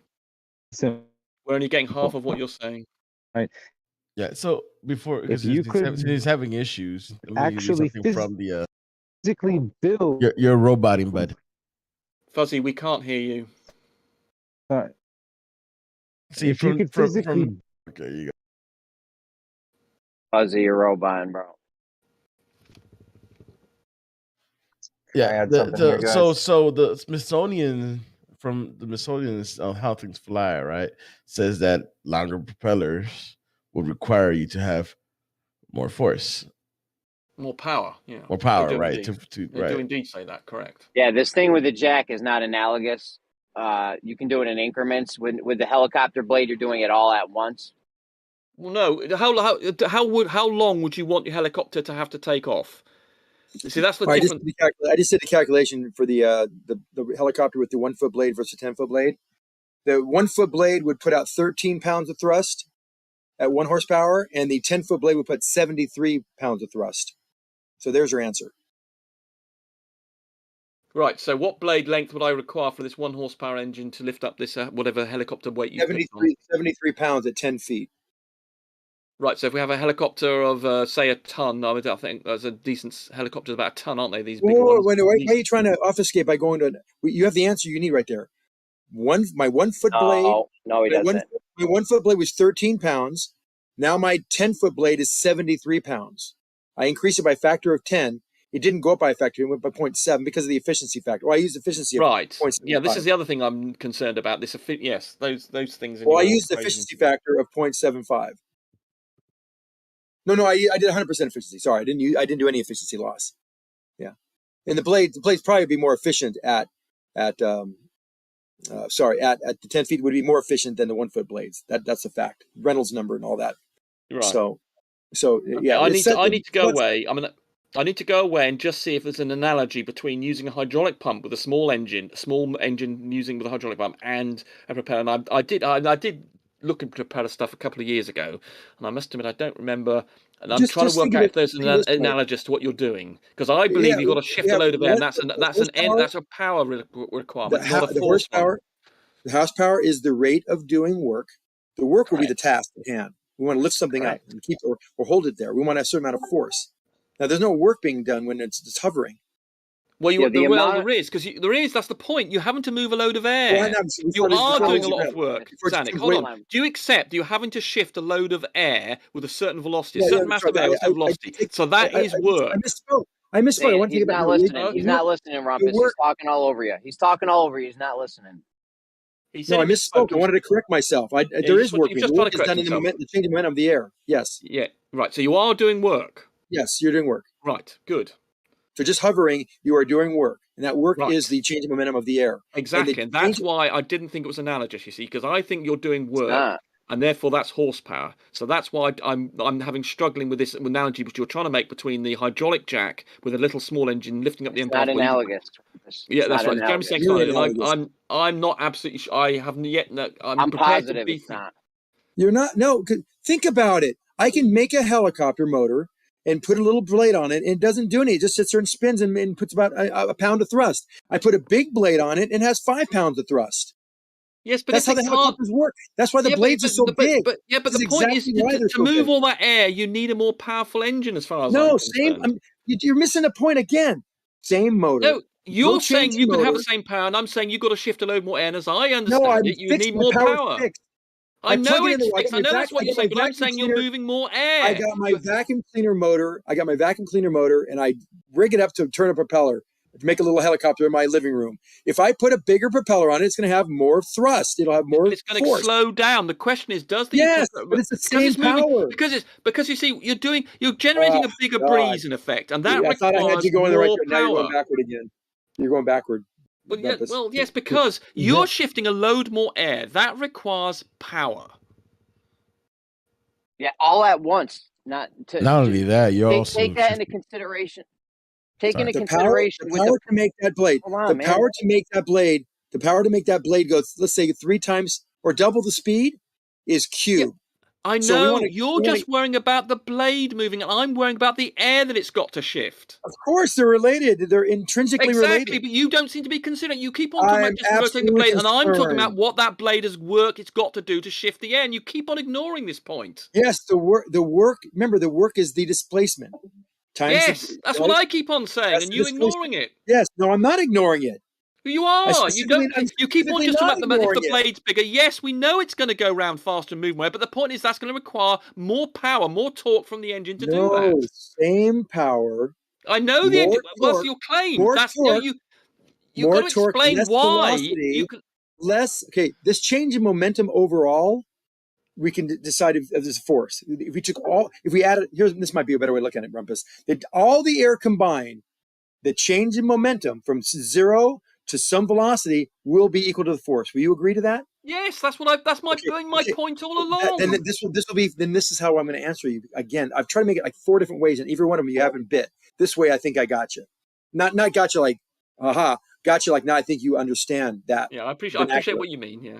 Okay, so now we have the total amount of air removing is going to be changing its momentum. Changing its velocity. So it's an acceleration. Propeller, all it's going to change X, and that X will be equal to the force, the 73 pounds I just mentioned, because it's bigger. So in other words, it's the change of momentum. So it's the force is equal to the change of momentum, mv minus mu over t. So in other words, the amount of momentum change of air divided by the time times velocity.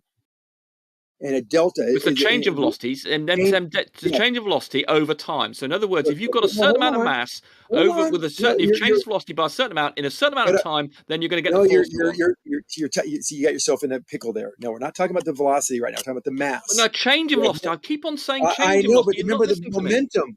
So the momentum is going to be, we have a lesser velocity, but more hold mass. On. Let's suppose you've got stationary air above the helicopter. You've got to accelerate it to a certain velocity in a certain time. You're not listening. And then with a certain mass amount. So you've got mv, m delta v over t. Now, if it starts off being 0, then it's mv over t. Yes. Or mass times acceleration. So you need a certain amount of mass of air, and you've got to accelerate it by a certain amount. Yes. Then you get your force. No, but it's not a certain. We have more mass in the bigger propeller. We're moving more mass, agreed. But we're doing it at a lesser velocity, a lesser change in velocity, much more mass and a little less change of velocity. And remember, the velocity at the end of the propellers is actually greater. Because as you go out, I understand all this, but the point is to do that. I appreciate that that's going to give you bigger force value. I don't want to get into the calculus of it. Let's just say overall, the mass we've changed is going to have a change in velocity average from the annulus all the way to the edge. I understand all this, Sandy, but the point is to do that amount of work you've done has increased. Because you've moved more mass. No. The rate of doing work is the same. We've changed the same. I'll narrow it down here and you'll follow me if you don't talk. The rate of doing work is exactly the same. The work is going to be what? The mass moved a distance, right? The force over a distance. MV, it's going to be m delta v over t. Right. And so that force is generated by this overall change of mass. The mass's velocity. And the mass is going to change depending on the diameter of your propeller. So if you increase the diameter of the propeller, you've increased the amount of mass that's being moved. So we have the same horsepower, the same work, but we've increased the amount of mass, but we changed, and we had a change in velocity overall that is less than it was when it was at the center. Well, as you said yourself, hold on, the you said yourself that the velocity, if you make the thing bigger, the velocity goes up at the end, so you're actually increasing the velocity change. You're going to acceleration of the air you're going to get. Well, that's why they changed the pitch a little bit too. But that's only about efficiency. Okay, let's pretend it's the same. Are you guys serious after 2 hours? I mean, does this boil down to Xanac win? Like seriously, or what? What's the fucking verdict? This means that you can actually lift this object can be just increase the diameters. They don't do this obviously because they can't fit these big blades on a Martian spacecraft. It might be too big. But anyway, if they could just increase the diameter of these of the blades, the length of the blade, so that it could lift more weight, just so it could hover. Okay. It might not be able to go very fast upward or linearly, to go fast across the surface. Yeah, but it has to lift more weight because you've made the propellers longer. It would be able to lift more. It would be able to generate more force, and analogous to Archimedes' principles and his well-known saying of, if you give me a long enough lever, I can lift the earth. Now, Rumpus is fighting that, so he's going to go away and do some research and come back and say, oh yeah, I get it now. Yeah, we know you're right. What about the width of the blades though? That only attaches itself to the efficiency factor. The shape of the blades, the twists of the blades, all that is just efficiency. The diameter is most critical in the calculation. Okay. Yeah, diameter times horsepower times efficiency to the 2/3 power times 13. That is the equation. You've added weights by lengthening the propellers. Yeah, but that's not changing the drive. It doesn't matter how heavy. These things can be made out of plutonium, but it doesn't change how much lift they're generating. That's just changing the weight of the thing you're trying to lift, so we don't need to worry about that. Well, if I've got 10 kilos in each arm and I'm swinging around, if you increase it to 20 kilos, I won't be able to lift it as much. Yeah, but it doesn't change the lift it's generating. It's just changing the amount that it's got to lift up. So we're not worrying about what it's got to lift up. We're worrying about whether or not the lift it's generating is increasing. Oh, Poppy. I think the propellers will start to bow downward because you don't have enough horsepower. Well, that's a change to the efficiency. We're not worrying about that either. This is hey, Rumpus, does that sound familiar? Being able to think about two concepts at one time? That's a characteristic that we've seen often here sometimes.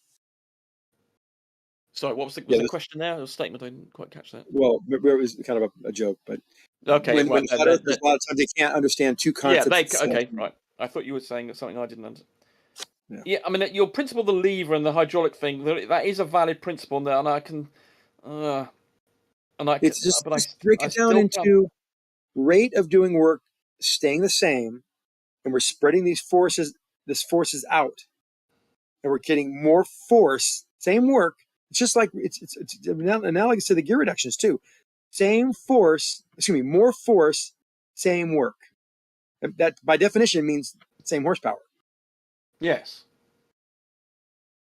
So the work is the same, not changing the work, but we're increasing the forces, and the net force will be different.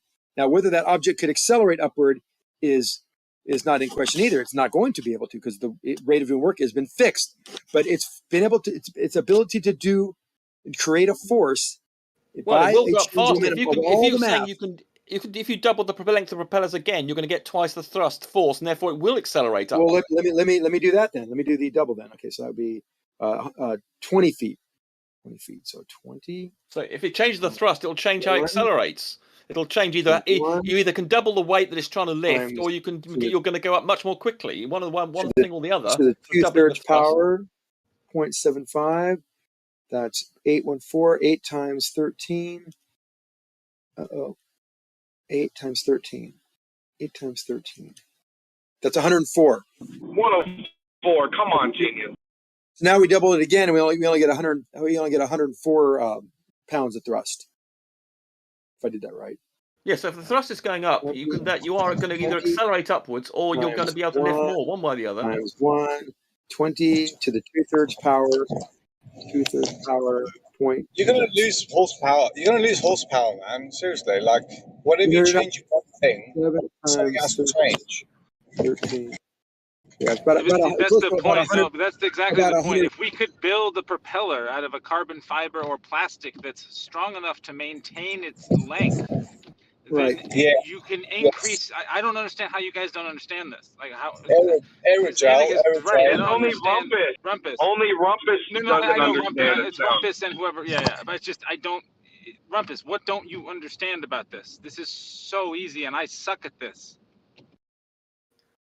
Oh, I'm on Rumpus's side with this. You have to, because you have to move all the air. I'm equivocating. You have to move all the air. Hold on, Obviously, guys. you'd have to change Yo. the material that the propeller's No, we're made not out of. even So worried the about material that. issues are not Weight relevant. can If you're worrying about material, then you don't understand the debate Yes, we're but having. This is not but a debate about the material or how heavy this Listen. material is or anything, Yes. or the strength of But it. you have That's to not make it part of this practically. discussion. Yeah, we're not Yeah. talking about. We're talking about In in order theory at the moment. to We're not even make it agreeing on the theory is the problem. So we don't need to worry about whether it's practically different. We haven't agreed on the theory. Right. in order to make Fuzzy. it Fuzzy. practically, you do have to Fuzzy. make it out of like a carbon fiber. Yeah, but if we don't agree on the Fuzzy. theory, we've got a problem. And also, you're distorted again. It's very All right, difficult to hear you. so back to the original Hold on, problem. Zanuck. Hold on, Zanuck. Hold on, Rumpus. Hold on, Zanuck. Hold on, Zanuck. Fuzzy. Just give me the answer. Just give me. You'll get your chance. I just want to make sure that everybody understands that. Let's say the blades are infinitely light. All right. Nobody cares about. Doesn't matter. It's irrelevant to us. But the relationship is the same, because if you've got 75 horsepower pushing blades that are like they don't weigh anything, when you increase the length of the blades, no matter what they weigh, the relationship to that horsepower is going to change because you've increased the weight of the propellers regardless.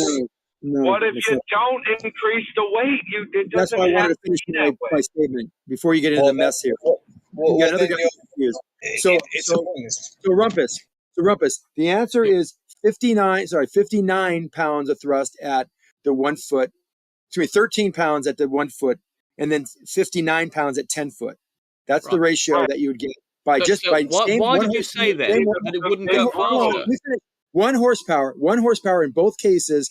1 foot propeller, 10 foot propeller. One is 13 pounds, and the other one will be 69 pounds. Right, so that will cause it to. You said it wouldn't cause it to go up more fast. It would do, because it's going to be greater thrust. There's a greater force. No, therefore, Robert's trying there's to a greater worm out. force. Sonic, if you've got the same weight of things, let's say they didn't add any extra weight, those blades. Weight isn't part of it. I know. So in other words, you've got an extra force, in which case it will accelerate upwards more quickly. You've got a greater thrust. Well, yeah, of course. Yeah, he's trying That's why you were denying this. You were saying it wouldn't go more quickly. Hold on. Once it doesn't keep that thrust. See, this is the rate of doing work again. As it starts moving, that relative wind changes, and it's not going to be able to have the same angle. It won't be able to produce the thrust. That's why the thrust will go down almost directly proportional to speed. Okay, I agree with that. Yes, because you're not accelerating the air to the same amount as before. Agreed. Yeah, you're not going to accelerate anymore. It might have a maximum linear velocity. That's another trick to you. That's another trick. It might have a terminal velocity upward of, maybe 1 mile an hour, whereas the other one had a terminal velocity of, if it could lift it, of 50 miles an hour. It's all about the rate of doing work. So with that, you should be able to figure it all out. Power to weight ratio needs to be considered here. Seriously. Same power, same weight. No, if you have a car that's got 500 brake horsepower and it's trying to pull a ton, when you change to 1,000 brake horsepower, it can pull that ton in twice the amount of time. Correct. We're not changing the weight of the object, though. You said you're not changing it, and is it hypothetical? You asked what is the scale. He said this isn't changing, so don't give them. I don't. What the fuck is happening? Then obviously you're just going to add on with power, and you're going to get it's going to increase, isn't it? Because you haven't considered anything. So you've added to it, and there's going to be an addition. The power is the same. All we've done is change the force. Yeah, but you've added something, so something gives and something else raises. So you're going to raise. The same. If we add more weight, it can accelerate less. It'll have less net force. Less net force if we add weight to it. The net force down will be less if it's a helicopter, for example. Yeah, but I'm just talking about the 75 brake horsepower. For over 1 horsepower, whatever like that. If your power to weight ratio changes, then it's not a. What is 75? This is 75 horsepower. What's 75 horsepower? Yeah, but you'll be lessening the horsepower because no, it's the same horsepower. We haven't changed any horsepower. The net horsepower is the same. Both of them, net horsepower the same. The force is different between two of them, and the weight of the object didn't change. Now, sure, if you had more force, you could add more weight to it and be able to hover with the greater force. Same horsepower, more force. Sonic, you need to understand that, like me, these people are thinking, hold on, how can you have the same horsepower generating more force? That's the issue. So just by repeating the horsepower making, that's not addressing the question. Electric motor that has a flat power curve. Yeah, but this electric motor in my hand, I have one right here in my hand, actually. This motor has, this is a 200 watt motor, this is a 600 watt motor, 600 watt motor, and it makes that at, it can produce at it could do 7,000 RPM. I don't know what the torque will be at that. You could do the backward, or it could run the same 1 horsepower at 10,000 RPM, same horsepower. Yeah, you're considering torque as well. You're considering that as well. You might burn more fuel. Torque, same torque, same power, different torque, different RPMs. All the same power, same fuel usage as well too. Now it can be more efficient. Hold on, it might be able to be more efficient at 10,000 RPM than it is at 7,000 RPM, and vice versa. But we're not talking about the efficiency of the engine. We're talking about a motor. Even the motor can be more efficient or less efficient at the different RPMs as well. And the batteries can also be less efficient at those. But we're not going to talk about that. We're only talking about, we know we have 1 horsepower at 5,000 RPM. We know we have same power at 10,000 RPM. Same power, same motor, same power. The force is going to be different that it outputs at those different RPMs. Just to help the people like me is thinking this is unlike, the analogy I was making I thought earlier was helpful. If you think of the Empire State Building, you could raise it up with a very small powered engine, a motor that's driving a hydraulic pump, and if it would just simply go up more slowly, but you can still apply an enormous amount of force from a small horsepower engine using hydraulic systems. And Zanic's making the same argument you can do with propellers. But can you hear me? Am I breaking up at all? Yeah, you're okay now.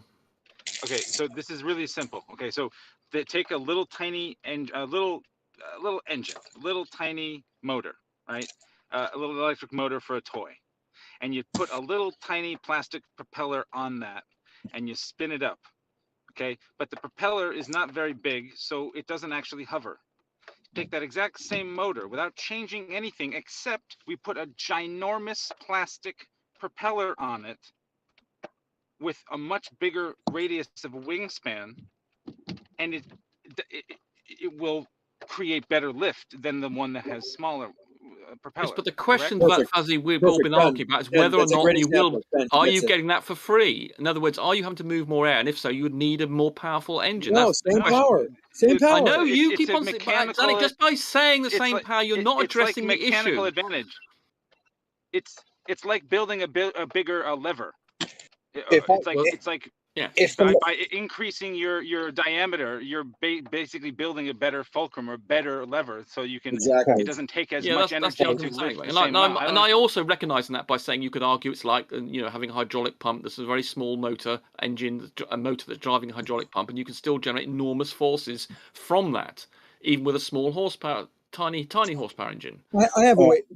Rufus, how about this? Remember we talked about the change in the mass or velocity equals the change in momentum, which is equal to a force. I think we have a lot more mass now, and we're now changing the momentum of that mass, but at a much slower rate than we did when it was tiny. That's been my point all along. You're now getting up to my argument, and my point was that I felt there was a work involved, doing more work to do that. So we have this mass that we've now changed the momentum of to equal. Just try not to go from I was right perspective. Just try to listen for a second. We have this mass. We have this, 10 kilos of mass of air that we've just changed this momentum of, and we created a force. And this force was 70 pounds.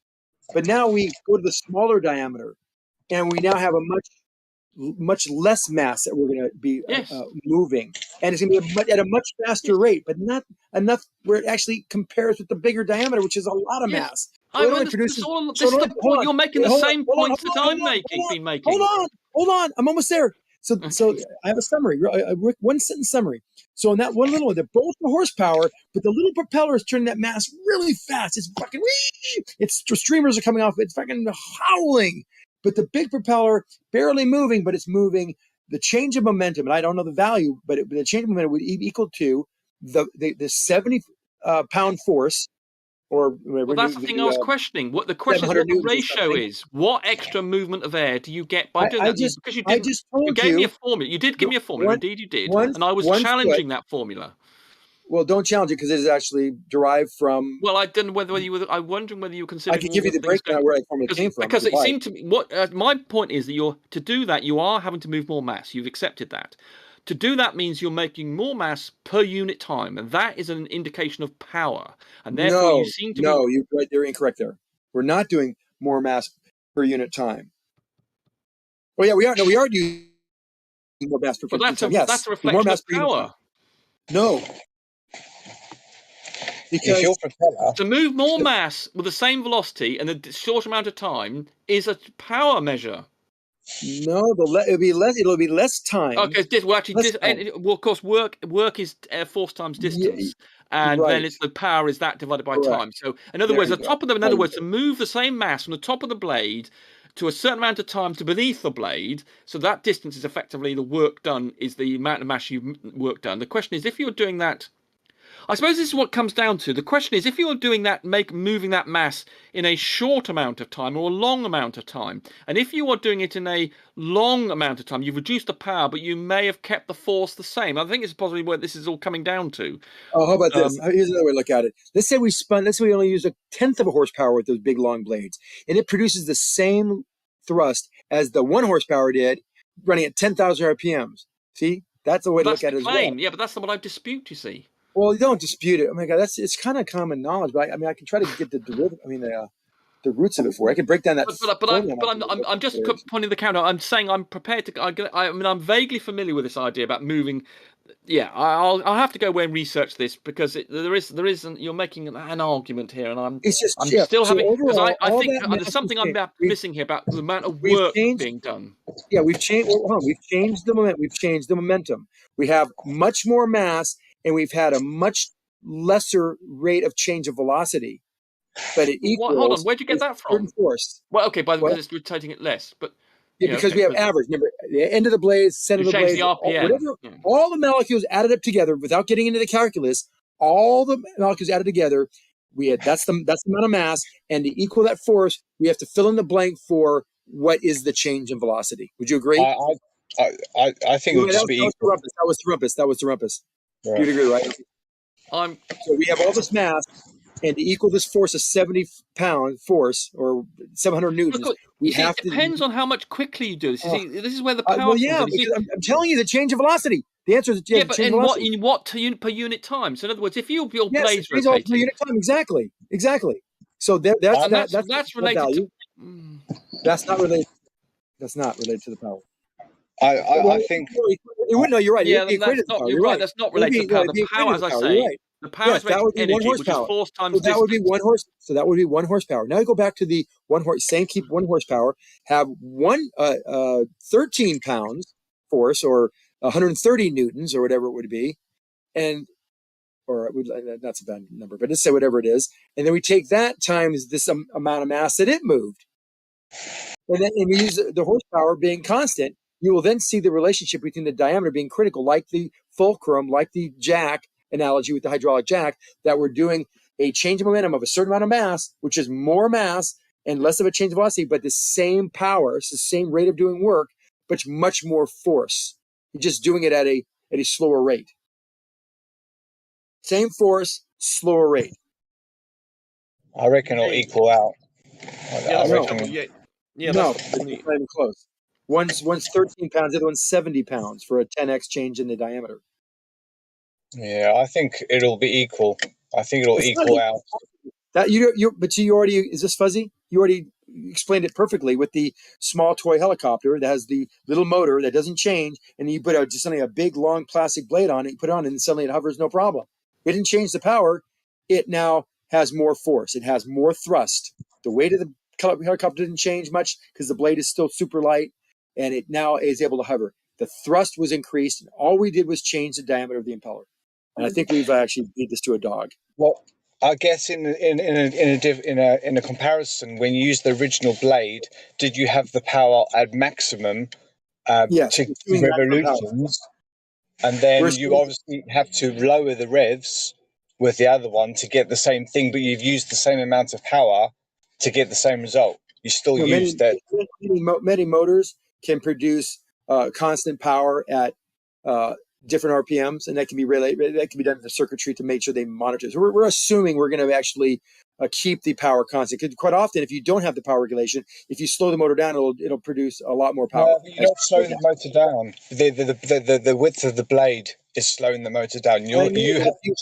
Yes, if you slowed it down, so that would be an unfair test. If we didn't keep power constant, it would produce a lot more thrust if we didn't do that. Because most motors, brush motor. Hold on, let me finish my sentence.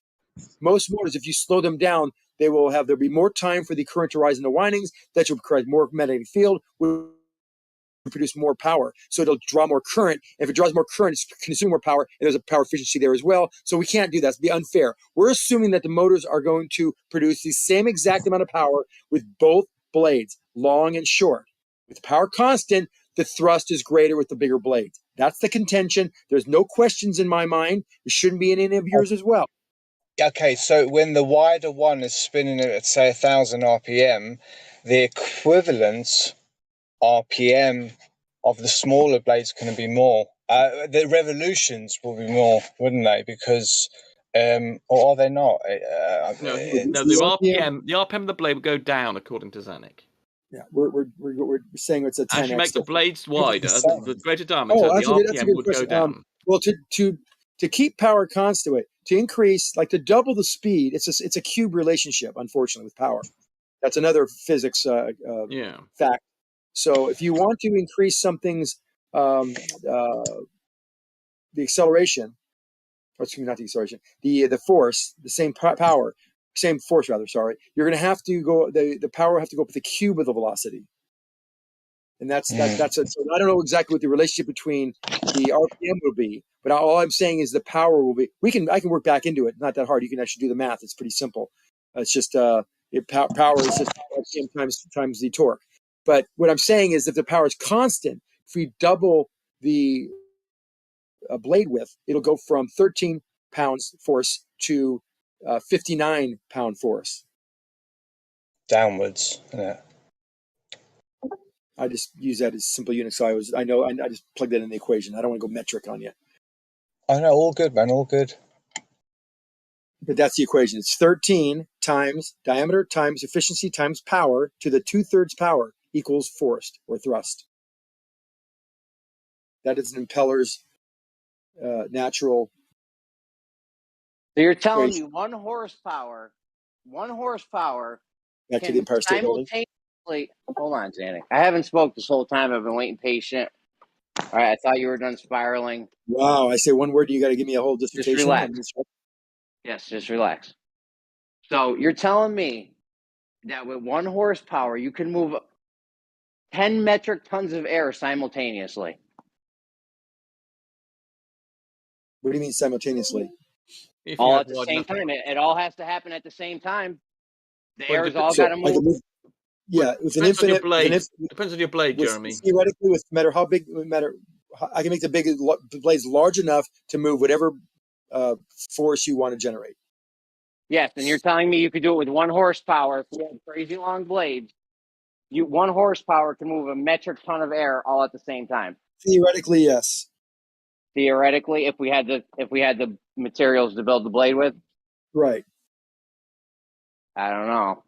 Just like we could, if you could tie it to the moon. The question is, Jeremy, how quickly we move. When you say we're moving this amount of air, the question about power and work and things and energy is how quickly you do move that air. Now, you could move that 10 metric tons in a 1/10 of a second or a second, and that changes the power requirements. For 1,000 years, right? Exactly. Well, you're not going to build any thrust up if it takes 1,000 years to get it spinning. No, it'd have to have 10 metric tons of thrust, 10 metric ton force of thrust. In order to move it, it has to have that force. So yes, it would have that force. Zanuck, were you wrong? Were you wrong? No, of course not. Rumpus, no. Shut up. Zanuck, shut up. Rumpus, were you wrong? I must admit Jeremy Zanika said he's written papers on this, so he's clearly I have done some research on propellers, and I must admit that I've forgotten the details. And there is an analogy with this lever and the one I was making. You could lift the Empire State Building with a tiny little motor with a tiny horsepower, because we're talking about force here and not work. I think I just didn't think the word propeller was analogous to a hydraulic pump where you can generate large forces from small horsepowers. But I think there may be something in what he's saying. I'm gonna withdraw my claim that he's wrong, and I'm gonna go away and do some more research on it and see if I'm not happy with it, but I can see that I don't fully understand this, and I'm gonna have to go away and think about it. Do you think Zanuck is the foremost expert? I don't think I must admit I'm suspicious about that, but if he's written papers on this, I was a little bit. I over embellished my credentials, yeah, but I did. I'm definitely an expert. No, I'm not the foremost expert though, for sure. But if he's written papers on this, if he's written papers on something of this subject, then that makes you an order of magnitude more qualified to speak about it than I think he said he wrote a paper. Sorry, I think he said he wrote a paper. Well, yeah, but it was if it's in that subject, papers, plural. Papers, yes, he said papers. Yes, but even if it's a related field, you've got to understand because once you understand the principles of these things, then you know, even if you forget about it, if you understand what's going on, and if particularly you've got understanding of work and energy and force and distance and rate of change of momentum, although Zanuck said it was remarkably difficult to get him to talk about the rate of change of momentum, and suddenly he did do it, and then he wouldn't stop it. So I was a bit surprised. So, and there's things that are disturbing about Zanuck's explanation, but clearly if he's written a paper on the subject, he must have a deep understanding of it, even if he couldn't articulate it perhaps as well as I would have liked. When you put it in print and someone reads it and puts their finger on their chin and goes, it's a done deal, man. What? You'll get it one day. No, I don't get it. So, yes, if he's had a recognised paper on the subject, then he must have a deep understanding of the subject. I wasn't very happy with some of his here that's all this like browning on the edges, but propeller pressure rise. Pressure equals 4 times the thrust divided by pi times diameter squared. Here's the equation that I was right from it as well. Velocity of the air going through the fan is going to be 550. That's your number, right? Times efficiency times power divided by thrust, and then probably that 13 equation will be here somewhere. The torque of thrust will be RPM squared times a constant. That we already went over that. Blade tip losses, effective atmospheric conditions, Reynolds numbers effects. I don't see my 13 value here, but it's somewhere for sure. Anyway, but yeah, it's a little. It's not intuitive, but once you start looking at where all these, you start doing an accounting of all the values and where the forces come from. Oh, here it is. Oh yeah, I found it. My God, this is 13 times PAD to the 2/3. But then it's reduced to thrust equals 13 times E times P times D to the 2/3. What's P? Found it. What? What's P? What is P? Pressure. Yeah. That's pressure. What? I was gonna make a PV joke, but pressure rise across the blades. Aha! Now that's right. Now that's that's important. So the pressure rise between presumably one side of the blade and the other. Well, yeah, that's a differential pressure is it's going to it's going to create a force to do that. Okay. Okay, so did we decide Rumpus was wrong and Zanuck was right? He just didn't. He's never looked at this stuff before. I was like something I did every day. I know, but I've looked at this a little bit. I remember saying it was impossible for him to be wrong. He said that as verbatim. There must be some error, and there must be some break in the space-time continuum if this is happening. But I will go away and think about it. And because obviously Zanuck clearly knows a reasonable amount about this subject. I wasn't happy with some of the quality of his explanations earlier, but he's gradually. I wasn't impressed with the explanations, but he's gradually started to introduce new extra terms that I'm more impressed with, and his explanations got a bit better as time's gone on.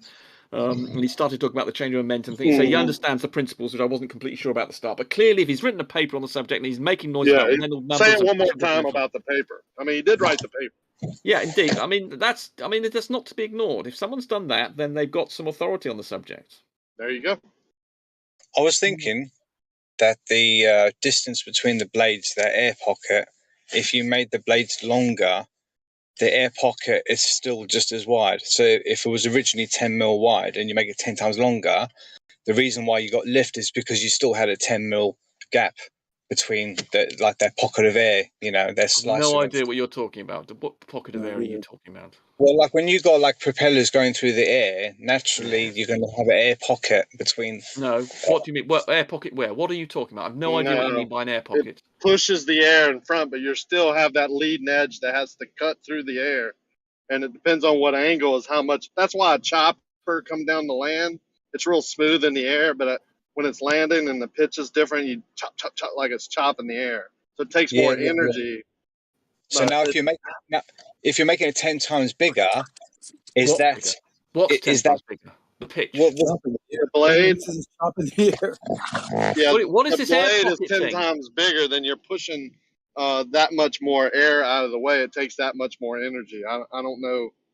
No, they start out when you put down your collectors on the helicopter, you got it at a fixed RPM, and then it just you go full power, and then you change the pitch of the blades, and then you take off. And you go flat when you're sitting there idling, and it's still spinning. The turbine's still spinning, and then when you want to take off, you change the pitch of the blades, and then it starts to rise.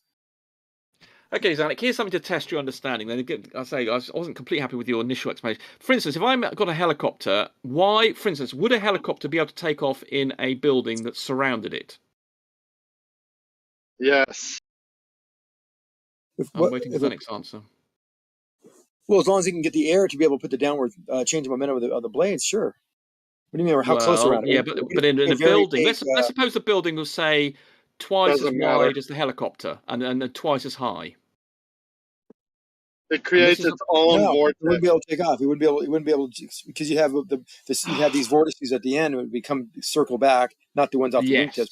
They're coming down. Exactly, that's what would happen, because the air that's going down would then circulate in a vortex, and then you would not be able to accelerate it because the air would be coming down with it. And that's the reason why the helicopter crashed in the Osama bin Laden's attack, because they went into a place with a wall and they had this circulating air because what the helicopter has to do, the blade has to accelerate, as we were talking about, the change in velocity, this pressure differential has got to accelerate air from one velocity to another. And if the air is already coming down vertically at a velocity, then the blade is not going sufficiently fast enough to then accelerate it further. So it's understanding that sort of thing that yeah.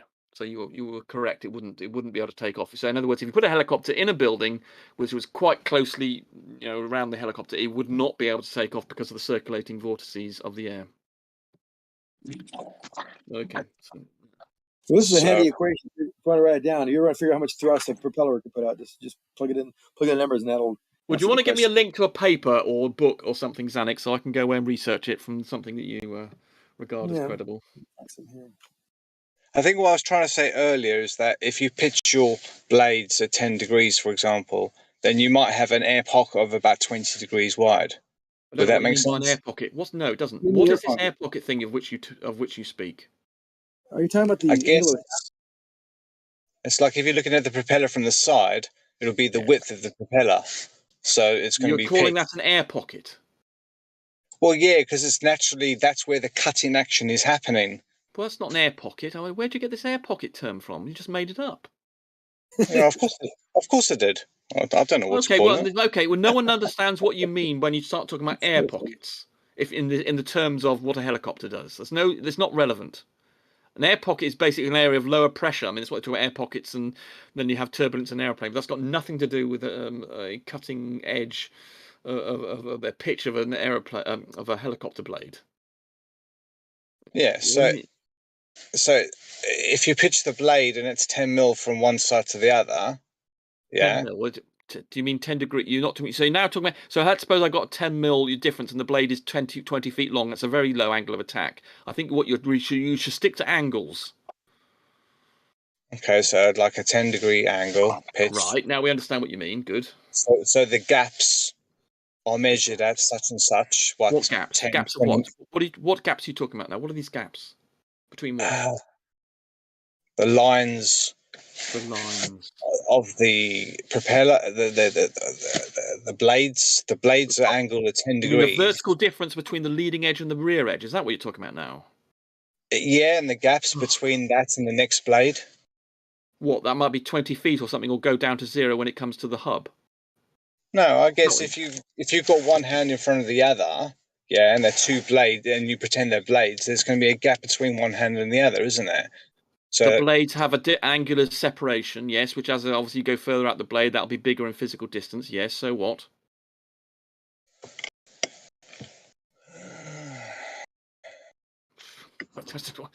I mean, you seem to be having real problems here with the basic understanding of what the hell's going on. yeah, but Rumpus. I mean, Hold on a second. is, Hold on, real quick. Rumpus. Zanuck is saying that you're going to be able to move an infinite amount of air with 1 horsepower. Does that sound right? Well, I'm not happy about it, but I mean, the question is how quickly you move that air. If you were prepared to move a near infinite amount of mass very, very slowly, then you would have a large force and you would not have moved very much and you wouldn't have used very much energy. So the equation, there is a sort of balance there that you can. So yes, you can move an infinite amount of mass, providing you only you've got an awfully long period of time to do it. And if you, so yeah, it depends Well, on this the number. this sounds like a free energy device right here, because we could Well, I just thought lift so, up. but We but could I just think lift up a. Hold on, we could just lift up a bunch of 100-ton rocks. Right, well, the And thing about energy, Jeremy, the key thing, this is what many people don't understand, particularly flat, is that energy is force times distance. If the distance is 0, you can have a very large force and a very small distance, and the energy is incredibly small. So if you're moving by a micron, but you're applying an enormous force, the energy you've used up is incredibly small. Energy is force times distance. So, and the power is just energy divided by time of which you did that. So you can have very large forces, provided they're only working over very small distances and therefore using up small amounts of energy. Those are the equations you need to understand if you're going to talk about energy, forces, and distances and power. It's not straightforward. so you're cool with this? We could have an infinite energy device if we just No, had that's fan not infinite blades energy. big enough. No. I know it's infinite force. That's why I tried to differentiate. You can have a very large force, near infinite, but providing it's only moving a very small distance, you actually have let's make it not quite infinite. Let's suppose an enormous force, but if it's only moving a very small distance, you've only used a very small amount of energy, even though you've applied an enormous force. And that's why I was talking about lifting up the Empire State Building with a very small motor.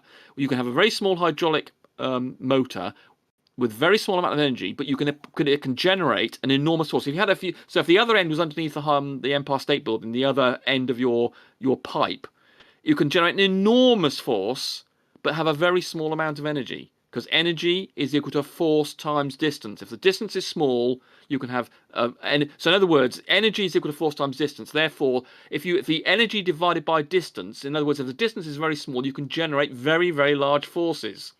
Energy divided by distance is equal to force. So if the distance is really small, in other words, if it's stationary, if D is 0, you can effectively have 0 energy generating a very large force, or very close to that. If you're not moving, then you get these. No, I don't think you mean that really. Well, even though you're not going anywhere, it still has to change the momentum of the air. And that's the energy. Exactly. Well, that was the point I made to you at the very start of this conversation. Yes. It's just If you've got something on propellers I can read, or some paper or some book that I can go and. I have got some text saved away somewhere that I could go and look, but I've lost it some years ago, and I may have not be keeping track of it, and I may have not got it on the same computer that I did have. Is there a paper on? I could go. I'll go read up on it. So Jeremy, I know. Yes, it's. Don't get mixed up between infinite force and infinite energy. That's the key thing. He's not suggesting infinite energy. He's suggesting a very, very large force can be generated from a very small power, and power is energy divided by time. So if you can have a small power generating small amounts of energy, but generating large forces, as I explained with the lifting up the Empire State Building. You can have a very small motor generating a very, very large force that could lift up the Empire State Building. Thank you, Sonic.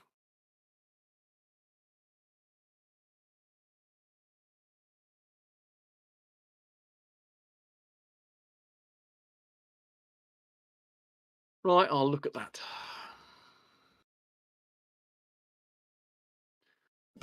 I got a better one somewhere. It has more specific to power and things. Let me see if I can find Okay, that one. well, DM me that if you think there's a better one that goes more. You got it.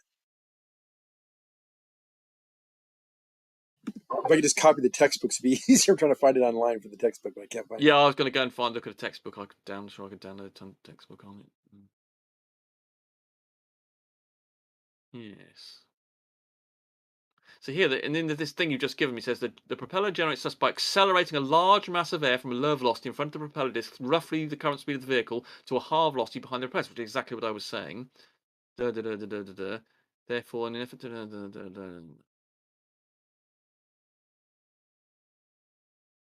yeah, okay, anyway, after. Yeah, and of course, in the Second World War was when they discovered that a constant pitch propeller was the best thing to have, and then you changed constant velocity, and then you just changed the pitch to change the power that you got out of it. Yeah. Oh well, okay, I'm gonna have to go and obviously there are issues with the speed of the with practical issues, like when if you have this thing with the if you obviously have something that's very very long and it's rotating, it's going to get very very fast at the tip and all these sorts of issues. But we weren't worrying about that in our discussion. We were having Zanuck Yeah, and we I don't were, want the tip speed was a great limiting factor for the Mustang and for the Hurricane and things from the British Air Force. Yes, that's so they had right. to make sure that they. You don't want to go, but you don't want supersonic. Yes, so you got to. Yeah, You've got to. So that's why you don't want some small long blade because it will be going fast, the supersonic, and then causing problems. So what you do is you then put on more blades, rotate them more slowly. That's why they geared the a big fat blade, big 4 quad blades on the Mustang, and I think even the Hurricane and the Spitfires and all we the had others. 5. Yeah, we had 5 blades on the Hurricane, on the Spitfire, and on the other ones. I think the P40. I don't think the Mustang ever had 5 blades. It was a 4-blader. Yeah. Yeah, and I think the P47 only had 4 blades as well, but I think the Spitfire went up to 5 at one point. Hurricane. What was the other British? I think Hurricane. Hurricane. That was they stopped making that in about 42. I don't think they ever got to a 5-bladed version of that. There was a counter-rotating Spitfire. There was a what's called a super prop one where they had 2 counter-rotating blades. That I'm not sure if they actually flew in the Second World War. When we were trying to sort out aircraft coming off aircraft carriers, fighters coming off aircraft carriers, because we had a problem that we didn't really have a decent fighter aircraft. We had the Seafire, but which is an aircraft launched Spitfire with some extra modifications. Whereas the Americans, because they were fighting in the Pacific, they knew they were going over long distances. They specialised a lot more in aircraft carrier launched things, whereas we were dealing with Germany and things, and we didn't have to go quite as far as over the Pacific, so we weren't quite into the air launched aircraft carrier launched aircraft as the Americans. So we weren't as good as that, but we did eventually, in the end of the war, get round to having a Spitfire with 2 counter-rotating 5 blades, I think. And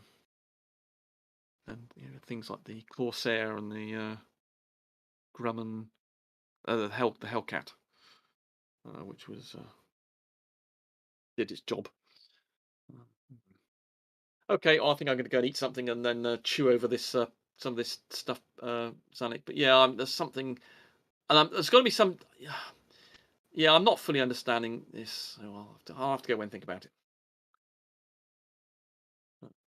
Yeah, it's just it all boils down to the amount of this power, the rate of doing work, and that work can come in many different forms. And all we're doing is just having some trade-offs of some of the factors that we've already talked about. So.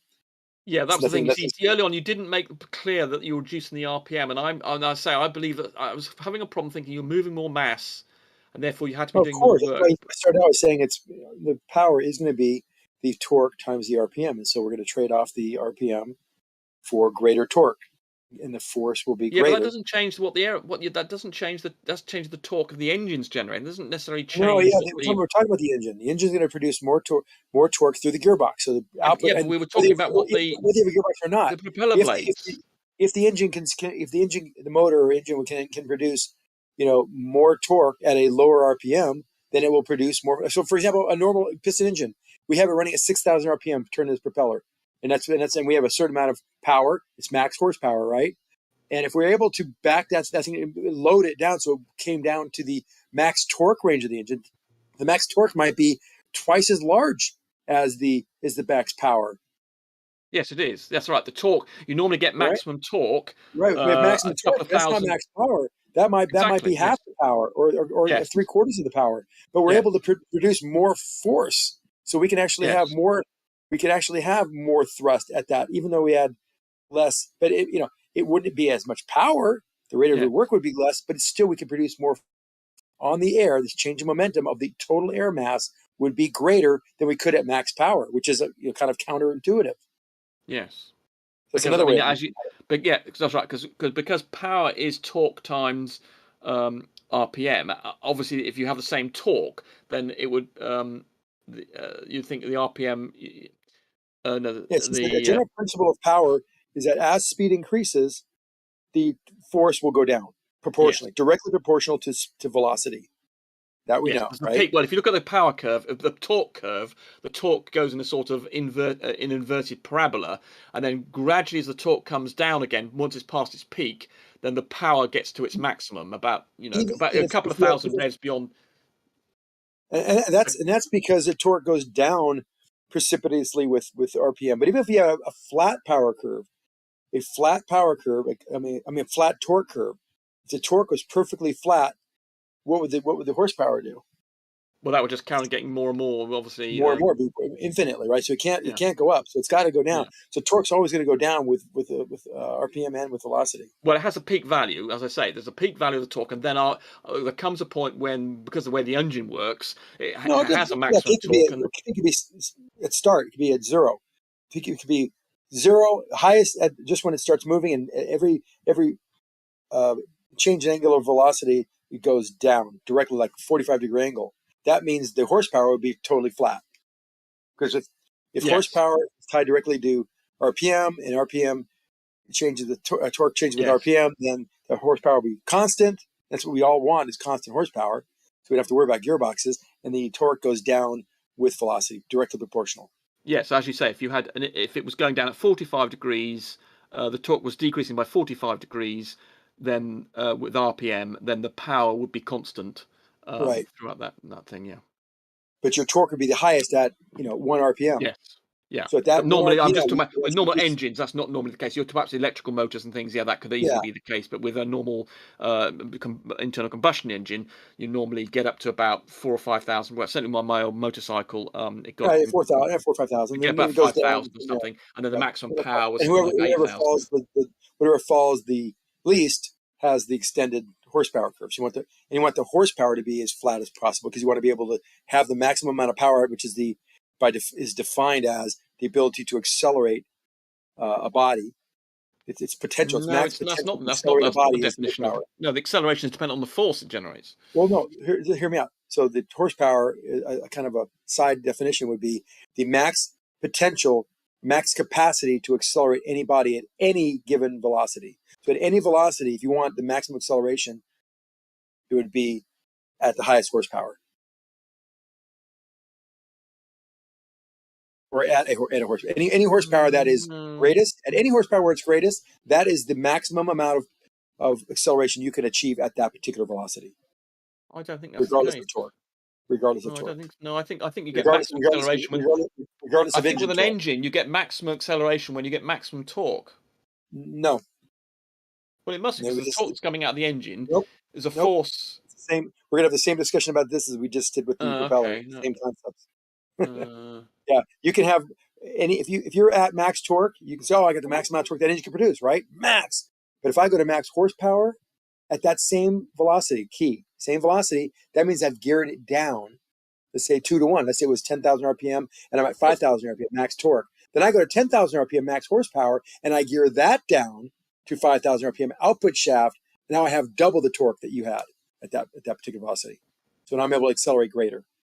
So I just showed that by operating the engine at 10,000 RPM, it produces more torque to the wheels, not to the driveline, to the wheels to accelerate. Because the acceleration change of the entire system will be greatest at any velocity when it's at max horsepower. Because max horsepower is the fastest, greatest rate of the rate of change of kinetic energy, or the rate of doing work. The rate of doing work is greatest, which is equal to the rate of change of kinetic energy. And by definition is horsepower. Rate of change of kinetic energy. Y'all have to be worn out. Yep, I am. I've just hit my limit. I caught my limit. All right, guys. Talk to y'all later. That was awesome.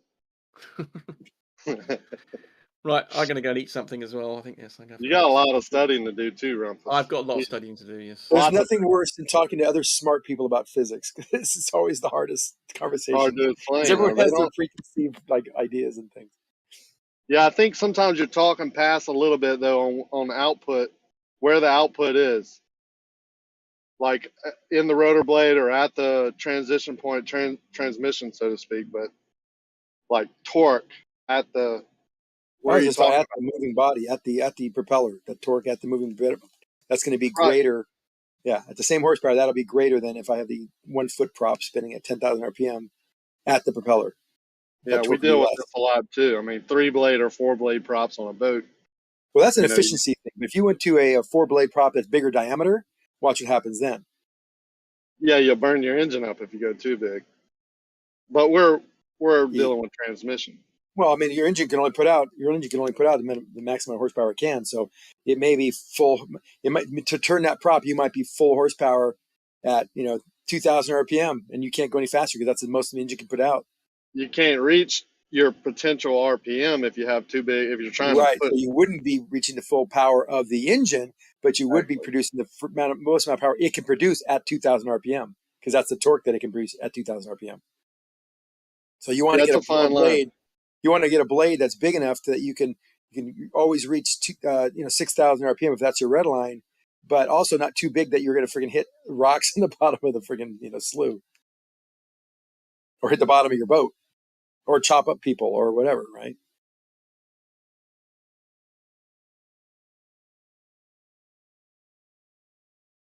I think there's a limit of how big a prop can be on a lot of these boats.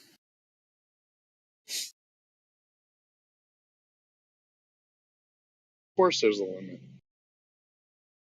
Well, like an outboard, you can have big as you want, but I mean, if it's too big. No, you can't. You would hit the. I know you hit the bottom of those. You probably hit the bottom of the lake or the slough or whatever. But you have fins above the prop coming out of the water. That's the best point yet. Yeah, you start having some cavitation at the ends. They'd be going super. But they do put anti-rotation and double blades and things like that. They try and mess with it. The offshore racers have the counter-rotating props, small. Yeah, that reduces cavitation too because they come out of the water a lot and they don't spin their motor. The anti-rotation helps with that too. It creates more. More efficient thrust out of it. More efficient, and they cavitate less. And when they do cavitate, it doesn't rev their motor so high they throw a rod. You can only, you're pulling back on the throttle. Is that a rev limiter?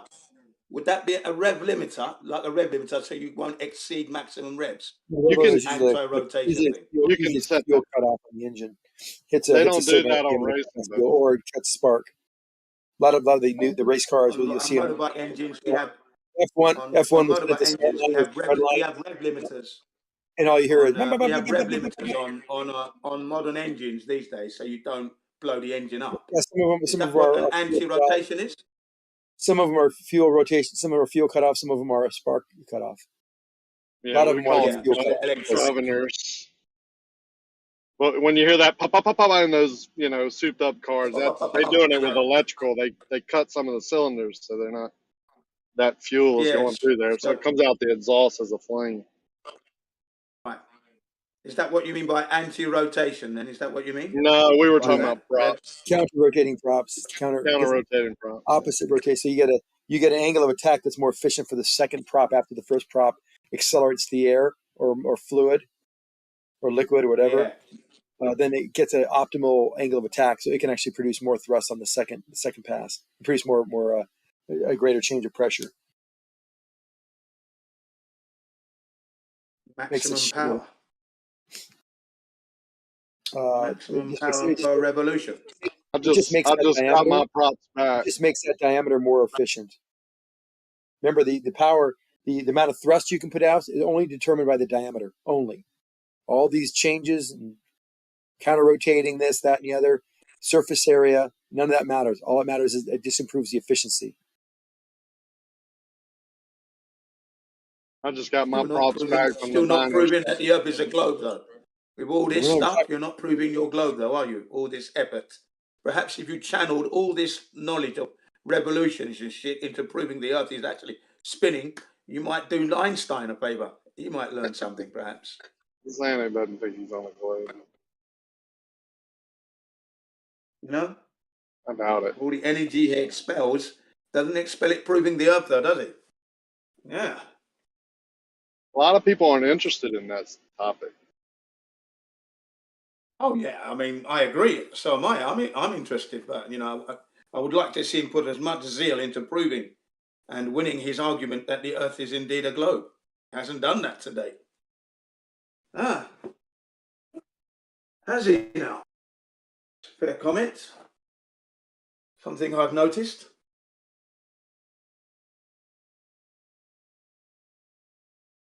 Those are my 3 blades. I just got out of the shop.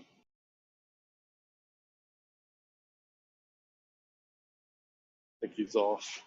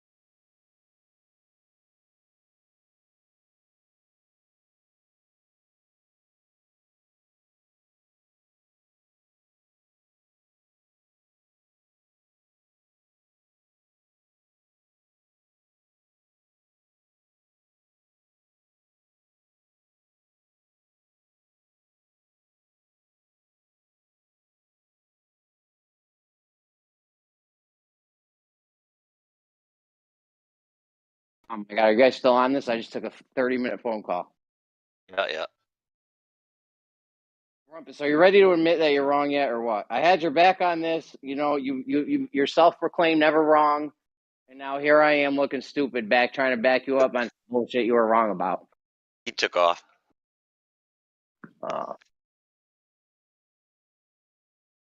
Zanuck, you still there?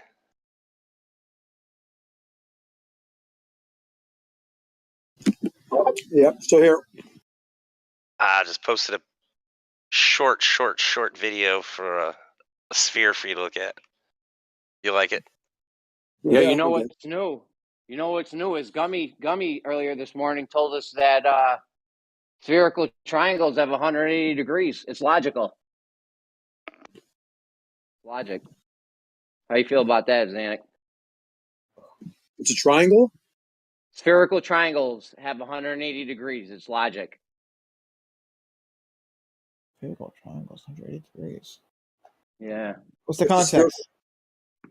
What's the context? What do you mean? 180 degree triangle, spherical. You mean like actually on the surface of that sphere? Dude, what's a spherical triangle? All right, well then that's not really. It would have to be an infinitely small triangle for that to work. That doesn't work otherwise. Small triangle? An infinitely small triangle, because if it's not infinitely small, then it's always going to be like 180.0001 or something. You know, it'll always be slightly above 180. Infinitely small triangle. How big is that? It's infinitely small. Oh, is it a point? Is that a point? I guess. I mean, it doesn't really make sense. The whole point is, I don't think 180 degrees works. You can't have a triangle like that on a sphere. That's my whole point. That's what I thought. However, you're not being logical, clearly. Well, okay, explain. Sphere. You can on a small enough portion of the sphere. No. Yes, the mathematicians will agree. You have to have a big enough percentage of the surface area for it to be bigger than 180 degrees. Absolutely not. If you have a surface of a sphere and you draw a triangle that is, let's say you had a perfect sphere the size of Earth, and you drew a triangle the size of 1 inch by 1 inch by 1 inch, you would have more than 180 degrees on that. You would have to by default. Jeremy, I feel you, but I'm trying to. Here's what I want to share. You're wrong, Don. You're wrong. I saw their mainstream video claim this, so I'm using it as a hostile witness. Now, Crux, what do you think I disagree with you too, though. I don't know what you're talking about. The point is, Jeremy, like you should use it against them first of all. No, because it's effectively 180 degrees, but it would never truly, like if we're talking about like perfect spheres, it would never truly be 180. Like it would be effectively 180 because that's what I'm telling you, Don. But it wouldn't be truly. No, you're not being logical because all spherical triangles are 180 degrees. That's the point. According to Gummy Bear. What he's saying, if it's small enough, it's going to be so much unmeasurable. Like, at least that's fine. Like you should use their own position against it. Like they'll open these spherical access videos, Jeremy. I'm saying with this clause. Like I watched the spherical access video, and they're like, if you have a large enough portion of the surface of a sphere, you will get the access. That's what if you they have teach in any the video. I'm just sharing. Don, if you have any portion of the surface of a sphere and you draw a triangle on it, any portion, you'll have more than 180 degrees. Any. Well, apparently the mathematicians have some wiggle room. Yes, Don, I am smarter than the mathematicians, yes. I see. That's a little ballsy, don't you think? I mean, no, not if they're saying what they're saying and I'm saying what I'm saying. I'm obviously smarter than them dudes. Wait, okay, so what's the claim, and then what? Help me out here. Let's do this. Let's go back. What are we talking about here? No, Don's saying you need a certain size. Well, yeah, you need a certain size for it to be like actually like reasonably measured. Like because otherwise it's going to be so tiny that nothing that we have is going to really measure that. Yeah, it would still be more than 180 degrees. Yeah, but it'd be like yeah, that's fine. But it'll be such a small amount though that it's like it'll be effectively 180. You can't differentiate it from your straight line. You know what I mean? It'll be so fucking tiny. But whatever. I couldn't read this. I don't know why. I didn't know why I rumpish y'all, but it seems like if it's a hostile witness position, you should use it against them, bro. Right? Bro. No, the hostile witness right now is Gummy Bear saying it's logical that spherical triangles only have 180 degrees. Well, I came in the middle of that. Why is he saying that though? Why did Gummy say that? Are you sure? Listen, here's what happens. People get backed into weird corners when we're in these conversations and they won't back down and just admit that they were wrong. And then you end up saying goofy stuff like that. I've seen it happen dozens of times. I feel like there's context that's missing. not necessarily what he said, Jeremy. Yeah, that's exactly what I'm saying. Like I feel like there's context missing, and he's like purposely leaving it out. Yeah, Jeremy's not being, he's not telling you everything that happened. I want the full context. Said that spherical triangles have a. He said that in the context of spherical geometry. Okay. Spherical geometry. Two dimensions. And its interior angles would be 180 degrees in the context of spherical geometry. In the context of it can only be spherical geometry because that's the only way you get a spherical triangle. Him saying in the context of spherical geometry is nothing. Of course, it's spherical geometry. We're measuring a spherical triangle. Yeah, I don't know if that necessarily helped out whoever was saying the other thingy. Nate? Is it Nate? Yeah, I don't know. I need more context than that because if that's all the context, then yeah, Gummy would be wrong. But I feel like there's more to this than. Go ahead, Nate. Tell him. What's some more stuff that's to this? What do you mean? Yeah, I know exactly. I gave the whole shit. Your boy said spherical triangles have 180 degrees. Like there was more to it. What is there? There's nothing more to that. Yeah, in the context of spherical geometry. Of course it's spherical geometry. You don't get a spherical triangle without doing spherical geometry. Adding those words does nothing. Damn. Adding, Yeah. sorry if I was yelling. Adding, you're getting me all excited. Adding those words does nothing in the context of spherical. Of course it's in the context of spherical geometry. That's the only way to get a spherical triangle. Well, it's pretty fair, yeah.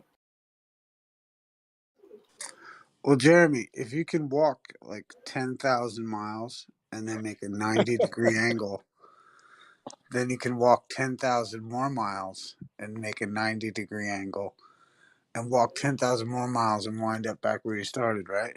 Well, that's not. It wouldn't be 10,000. It'd be let me see. So 24. It'd be pretty much 1/4 of the circumference. So 24,901 divided About by 8,000 something. It's like no, it's 6,000. 6,225. So you just need to walk. I used to love saying this to Glovers was, well, all you got to do is walk, 6,000 miles and then make a 90-degree turn. So get going, you know what I mean? Like, could you get going for us,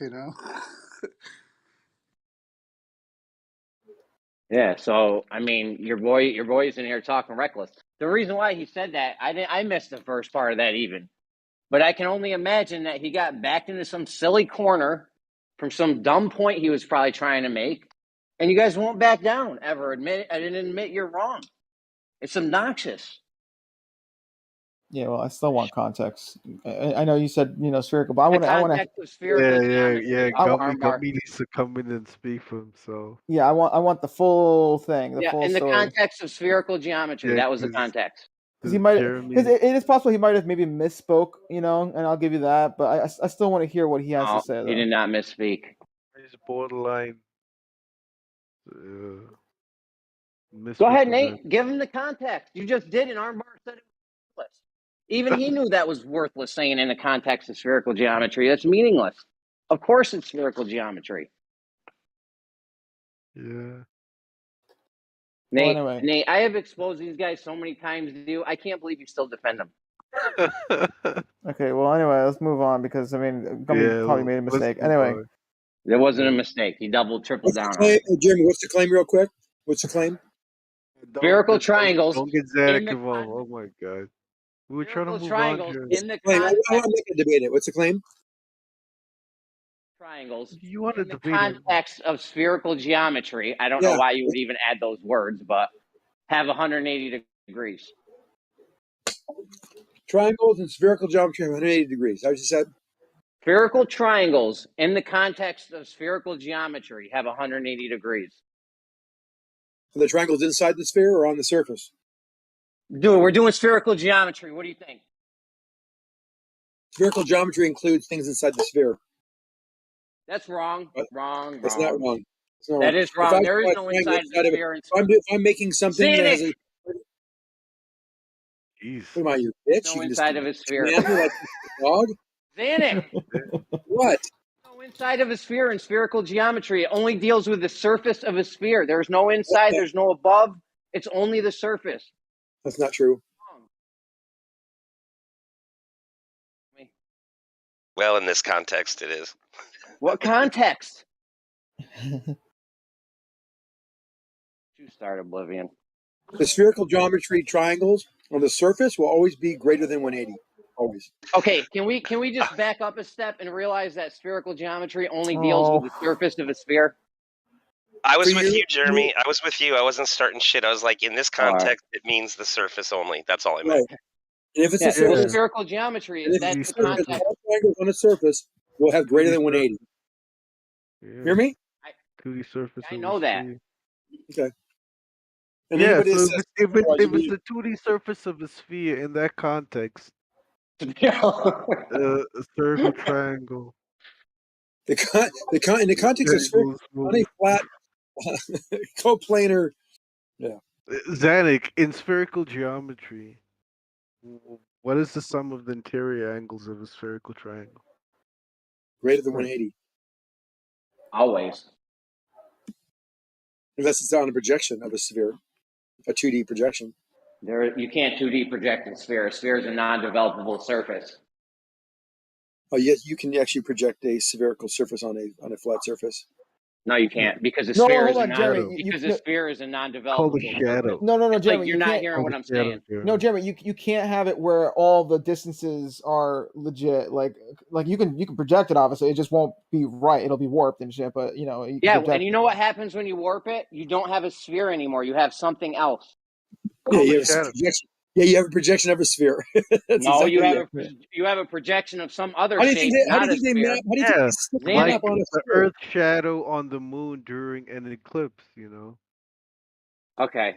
First of all, that's not even analogous because the Earth's surface is curved to you guys, so that's not on a flat surface. Anyways, it's curved to you. Anyways, it's curved to you as well. It's curved to you as well. Anyways, you can't project a sphere onto a 2D plane because a sphere is a non-developable surface. Are you ever going to acknowledge my statement?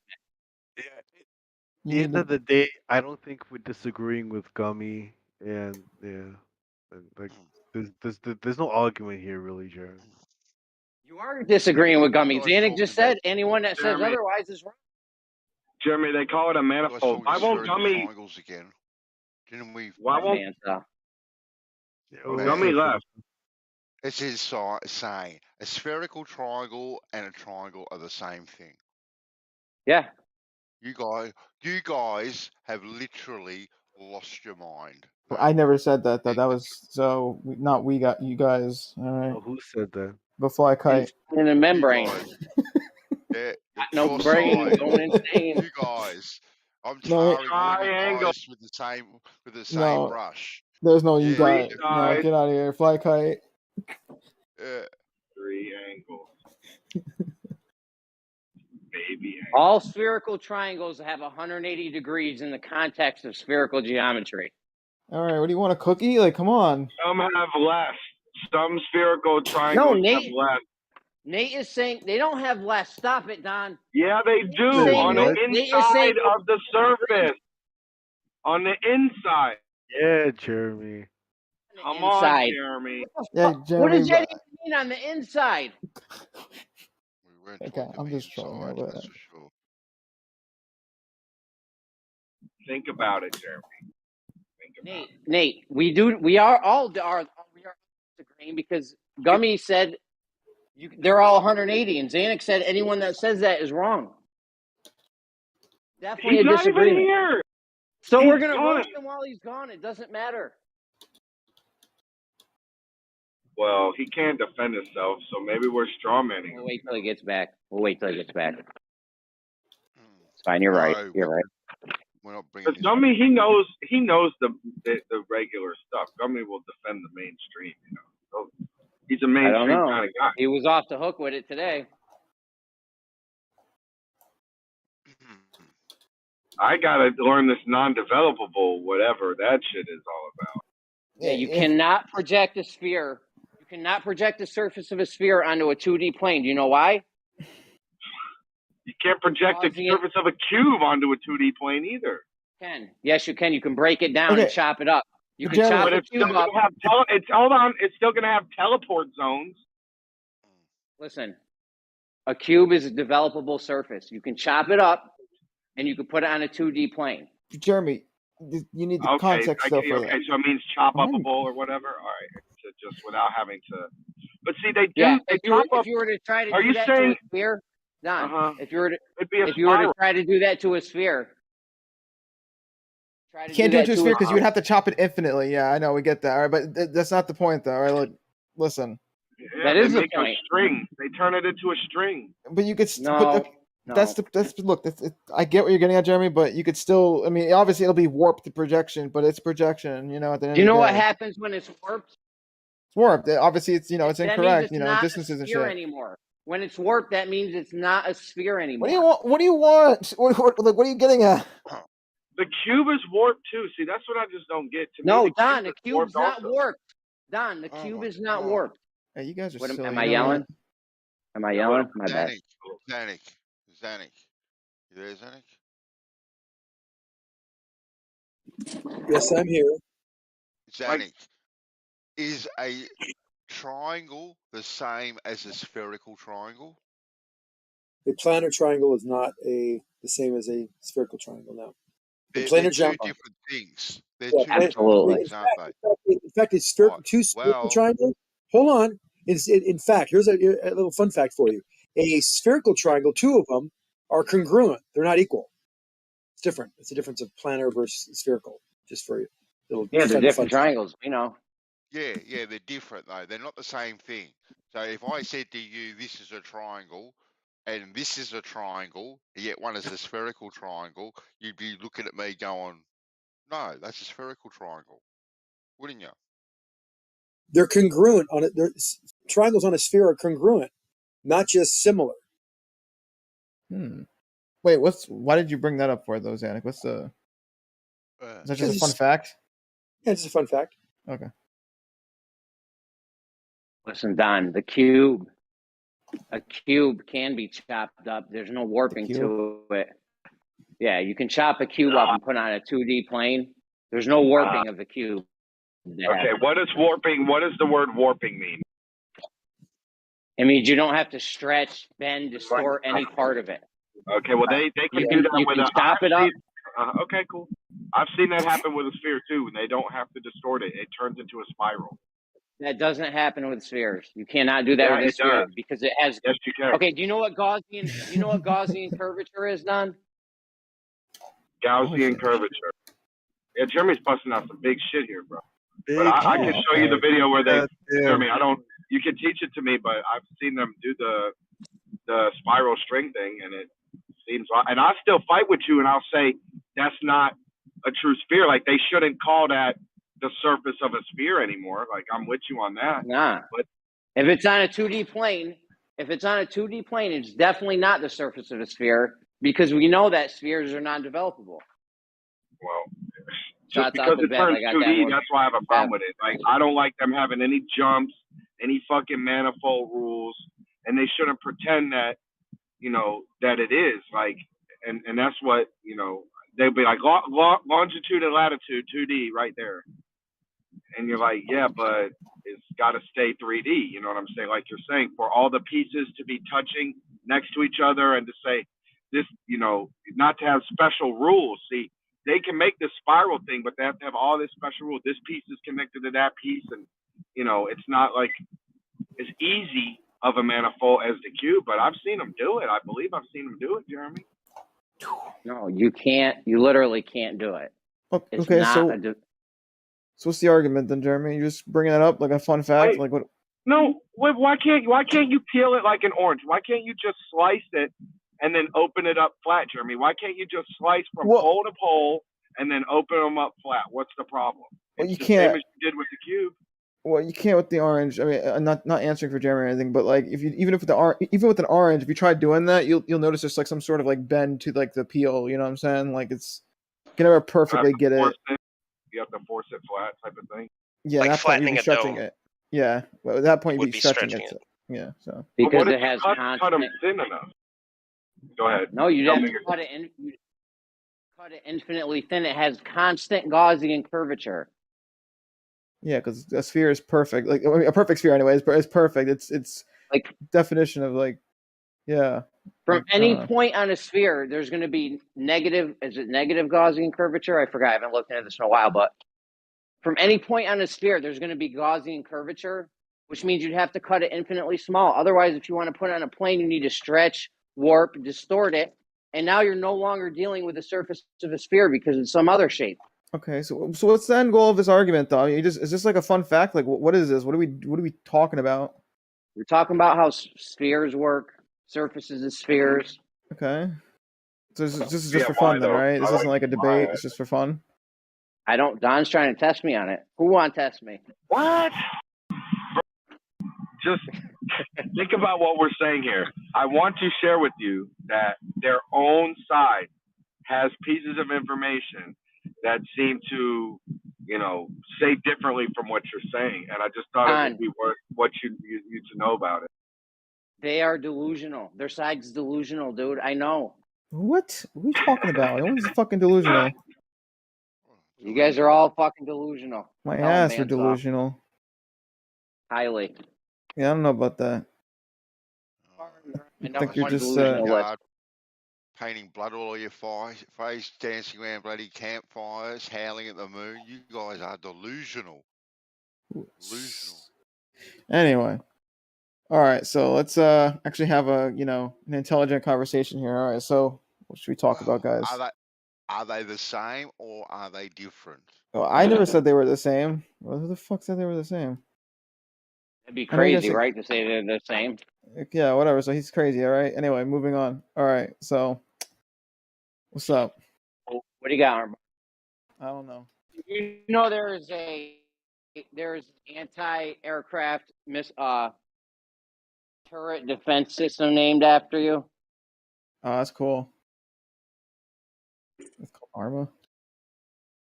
Yeah. To me, armor just means gun.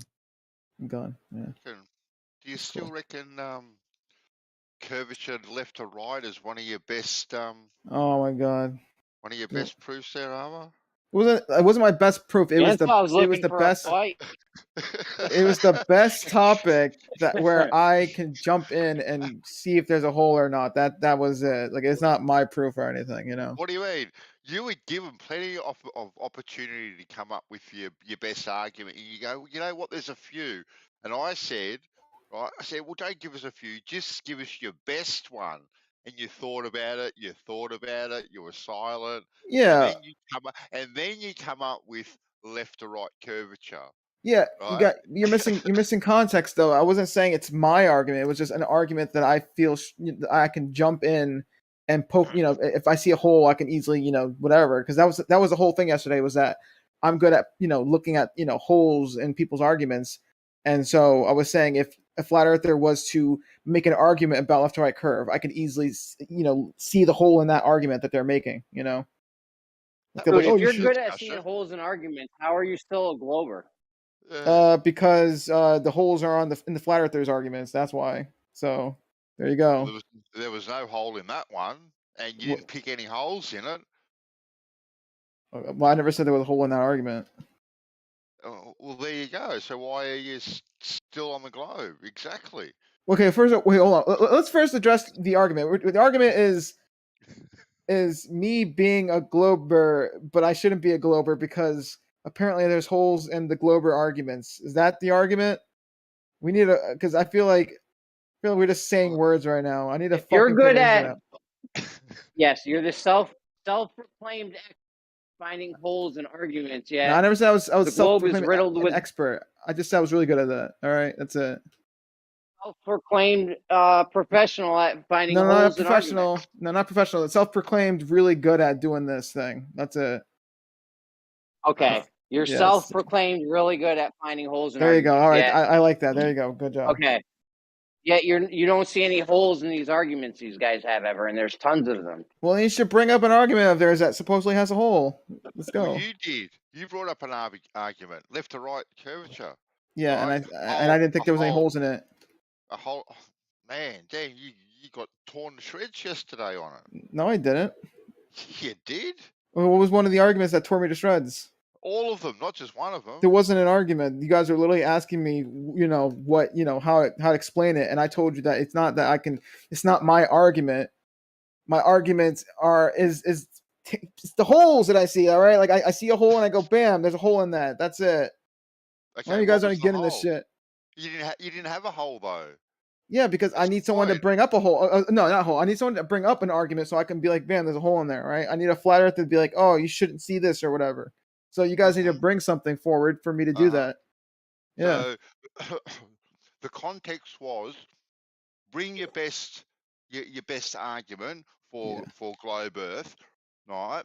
And Well, you said, I misinterpreted it then. Said, no, and you said there's heaps of them, right? This is the context because you're all about context, right? Yeah, well, I guess I missed the context when you said that because what I thought you were saying is bring your best, argument that you're good at, like looking, seeing holes and whatnot in, because that's what I was on about. That was so. Yeah, maybe I misspoke then. All right. Anyway, moving on.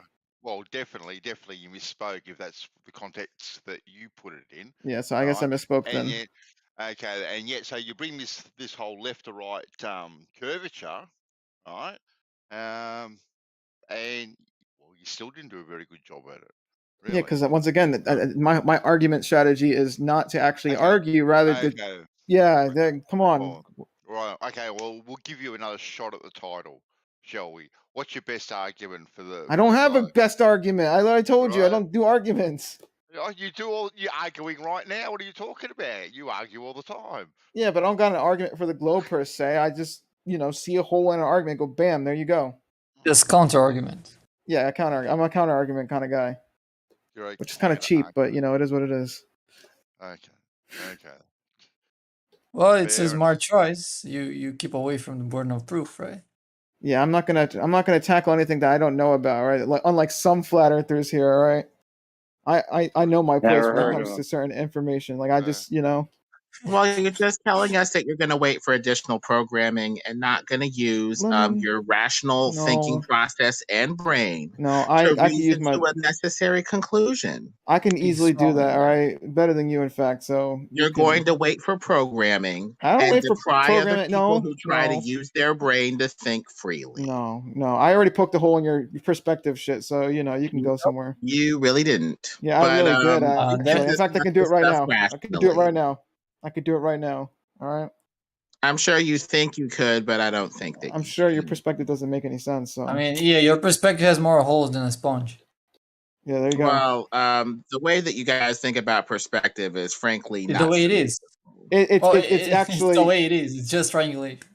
Yeah. The only way the perspective would work the way that you guys say is if half of the object is above the level of the eyes and half of it's below the level of the eyes. That's the midpoint of the object. Obviously, we are not at the midpoint of all objects in the distance. Not all trees, not all buildings, and not all mountains relative to the level of our eyes. So your idealized ratios are going to be skewed and off. Well, your whole perspective is skewed. So the perspective, the way we treat it, is the way it's actually implemented on any browser, any rendering, right?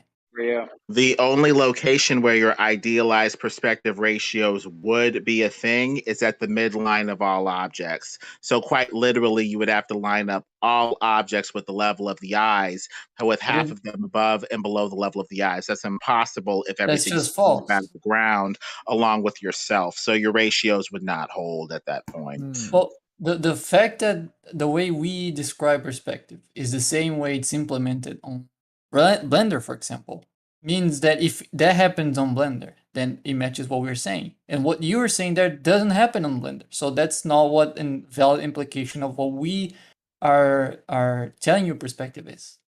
It's a good enough simplification, but it ignores reality. Well, here's the thing, though. Here's the thing, right? So, Lemon, right?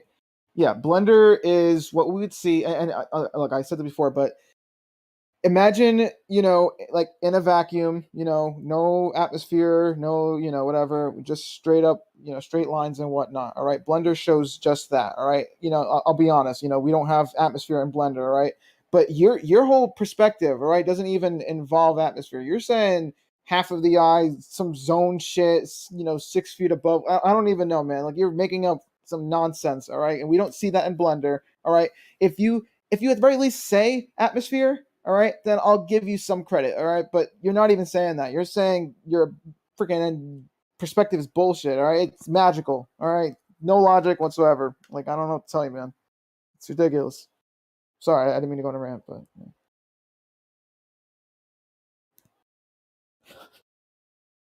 But, yeah, there you go.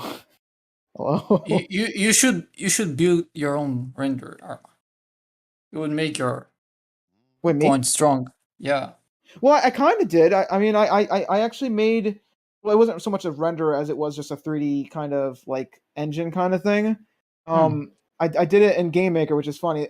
Here's the thing: Game Maker does have a built-in 3D thing, but I actually made my own 3D thing. What I did was the Z-axis is, I believe, or my bad. What you do is for the Z-axis, you divide. I think you divide the X by the Z.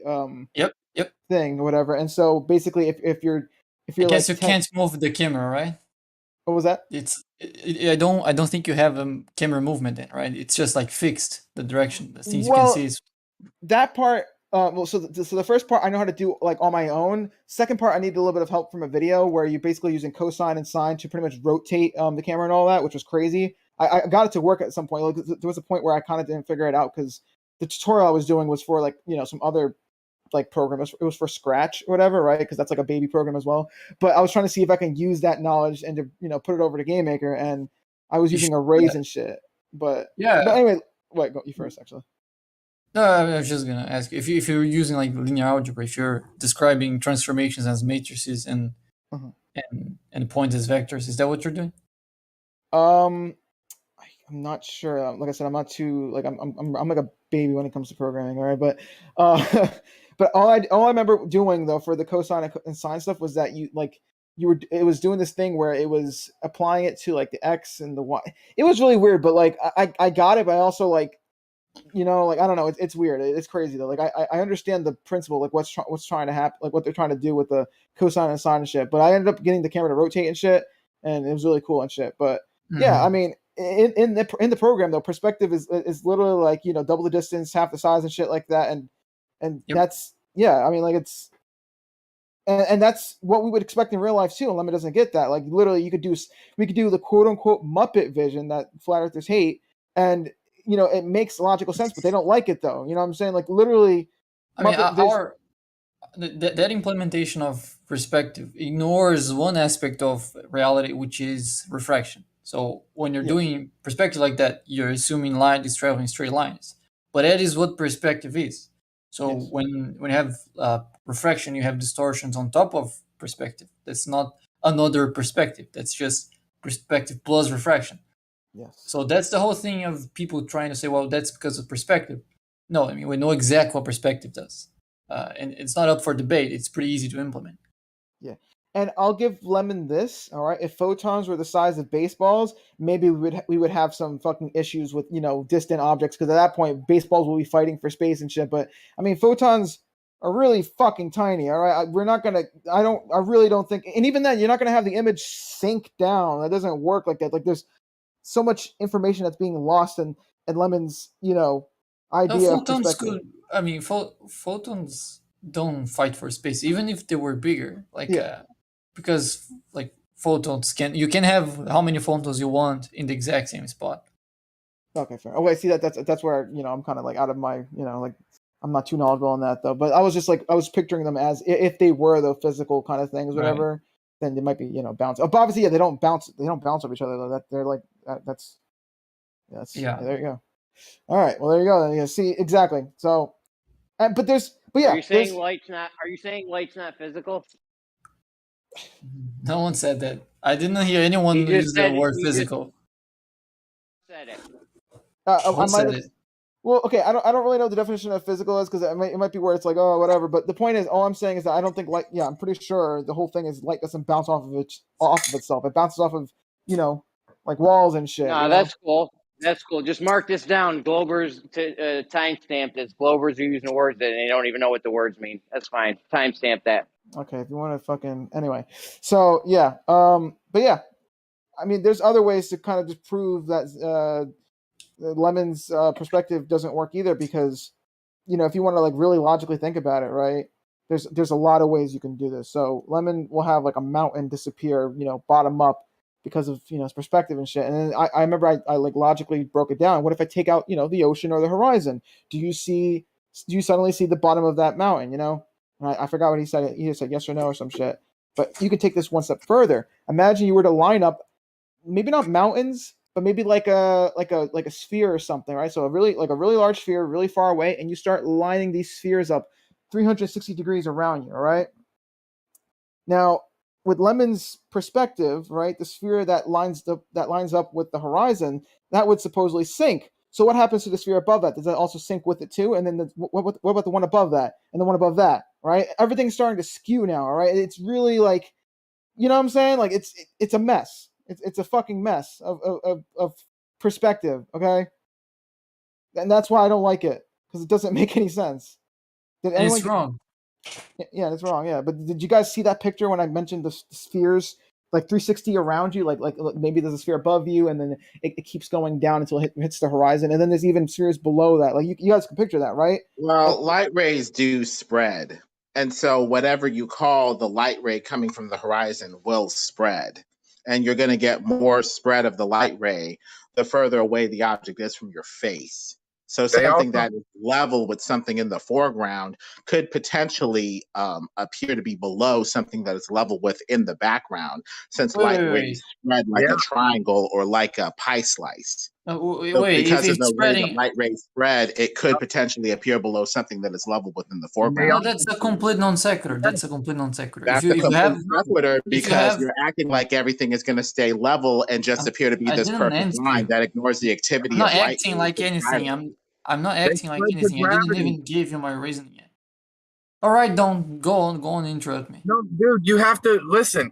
Lemon's trying to tell you that it's not traditional stuff happening. Basically, that's what I hear, right? So keep in mind that, you know, if the light rays are going to spread, are they going to spread evenly? Or no? Are they going to bend towards what you say is the denser medium? Are they going to bend towards gravity? That's refraction. We're talking about perspective. Exactly.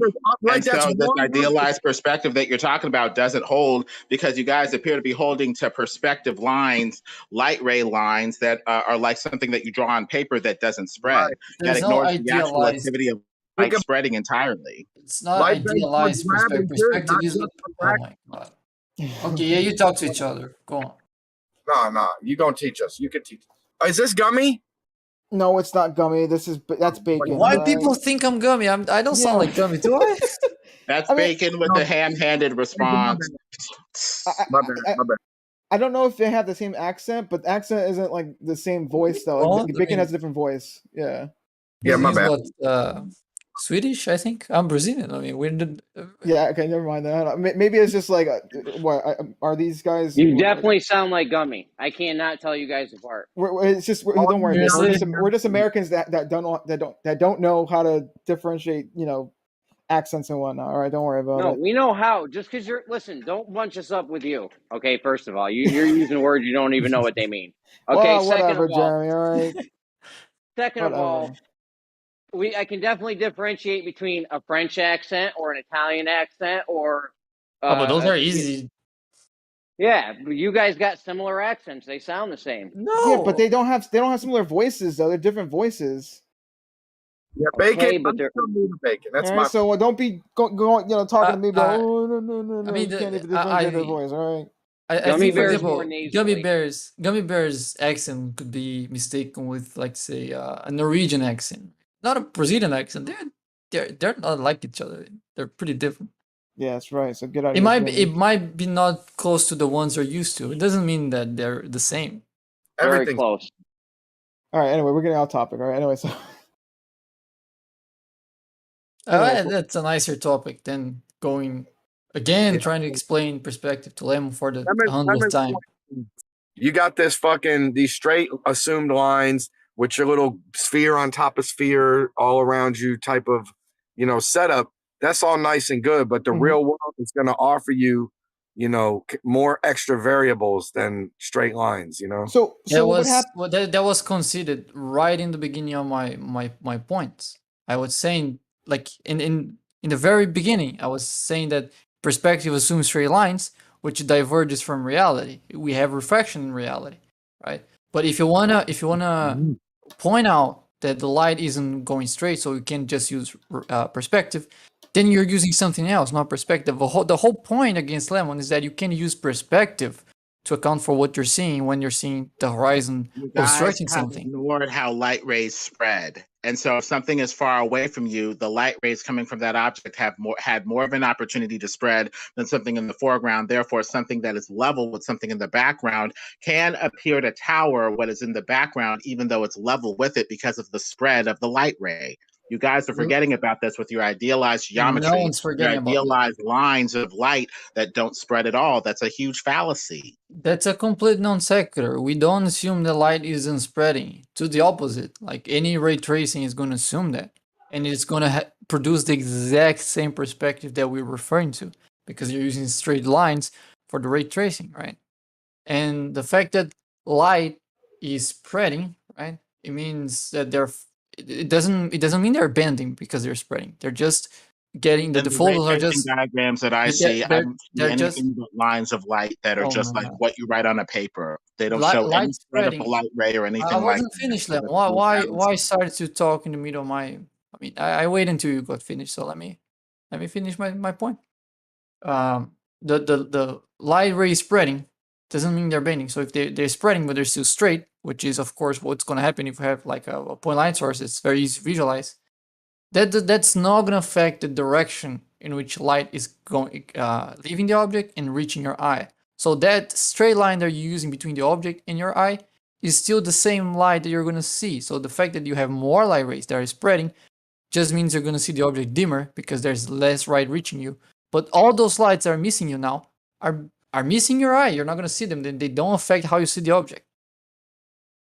So if you have something that's far away, it is going to spread more than something that is in the foreground, like the penny in front of the car. The light rays from the penny that is close to your eyes right in front of your face has had less of a chance to spread than, say a similar penny that is still level with the penny in the foreground that's further away. The penny in the background that it's still level with appears to be below the penny in the foreground, even though it's level with it, because the light from the penny has spread more. So level can appear to be below stuff that it's level with in the foreground by the same principle if you assume that your level line is a light ray that spreads in a similar way. All of the principles are there. It's just false. The Well, hold light on. of the light of the coin could not be spreading at all. It could be directly going towards your eye.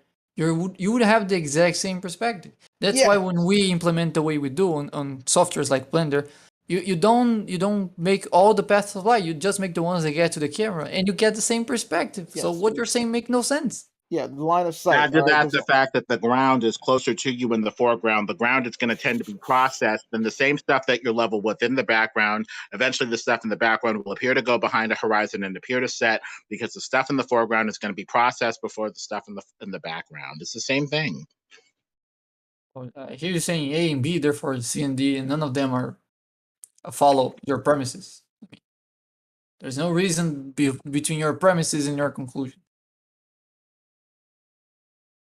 If you go one at a time, we might have a conversation. But you like to make 3-4 points of those like at once.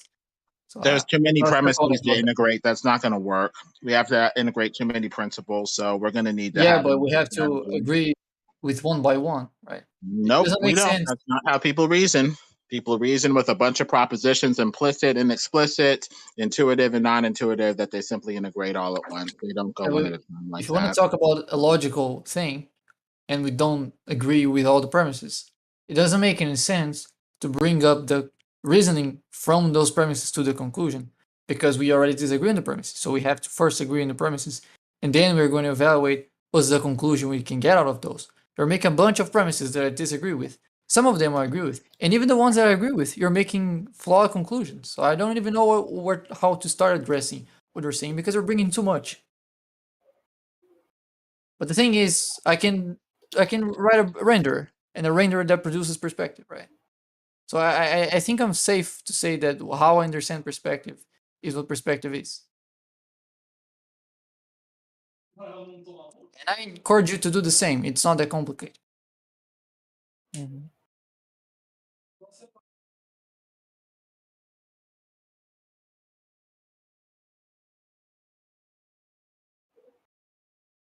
But yeah, exactly what Bacon said. You write it yourself. It's not that hard. I don't know. It's just I feel like I'm doing one right now. it's- I'm building one oh, right nice. now. You know that trilateration app that I wrote a couple of months ago or weeks? I don't know. The one that Is that the one that finds your position. Yeah, I remember that. Yeah, then I Okay. created 3D version, and for that I Mhm. used a library called 3JS. I'm not proud of that because don't like using libraries. So now I'm building my own. Nice. That's the second one or third one. Yeah, I'm not that I'm like, because once again I'm still a baby programmer, but I'm not a huge fan of libraries either. Only because I feel like a lot of times with libraries, for me anyway, there's a lot of stuff in the libraries that I don't know how they work per se, and so I feel like I'm not in control. At least for me, and Yeah, I mean, libraries are. I mean, you can't just reinvent the wheel every time you're gonna use one. So Yeah. it's useful to get libraries, but it's even better if it's libraries you created yourself, which is not always the case. Like you can't just always create everything from scratch. Yeah. But the more you do that, the more you learn like what's happening behind the curtains. That's what we're doing with Flat Earth. I'm glad you said that. We're trying to figure out what's going on behind the curtains. Not even. Flat Earth ain't really learning much. Flat Earth ain't what? The Flat Earth ain't learning much new. You guys are arguing the same 7 arguments over the last 10 years, What 7 arguments? Planes don't account for curvature. Second law, atmospheric thermodynamics violation. That's gravity. 2, 3. What else? Dove. You made up the number 7, didn't you? It's okay. No, there's No, 7. you know it's 7. All right, Jeremy, what the fuck? Who cares? All right, let's let him fucking make up some. Okay, if he makes up 7, that's all that matters. All right, so let him do it. All right, holy shit. But he's not wrong though. I mean, you Flat Earthers be doing the same shit over and over again. You guys be doing the same shit over and over again. I don't know. You guys keep doing the same shit over and over again. There you go. Yeah. Hey, what's up, Andy? What's up, Bacon? Long time to see. I think. Yeah, I don't come here very often. Who is that? Whose voice is that? You know me, Jeremy. What the fuck? I never heard of you. You're retarded, Jeremy. I can't see my screen right now. What's your name? Andy. Who? Andy? Yes.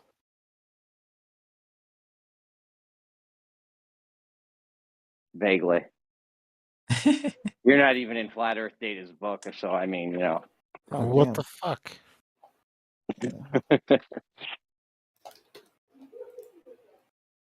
How am I supposed to take anyone serious who's not in Data's book? I'll have to talk to Flat Earth Data about that, but I really don't like Yeah. talking to Flat Earth Data because he's a tool.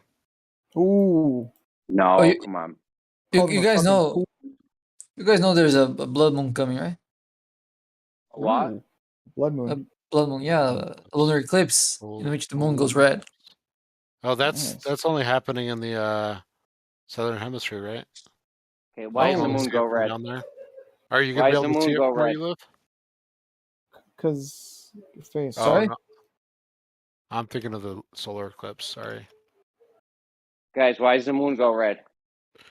Because of the light goes through the atmosphere and then bends down a little bit and reaches like the middle of the shadow. And because What it went light? through the atmosphere, the one from the sun. I mean, you have light that is being blocked by the Earth, and you have light that is missing the Earth. And in between, you have like a little bit of light that is actually going through the atmosphere of the Earth. And that light, as you know, bends down when it does that. But it not just bends, because the sky is blue due to the effect of light scattering, right? So the blue light from the sun that is passing through the atmosphere gets scattered, and it leaves red, or reddish, or orangish. And that light gets focused in the middle of the shadow because of this down bending. And when the moon goes exactly in the middle of the shadow, then it passes through the orangish or reddish light. If it goes too close to the edge of the shadow, it doesn't turn red because the red light is kind of focused to the middle from the atmosphere. Is there any way to verify what you just said, or is that just like somebody's story and we're just going to have to believe it? Well, that's what should happen if our story was true, right? So it's a story. Yo, You Jeremy, say that. You It can is. say that. It is what happens. Jeremy, Well, how it's the does a story of lunar what eclipse happens. happen on the flat Earth? Do we have a way to verify, or is it just the story of what happened? We can verify some things that I said. For example, we can verify that light bends down. We can verify that when light goes through nitrogen, the nitrogen scatters the blue of it. Hold on, bro. Hold on. You're scattergunning. Let's start with the first thing. Light bends down. Yeah. Yeah. So you have to know the medium in order to know if the light's bending up or down, right? You need to know how the density of the medium is. Yeah. So you need to know the medium. Yeah. And I mean, you know the if you medium. want to know if it's going up and down, you don't need that much information. Just want to know how the density is distributed. Yeah, you need to know the medium. Yeah. Okay. Well, So do we have any way to verify that? That the atmosphere is denser in the bottom? Yeah. No, the medium in between the sun and the moon. Talking about, oh my god. Yeah, you You're want doing to this fucking verify. outer space Yeah, shit, where it's like, you want me to verify the whole solar system. So I mean, if you want to do that, right, we have to first get into agreement on the shape of the Earth, and then we can move on. I can't just jump into like how a blood moon eclipse happened if we don't even agree on the shape of the Earth. It doesn't make sense for me to even try to argue for that. You're saying the light from the sun is bending this certain way when it hits the moon. No. No. Okay, what are you saying? It like the light only bends when it passes through the Earth's atmosphere. When it misses Earth, it's not being obstructed. It's not doing anything. It's just directly hitting the moon, which happens so you're most. saying it's going. Yeah. So you're saying it's going. This light from the sun is going straight to the Earth, and then it hits the Earth and bends. How do you know it's going straight to the Earth? Why wouldn't it? Yeah, I mean, well, why would it? You'd have to know the medium. That is based. Okay, hold on. You'd have to know the medium. Let's assume all of the that. medium in order to know if it's bending or not, right? All of that is based on premises that we disagree with, Jeremy. Well, It doesn't make sense. Well, is there any way to verify it? Well, hold on. Let's give Jeremy the benefit of the doubt. Okay, so let's say there is a medium out there, right? Space, from my understanding, if we're assuming it's near perfect vacuum, right, there would be very little bit of stuff in it, right? But we can assume that quote unquote medium would be very, very, very, very, very, like not dense at all. All right. So I know your assumption. I know your assumption. We all know the assumption. Okay. So yeah. But the idea is that it would probably be uniform throughout, though. All right. There would be no reason why there'd be pockets. Okay. Of, I'm hearing a lot of probably and maybes and what ifs. Is there any way to verify anything that you're saying, or do you guys just have we could look? I mean, like with water. I mean, we don't expect pockets of water to be denser in certain areas. It's just there's a gradient, right? So I mean, like unless we're like looking at space. And have you ever heard of turbidity? You know what turbidity is? Turbidity? Yeah. Oh damn. Go ahead. What is it? Unlike you, I actually know the words I'm using. Okay. Well, what is it? You know what turbidity means, Jeremy? I know it. Yeah, I know what turbidity. I also know what atmospheric turbidity is. So what is turbidity then? All right. It's particulates floating in the. It's particulates that float in the water. Suspended particulates in water. Okay. Not water then. What about atmospheric turbidity? They're not water. Turbidity. Atmospheric turbidity is. Well, that's your claim that it's not water. You don't know the medium. No, I'm talking about the. You know, like how clear is the fluid? You know, does it have like a lot of particulates in it or not? Is it clear? Is it contaminated? Yeah. You know? Well, hold on. We can apply logic to this. All right. So here's the thing, right? We're on Earth. We claim that gravity is holding our atmosphere, onto it, right? And we know the higher we go up, the less dense it gets, right? So if we assume that outer space is just this endless, void or whatever, if you want to call it that, right?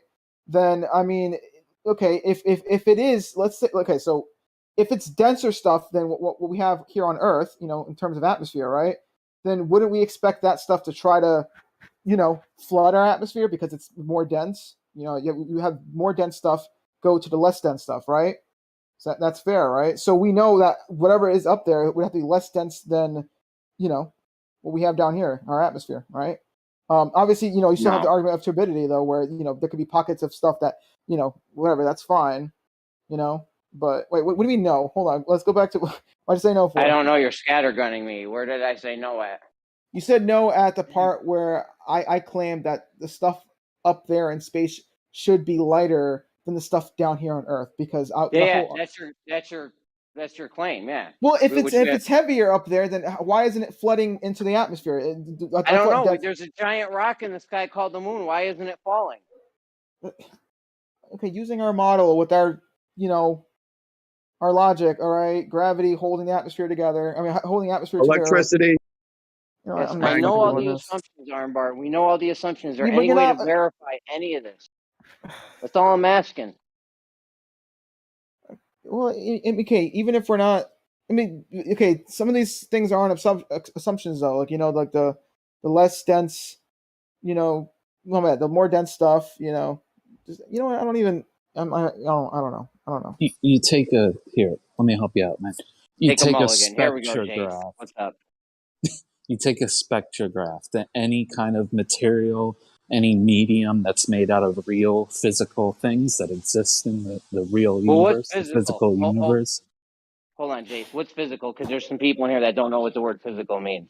Things That's not what that I we meant. I can was just. I want. interact with. Hold on, Jeremy. That's not what I meant. All right, I have a basic idea of what physical means. I just didn't want to get like, because sometimes you know, word definitions can be Chase different. talk. You know, like So it depending sounded on. like Chase was actually answering Jeremy's question. Yeah, go ahead. My bad, Jace. My bad. I Yeah, know physical means. That's all that I was matters. just Go saying ahead. the way you would know is you take a spectrograph. That's how we know what other things are made of. That's how we discover what mediums are made of, what materials are made of. If it was Right. made of something real and physical that really exists, physically exists in the universe, it would show up on a spectrograph. Yeah, so you're talking about spectroscopy. Yes, a spectrograph of the Yeah, atmosphere. so what kind of spectroscopy? That's not the real spectroscopy where you have an isolated system and everything's controlled. You're talking about when you're just looking Different through the type of atmosphere. spectroscopy, Jeremy. This is You're talking about how when you're looking through. this is You're how just talking about when you're looking through the spectroscopy was atmosphere and you have no discovered. idea. You're talking about This when is you're just how it looking was through the atmosphere. discovered. You're This is talking about how when you're just looking through the atmosphere. spectroscopy Oh was my God, bro. discovered. Oh, Stop he's trying to talking answer your over question, me. Jeremy. That's what you get, Jeremy. You asked All right. the question, and he's trying to answer you. This is how spectroscopy was discovered. Okay, so this Newton and isn't. Huygens and them guys, they broke up the light coming from the sun using prisms and shined it through materials. Those Okay, so were this the isn't. first This isn't kinds the of spectroscopy. spectroscopy. Oh my God, bro. Go ahead. Go ahead, finish it up. My bad. He was No, about to I do was so. done. Yeah, you interrupted him in his last sentence, and then he's just finished the sentence, and you took He that as an gotta stop doing interruption. that. You know what? I was talking and he interrupted me. I don't know. Like No, this he was was like a still minute answering ago. you. No, you took one of his pauses and you started answering in the middle of Yeah, his he answer. paused and I went. But he wasn't finished. He was clearly going on, and you didn't.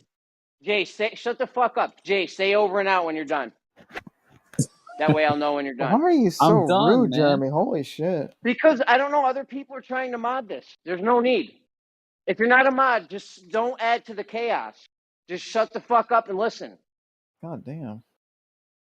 I mean, dude, it happens all the time. People, like shit'll be going crazy. Jay, just say over and out when you're done, so I know when you're done. I'm done, man. So this isn't the spectroscopy that happens in a controlled environment and an isolated system when they know exactly what's in between you and the thing you're looking at. This is something where you look through the whole atmosphere and there's absolutely no control and you don't know what you're looking at because you have no way to control for it. No, we just take a measurement of the atmosphere. Then we know exactly what we're looking through. It's not that hard, man. You take the telluric spectrum of the atmosphere. It's been done like millions of times. Yeah, and then you guess, and then you have a guess that this is what it is. No, that tells you what the atmosphere is. It tells you exactly what you're looking through. You're looking through the atmosphere, so you take the telluric spectrum, so you know what it is composed of that you're looking through. I could tell you it's going to show you N2, O2, CO2, some sulfates, some sulfonides, some carbonates. Yeah, we know what the atmosphere is made of. Great, that's phenomenal. Yeah. Wait.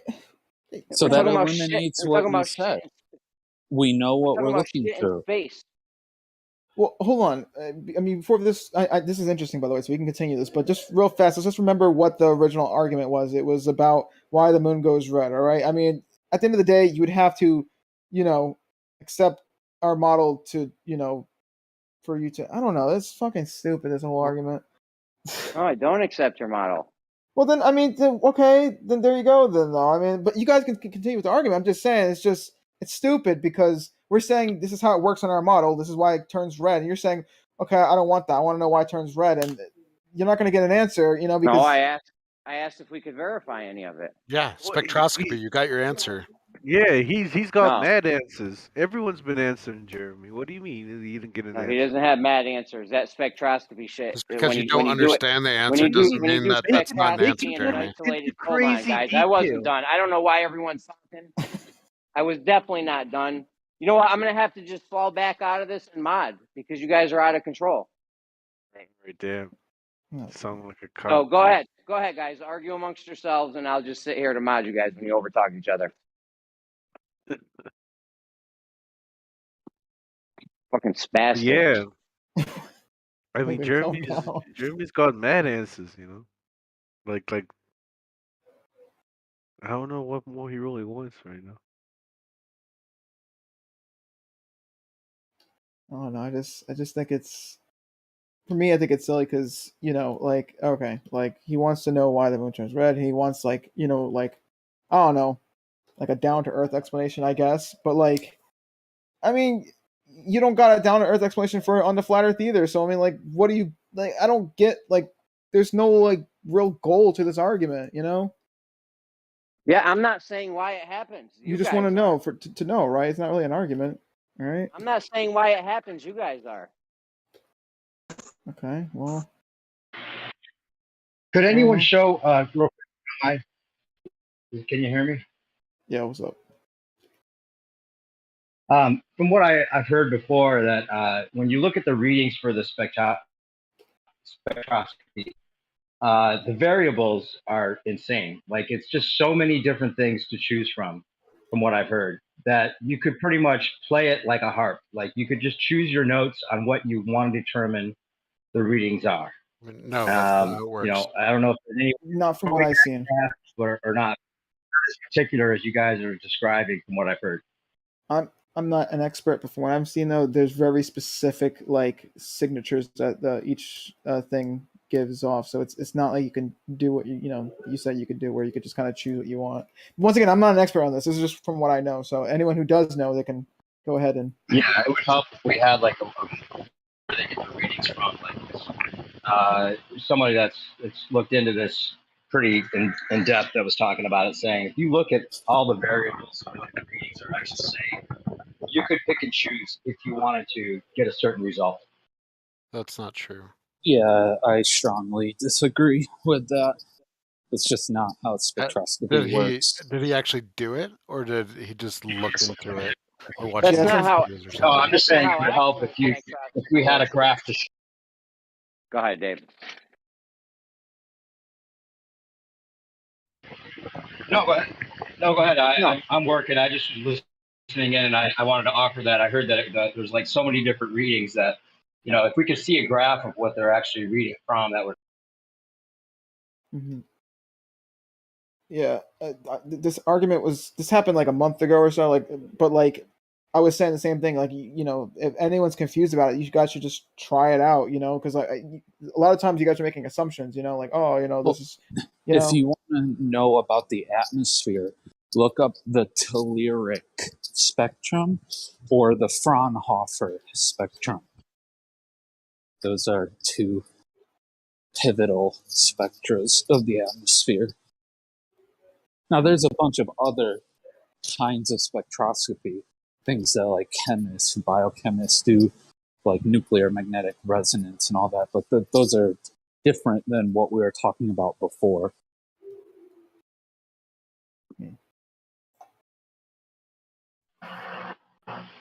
I think the guy I was listening to was talking about like readings from space, like how do you know the stars, a certain chemical makeup, and all of that.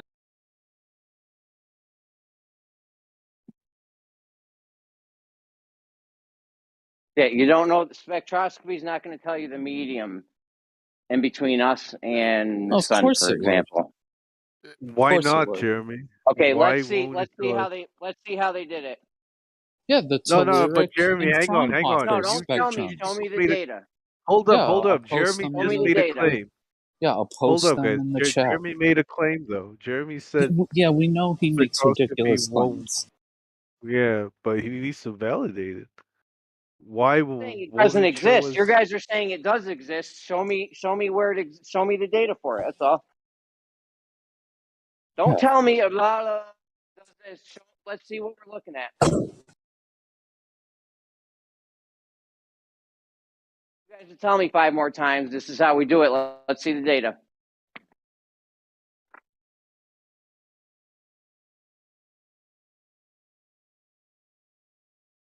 We've heard the claim. You can tell what outer space is, the medium. Let's see it. I did. I'm posting it for you. Give me 1 second. It's funny. He thinks it like doesn't exist or something. It's just silly. So the way that absorption spectrum works, like if you have a hydrogen atom, you can tell basically the hydrogen based on the way that it absorbs certain wavelengths of light. And the medium in between the observer, you, and the hydrogen atom does not affect that absorption. In other words, if I have a hydrogen atom on one side of the room and I have the detector or me or whatever on the other side of the room, then it will read whatever that absorption spectrum is. Now, if I put a giant pool in between the hydrogen atom and the detector, that's not going to change. What the detector sees doesn't change as the medium changes.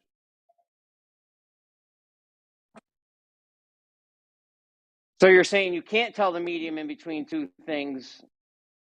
I'm saying it doesn't matter because it's irrelevant. Well, That's the what we're strength talking. of the We're actually signal. talking about the medium that's in between the two things. Not. So if you're The, saying it's irrelevant and it can't tell, it's great. Thank you for backing up my it's argument. not irrelevant. For some We just said methods, it's irrelevant.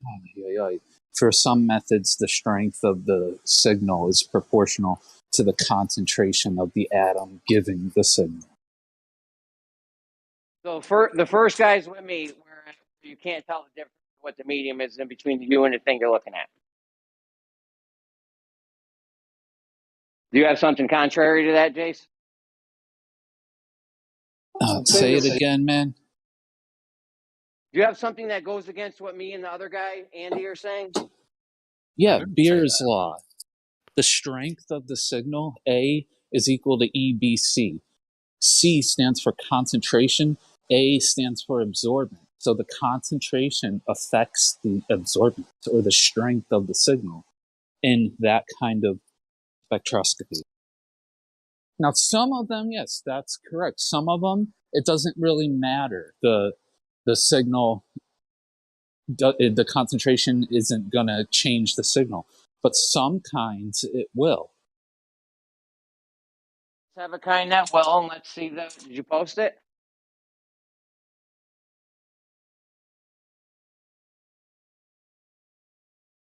What would you like me to post, Jimmy? There's like I a don't know, million different things. The thing that shows where they showed what the medium is in between us and the sun. Yeah, that's just the telluric spectrum. All right, post it up. Huh. Let's see it. Let me know when you post it. Give me a second.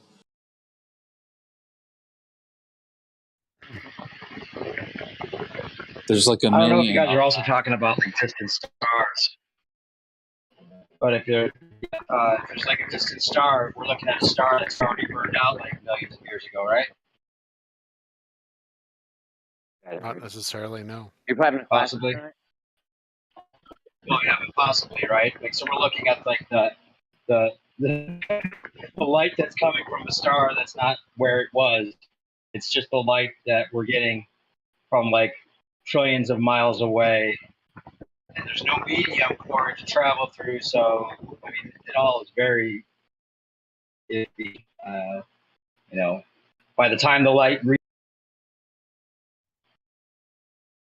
You know, it just seems like very. I'd like to see the variables that they're choosing. But I told you one of them. It's the absorbance equals E, which is something called the molar extinction coefficient. It's just a number that every molecule, every atom has, times B, which is the path length of the thing that you put the sample inside. They go in these little quartz box things. You have to measure how long that is. And then C, which is, as I said, the concentration of the molecules in the sample. So this is for like UV vis spectroscopy. And it's called the Beer-Lambert law. So those are the variables for that kind of spectroscopy. For something like NMR, basically the variable is just the spin.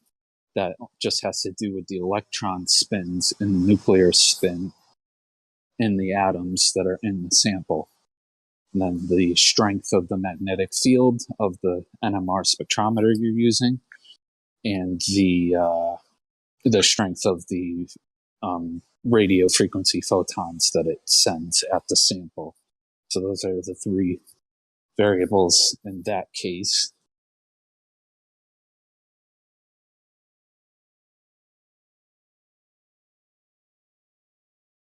Great. That's great. Let's see the one where they showed the medium in between us and the sun.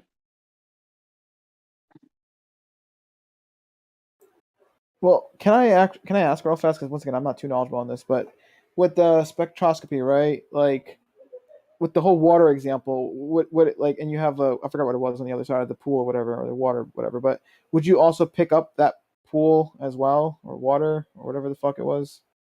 Like you would also pick up the stuff there, Water, right? water shows up. I mean, again, like I said, it depends on what kind of spectroscopy you're doing.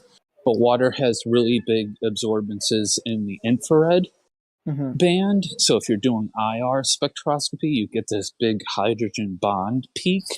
That's why it's really easy to pick out water absorptions from like the atmosphere per se.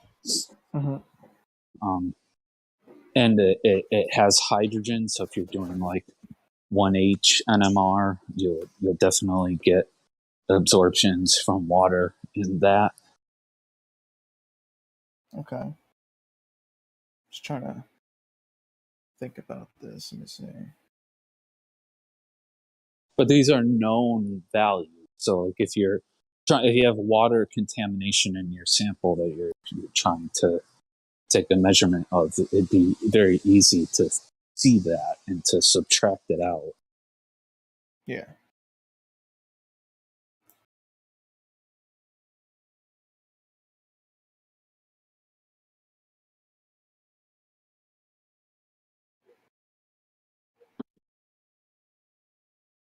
Grace, do you Hello, use is anyone in spectroscopy? there? I'm hot I micing, was guys. My literally bad. talking, Jeremy. I'm hot micing. Well, my bad. Go ahead, bro. Go ahead. I was just trying to ask Jace do you actually use spectroscopy for your Yeah. job? Yeah. Yeah, like You multiple do times a day. You do like small sample spectroscopy, right? It's Or usually NMR, biomolecules and organic molecules. Sometimes UV vis, sometimes IR, but for the most part, for the most useful tool in chemistry of spectroscopy is NMR.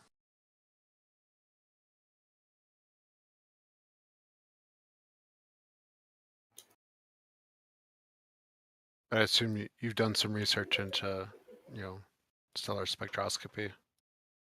Yeah.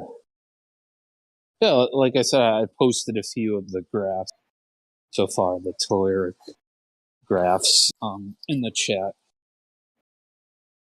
And you have like the I think they're called Fraunhofer lines, but that's where they specifically like identify and separate out the different elements and stuff compared to, just known spectra that you can take in a lab.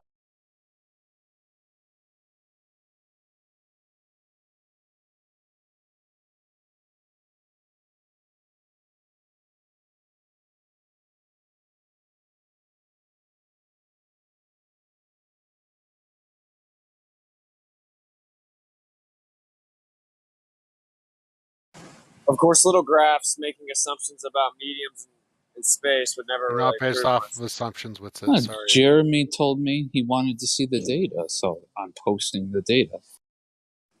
Yeah. This is simple stuff. I mean, you can go in a lab and you can take a spectrum of the sun, go in a lab and compare it to spectrums of known elements you can do in a lab. It's not that How do you difficult. make sure? How do you make sure you don't detect any of the elements between you and the sun? Yeah, that would be the atmosphere. Like I You said, the can point. telluric spectrum gives you all this atmospheric peaks. You can point it to the sky where you don't have the sun. Yeah. Oh, you're still pointing it through the sky. Yeah, But you it's point not to the gonna- sun and then you point somewhere else. Yeah. and Well, the what if the difference sun is the changes? sun. What if the sun changes the composition in between? Well, that was hard. Well, you have evidence that sunlight can change the composition of the atmosphere. Yeah. Are you saying that heat I'm wouldn't asking. I'm alter asking. the distribution of elements? No, I'm asking. I'm asking you. Are you So saying that heat wouldn't alter the You just said distribution I'm not of saying. elements? I'm You asking. can still do it during a sunny day, but point it away from the sun. That way, you still get what the sun is doing to the atmosphere, right? But you're not pointing it at the sun. Hey, how do we know what all is between us and the sun?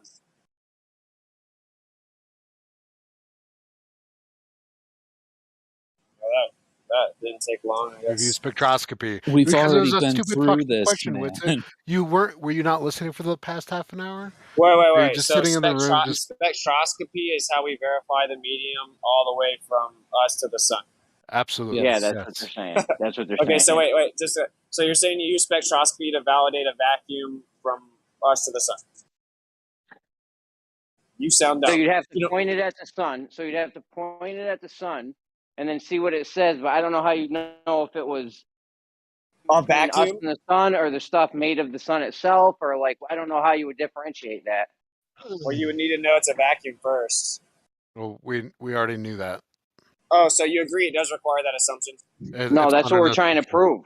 We That's know what it's we. not an That's what this That's is. what the measurements tell you. What Yeah, that's what You the measure measurements the show. atmosphere, and then you take out the atmosphere, and the rest is what is beyond the atmosphere. Wow, you take out the atmosphere from the measurements. Yes. with the Yeah, on the assumption. readings, yeah. With the You assumption. take out the with the assu- CO2, Hey, buddy, H2O, buddy, the O2, I was the talking, N2 man. peaks. Yeah, Jace, Yeah. hold on. You take out the atmosphere with the assumption of where the atmosphere ends and the assumption of the medium of the vacuum. You have to assume that it's a vacuum first, though, right? No, not at all. So you can use spectroscopy to validate that it is a vacuum. Sure. Oh yeah, how so? You take That's what I was measurements of what the atmosphere is, and then you subtract that out to figure out what's beyond it. So Compare you it go with all the other way. You methods. go all the way up to 60 miles and take measurements of the atmosphere. That's the first step. Sure, if that's what you want to do. Where do you stop? Where do you stop taking measurements? What do you mean, where do you stop taking measurements? Wherever you want Can to. you just post one of the measurements? I did. I've posted Which multiple one? What's the of them. timestamp? No, wait, time out. You just said that you were taking measurements of the atmosphere. So I'm asking you, how far out do you take these magic measurements? It's not magic. Can you tell me the Well, timestamp? they're magic for when the they're one made that- up stories. Yeah, a fairy tale, if that's a more accurate Hold term on, for you. man. He That's said just an assumption. What's it? Hold Why are you on a making that second. He assumption said that he- it's magic? Hold He's on. He says assuming he's it's got a magic. measurement. Oh God, I can't do it. I'll sit back and mod. Go ahead, guys. Okay, so I said, how do you use spectroscopy to validate the medium as a vacuum? And he said, I already told you, you take measurements of the atmosphere and then you take the atmosphere out. Okay, so how far are you going away from the Earth to take these measurements of the atmosphere? And at what distance do you take the atmosphere out?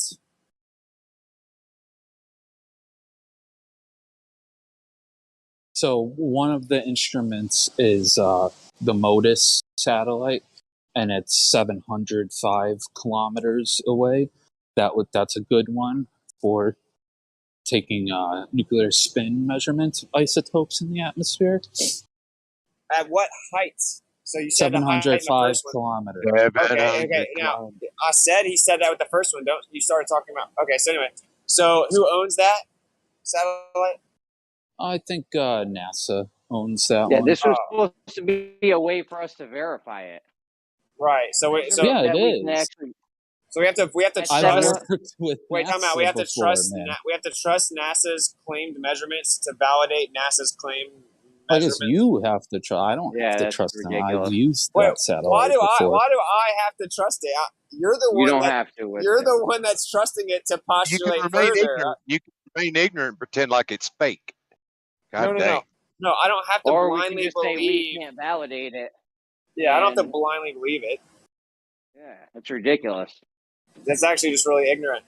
But the point is, you're using that assumption to then postulate further. So to flip it around It's not to an where assumption, then. It's an assumption that NASA is telling you the truth.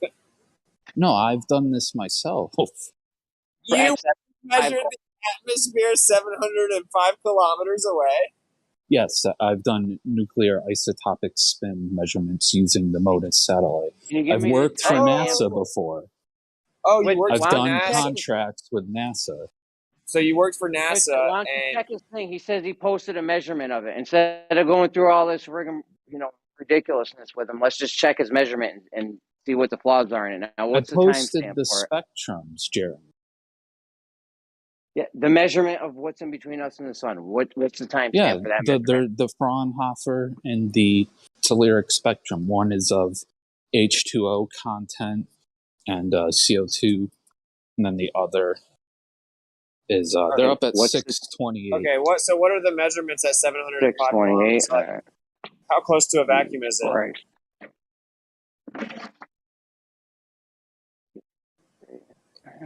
How close to the vacuum is it at 705 kilometers? What do you mean? You don't need to know how close to the vacuum it is. Well, you yeah, just measure what you're getting in the atmosphere, and then you can subtract that out. You get the concentrations, the air density. Subtract it from the background that you're getting. Oh, okay, so the assumed background vacuum. No, the one that shows up in the measurements, in the spectrum. So, right, if I take a spectrum and I get CO2 molecules here at 5 feet above the ground, then I go up 100 meters and I get CO2 again, and I keep going up and up and up out to 700 kilometers or whatever, but the concentration is drastically falling. There's a relationship between the height that you're moving and the concentration of these molecules. So I can assume that at some point that's going to stop, unless you want to say that space is made of CO2 molecules and O2 and N2 and all that stuff, but that would just be silly. There's other ways we can show that that's not true. They're not thermodynamically stable at those kind of temperatures. So there's multiple things that show that this is just kind of doesn't make any sense. Oh, so you're saying the atmosphere ends at some point because the gases wouldn't be thermodynamically stable? He doesn't know where, though. Well, you can easily calculate when that would happen. Okay, so when would it happen? You're saying there would literally be no gas because the molecules are thermodynamically unstable? Yes, eventually it would get cold enough they'd move into a liquid state and a solid state, etc. So we have liquid and solids between us and the sun? So up there somewhere, hold on, what's it? So you're telling us up in the sky somewhere, there's solids and liquids. No, You just because you they just said fall that. down to the ground. You didn't listen to the last thing that I said. They fall down to the ground from out in outer space. If I'm giving you a hypothetical based on what you guys are trying to claim about that these gases go on forever, they No. can't, because your what claim. would happen is what happens in a lab when you cool down a gas. It eventually becomes a liquid and then a solid, which means its density is increasing and it's going to come down to the Earth if it's anywhere Or it near would be the No, Earth. it wouldn't. No, what if it's closer to the or it sun would than be the in Earth? an orbit. Yeah, what if it's Or it closer? would be in an orbit, which is what you things do in your model. So there could be gas and there could be solids and liquids up there orbiting. Eh, Good. that Yeah, would show up. and it The still doesn't. concentrations would be indicative of that, though. Yeah, Still you're getting doesn't. Right? the There's ratings. multiple considerations. You can't just think of one thing and just go with it. Like now, if that was true, the concentrations would have to reflect that. Still doesn't work. So if you're saying Yeah, it's it so doesn't cold work. that the gases It turn doesn't into work. solids and liquid, yeah, make sure you don't let me talk. Yeah, it doesn't work in your model. What's it? There I you go. Make understand sure that you it don't. doesn't There work you in your go. model. There you go. If I don't talk, then you're right. So you said it gets so cold that the gases turn into solids and liquids out in outer space. Well, okay. So what if it's further away I from didn't the say Earth? that. You just did. No, I was going along with your guys' hypothetical that there's these gases in between us and the sun that are way out there, these far distances. That's your model. And I said, based off of what happens in a lab, those gases would no longer remain gases at the 2 Kelvin temperatures that But the then you said it'd fall to the Earth. Within your model, that is not true. At a certain distance, it would not fall to the Earth, would it? yeah, I mean, Also, how far that's not how our far are idea. you That's willing not to our idea that extend the this gases go on forever. ridiculousness? That's in your guys' model. Well, you guys claim that the Right, atmosphere man. extends beyond the moon, for example. So you tell me. That's what this all started was. You're making a claim based on knowing where the atmosphere stops and then assuming a vacuum beyond it. I'm asking you, how did you verify that? Yo, You don't need this to is know your where it guys' stops. model this is your guys' model that the gas goes on forever. That's not our idea. You think we made that up? That's what the mainstream claims. Yep, we lose tons of hydrogen, for example, all the time in your model. And Literal according to you, tons. that's raining. And according to you, that's raining back down on Earth as a liquid or a solid. Yeah, you should get a Nobel Prize. That's not at all what I said. But Yeah, that's a misunderstanding.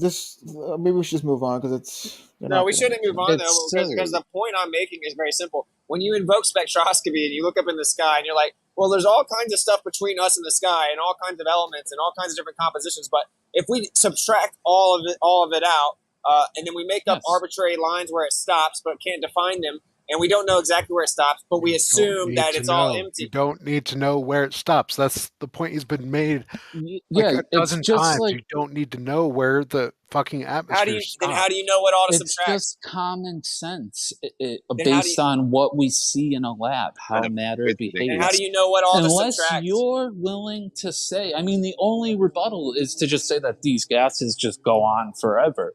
But then I would That's just what say, well, your the model concentration measurements do not reflect that. That's what your model model says. Yeah. It- You act like we made up. the I've gases never go on heard forever. anybody say that gases go on forever from the Earth. Well, NASA There's says that we gases lose in tons. space. Wow, bro. NASA says we lose tons of gas every day out into space. So what are you talking about?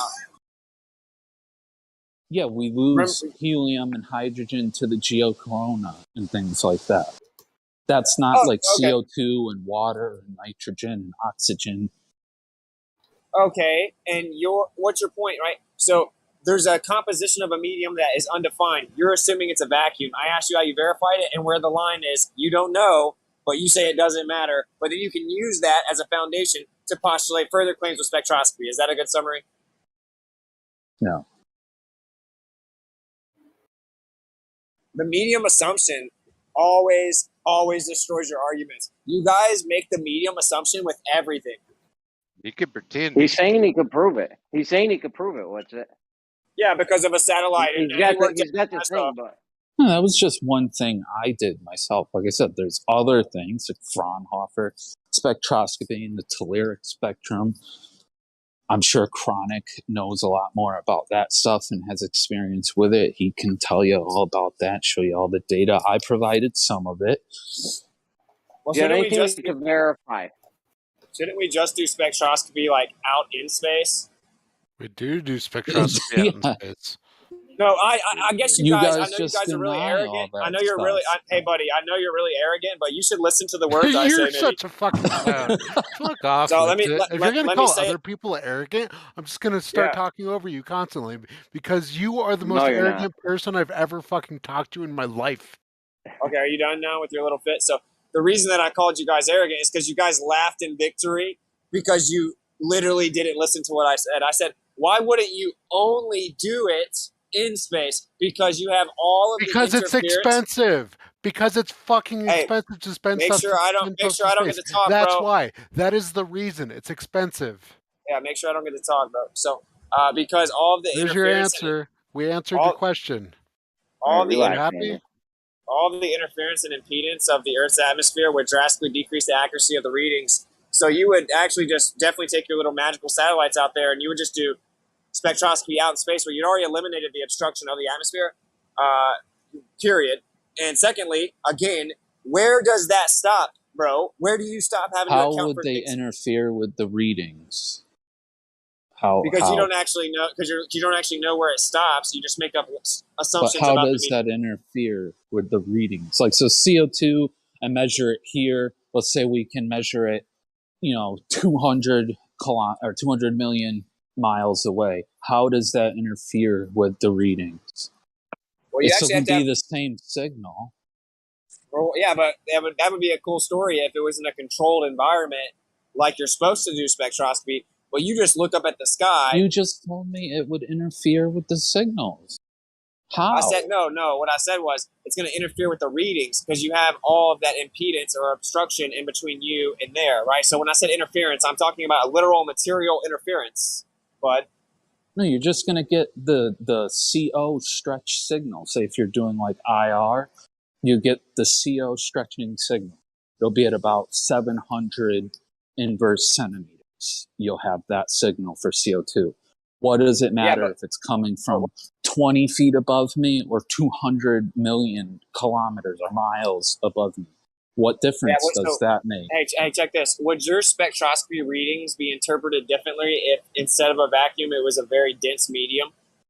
Well, that would show up in the spectroscopy. Yeah, well, no, it shows up in all of our background readings. So we have Where? an insane amount of plasma in your little fairy tale space. So we Not have a all dense kinds. medium. Where does it show up? Where does plasma show up? That plasma is not a dense medium. Well, that's just a characteristic of the medium, right? So what I'm saying is, it's obviously not just nothingness; it's a medium, and I'm saying it could be. It doesn't have to be very dense at all to be much more dense than a vacuum. Okay, so my point is, you're making an assumption about the medium. You agree that it would alter the interpretation of the data, right? But that would be a signal we should see everywhere. We don't see any signals from plasma. No, the medium itself is an assumption that you're making. You then say you can calculate where it should stop. Then you can subtract it, make it nothingness, and then try to look at it. If you see something, now you had to draw an arbitrary line out in space where there's nothing beyond that. And then whatever you see, you can say, oh, well, that has to be the sun itself because there's nothing in between it. It requires that presupposition. You said the medium was made of plasma. So if that was true, there's consequences of that. When we did spectroscopy, we would see these plasma signals coming from everywhere, if that was true. So wait, you're saying that there's not plasma in outer space? Not at all. Did not say that. So there is plasma. You said that outer space is a medium of plasma. And I said if that was true, there would be consequences of that. You It know would where be he got that blatantly apparent. You got that from, right? You think Witsit made that up, or you think maybe he got that from NASA? I don't really care where he got it from, unless he can Well, if he show got it it's from true. NASA, What if you got it from NASA? I've never That's heard a- NASA say outer space is made of plasma, bro. Oh, I guess you got some reading to do. I have. Are you Go talking ahead, about the show solar me. wind? He's talking about the solar wind, probably, which is Yeah, a we're plasma, talking about but the it's a very entirety of outer space, not a star, not the solar wind. You're saying the background medium of outer space itself is made of plasma. And I No, said there's tons of. I there said would there's be tons of plasma all. consequences of that. There's tons of plasma all throughout it. Okay, Yes, and the I'm not solar making a wind. claim. Hey, The buddy, solar buddy. wind has plasma. No, just there's all Stars have kinds of plasma. plasma. There's all kinds of plasma and Like what radiation in the kind? background. Are you What saying kind that of there isn't plasma? background radi? Are you saying that there isn't background No, radiation I in didn't say that plasma? at all. What kind Okay, of plasma? it doesn't matter. It does not matter. Oh, yeah. So It does matter. no, it doesn't. The reason it doesn't matter is because the point is that even in your own, hey buddy, listen, even in your own paradigm, there's all kinds of plasma out in outer space, and there's all kinds of background radiation. And secondly, again, I'm not making a claim of the entirety of the medium, so you're strawmanning me and saying that I say that outer space is a medium of plasma. That is not what I'm saying. That is a characteristic within the medium. You're the one making the entire medium claim. I'm pointing out the parts that even your own paradigm disagrees with when you start to speak out of ignorance. Yes, it's me speaking out of ignorance. That's correct. You're saying that you can make a calculation and assume an arbitrary line in space to cut off an atmosphere and then assume nothingness in between you and the sun at that point with a certain subtraction, and then you can subtract a certain amount based on an arbitrary line, and after that subtraction, now you can validate and verify that you know for sure it's a vacuum between you and the sun, and so whatever you see Dude, is the wrap it composition, up. the elemental composition of the sun. That's called pseudoscience. Yeah, I was just going along with the natural consequences of what you had said, that we have to know the distance. And so I explored those consequences. Well, what happens if CO2 or O2 or N2 or H2O or any of those atmospheric gases were way out there in between us and the sun, as you're saying? Then No, that's not these what I'm things saying. that we see in a lab must be true. When you That's not what I'm cool saying. down water, it will go from a gas to a liquid to a solid at temperatures well above the 2 to 3 Kelvin that the background of space is. I was Okay, cool. exploring the natural consequences of your exertion. But your problem is that you strawman me by integrating your assumption and then putting on me as if I am claiming that your spectroscopy interpretations of carbon is accurate. I'm not. I'm pointing out it's not a controlled environment to even operate properly with spectroscopy. And secondly, it requires the medium assumption in an arbitrary line and where that begins. Try not to run away from it so much. I'm not running from anything, then. I was exploring the natural consequences of your silliness. You're just on repeat. The natural consequences of me assuming that what Austin is saying is that it is, in fact, carbon, and I'm assuming the validity of the spectroscopy assumptions. And I'm not saying that. I'm not saying that. You can take spectrum just out of the sky, like the telluric spectrum, or of the sun, the Fraunhofer spectrum, or you can just take a sample of the atmosphere and do spectroscopy of that sample and discover that it's carbon dioxide contained in there. Are you denying this? No, that's just a non sequitur to the medium of space. So You're saying we can't be sure. You just told me because it's not controlled, we can't be sure that it's carbon in the atmosphere, man. Like, you make no sense. You go back on what you say left and right. Well, no, actually, spectroscopy, even within the atmosphere, is not 100% consistent. Are you not aware of that? Dude, you can just take a sample of the atmosphere and put it in a mass spec. It's So not you're that saying hard to do. So you're saying it is 100% accurate? No, nothing's 100% accurate. Oh, so That's you're saying silly. it's 99.999%? That's why we make confidence intervals. Okay, what we percentage? figure out the systematic and the random errors and make a confidence interval. How many times do you get it right out of 100 times? It's usually 99% and higher. Really? Yeah. So if I were to cite something that told you that there's tons of discrepancies with the spectroscopy readings in the atmosphere, you would concede you were wrong. Do they have the data to back that up? Yeah, I only source your heroes, bro. Sure, I'd love to see their data and how they Okay, determine I'll be sure and this. grab it in just a second. So I don't know how you can do that because we're not even talking about a specific method because you don't even know enough about this stuff to talk about a specific method. What method exactly is not accurate? Tell me. Anything that's not in a controlled environment, and you look up at the sky and make up stories, they all have discrepancies. Admittedly, Okay, so if I get a sample of the atmosphere and put it in a mass spec, is that accurate? Well, if you put it in a mass spec and it's in a controlled environment, that's a little different than not getting to take it and put it in a controlled environment, isn't it? Wow. It's going to give you the same thing, though. No, you literally that's get your the claim. same spectrum. No, actually, you don't. There are discrepancies. And when you go to outer space, you're talking about a whole different ball game, by the way. You're not talking about something you can go and grab and bring back and put in a controlled environment the way spectroscopy actually works. You're talking about looking out into space and making up stories about it. It's not the same. I can't go validate your claim about the composition of the sun, bro. Yeah, you think that's I know analogous to the atmosphere?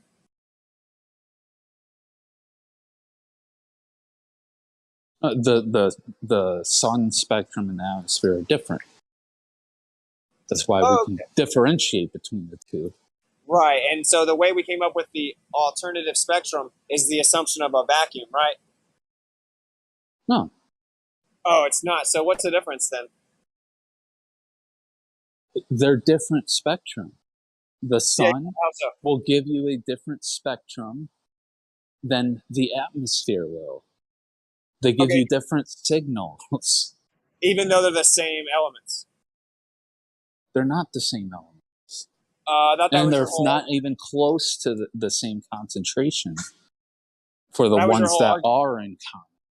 Your whole argument was that they are the same elements, though. No, it wasn't. No, it wasn't. We were never talking about the sun yet. Yes, we were. You were talking about carbon. Yeah, we were talking about the atmosphere. CO2 in the atmosphere is what I was talking about. What element? Okay, so then there are elements the sun are made up of that aren't on the Earth's atmosphere. There's states that aren't present on the surface of the Earth of different elements, like potassium. So they're in different. Sodium. Right. So there are different elements are in different states that aren't accessible on the Earth, and there's an entirely different spectrum and concentration. Yet you know exactly what elements they are. How? Because you could take those elements in a lab and put them into those states and measure their spectra and compare. So you can take an element on the Earth and then you can put it in outer space conditions?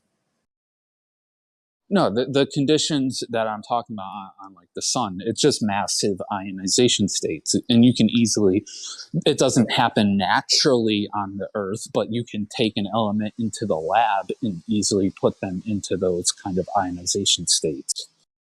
Oh, but you can't actually replicate the conditions of the sun, though. What do you mean? No, we're not going to build a sun on the Earth. That would be so. No, you can't even replicate. You can't even replicate the environment the elements are in. You take the element and you see which ionization states are present in the sun spectrum that are present in that element spectrum. Is it possible that all you're the wrong, lines match up, you can come to a fairly confident conclusion that element is present in that ionization state. But they don't all match. There's tons of discrepancies. I've already said that. I don't doubt that there may be some minor discrepancies. I don't think it's anywhere near the scale that you're talking about. But I would love to see the whatever you're referring to and how those people came to that conclusion. Okay, well that's good. As long as you're open-minded to new info, I'll get it in a second. Yeah. Well, sure. yeah. So there's. I mean, it's pretty obvious. Oh, you said yeah, sure, but I always. Yeah, I just stopped doing on the spot because I realized it doesn't matter. It doesn't matter to do that, and I'm not looking for it right now. I'll find it in a second, and I'll remember to put it in here. I'll remember your name, Jay something. I'll try to at you. So anyway, the point is, though, dude, that it's not the same, right? Like, I actually agree that spectroscopy is a cool method, but only in a controlled environment, dude. Like on Earth, in a very, very controlled and very, very controlled environment on the Earth, that's when it's reliable. So when you remove that control, you can't remove that control and then tout the same credibility. It's ridiculous. But that doesn't make any sense, man. What you just said doesn't make any sense. But it You literally have does. to know what spectroscopy is, right? It just gives you a signal based on what the atom or the molecule that you're doing, the type of spectroscopy you're doing on, will give you a characteristic signal. Doesn't matter if that element is in your lab in a box or if it's floating in the atmosphere.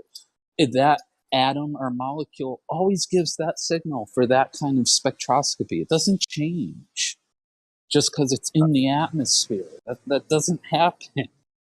Now, you'll have more noise in the background, and that's where you have to know more about a bunch of different elements, like chemists and nuclear physicists and those kind of people know. Okay, so, and you know exactly what all to subtract away before you start to dissect the data. Well, typically you would be doing a specific type of spectroscopy, looking for a specific type of element or atom. So you'd already have an idea of what you're looking for, right? You'd do a literature search before, you'd see what results people have gotten in labs. So you would know what you're looking for to begin with. Then you would take your knowledge from the past that you have of the other elements and of the other systematics and random errors you should be considering for your experiment, your measurement, whatever you want to call it. And you would apply all of that towards the measurement that you make. Okay, but you don't actually know the composition of the sun literally, though. You're just a specific element to remove most of the background from the jump. To remove most of the background, you isolate a certain element, let's say, right? You're looking for a certain element, you remove most of the background. That makes sense, of course. And then after you do that, you then have an entire spectrum of that element, right? And then you arbitrarily draw the line based on what? Well, the sun makes it easier because the sun is a condition that's not common on Earth. It's not present on Earth. So the background there isn't much of a background really to worry about in a certain sense. There is a background, of course, but it's not like doing spectroscopy in the atmosphere where you have water and all these other molecules that are present in huge abundances all over the place. The sun, you have these rare ionization states because of its temperature and its pressure that you're not going to have that background from the Earth. Those things aren't just present floating around here. Right. And Cecilia Payne gave us methods for how to come up with the concentration of those atoms or molecules at that certain ionization state. Right. This is pseudoscientific speculation, though. That's the whole point I'm making. Like, for example, let me give you some speculation back, right? So, based It's on not speculation. yes, it is. She went in a lab Listen, I'll enlighten you. and measured those ionization No, she didn't states. go to the lab and measure the sun, dude. Yes, she did. Stop. No, she Stop. measured the ionization states of a bunch of different atoms and molecules. That's right. Okay, now here's my point, though, okay? That's just your pseudoscientific speculative explanation for those things, though. Because what if the position of the sun results in an excitation of the medium that you've misproperly defined, and then the spectrum of those elements are relative to the position of the sun and you observing it terrestrially? So that's actually very logical you and think probable. it's just random chance that all these different lines that the sun gives us, just all these different signals, just happen to exactly match up with a bunch of different rare ionization states of different elements? It doesn't make any sense. No, I man. didn't say that. Okay, so maybe listen to what I'm saying again. I know I'm using a couple syllables in my words, okay? The position of the sun, the position of the sun results in excitation of the medium. Thus, we get a certain spectrum of perceivable elements relative to the sun's position inside that medium. Okay, so what is it that you're not getting? Well, there's like potassium in like the 11 12 plus ionization states. It gives a specific spectrum at the ionization state. You're telling me that the sun is exciting the medium and it just happens to match exactly with, and it's not just potassium, it's a whole bunch of other elements and molecules that it matches to the T. What Yeah, you like get in how a many lab how many when you, elements? I don't know the number off the top of my head. But just dude. a It's like guess, sodium, potassium, hydrogen, a helium, rough estimate of number, bro. lithium, boron. Just a rough estimate for the number, man. I'm not going to give you a number. I don't know. Okay, but it's quite a bit. Yeah, it's quite a bit. Okay, so there's a whole bunch of elements that you're seeing that we also have on Earth, but they're in different states, right? And then they have different concentrations. Okay, yes. So, okay, that's cool, right? There's a common ground we have there. There's a common ground. Let's say that's true. That's no problem. It is the further interpretation that is being challenged. The further interpretation is what's being challenged, okay? So if the sun's position excites that medium and it has a similar composition of similar elements, it's just higher up, and actually it looks like the higher you go, it seems like the medium acts like a superfluid and has lots of characteristics of that, and you see it from this force that you call the sun, then it literally alters the spectrum of perceivable elements relative to its position. That doesn't mean that it's a vacuum, and it doesn't mean that what you're seeing is not in between you and the sun. It could easily be, and it could be a certain medium reaction with the location of the sun that causes that to happen. And if you say it couldn't, that's not true, because nothing more than speculation is what you presented, and that's what I've now countered with. You're just presenting speculation. Yeah, that was that's like my crazy point. speculation. That's my point. Dude. You're not This understanding. is stuff you still can don't go understand. in a lab and you can ionize potassium to the 10, 11, 12 plus state and take its UV vis spectra or its IR spectra. Okay. And match it to the sun. There's no speculation there. It's there is, something you because can directly do. the speculation is that you require the assumption of an empty medium and that the actual spectrum of elements that you're observing is the sun itself, where in which it could in fact be a medium that you've misproperly defined, and the location of the sun results in that spectrum. How am I not being understood? I don't think there's any assumptions being made. The spectrum, we say that the spectrum is what it tells us it is, that the sun is composed of what it tells us it's composed of. There's no need for further speculation. There's no need for assuming anything.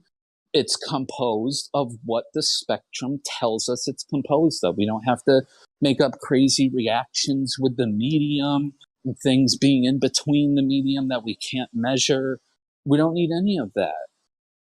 You're assuming the spectroscopy data is the sun itself and not a reaction in the medium between the observer and the sun relative to the location of the sun. Yeah, if you don't I'm understand, it's just that's objective. Not true. It's just I'm objective. saying you have to support that before anyone's going to believe it. You have to support that it's a vacuum before anyone's going to believe it. No, I'm just going with what it tells us it is. You're trying to bring in this extra stuff. No, it doesn't outside tell us of the spectrum. Okay, sorry, I didn't mean to interrupt you, but it doesn't tell us that it's a vacuum. In fact, nature tells us the opposite of that. Nature abhors a vacuum. Now, you're actually making a claim antithetical to natural normalization or acceptance. So natural acceptance, you're making a claim antithetical to that. Okay, now all I'm saying is that I'm pointing out your claim is speculative. It requires an assumption of medium. I'm contending that, and I can easily replace it with an alternative speculation, and it holds the same amount of weight. That's my point. You think it doesn't because NASA's on your side, but you're wrong. No, I'm just saying when we take the spectrum of the sun, what that spectrum tells us that it is, the elements, the ionization states of these elements that it matches up to in a lab, that's what the composition of the sun is. I'm not trying to... You're the one, if you want to say otherwise, then you need to support that it's actually not what the spectrum says that it is. It's this other thing. I say that's not true. So you need to support that. But you need to understand what I'm saying. You are making the assumption by saying that it is the spectrum of the sun itself. Do you understand? What else would it do? You have something else it's going to be? Can you support that it's something else? The medium between us and the sun. Do you have any evidence for that? But how come when I point the spectrometer away from the sun, I don't get the same spectrum if it's the same medium? I explained that because the actual spectrum that you perceive is relative to the excitation of the sun. So the sun's location is going to alter the spectrum that is perceived in spectroscopy. Is that a complicated concept? Are you saying that isn't viable? You're going to have to support it somehow. Anyone's Well, going to that's like believe me it. saying that's like me saying you have to support it the vacuum. That's like me saying you have to support it the vacuum, dude. That's my whole point is not me saying I know this is true. My point is pointing out that it's just as viable as your claim, and they're both speculative. He's got data. Except one is He's got not data. speculative. It's actually based on evidence and measurements, and one is just speculation. And it's So not wait. what you're saying with it. What's the evidentiary value of your claim? Tell me specifically what the evidentiary value of your claim of the space vacuum is. Maybe you can enlighten me. How did you prove that?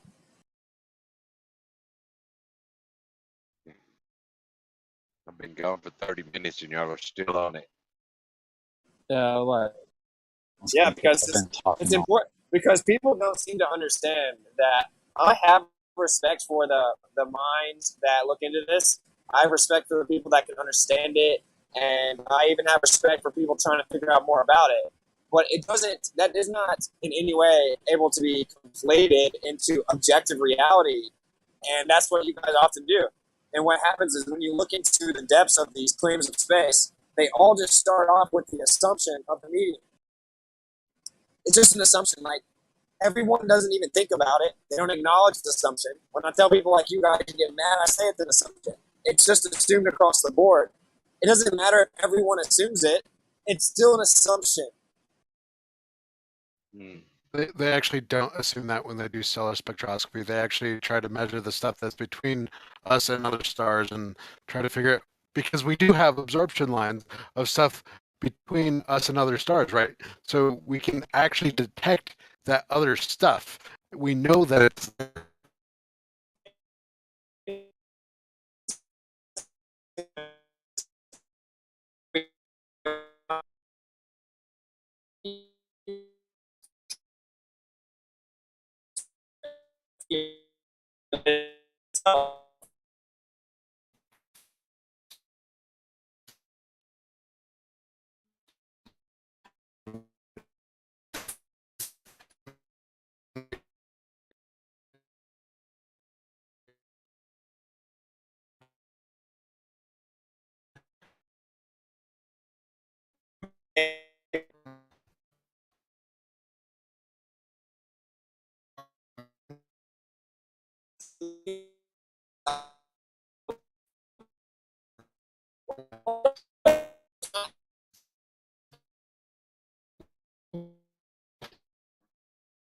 No, it's not how shit works. Yeah, actually, mediums react to any type of excitation. That's literally how shit works.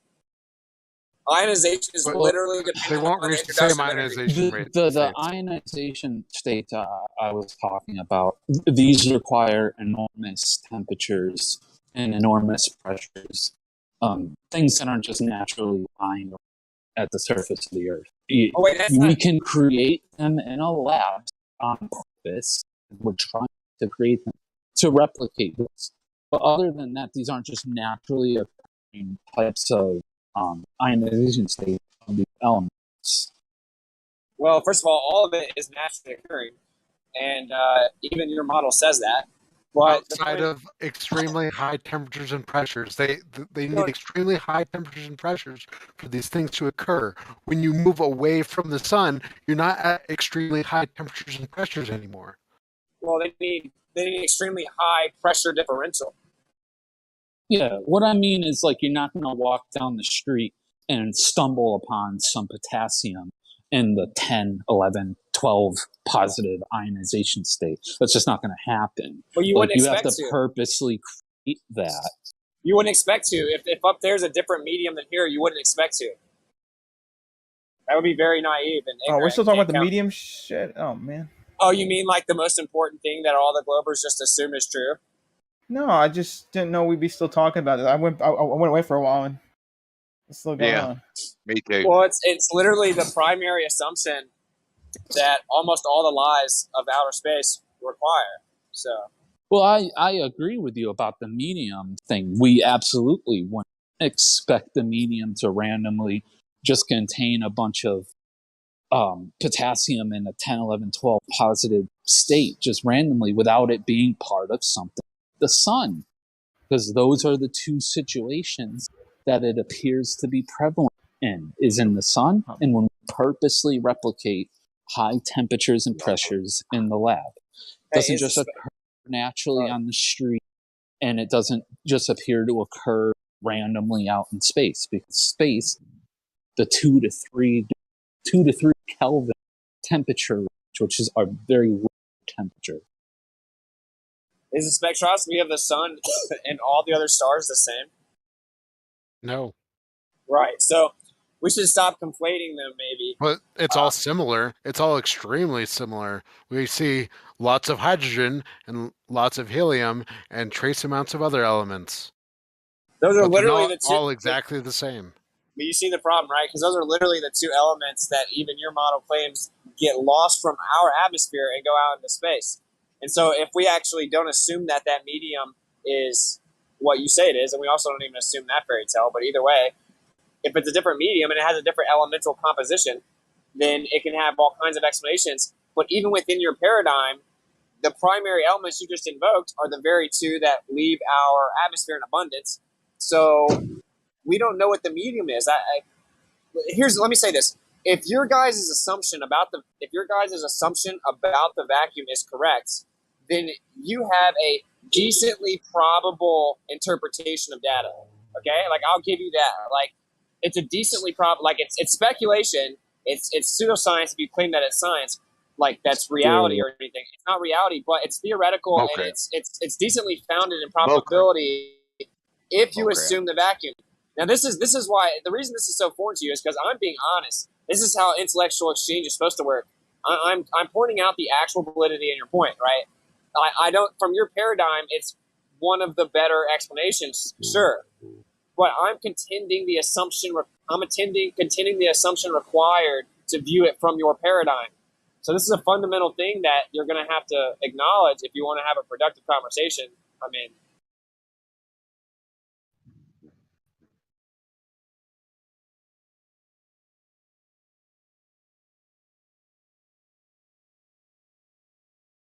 Okay, we can move on. Simply, my point is just like, dude, spectroscopy in a not controlled environment, looking through the atmosphere, assuming the vacuum, drawing an arbitrary line in space where that stops, subtracting it arbitrarily, but saying, well, there is still some interference or still some elements between us, but we think we know exactly. We think we know exactly where all of them are because we know that these wouldn't be here, these wouldn't be here, these wouldn't be here. It all requires assumption of the medium. We don't know how we would read a spectrum of the medium because we don't know what the medium is, and we also don't know what the sun is, and we don't know what the reaction between the two would be. So there you go. Take it. So much dishonesty. Take it or leave it, buddy. It's crazy. It's like he wasn't listening for the last hour. Yeah, like for the third time, I was exploring the natural consequences of what you're claiming about there has to be an end to where these elements are. So I was just explaining the natural consequence of, if, say, CO2, what would happen to it if it was out in the 2 to 3 Kelvin temperature. I wasn't saying that's what happened, that there is a line. I was just expanding the consequences of what you asserted and to show that it doesn't make any sense. I didn't assert anything. I contended your claim that there's some arbitrary area that we can measure to, and then we can subtract that from our readings. So why are you trying to say I'm making the claim? I'm challenging your claim.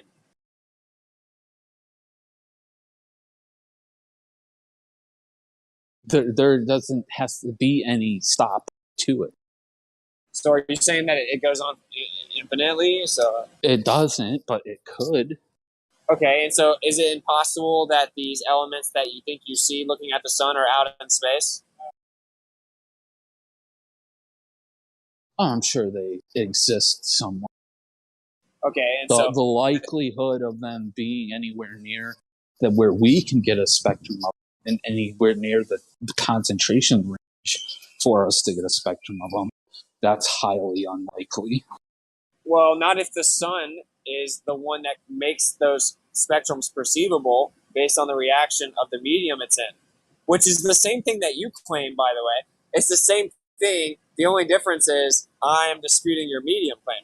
This is why I get frustrated, because oftentimes people don't understand the fundamental intellectual postulations they're defending. I mean, that's what you're claiming, is that the reaction between the sun and the medium it's encompassed in gives us a spectrum perceivable in certain condensation so that we can perceive it and know that it's the composition of the sun. What I'm saying is, well, the sun, in reaction to the medium, same part, same exact thing, result in a certain spectrum perceivable. I'm saying it's actually could be the medium between us, and it only becomes perceivable when the sun's in between us and what we're observing through the medium. And if you don't get that, I mean, it's whatever.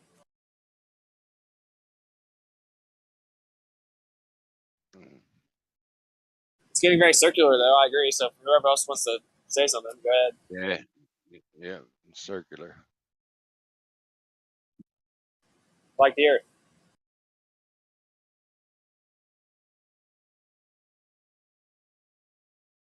Like circular, like an example, like a. Did you know that the sun sets because, well, it's actually sitting still? It just looks like it just looks like the sun's moving, but it's actually sitting still, and we're falling away backwards from the sun. And so then the curve of the Earth blocks the sun, and it makes the sun look like it goes away till we can't see it. And I'm like, that's a crazy story. You're saying the Earth's a ball that spins, and then we're falling backwards during a sunset, and the sun's not moving, and the curve of the Earth blocks it. And you're like, yeah. And then you take me outside, and you say, look, you see that? And I look, and it's a sunset, and you see, I told you the Earth's a ball that spins. That's basically what you're doing.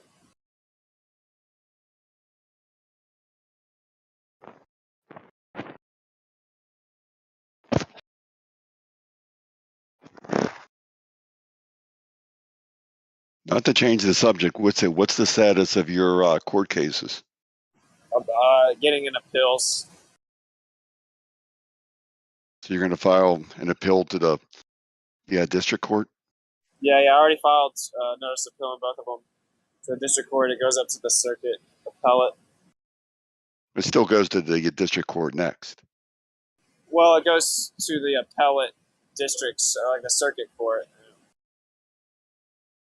Unless I appeal the actual trial itself, right? Like if I can file for a mistrial, but which I actually could do, but yeah. Anyway, so I just want the next judge up to actually. The government didn't respond to my argument.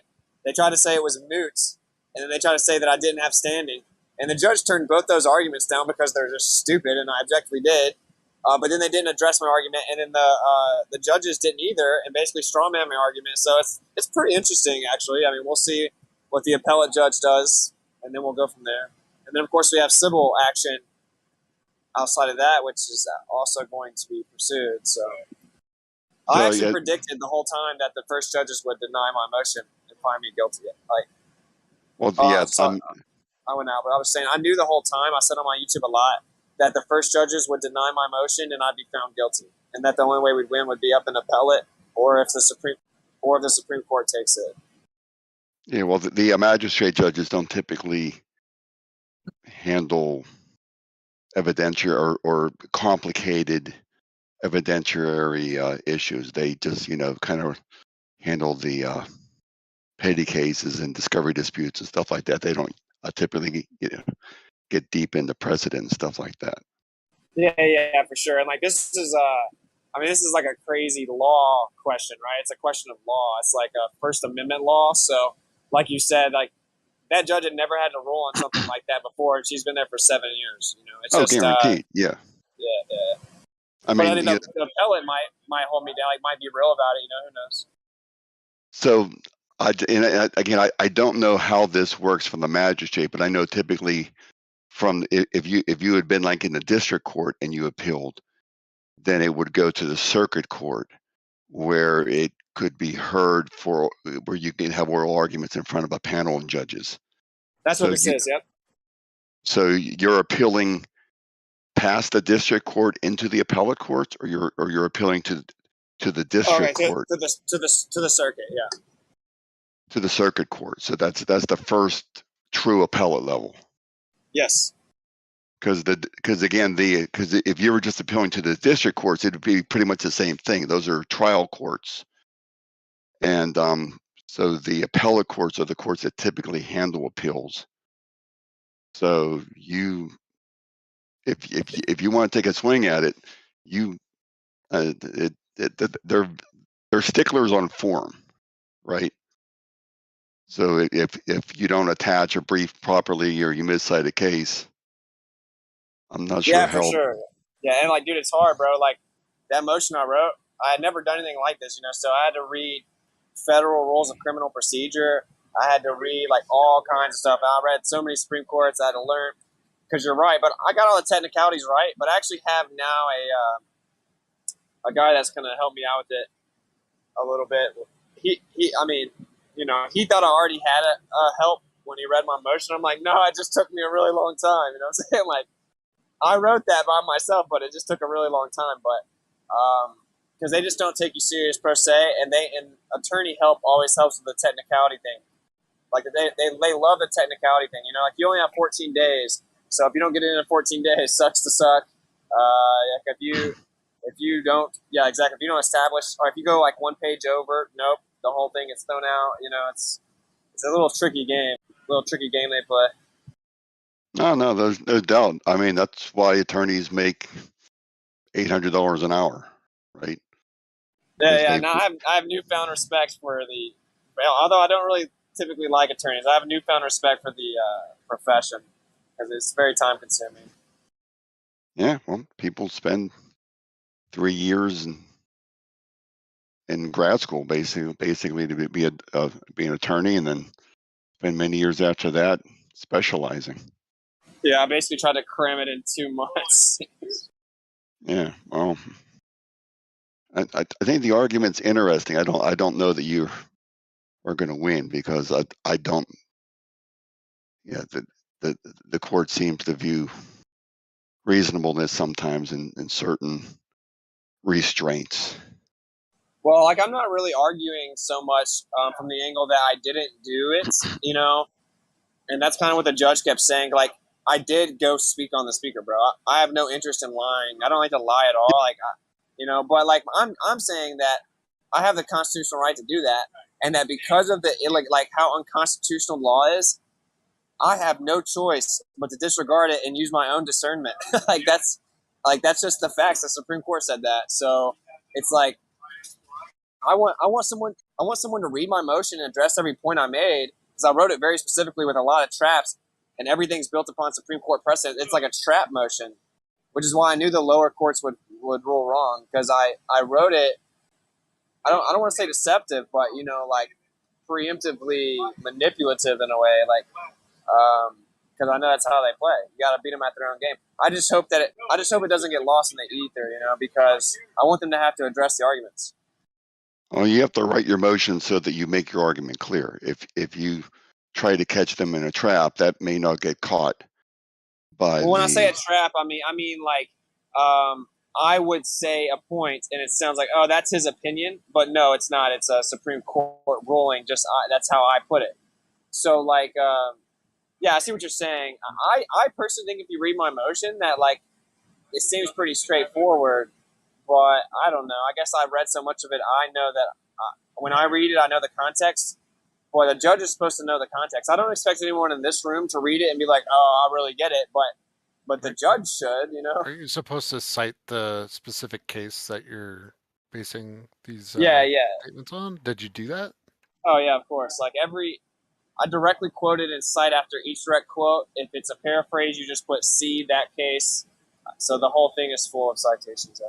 And I read your motion. I didn't read it in extreme detail, but I did read through it, and I can tell you I'm not an attorney, but I have worked in the field for almost 30 years. And it's not an easy field to master, and it's it was, your motions were well argued. I don't know that they're going to win on merits, though, because this is going back a long ways. I mean, even the ACLU doesn't dispute permits for free speech in certain areas. Right, and to clarify, like I actually acknowledge in the motion certain exceptions, but the problem is that it's very specific what you're allowed to do, like time, place, manner, evenly applied to everyone, and you can't pass laws that remove the right to be heard. You can't censor based on the crowd's reaction. Like stuff like that the regulation is in violation of, and it's not like it's been tested. Like it was challenged and then thrown out, and now it's been here and not challenged since.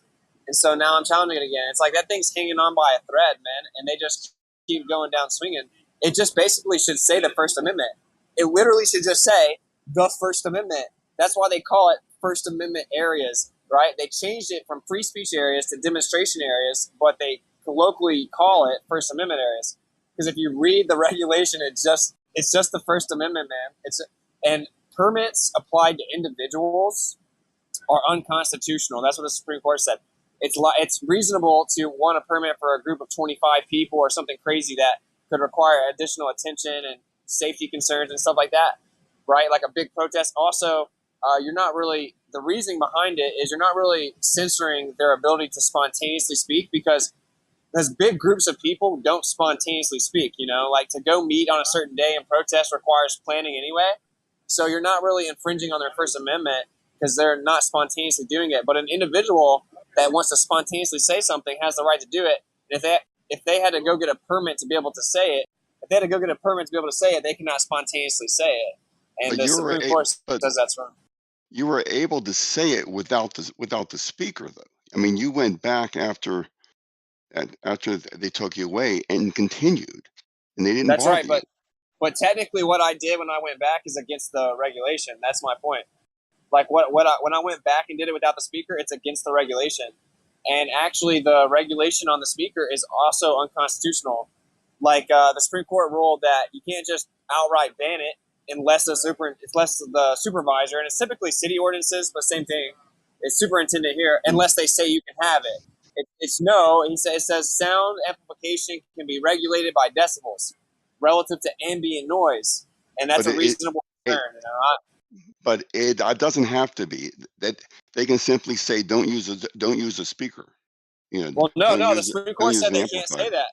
The Supreme Court said they can't say that. So I'm trying to tell you, the Supreme Court said you can't do that. They can't say that. I'm not sure if you're reading that Supreme Court case correctly. I'll get it for you. I actually have a different motion written up because Chris has still got his going on. So I'm kind of playing them, man. But I'm also trying to remain humble because, like, dude, I don't know. I'm in a water full of sharks and I'm inexperienced and I just tried to cram it all in a couple months and I'm learning. But I still am pretty confident and I trust my intellectual ability and I'm kind of setting them up. He still gets to challenge the ordinance that I'm talking about, and the Supreme Court said you cannot just ban the right to be heard. Like, if the ability to be heard by the target audience requires amplifying your voice, you're allowed to do that. It's all based on the ambient noise. It's all based on the background noise, right? And that's why Rushmore has a rule, or national parks have a rule, and it's under 60 decibels. Under 60 decibels, right? So that means that I don't know that the national parks have a specific decibel number. They just simply say if you're going to use an amplifier or some enhancement to your voice, then you need to have a permit for that. Right, that's what I'm saying. Specifically, it says a public address system.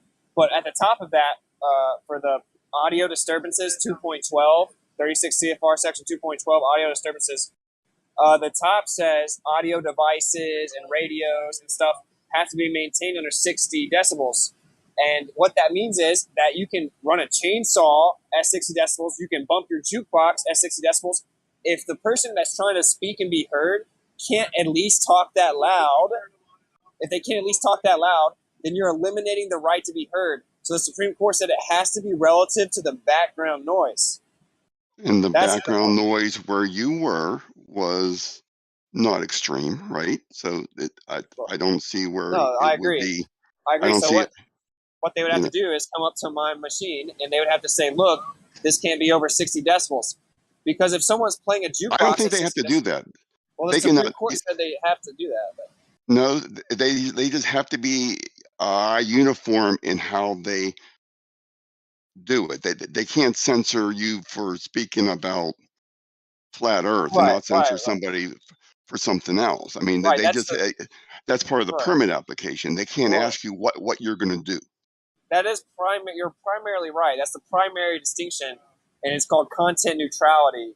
So that the restraint has to be content neutral. So it doesn't say you can't talk about the government, you can't talk about Yeah. political stuff. Right? Okay, that's true, but that's not all of it. And underneath content neutrality, it's time, place, and manner restrictions. So you can only restrict the time, the place, or the manner in which they speak. Which this would fall under that, right? Like, Yeah. yeah, Well, of course. But you can't protest in front of my house at midnight because you're going to wake up the neighbors. If you want to protest in yeah, front of of my course. house at noon, you can't. Right. So So because that's reasonable though. By the way, Yeah. like I agree with that. I don't think someone should be able to grab the mic like I do at 3 a.m. outside of a residential area. I think that's ridiculous. You know. Yeah. So there are some situations where a permit or a constraint is legal. Yeah, but not whenever it says you don't have the right to be as loud as the background noise ever, unless we permit it. And guess what? When you go to the permit, you go. So it says unless you're given a permit for a special event. Then you go to the section that defines special event. It says you have to be talking about something to do with that specific park area, and it has to be approved by the superintendent. It has to be approved by the superintendent. Sorry, I keep going out. It says you have to be talking about something about that specific park area, and it has to be approved by the superintendent. That's content-based censorship, bro. That's content-based. But I think you're going to fail in this because you never applied for the permit. Well, it says though, like in my motion, I quote it, and even the judge quoted this part of my motion. She actually quoted my motion like 5 times. She quoted my motion to rebut the government's argument, literally in the order, which is that an individual can challenge the entirety of a licensing scheme on its face without trying to get the permit and failure to procure it. So that's what it says. So because free speech is such a delicate right, so you actually don't have to file it and they get turned down. The point is that if I file it, if I ask for it, they have up to 10 days to say no. So that means I couldn't talk at Rushmore that day. So I don't have individual spontaneous speech in America. I can't go in front of the American founding fathers because they just now announced a COVID vaccine mandatory thing or something. I should be able to that day wake up, go there, and talk as an individual. There are other places at Mount Rushmore where you could have stood content neutral and shouted as loud as you want. You just weren't able to be where you were at the Grand Concourse or wherever they call it. Well, actually, yeah. Well, there's 3 areas, but of course, when you get there, there's just a sign at the front that says this area is protected from First Amendment activities. It doesn't tell you anything else. Just when you walk in, it looks like the park is for free speech. But anyway, the biggest part, he told me I couldn't go there. At first, he told me it would take time to check if I could go there, and I said, okay, if you can get me down there, I'll go down there. And secondly, which I told him that, of course, he never actually went and did that. And then secondly, of course, if you're all the way down there, you can't even be heard. So it's like they put you down all the way down where you have to scream and still can't be heard. There were 3 people singing opera and you could barely hear them. Screaming opera, 3 females that sing opera, and you could barely hear them, right? So that removes the right to be heard by the target audience. So, and I put this in my motion, and dude, this is eloquently said, but it's just objective. Like, restricting free speech to areas that cannot be heard is effectively synonymous with eliminating the speech altogether. But there were places that, like, where everybody walks past you. I mean, there are places that are free speech areas at Rushmore that everybody would have passed you that day if you'd been there all day. Yeah, right. So they make it to where the only time. But you wouldn't have had a natural crowd forming there. Well, that's what I'm saying. So they make it to where the only place that you can talk is where people just walk right by you, or you're all the way down. So you get to talk to someone for 5 seconds because everyone's just there to walk over there and congregate. So either you get to talk to them for 5 seconds. So of course you just ignore anyone trying to talk to you while you're going to do something. And then you over where they're standing, which is why, by the way, they made the other area, the amphitheater, a free speech area, because they knew that one wouldn't be sufficient on its own. And they put it all the way down where you can't be heard. Well, that's cool, whatever. We'll just turn up a mic. We'll try not to be too loud. I'll respect the place. You tell me how loud it should be.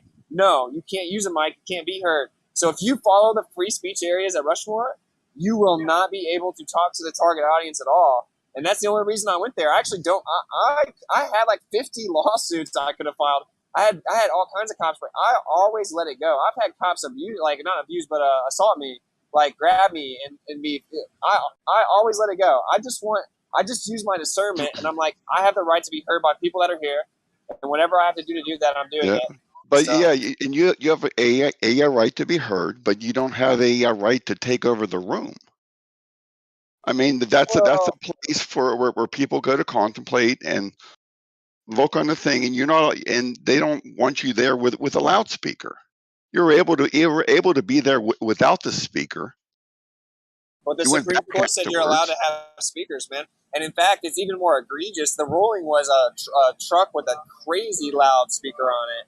Truck, like audio trucks, because they couldn't compete with the advertising costs.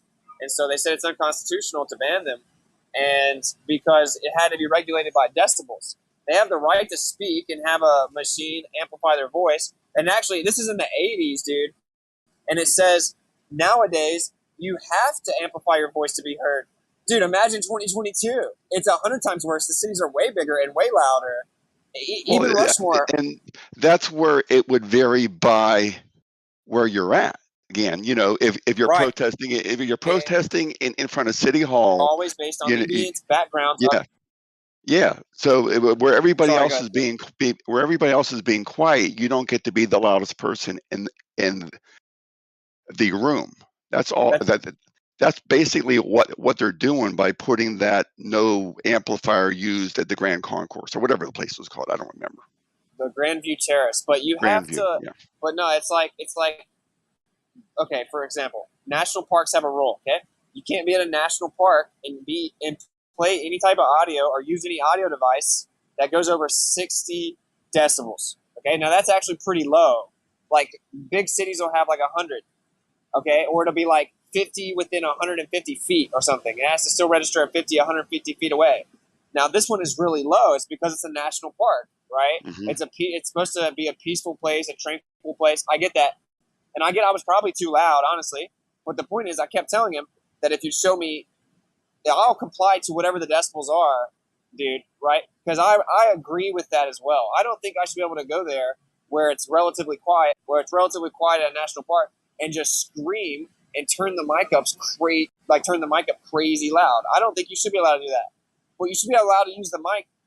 You should just have to keep it at a certain volume, dude. That's what it should be. Well, you're able to do it without the mic. I mean, it's very hard for the people who are going to be enforcing it to carry, a decibel meter. It's simply easier to say, don't use an amplifier. Yeah, but you're basically saying the First Amendment is subject to the mere convenience of officials. Well, there's some practical aspects that have to go into this too. Oh, and hey, let me tell you this too, dude.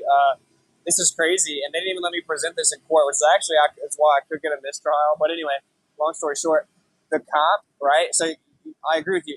The ordinance says no sound amplification or no public address system, right? Okay, but the cop didn't know that, and I kept asking him, "What's it say? Can you show me where it says that?" I remember reading 60 decibels. If you're saying it says nothing, can I read it? Where is it? Can you show me where it is?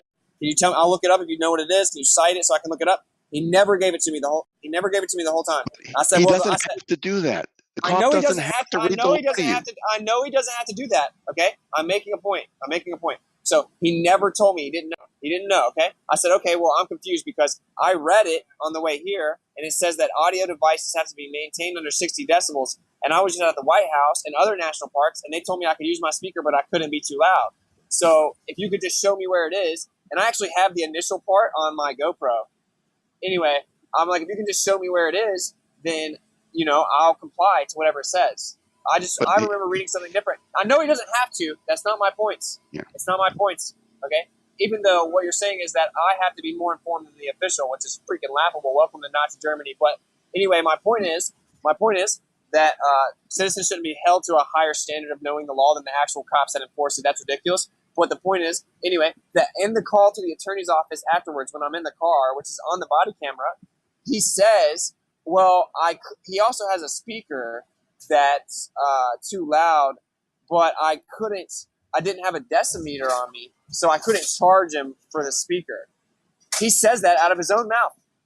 So what that means is that whole time he sat there and I'm like, he thought I was right. He actually thought that was right. He was like, oh, there is a decibel reader and I don't have one. So he thought I was right about it, bro. That's insane. But here's the thing, though: the enforcement officer, the cop that stops you speeding or stops you from speaking or whatever he's doing, all he does is report his observations to the attorney. I mean, he'll cite you for a couple things, but they always have the ability to come back and add more stuff to it. If you're pulled over for speeding and you get a speeding ticket, and then further, then you get like 4 other tickets in the mail because they found some other issues. All of those are valid based upon that first stop. So all you always got to do is find you for something, and then they can amend their charges as it goes forward. So you don't you don't have to write every ticket at the scene. I know that, but hey, why do you think they didn't amend the charge to include the audio rule? I don't know the details of. Well, what check they this. did. Check this. So he charged me with just failure to obtain a permit, just the broad regulation. Yeah. And which is all he needed to do at the stop. It would be up to the attorney to charge you, or the not the DA, but whoever to right, correct. Bring further charges. I've already been to trial. Okay, so yes, I know. they chose not to do that. Now, what I'm asking you is, why do you think they chose not to do that? It would be pure speculation on my part. I don't know what your actual charges of course. were. I don't recall that off the top of my head. It's all good. Speculation on both our parts either way, right? But well, my answer is they don't want that part of the regulation examined. They don't want me to challenge it, and they got to watch Yellowstone, and they waited till I responded to Yellowstone. So anyway, my point is that they didn't want that part of it under the microscope, bro. They didn't want the audio. They didn't want the audio part under the microscope. So if you let everyone on the internet tell it, or all the people that watch Audit the Audit or whatever, they let them tell it. Well, it's just because I shouldn't have had a speaker. Oh, I shouldn't have had a speaker. They didn't even charge me for that. They didn't even charge me for that, bro. They charged me for not being in the right area. Okay, so and the cop didn't remember it. He misremembered it. He misenforced it. But whatever, you're right, because even if he was wrong, if he luckily was right and he didn't know it, that's okay. He still gets to do it, right? It's a mistake of law. It's a mistake of law, but if I was still guilty of it, it would be considered reasonable, right? And this would be considered reasonable for sure, objectively reasonable mistake of law. Okay, so it passes the Supreme Court precedent. I'm well aware of this, but the point is that they didn't charge me under it, and he's on camera saying that he thought that to have a speaker in national parks, it had to be under a certain decibel. And so what that means is, if you go back and look, this is for the civil case, by the way, which is going to be ridiculously epic. It's going to be insane. It's going to be so crazy. Okay? Because if you go back and watch it, I'm asking him, I'm like, dude, I read that it has decibels.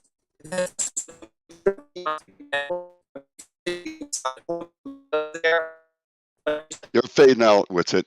If you can do that, okay, well, I saw that it takes like 10.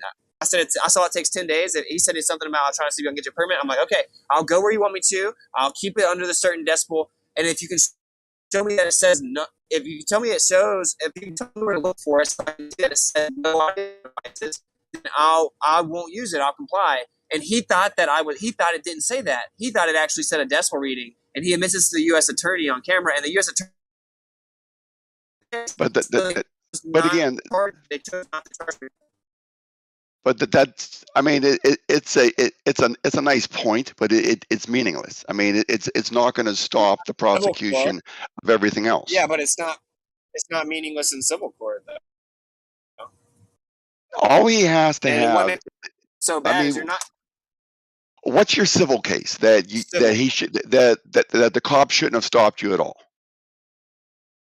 No, You're fading out. What's it? about it, but refuse to bad services. Sorry, I couldn't hear you. But again, I don't know what you're going to win in a civil case, because you really haven't been. I know you've had expenses. I know this has cost you time and money, but I don't know. I mean, you haven't gone to jail for 5 years, so I don't know what your actual damages are going to be. Oh, there's all kinds of things. Just first of all, just the money, and then everything that I had to go through.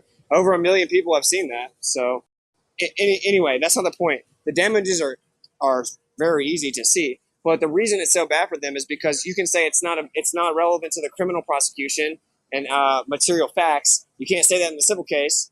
And he slurs the whole entire time. He was clearly intoxicated. I actually asked him on the stand, and he stuttered. But anyway. He was clearly intoxicated. He didn't slur one time on the stand. He slurs the whole time. I've got to see all of it. I got to see everything. Okay, and he admits that he thought I was right about it, but he couldn't charge me with the speaker, so he had to find something else. And he said, I think I'm going to just charge him with disorderly conduct too, because if you're over here yelling at people about how the world is flat, I mean, come on. You can't do that, bro. You don't get to do that. That's illegal. You don't get to do that. So. If he's on film saying that he targeted you because you were a flat earther, then yes, you have a good civil case. But I don't know what I don't know that you're going to get that. Well, okay. Well, I'll just have my attorney disagree with you, because I guess which I don't even think I need one, but it's very simple, right? And actually both places did that, Yellowstone and Rushmore. But actually Rushmore ended up putting out a be on the lookout and also describe me as a flat earther and say like 4 different subjects that I talk about. So that's all illegal, dude.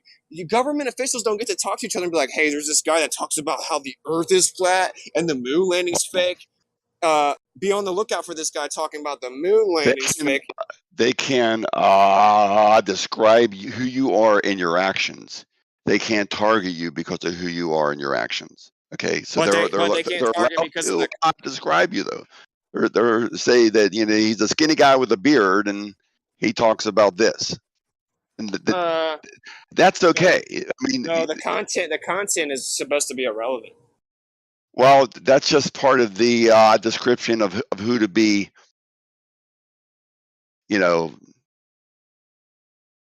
Who it is that we're keeping our eye out for. We're not targeting him because he's a flat earther. If they're actually saying that, let's get this guy because he's a flat earther, that's entirely different. That's targeting. He literally says, this is what he says. He says, so I can't, he has a speaker and it's too loud, but I didn't have a decimeter on me, so I can't charge him for the speaker. But, I'm thinking about tacking on a disorderly conduct because, if by the end of it, we're yelling at people that the world is flat, I mean, well, that's a quote. Well, that may be so, but that's still going to be something that's going to have to go. I'd say put it in your pleading, absolutely, but don't hang your hat on that off-color comment winning the day for you.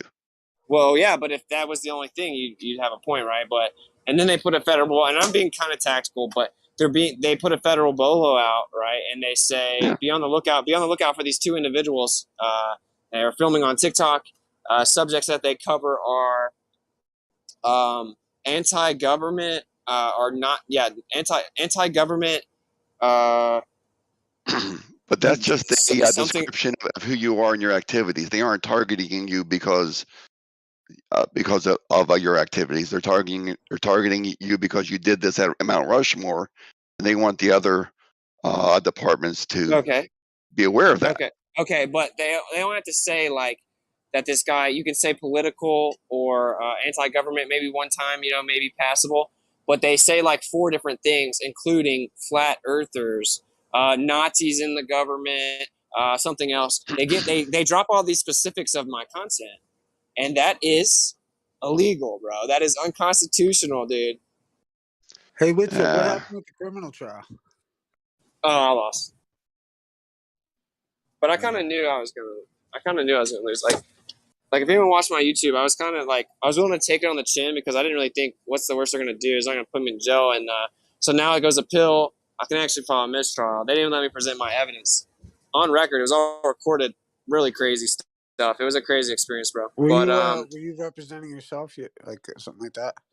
oh yeah. In Okay. federal court, Did you send all your stuff that you were going to put into evidence to the other party under notary seal, with the originals going to the judge? Yeah, no, I didn't. But that's what's so And crazy is because the judge. that's why your stuff was not seen by the court. Yeah, you're right. You didn't do the proper process of service. His stuff was admitted into evidence by the court. Right, and they dismissed it because there wasn't a proper process of service. Because you have to the court heard the evidence. Right, but if you don't submit it to the other party and give the for instance, in process, it's called proper process of service. So the evidence was what they gave me though. Proper process of a service is when you initiate a lawsuit. It's not.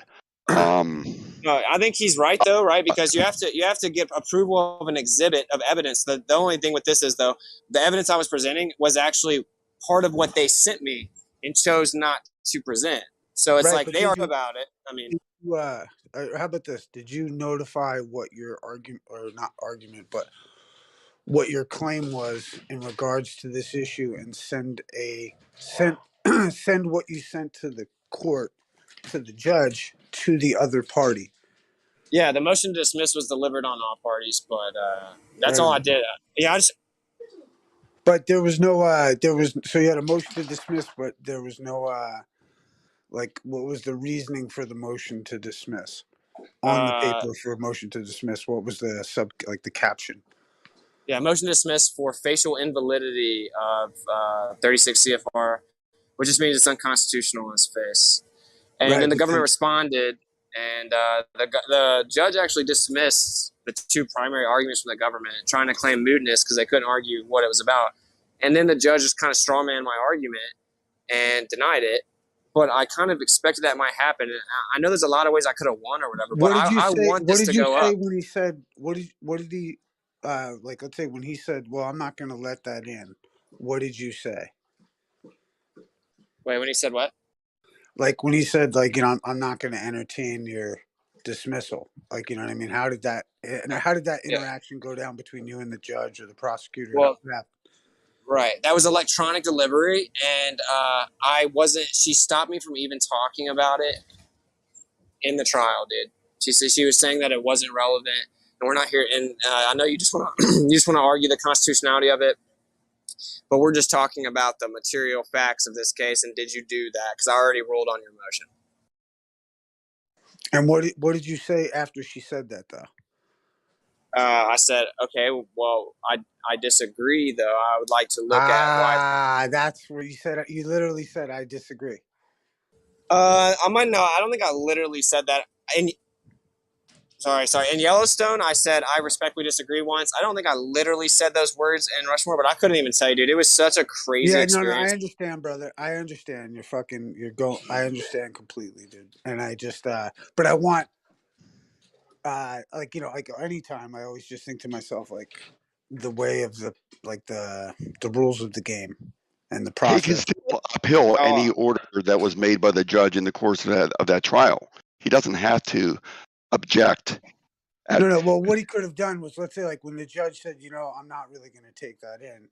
You could, you know what I mean? He may have been able to say, well, Your Honor, I'd love to, so long as you could show me that there was any rebuttal on the other party regarding my motion to dismiss. And if there is no rebuttal, then let the record show all parties agreed to dismiss the case. Yeah, there There was a was rebuttal. There was a government response, and then the judge issued an order ruling on it. Okay, based so upon they the okay, so motions. check it out. So you had your motion in. They responded to that motion, and did you go silent then, or did you conditionally accept in paperwork? It was all written. He filed a motion. The opposing party filed a motion. The judge issued an order based upon the motions. Okay, so you didn't conditionally accept their motion? He can still they had to notify any you orders of that made. motion, right? Well, yeah, because I was getting an electronic notification of everything filed. Right.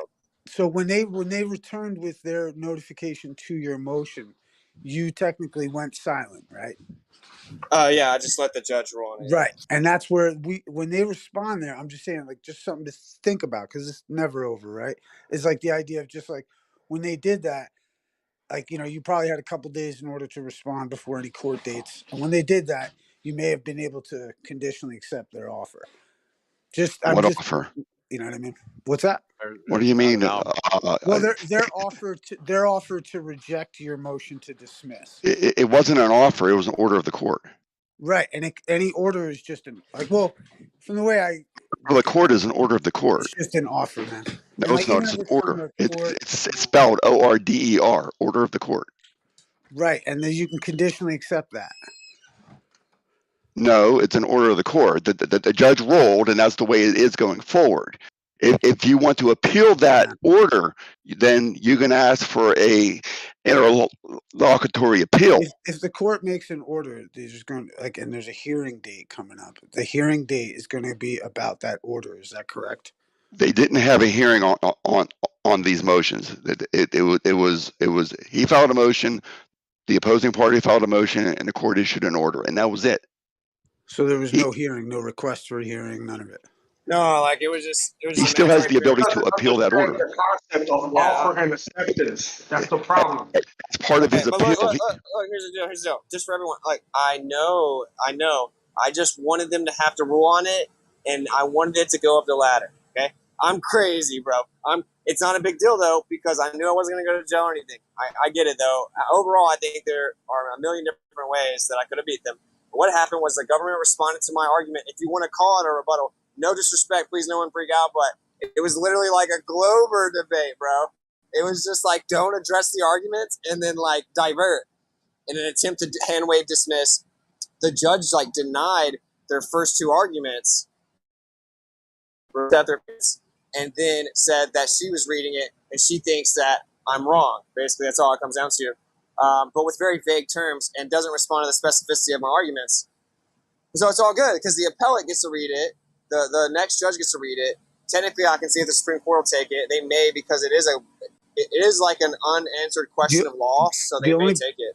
The only problem is that an appellate court, from what I gather, an appellate court only hears a case based on the merits of procedure. So, like, there is no like substantial arguments really to be made in that. The only ground you have to make a claim in the appellate court is that there was some denial of process or procedure, or a mistake of law. I'm just yeah, like a mistake of law in her order that she responded to my motion. That's my point. Part of his appeal can be that the judge was mistaken in denying his motion to dismiss. He can also appeal any evidentiary stuff. Everything's open in his appeal. Yeah, and I'm saying the judge made a mistake of law and misinterpreted the law and ruled improperly on my motion. So I want the panel of judges to read my motion. Right, and now check this out. What would be the obligation of the other party that would be in your letter for them to do? When he files his appeal, he eventually has to file a motion that sets forth his argument, and then the opposing party will get to file their motion saying that he's wrong, basically. So how about this too? What about if you were to add, like, so long as you can provide any firsthand evidence under notary seal saying that they did this? They aren't obligated to provide evidence under notary seal. I just want to clarify for you. I've never heard that in my life. Says who? I've never heard that. Yeah, well, is there not a maximum law, like an unrebutted affidavit is like considered to be the truth, right? Yeah, it's a maximum law. Testimony. Okay, the affidavit has to be attached to a broader argument. You can't just file an affidavit and say, here. Well, if you're going to talk about a disputed issue, it has to be part of something else. Okay, if you're going to talk about a disputed issue between two parties to a third party who has no idea what really happened, and I'm willing to come under notary seal penalty of perjury to make my claim, and you're not, who has more validity in the courtroom?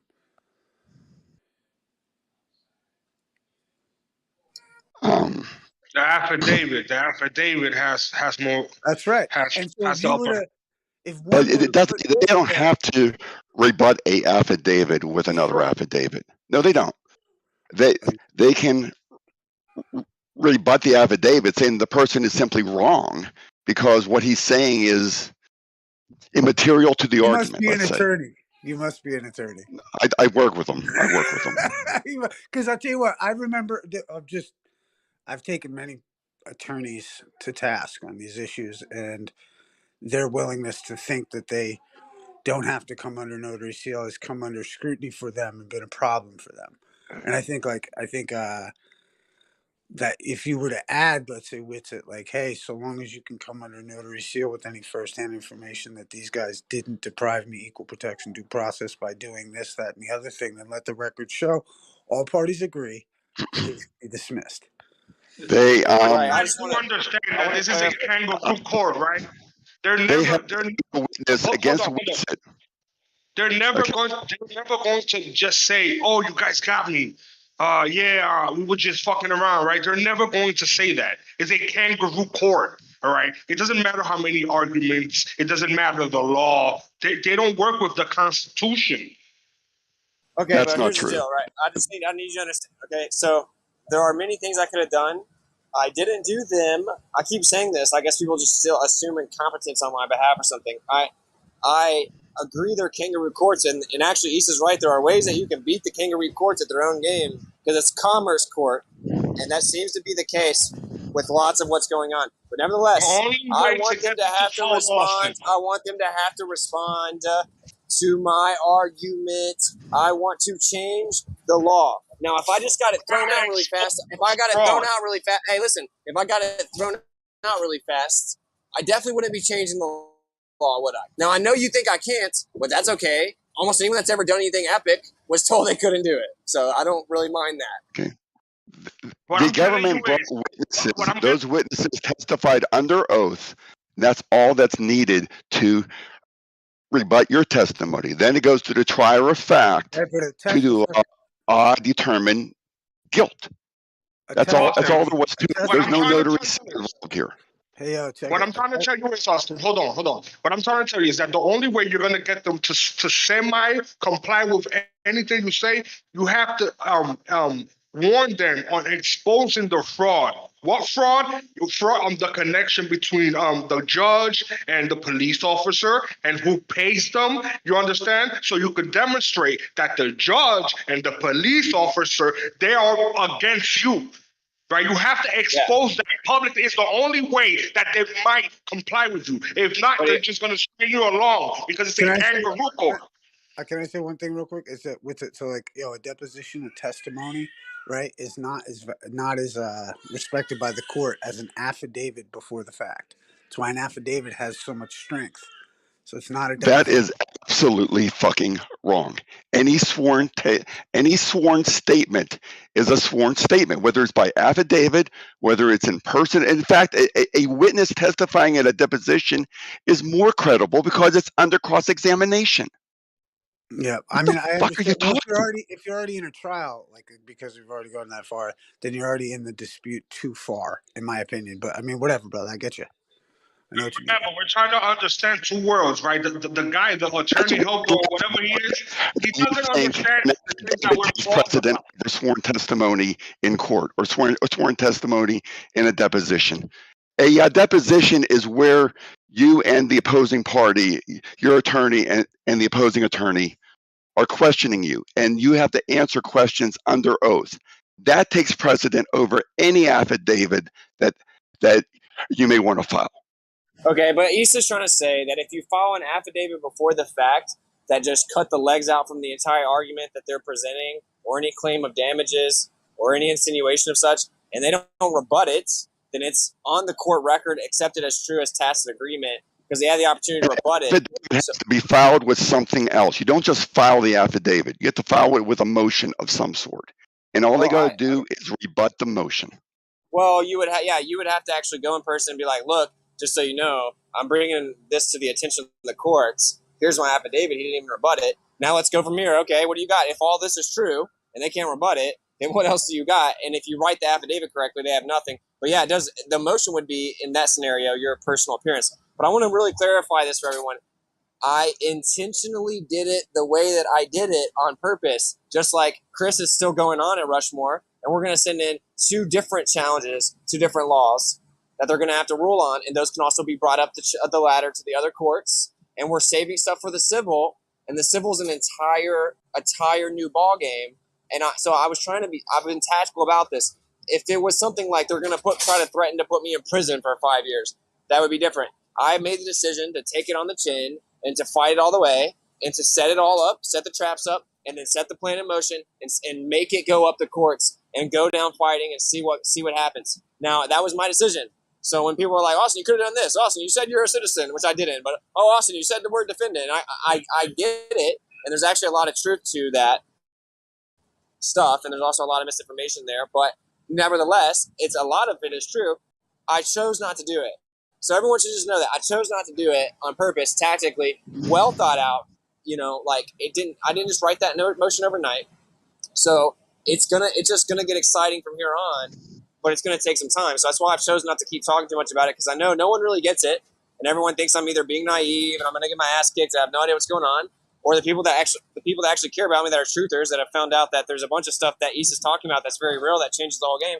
They're like, damn, they want the best from me, and they're like, Austin, you could have got it thrown out like this, dude. You could. I didn't want to, though. I didn't want to get it thrown out. I wanted it to go to trial. I wanted them to find me guilty. I wanted it to go to the appeal. I wanted to set up the civil. I did that all on purpose. I did it all on purpose. You filed 2 motions to dismiss. What could you possibly have filed that would have gotten the case thrown out? Oh, there's all kinds of things. Like, simply, for one, an affidavit of status and fact served on all parties, all relevant parties. Like, all relevant parties, that I did not enter into any type of contractual status and the fact. What the hell was that? Yeah. Like, I didn't enter into any type of contractual agreement. Regarding the restriction on my free speech. What's it? He doesn't understand. Remember, you're talking to a lawyer. It doesn't matter if you're a U.S. citizen. It doesn't matter if you're a foreign national. It doesn't matter if you're an alien that stepped out of a UFO. They have criminal jurisdiction there by virtue of the fact that they have guns. Okay. Okay. And they are going to exercise criminal jurisdiction over you. You don't have to be a U.S. citizen. Okay. No, it's built upon you acknowledging an agreement with them, and everyone thinks that's not the case, and they just assume that they have power over you. Well, look, dude. Everyone can think what they want to think, okay? I mean, I think my homie in Florida that won 38 mil would probably disagree with you. So I don't care. I'm not interested in this argument. I probably am aligned more with you than an attorney. I think there's a difference in attorney and lawyers. I think someone trying to learn the law and use it for their benefit and equip themselves with knowledge, that's a good thing. And I think attorneys is this little game they play with their little cards and their little organizations and their little tests, and that's not nothing to do with me. They're insurance companies. And I said you had a good motion with it. I read it and I thought it was very well written. Thank you, man. I want to change the law, bro. Like, this is the thing, okay? I'm not just saying this because I got charged under it. I read it out loud to Chris before we went, dude. I'm like, this is the most. We had read it weeks before that because it applies to all national parks. We went to most of Washington D.C. is national parks. We went everywhere, dude. And I was like, bro, this is such a laughable rule. It just basically says the First Amendment. I have to disregard it. It's not constitutional. It's not a free country law, dude. I will never comply to it. So I acted accordingly, and I'm acting accordingly now to try to change it. I could have paid a fine. I could have sent all kinds of stuff in to try to get it dismissed based on their jurisdiction changes. I didn't do that because I want to change it I want to change it, and then I want us to all go and do whatever we want to in national parks, but with respect, but still be able to be heard. I want to change it because it's the principle that you can't go to the most prominent places that represent freedom in America and be free. If you can't go be free at those places that represent, geez Louise, if you can't go be free at the places that are supposed to symbolize and represent freedom in America, then you're not free. It's the tone that sets for our future freedoms. First Amendment areas changes everything. That's something that should never even, that's a contradiction that should be said out loud. Was it you were allowed to speak there without your amplifier, right? You're allowed to speak without your amplifier. No, not just, we're in their little areas, in their little free speech areas. You were speaking on the Grand Concourse for an hour afterward, right? But technically, I wasn't allowed to. You were able to. They that didn't was me stop breaking you. the rules, right? Because I showed enough balls to go out there and do it anyway. Right after they told me I couldn't, I had enough balls to go out there and do it, and he already had to go over to the U.S. attorney, which is recorded, to try to justify the detainment to him, and he was definitely not about to go bury it any deeper. Okay. Is that specific? And I actually asked him. Is there like a specific point? Like, are you trying like to be a martyr? Are you doing for spiritual reasons? Like, can you tell me like what drove you to be like, fuck it, I'm gonna take the stand. I'm gonna change some shit. Like, what do you see? What do you think is gonna happen, even if you get what you want? Yeah, well, it's very layered. Like for one, what I was talking about, I'm pretty passionate about, and so any major spotlight on that, like that's kind of a goal. Secondly, it's just like if you have free speech areas normalized in America, because they're starting to be implemented on college campuses, but the Supreme Court always smacks them down, right? Most of them don't get challenged. If it becomes normal that those are everywhere, bro, there will be no public discourse. There will be no discourse in the public square. We've already lost it on the internet. And so if we lose that, we lose everything. If we lose free speech, we lose everything. So the truth is, and it may sound corny to some people, I actually am very passionate about the principle of what I got in trouble for. I think that if we lose the essence of free speech, we lose literally everything. That's why it was the first one. But everybody has free speech on paper, right? Like even the people inside of Moravia, they can say whatever the fuck they want. They also have freedom of consequence.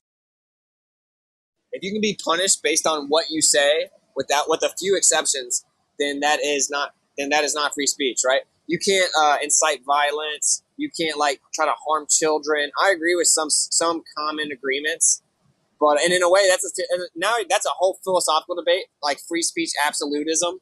And I'm not a free speech absolutist. I do not think you should be able to sexualize children. I should get to hit you. I should get to hit you in the mouth if you sexualize children, and you shouldn't be allowed to go in public for a month. You know, like.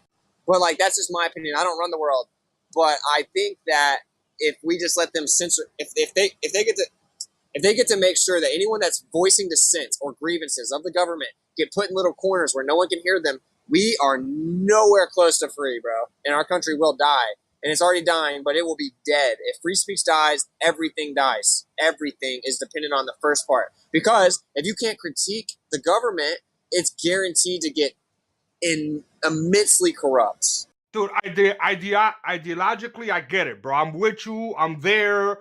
You know, fucking, I'll make the signs and everything, right? But I have this pattern recognition thing, and I've noticed that people that want to change the world by force or by virtue or whatever, they usually end up martyred, right? They end up 2 shots in the back of the head. Somebody comes along and said they raped me 10 years ago. And they usually end up somewhere in a hole where we'll never hear about. Are you willing to like go all them consequences for some sort of pride thing? Well, I wouldn't call it pride. No, I am willing to do that. Like when we were in DC, we had the feds like literally following us around for days. But it's because it boils down to conformality with death. I think the biggest deception is that death is bad or something we should be scared of. And I personally, and not always, only recently in my life have I gotten to where I actually don't really fear death. I fear like some consequences that it would have on people around me, but I don't fear death itself because I think it's actually in a way, it's a good thing. So yeah, I would be willing to die. Like, I would die on my feet. As cliche as it, I'd rather die on my feet than live on my knees. Like, and Bro, if I get have you ever had a NDA before? an NDA, Yeah, near death experience. Or oh, something like yeah. NDE, no, Yeah, NDA. no, I would know. Bro, I've had 3 of them, bro. You're talking a lot of stuff that sounds good on paper and put it on the t-shirt, you'll probably sell a lot of it, bro. But when you faced with that type of shit, trust me. Wait, you're saying you, so 3 times I've had near death. 3 times. Okay, so in those moments, you would say that you didn't think there was an afterlife? Dude, that I thought a lot of things. I saw a lot of things. I don't remember most of it, but trust me, it isn't all it's cracked up to be. And I wouldn't go out and say that. Well, I get it with the death, right? Since I've already done it, I don't fear it. Like, I hear what you're saying, right? I connect with it on a spiritual level, right? And I would only regret for the people that love me and how they feel, right? But I would no longer have feeling, right? Because I won't be here, right? But we don't know the journey. We could guess, right? We can all perish, and that's it. Our life force just goes to the earth, or we can come back. But we don't know those things. But you seem very sure of yourself that you seem very determined that it don't matter what happened. I'm ready, and I want to understand, how did you get to that place where you're at right now that you're so confident? Well, like what people call personality, like people call it your personality. Like you feel you're individually you. You have like this personality, like this individual deep resonance that you are. That's your spirit, and like once I fully realized that, I'm like, yo, I don't die. What makes me me? My essence, my quote unquote personality, right? My spirit extends beyond material confinement. And so overall, I'm not scared. Like would I rush to death? No. Because if knowing that the spirit extends beyond it, it's like, this is something to cherish. Life is something to cherish. You don't wish for death, but I would never want the time spent in life to be in fear.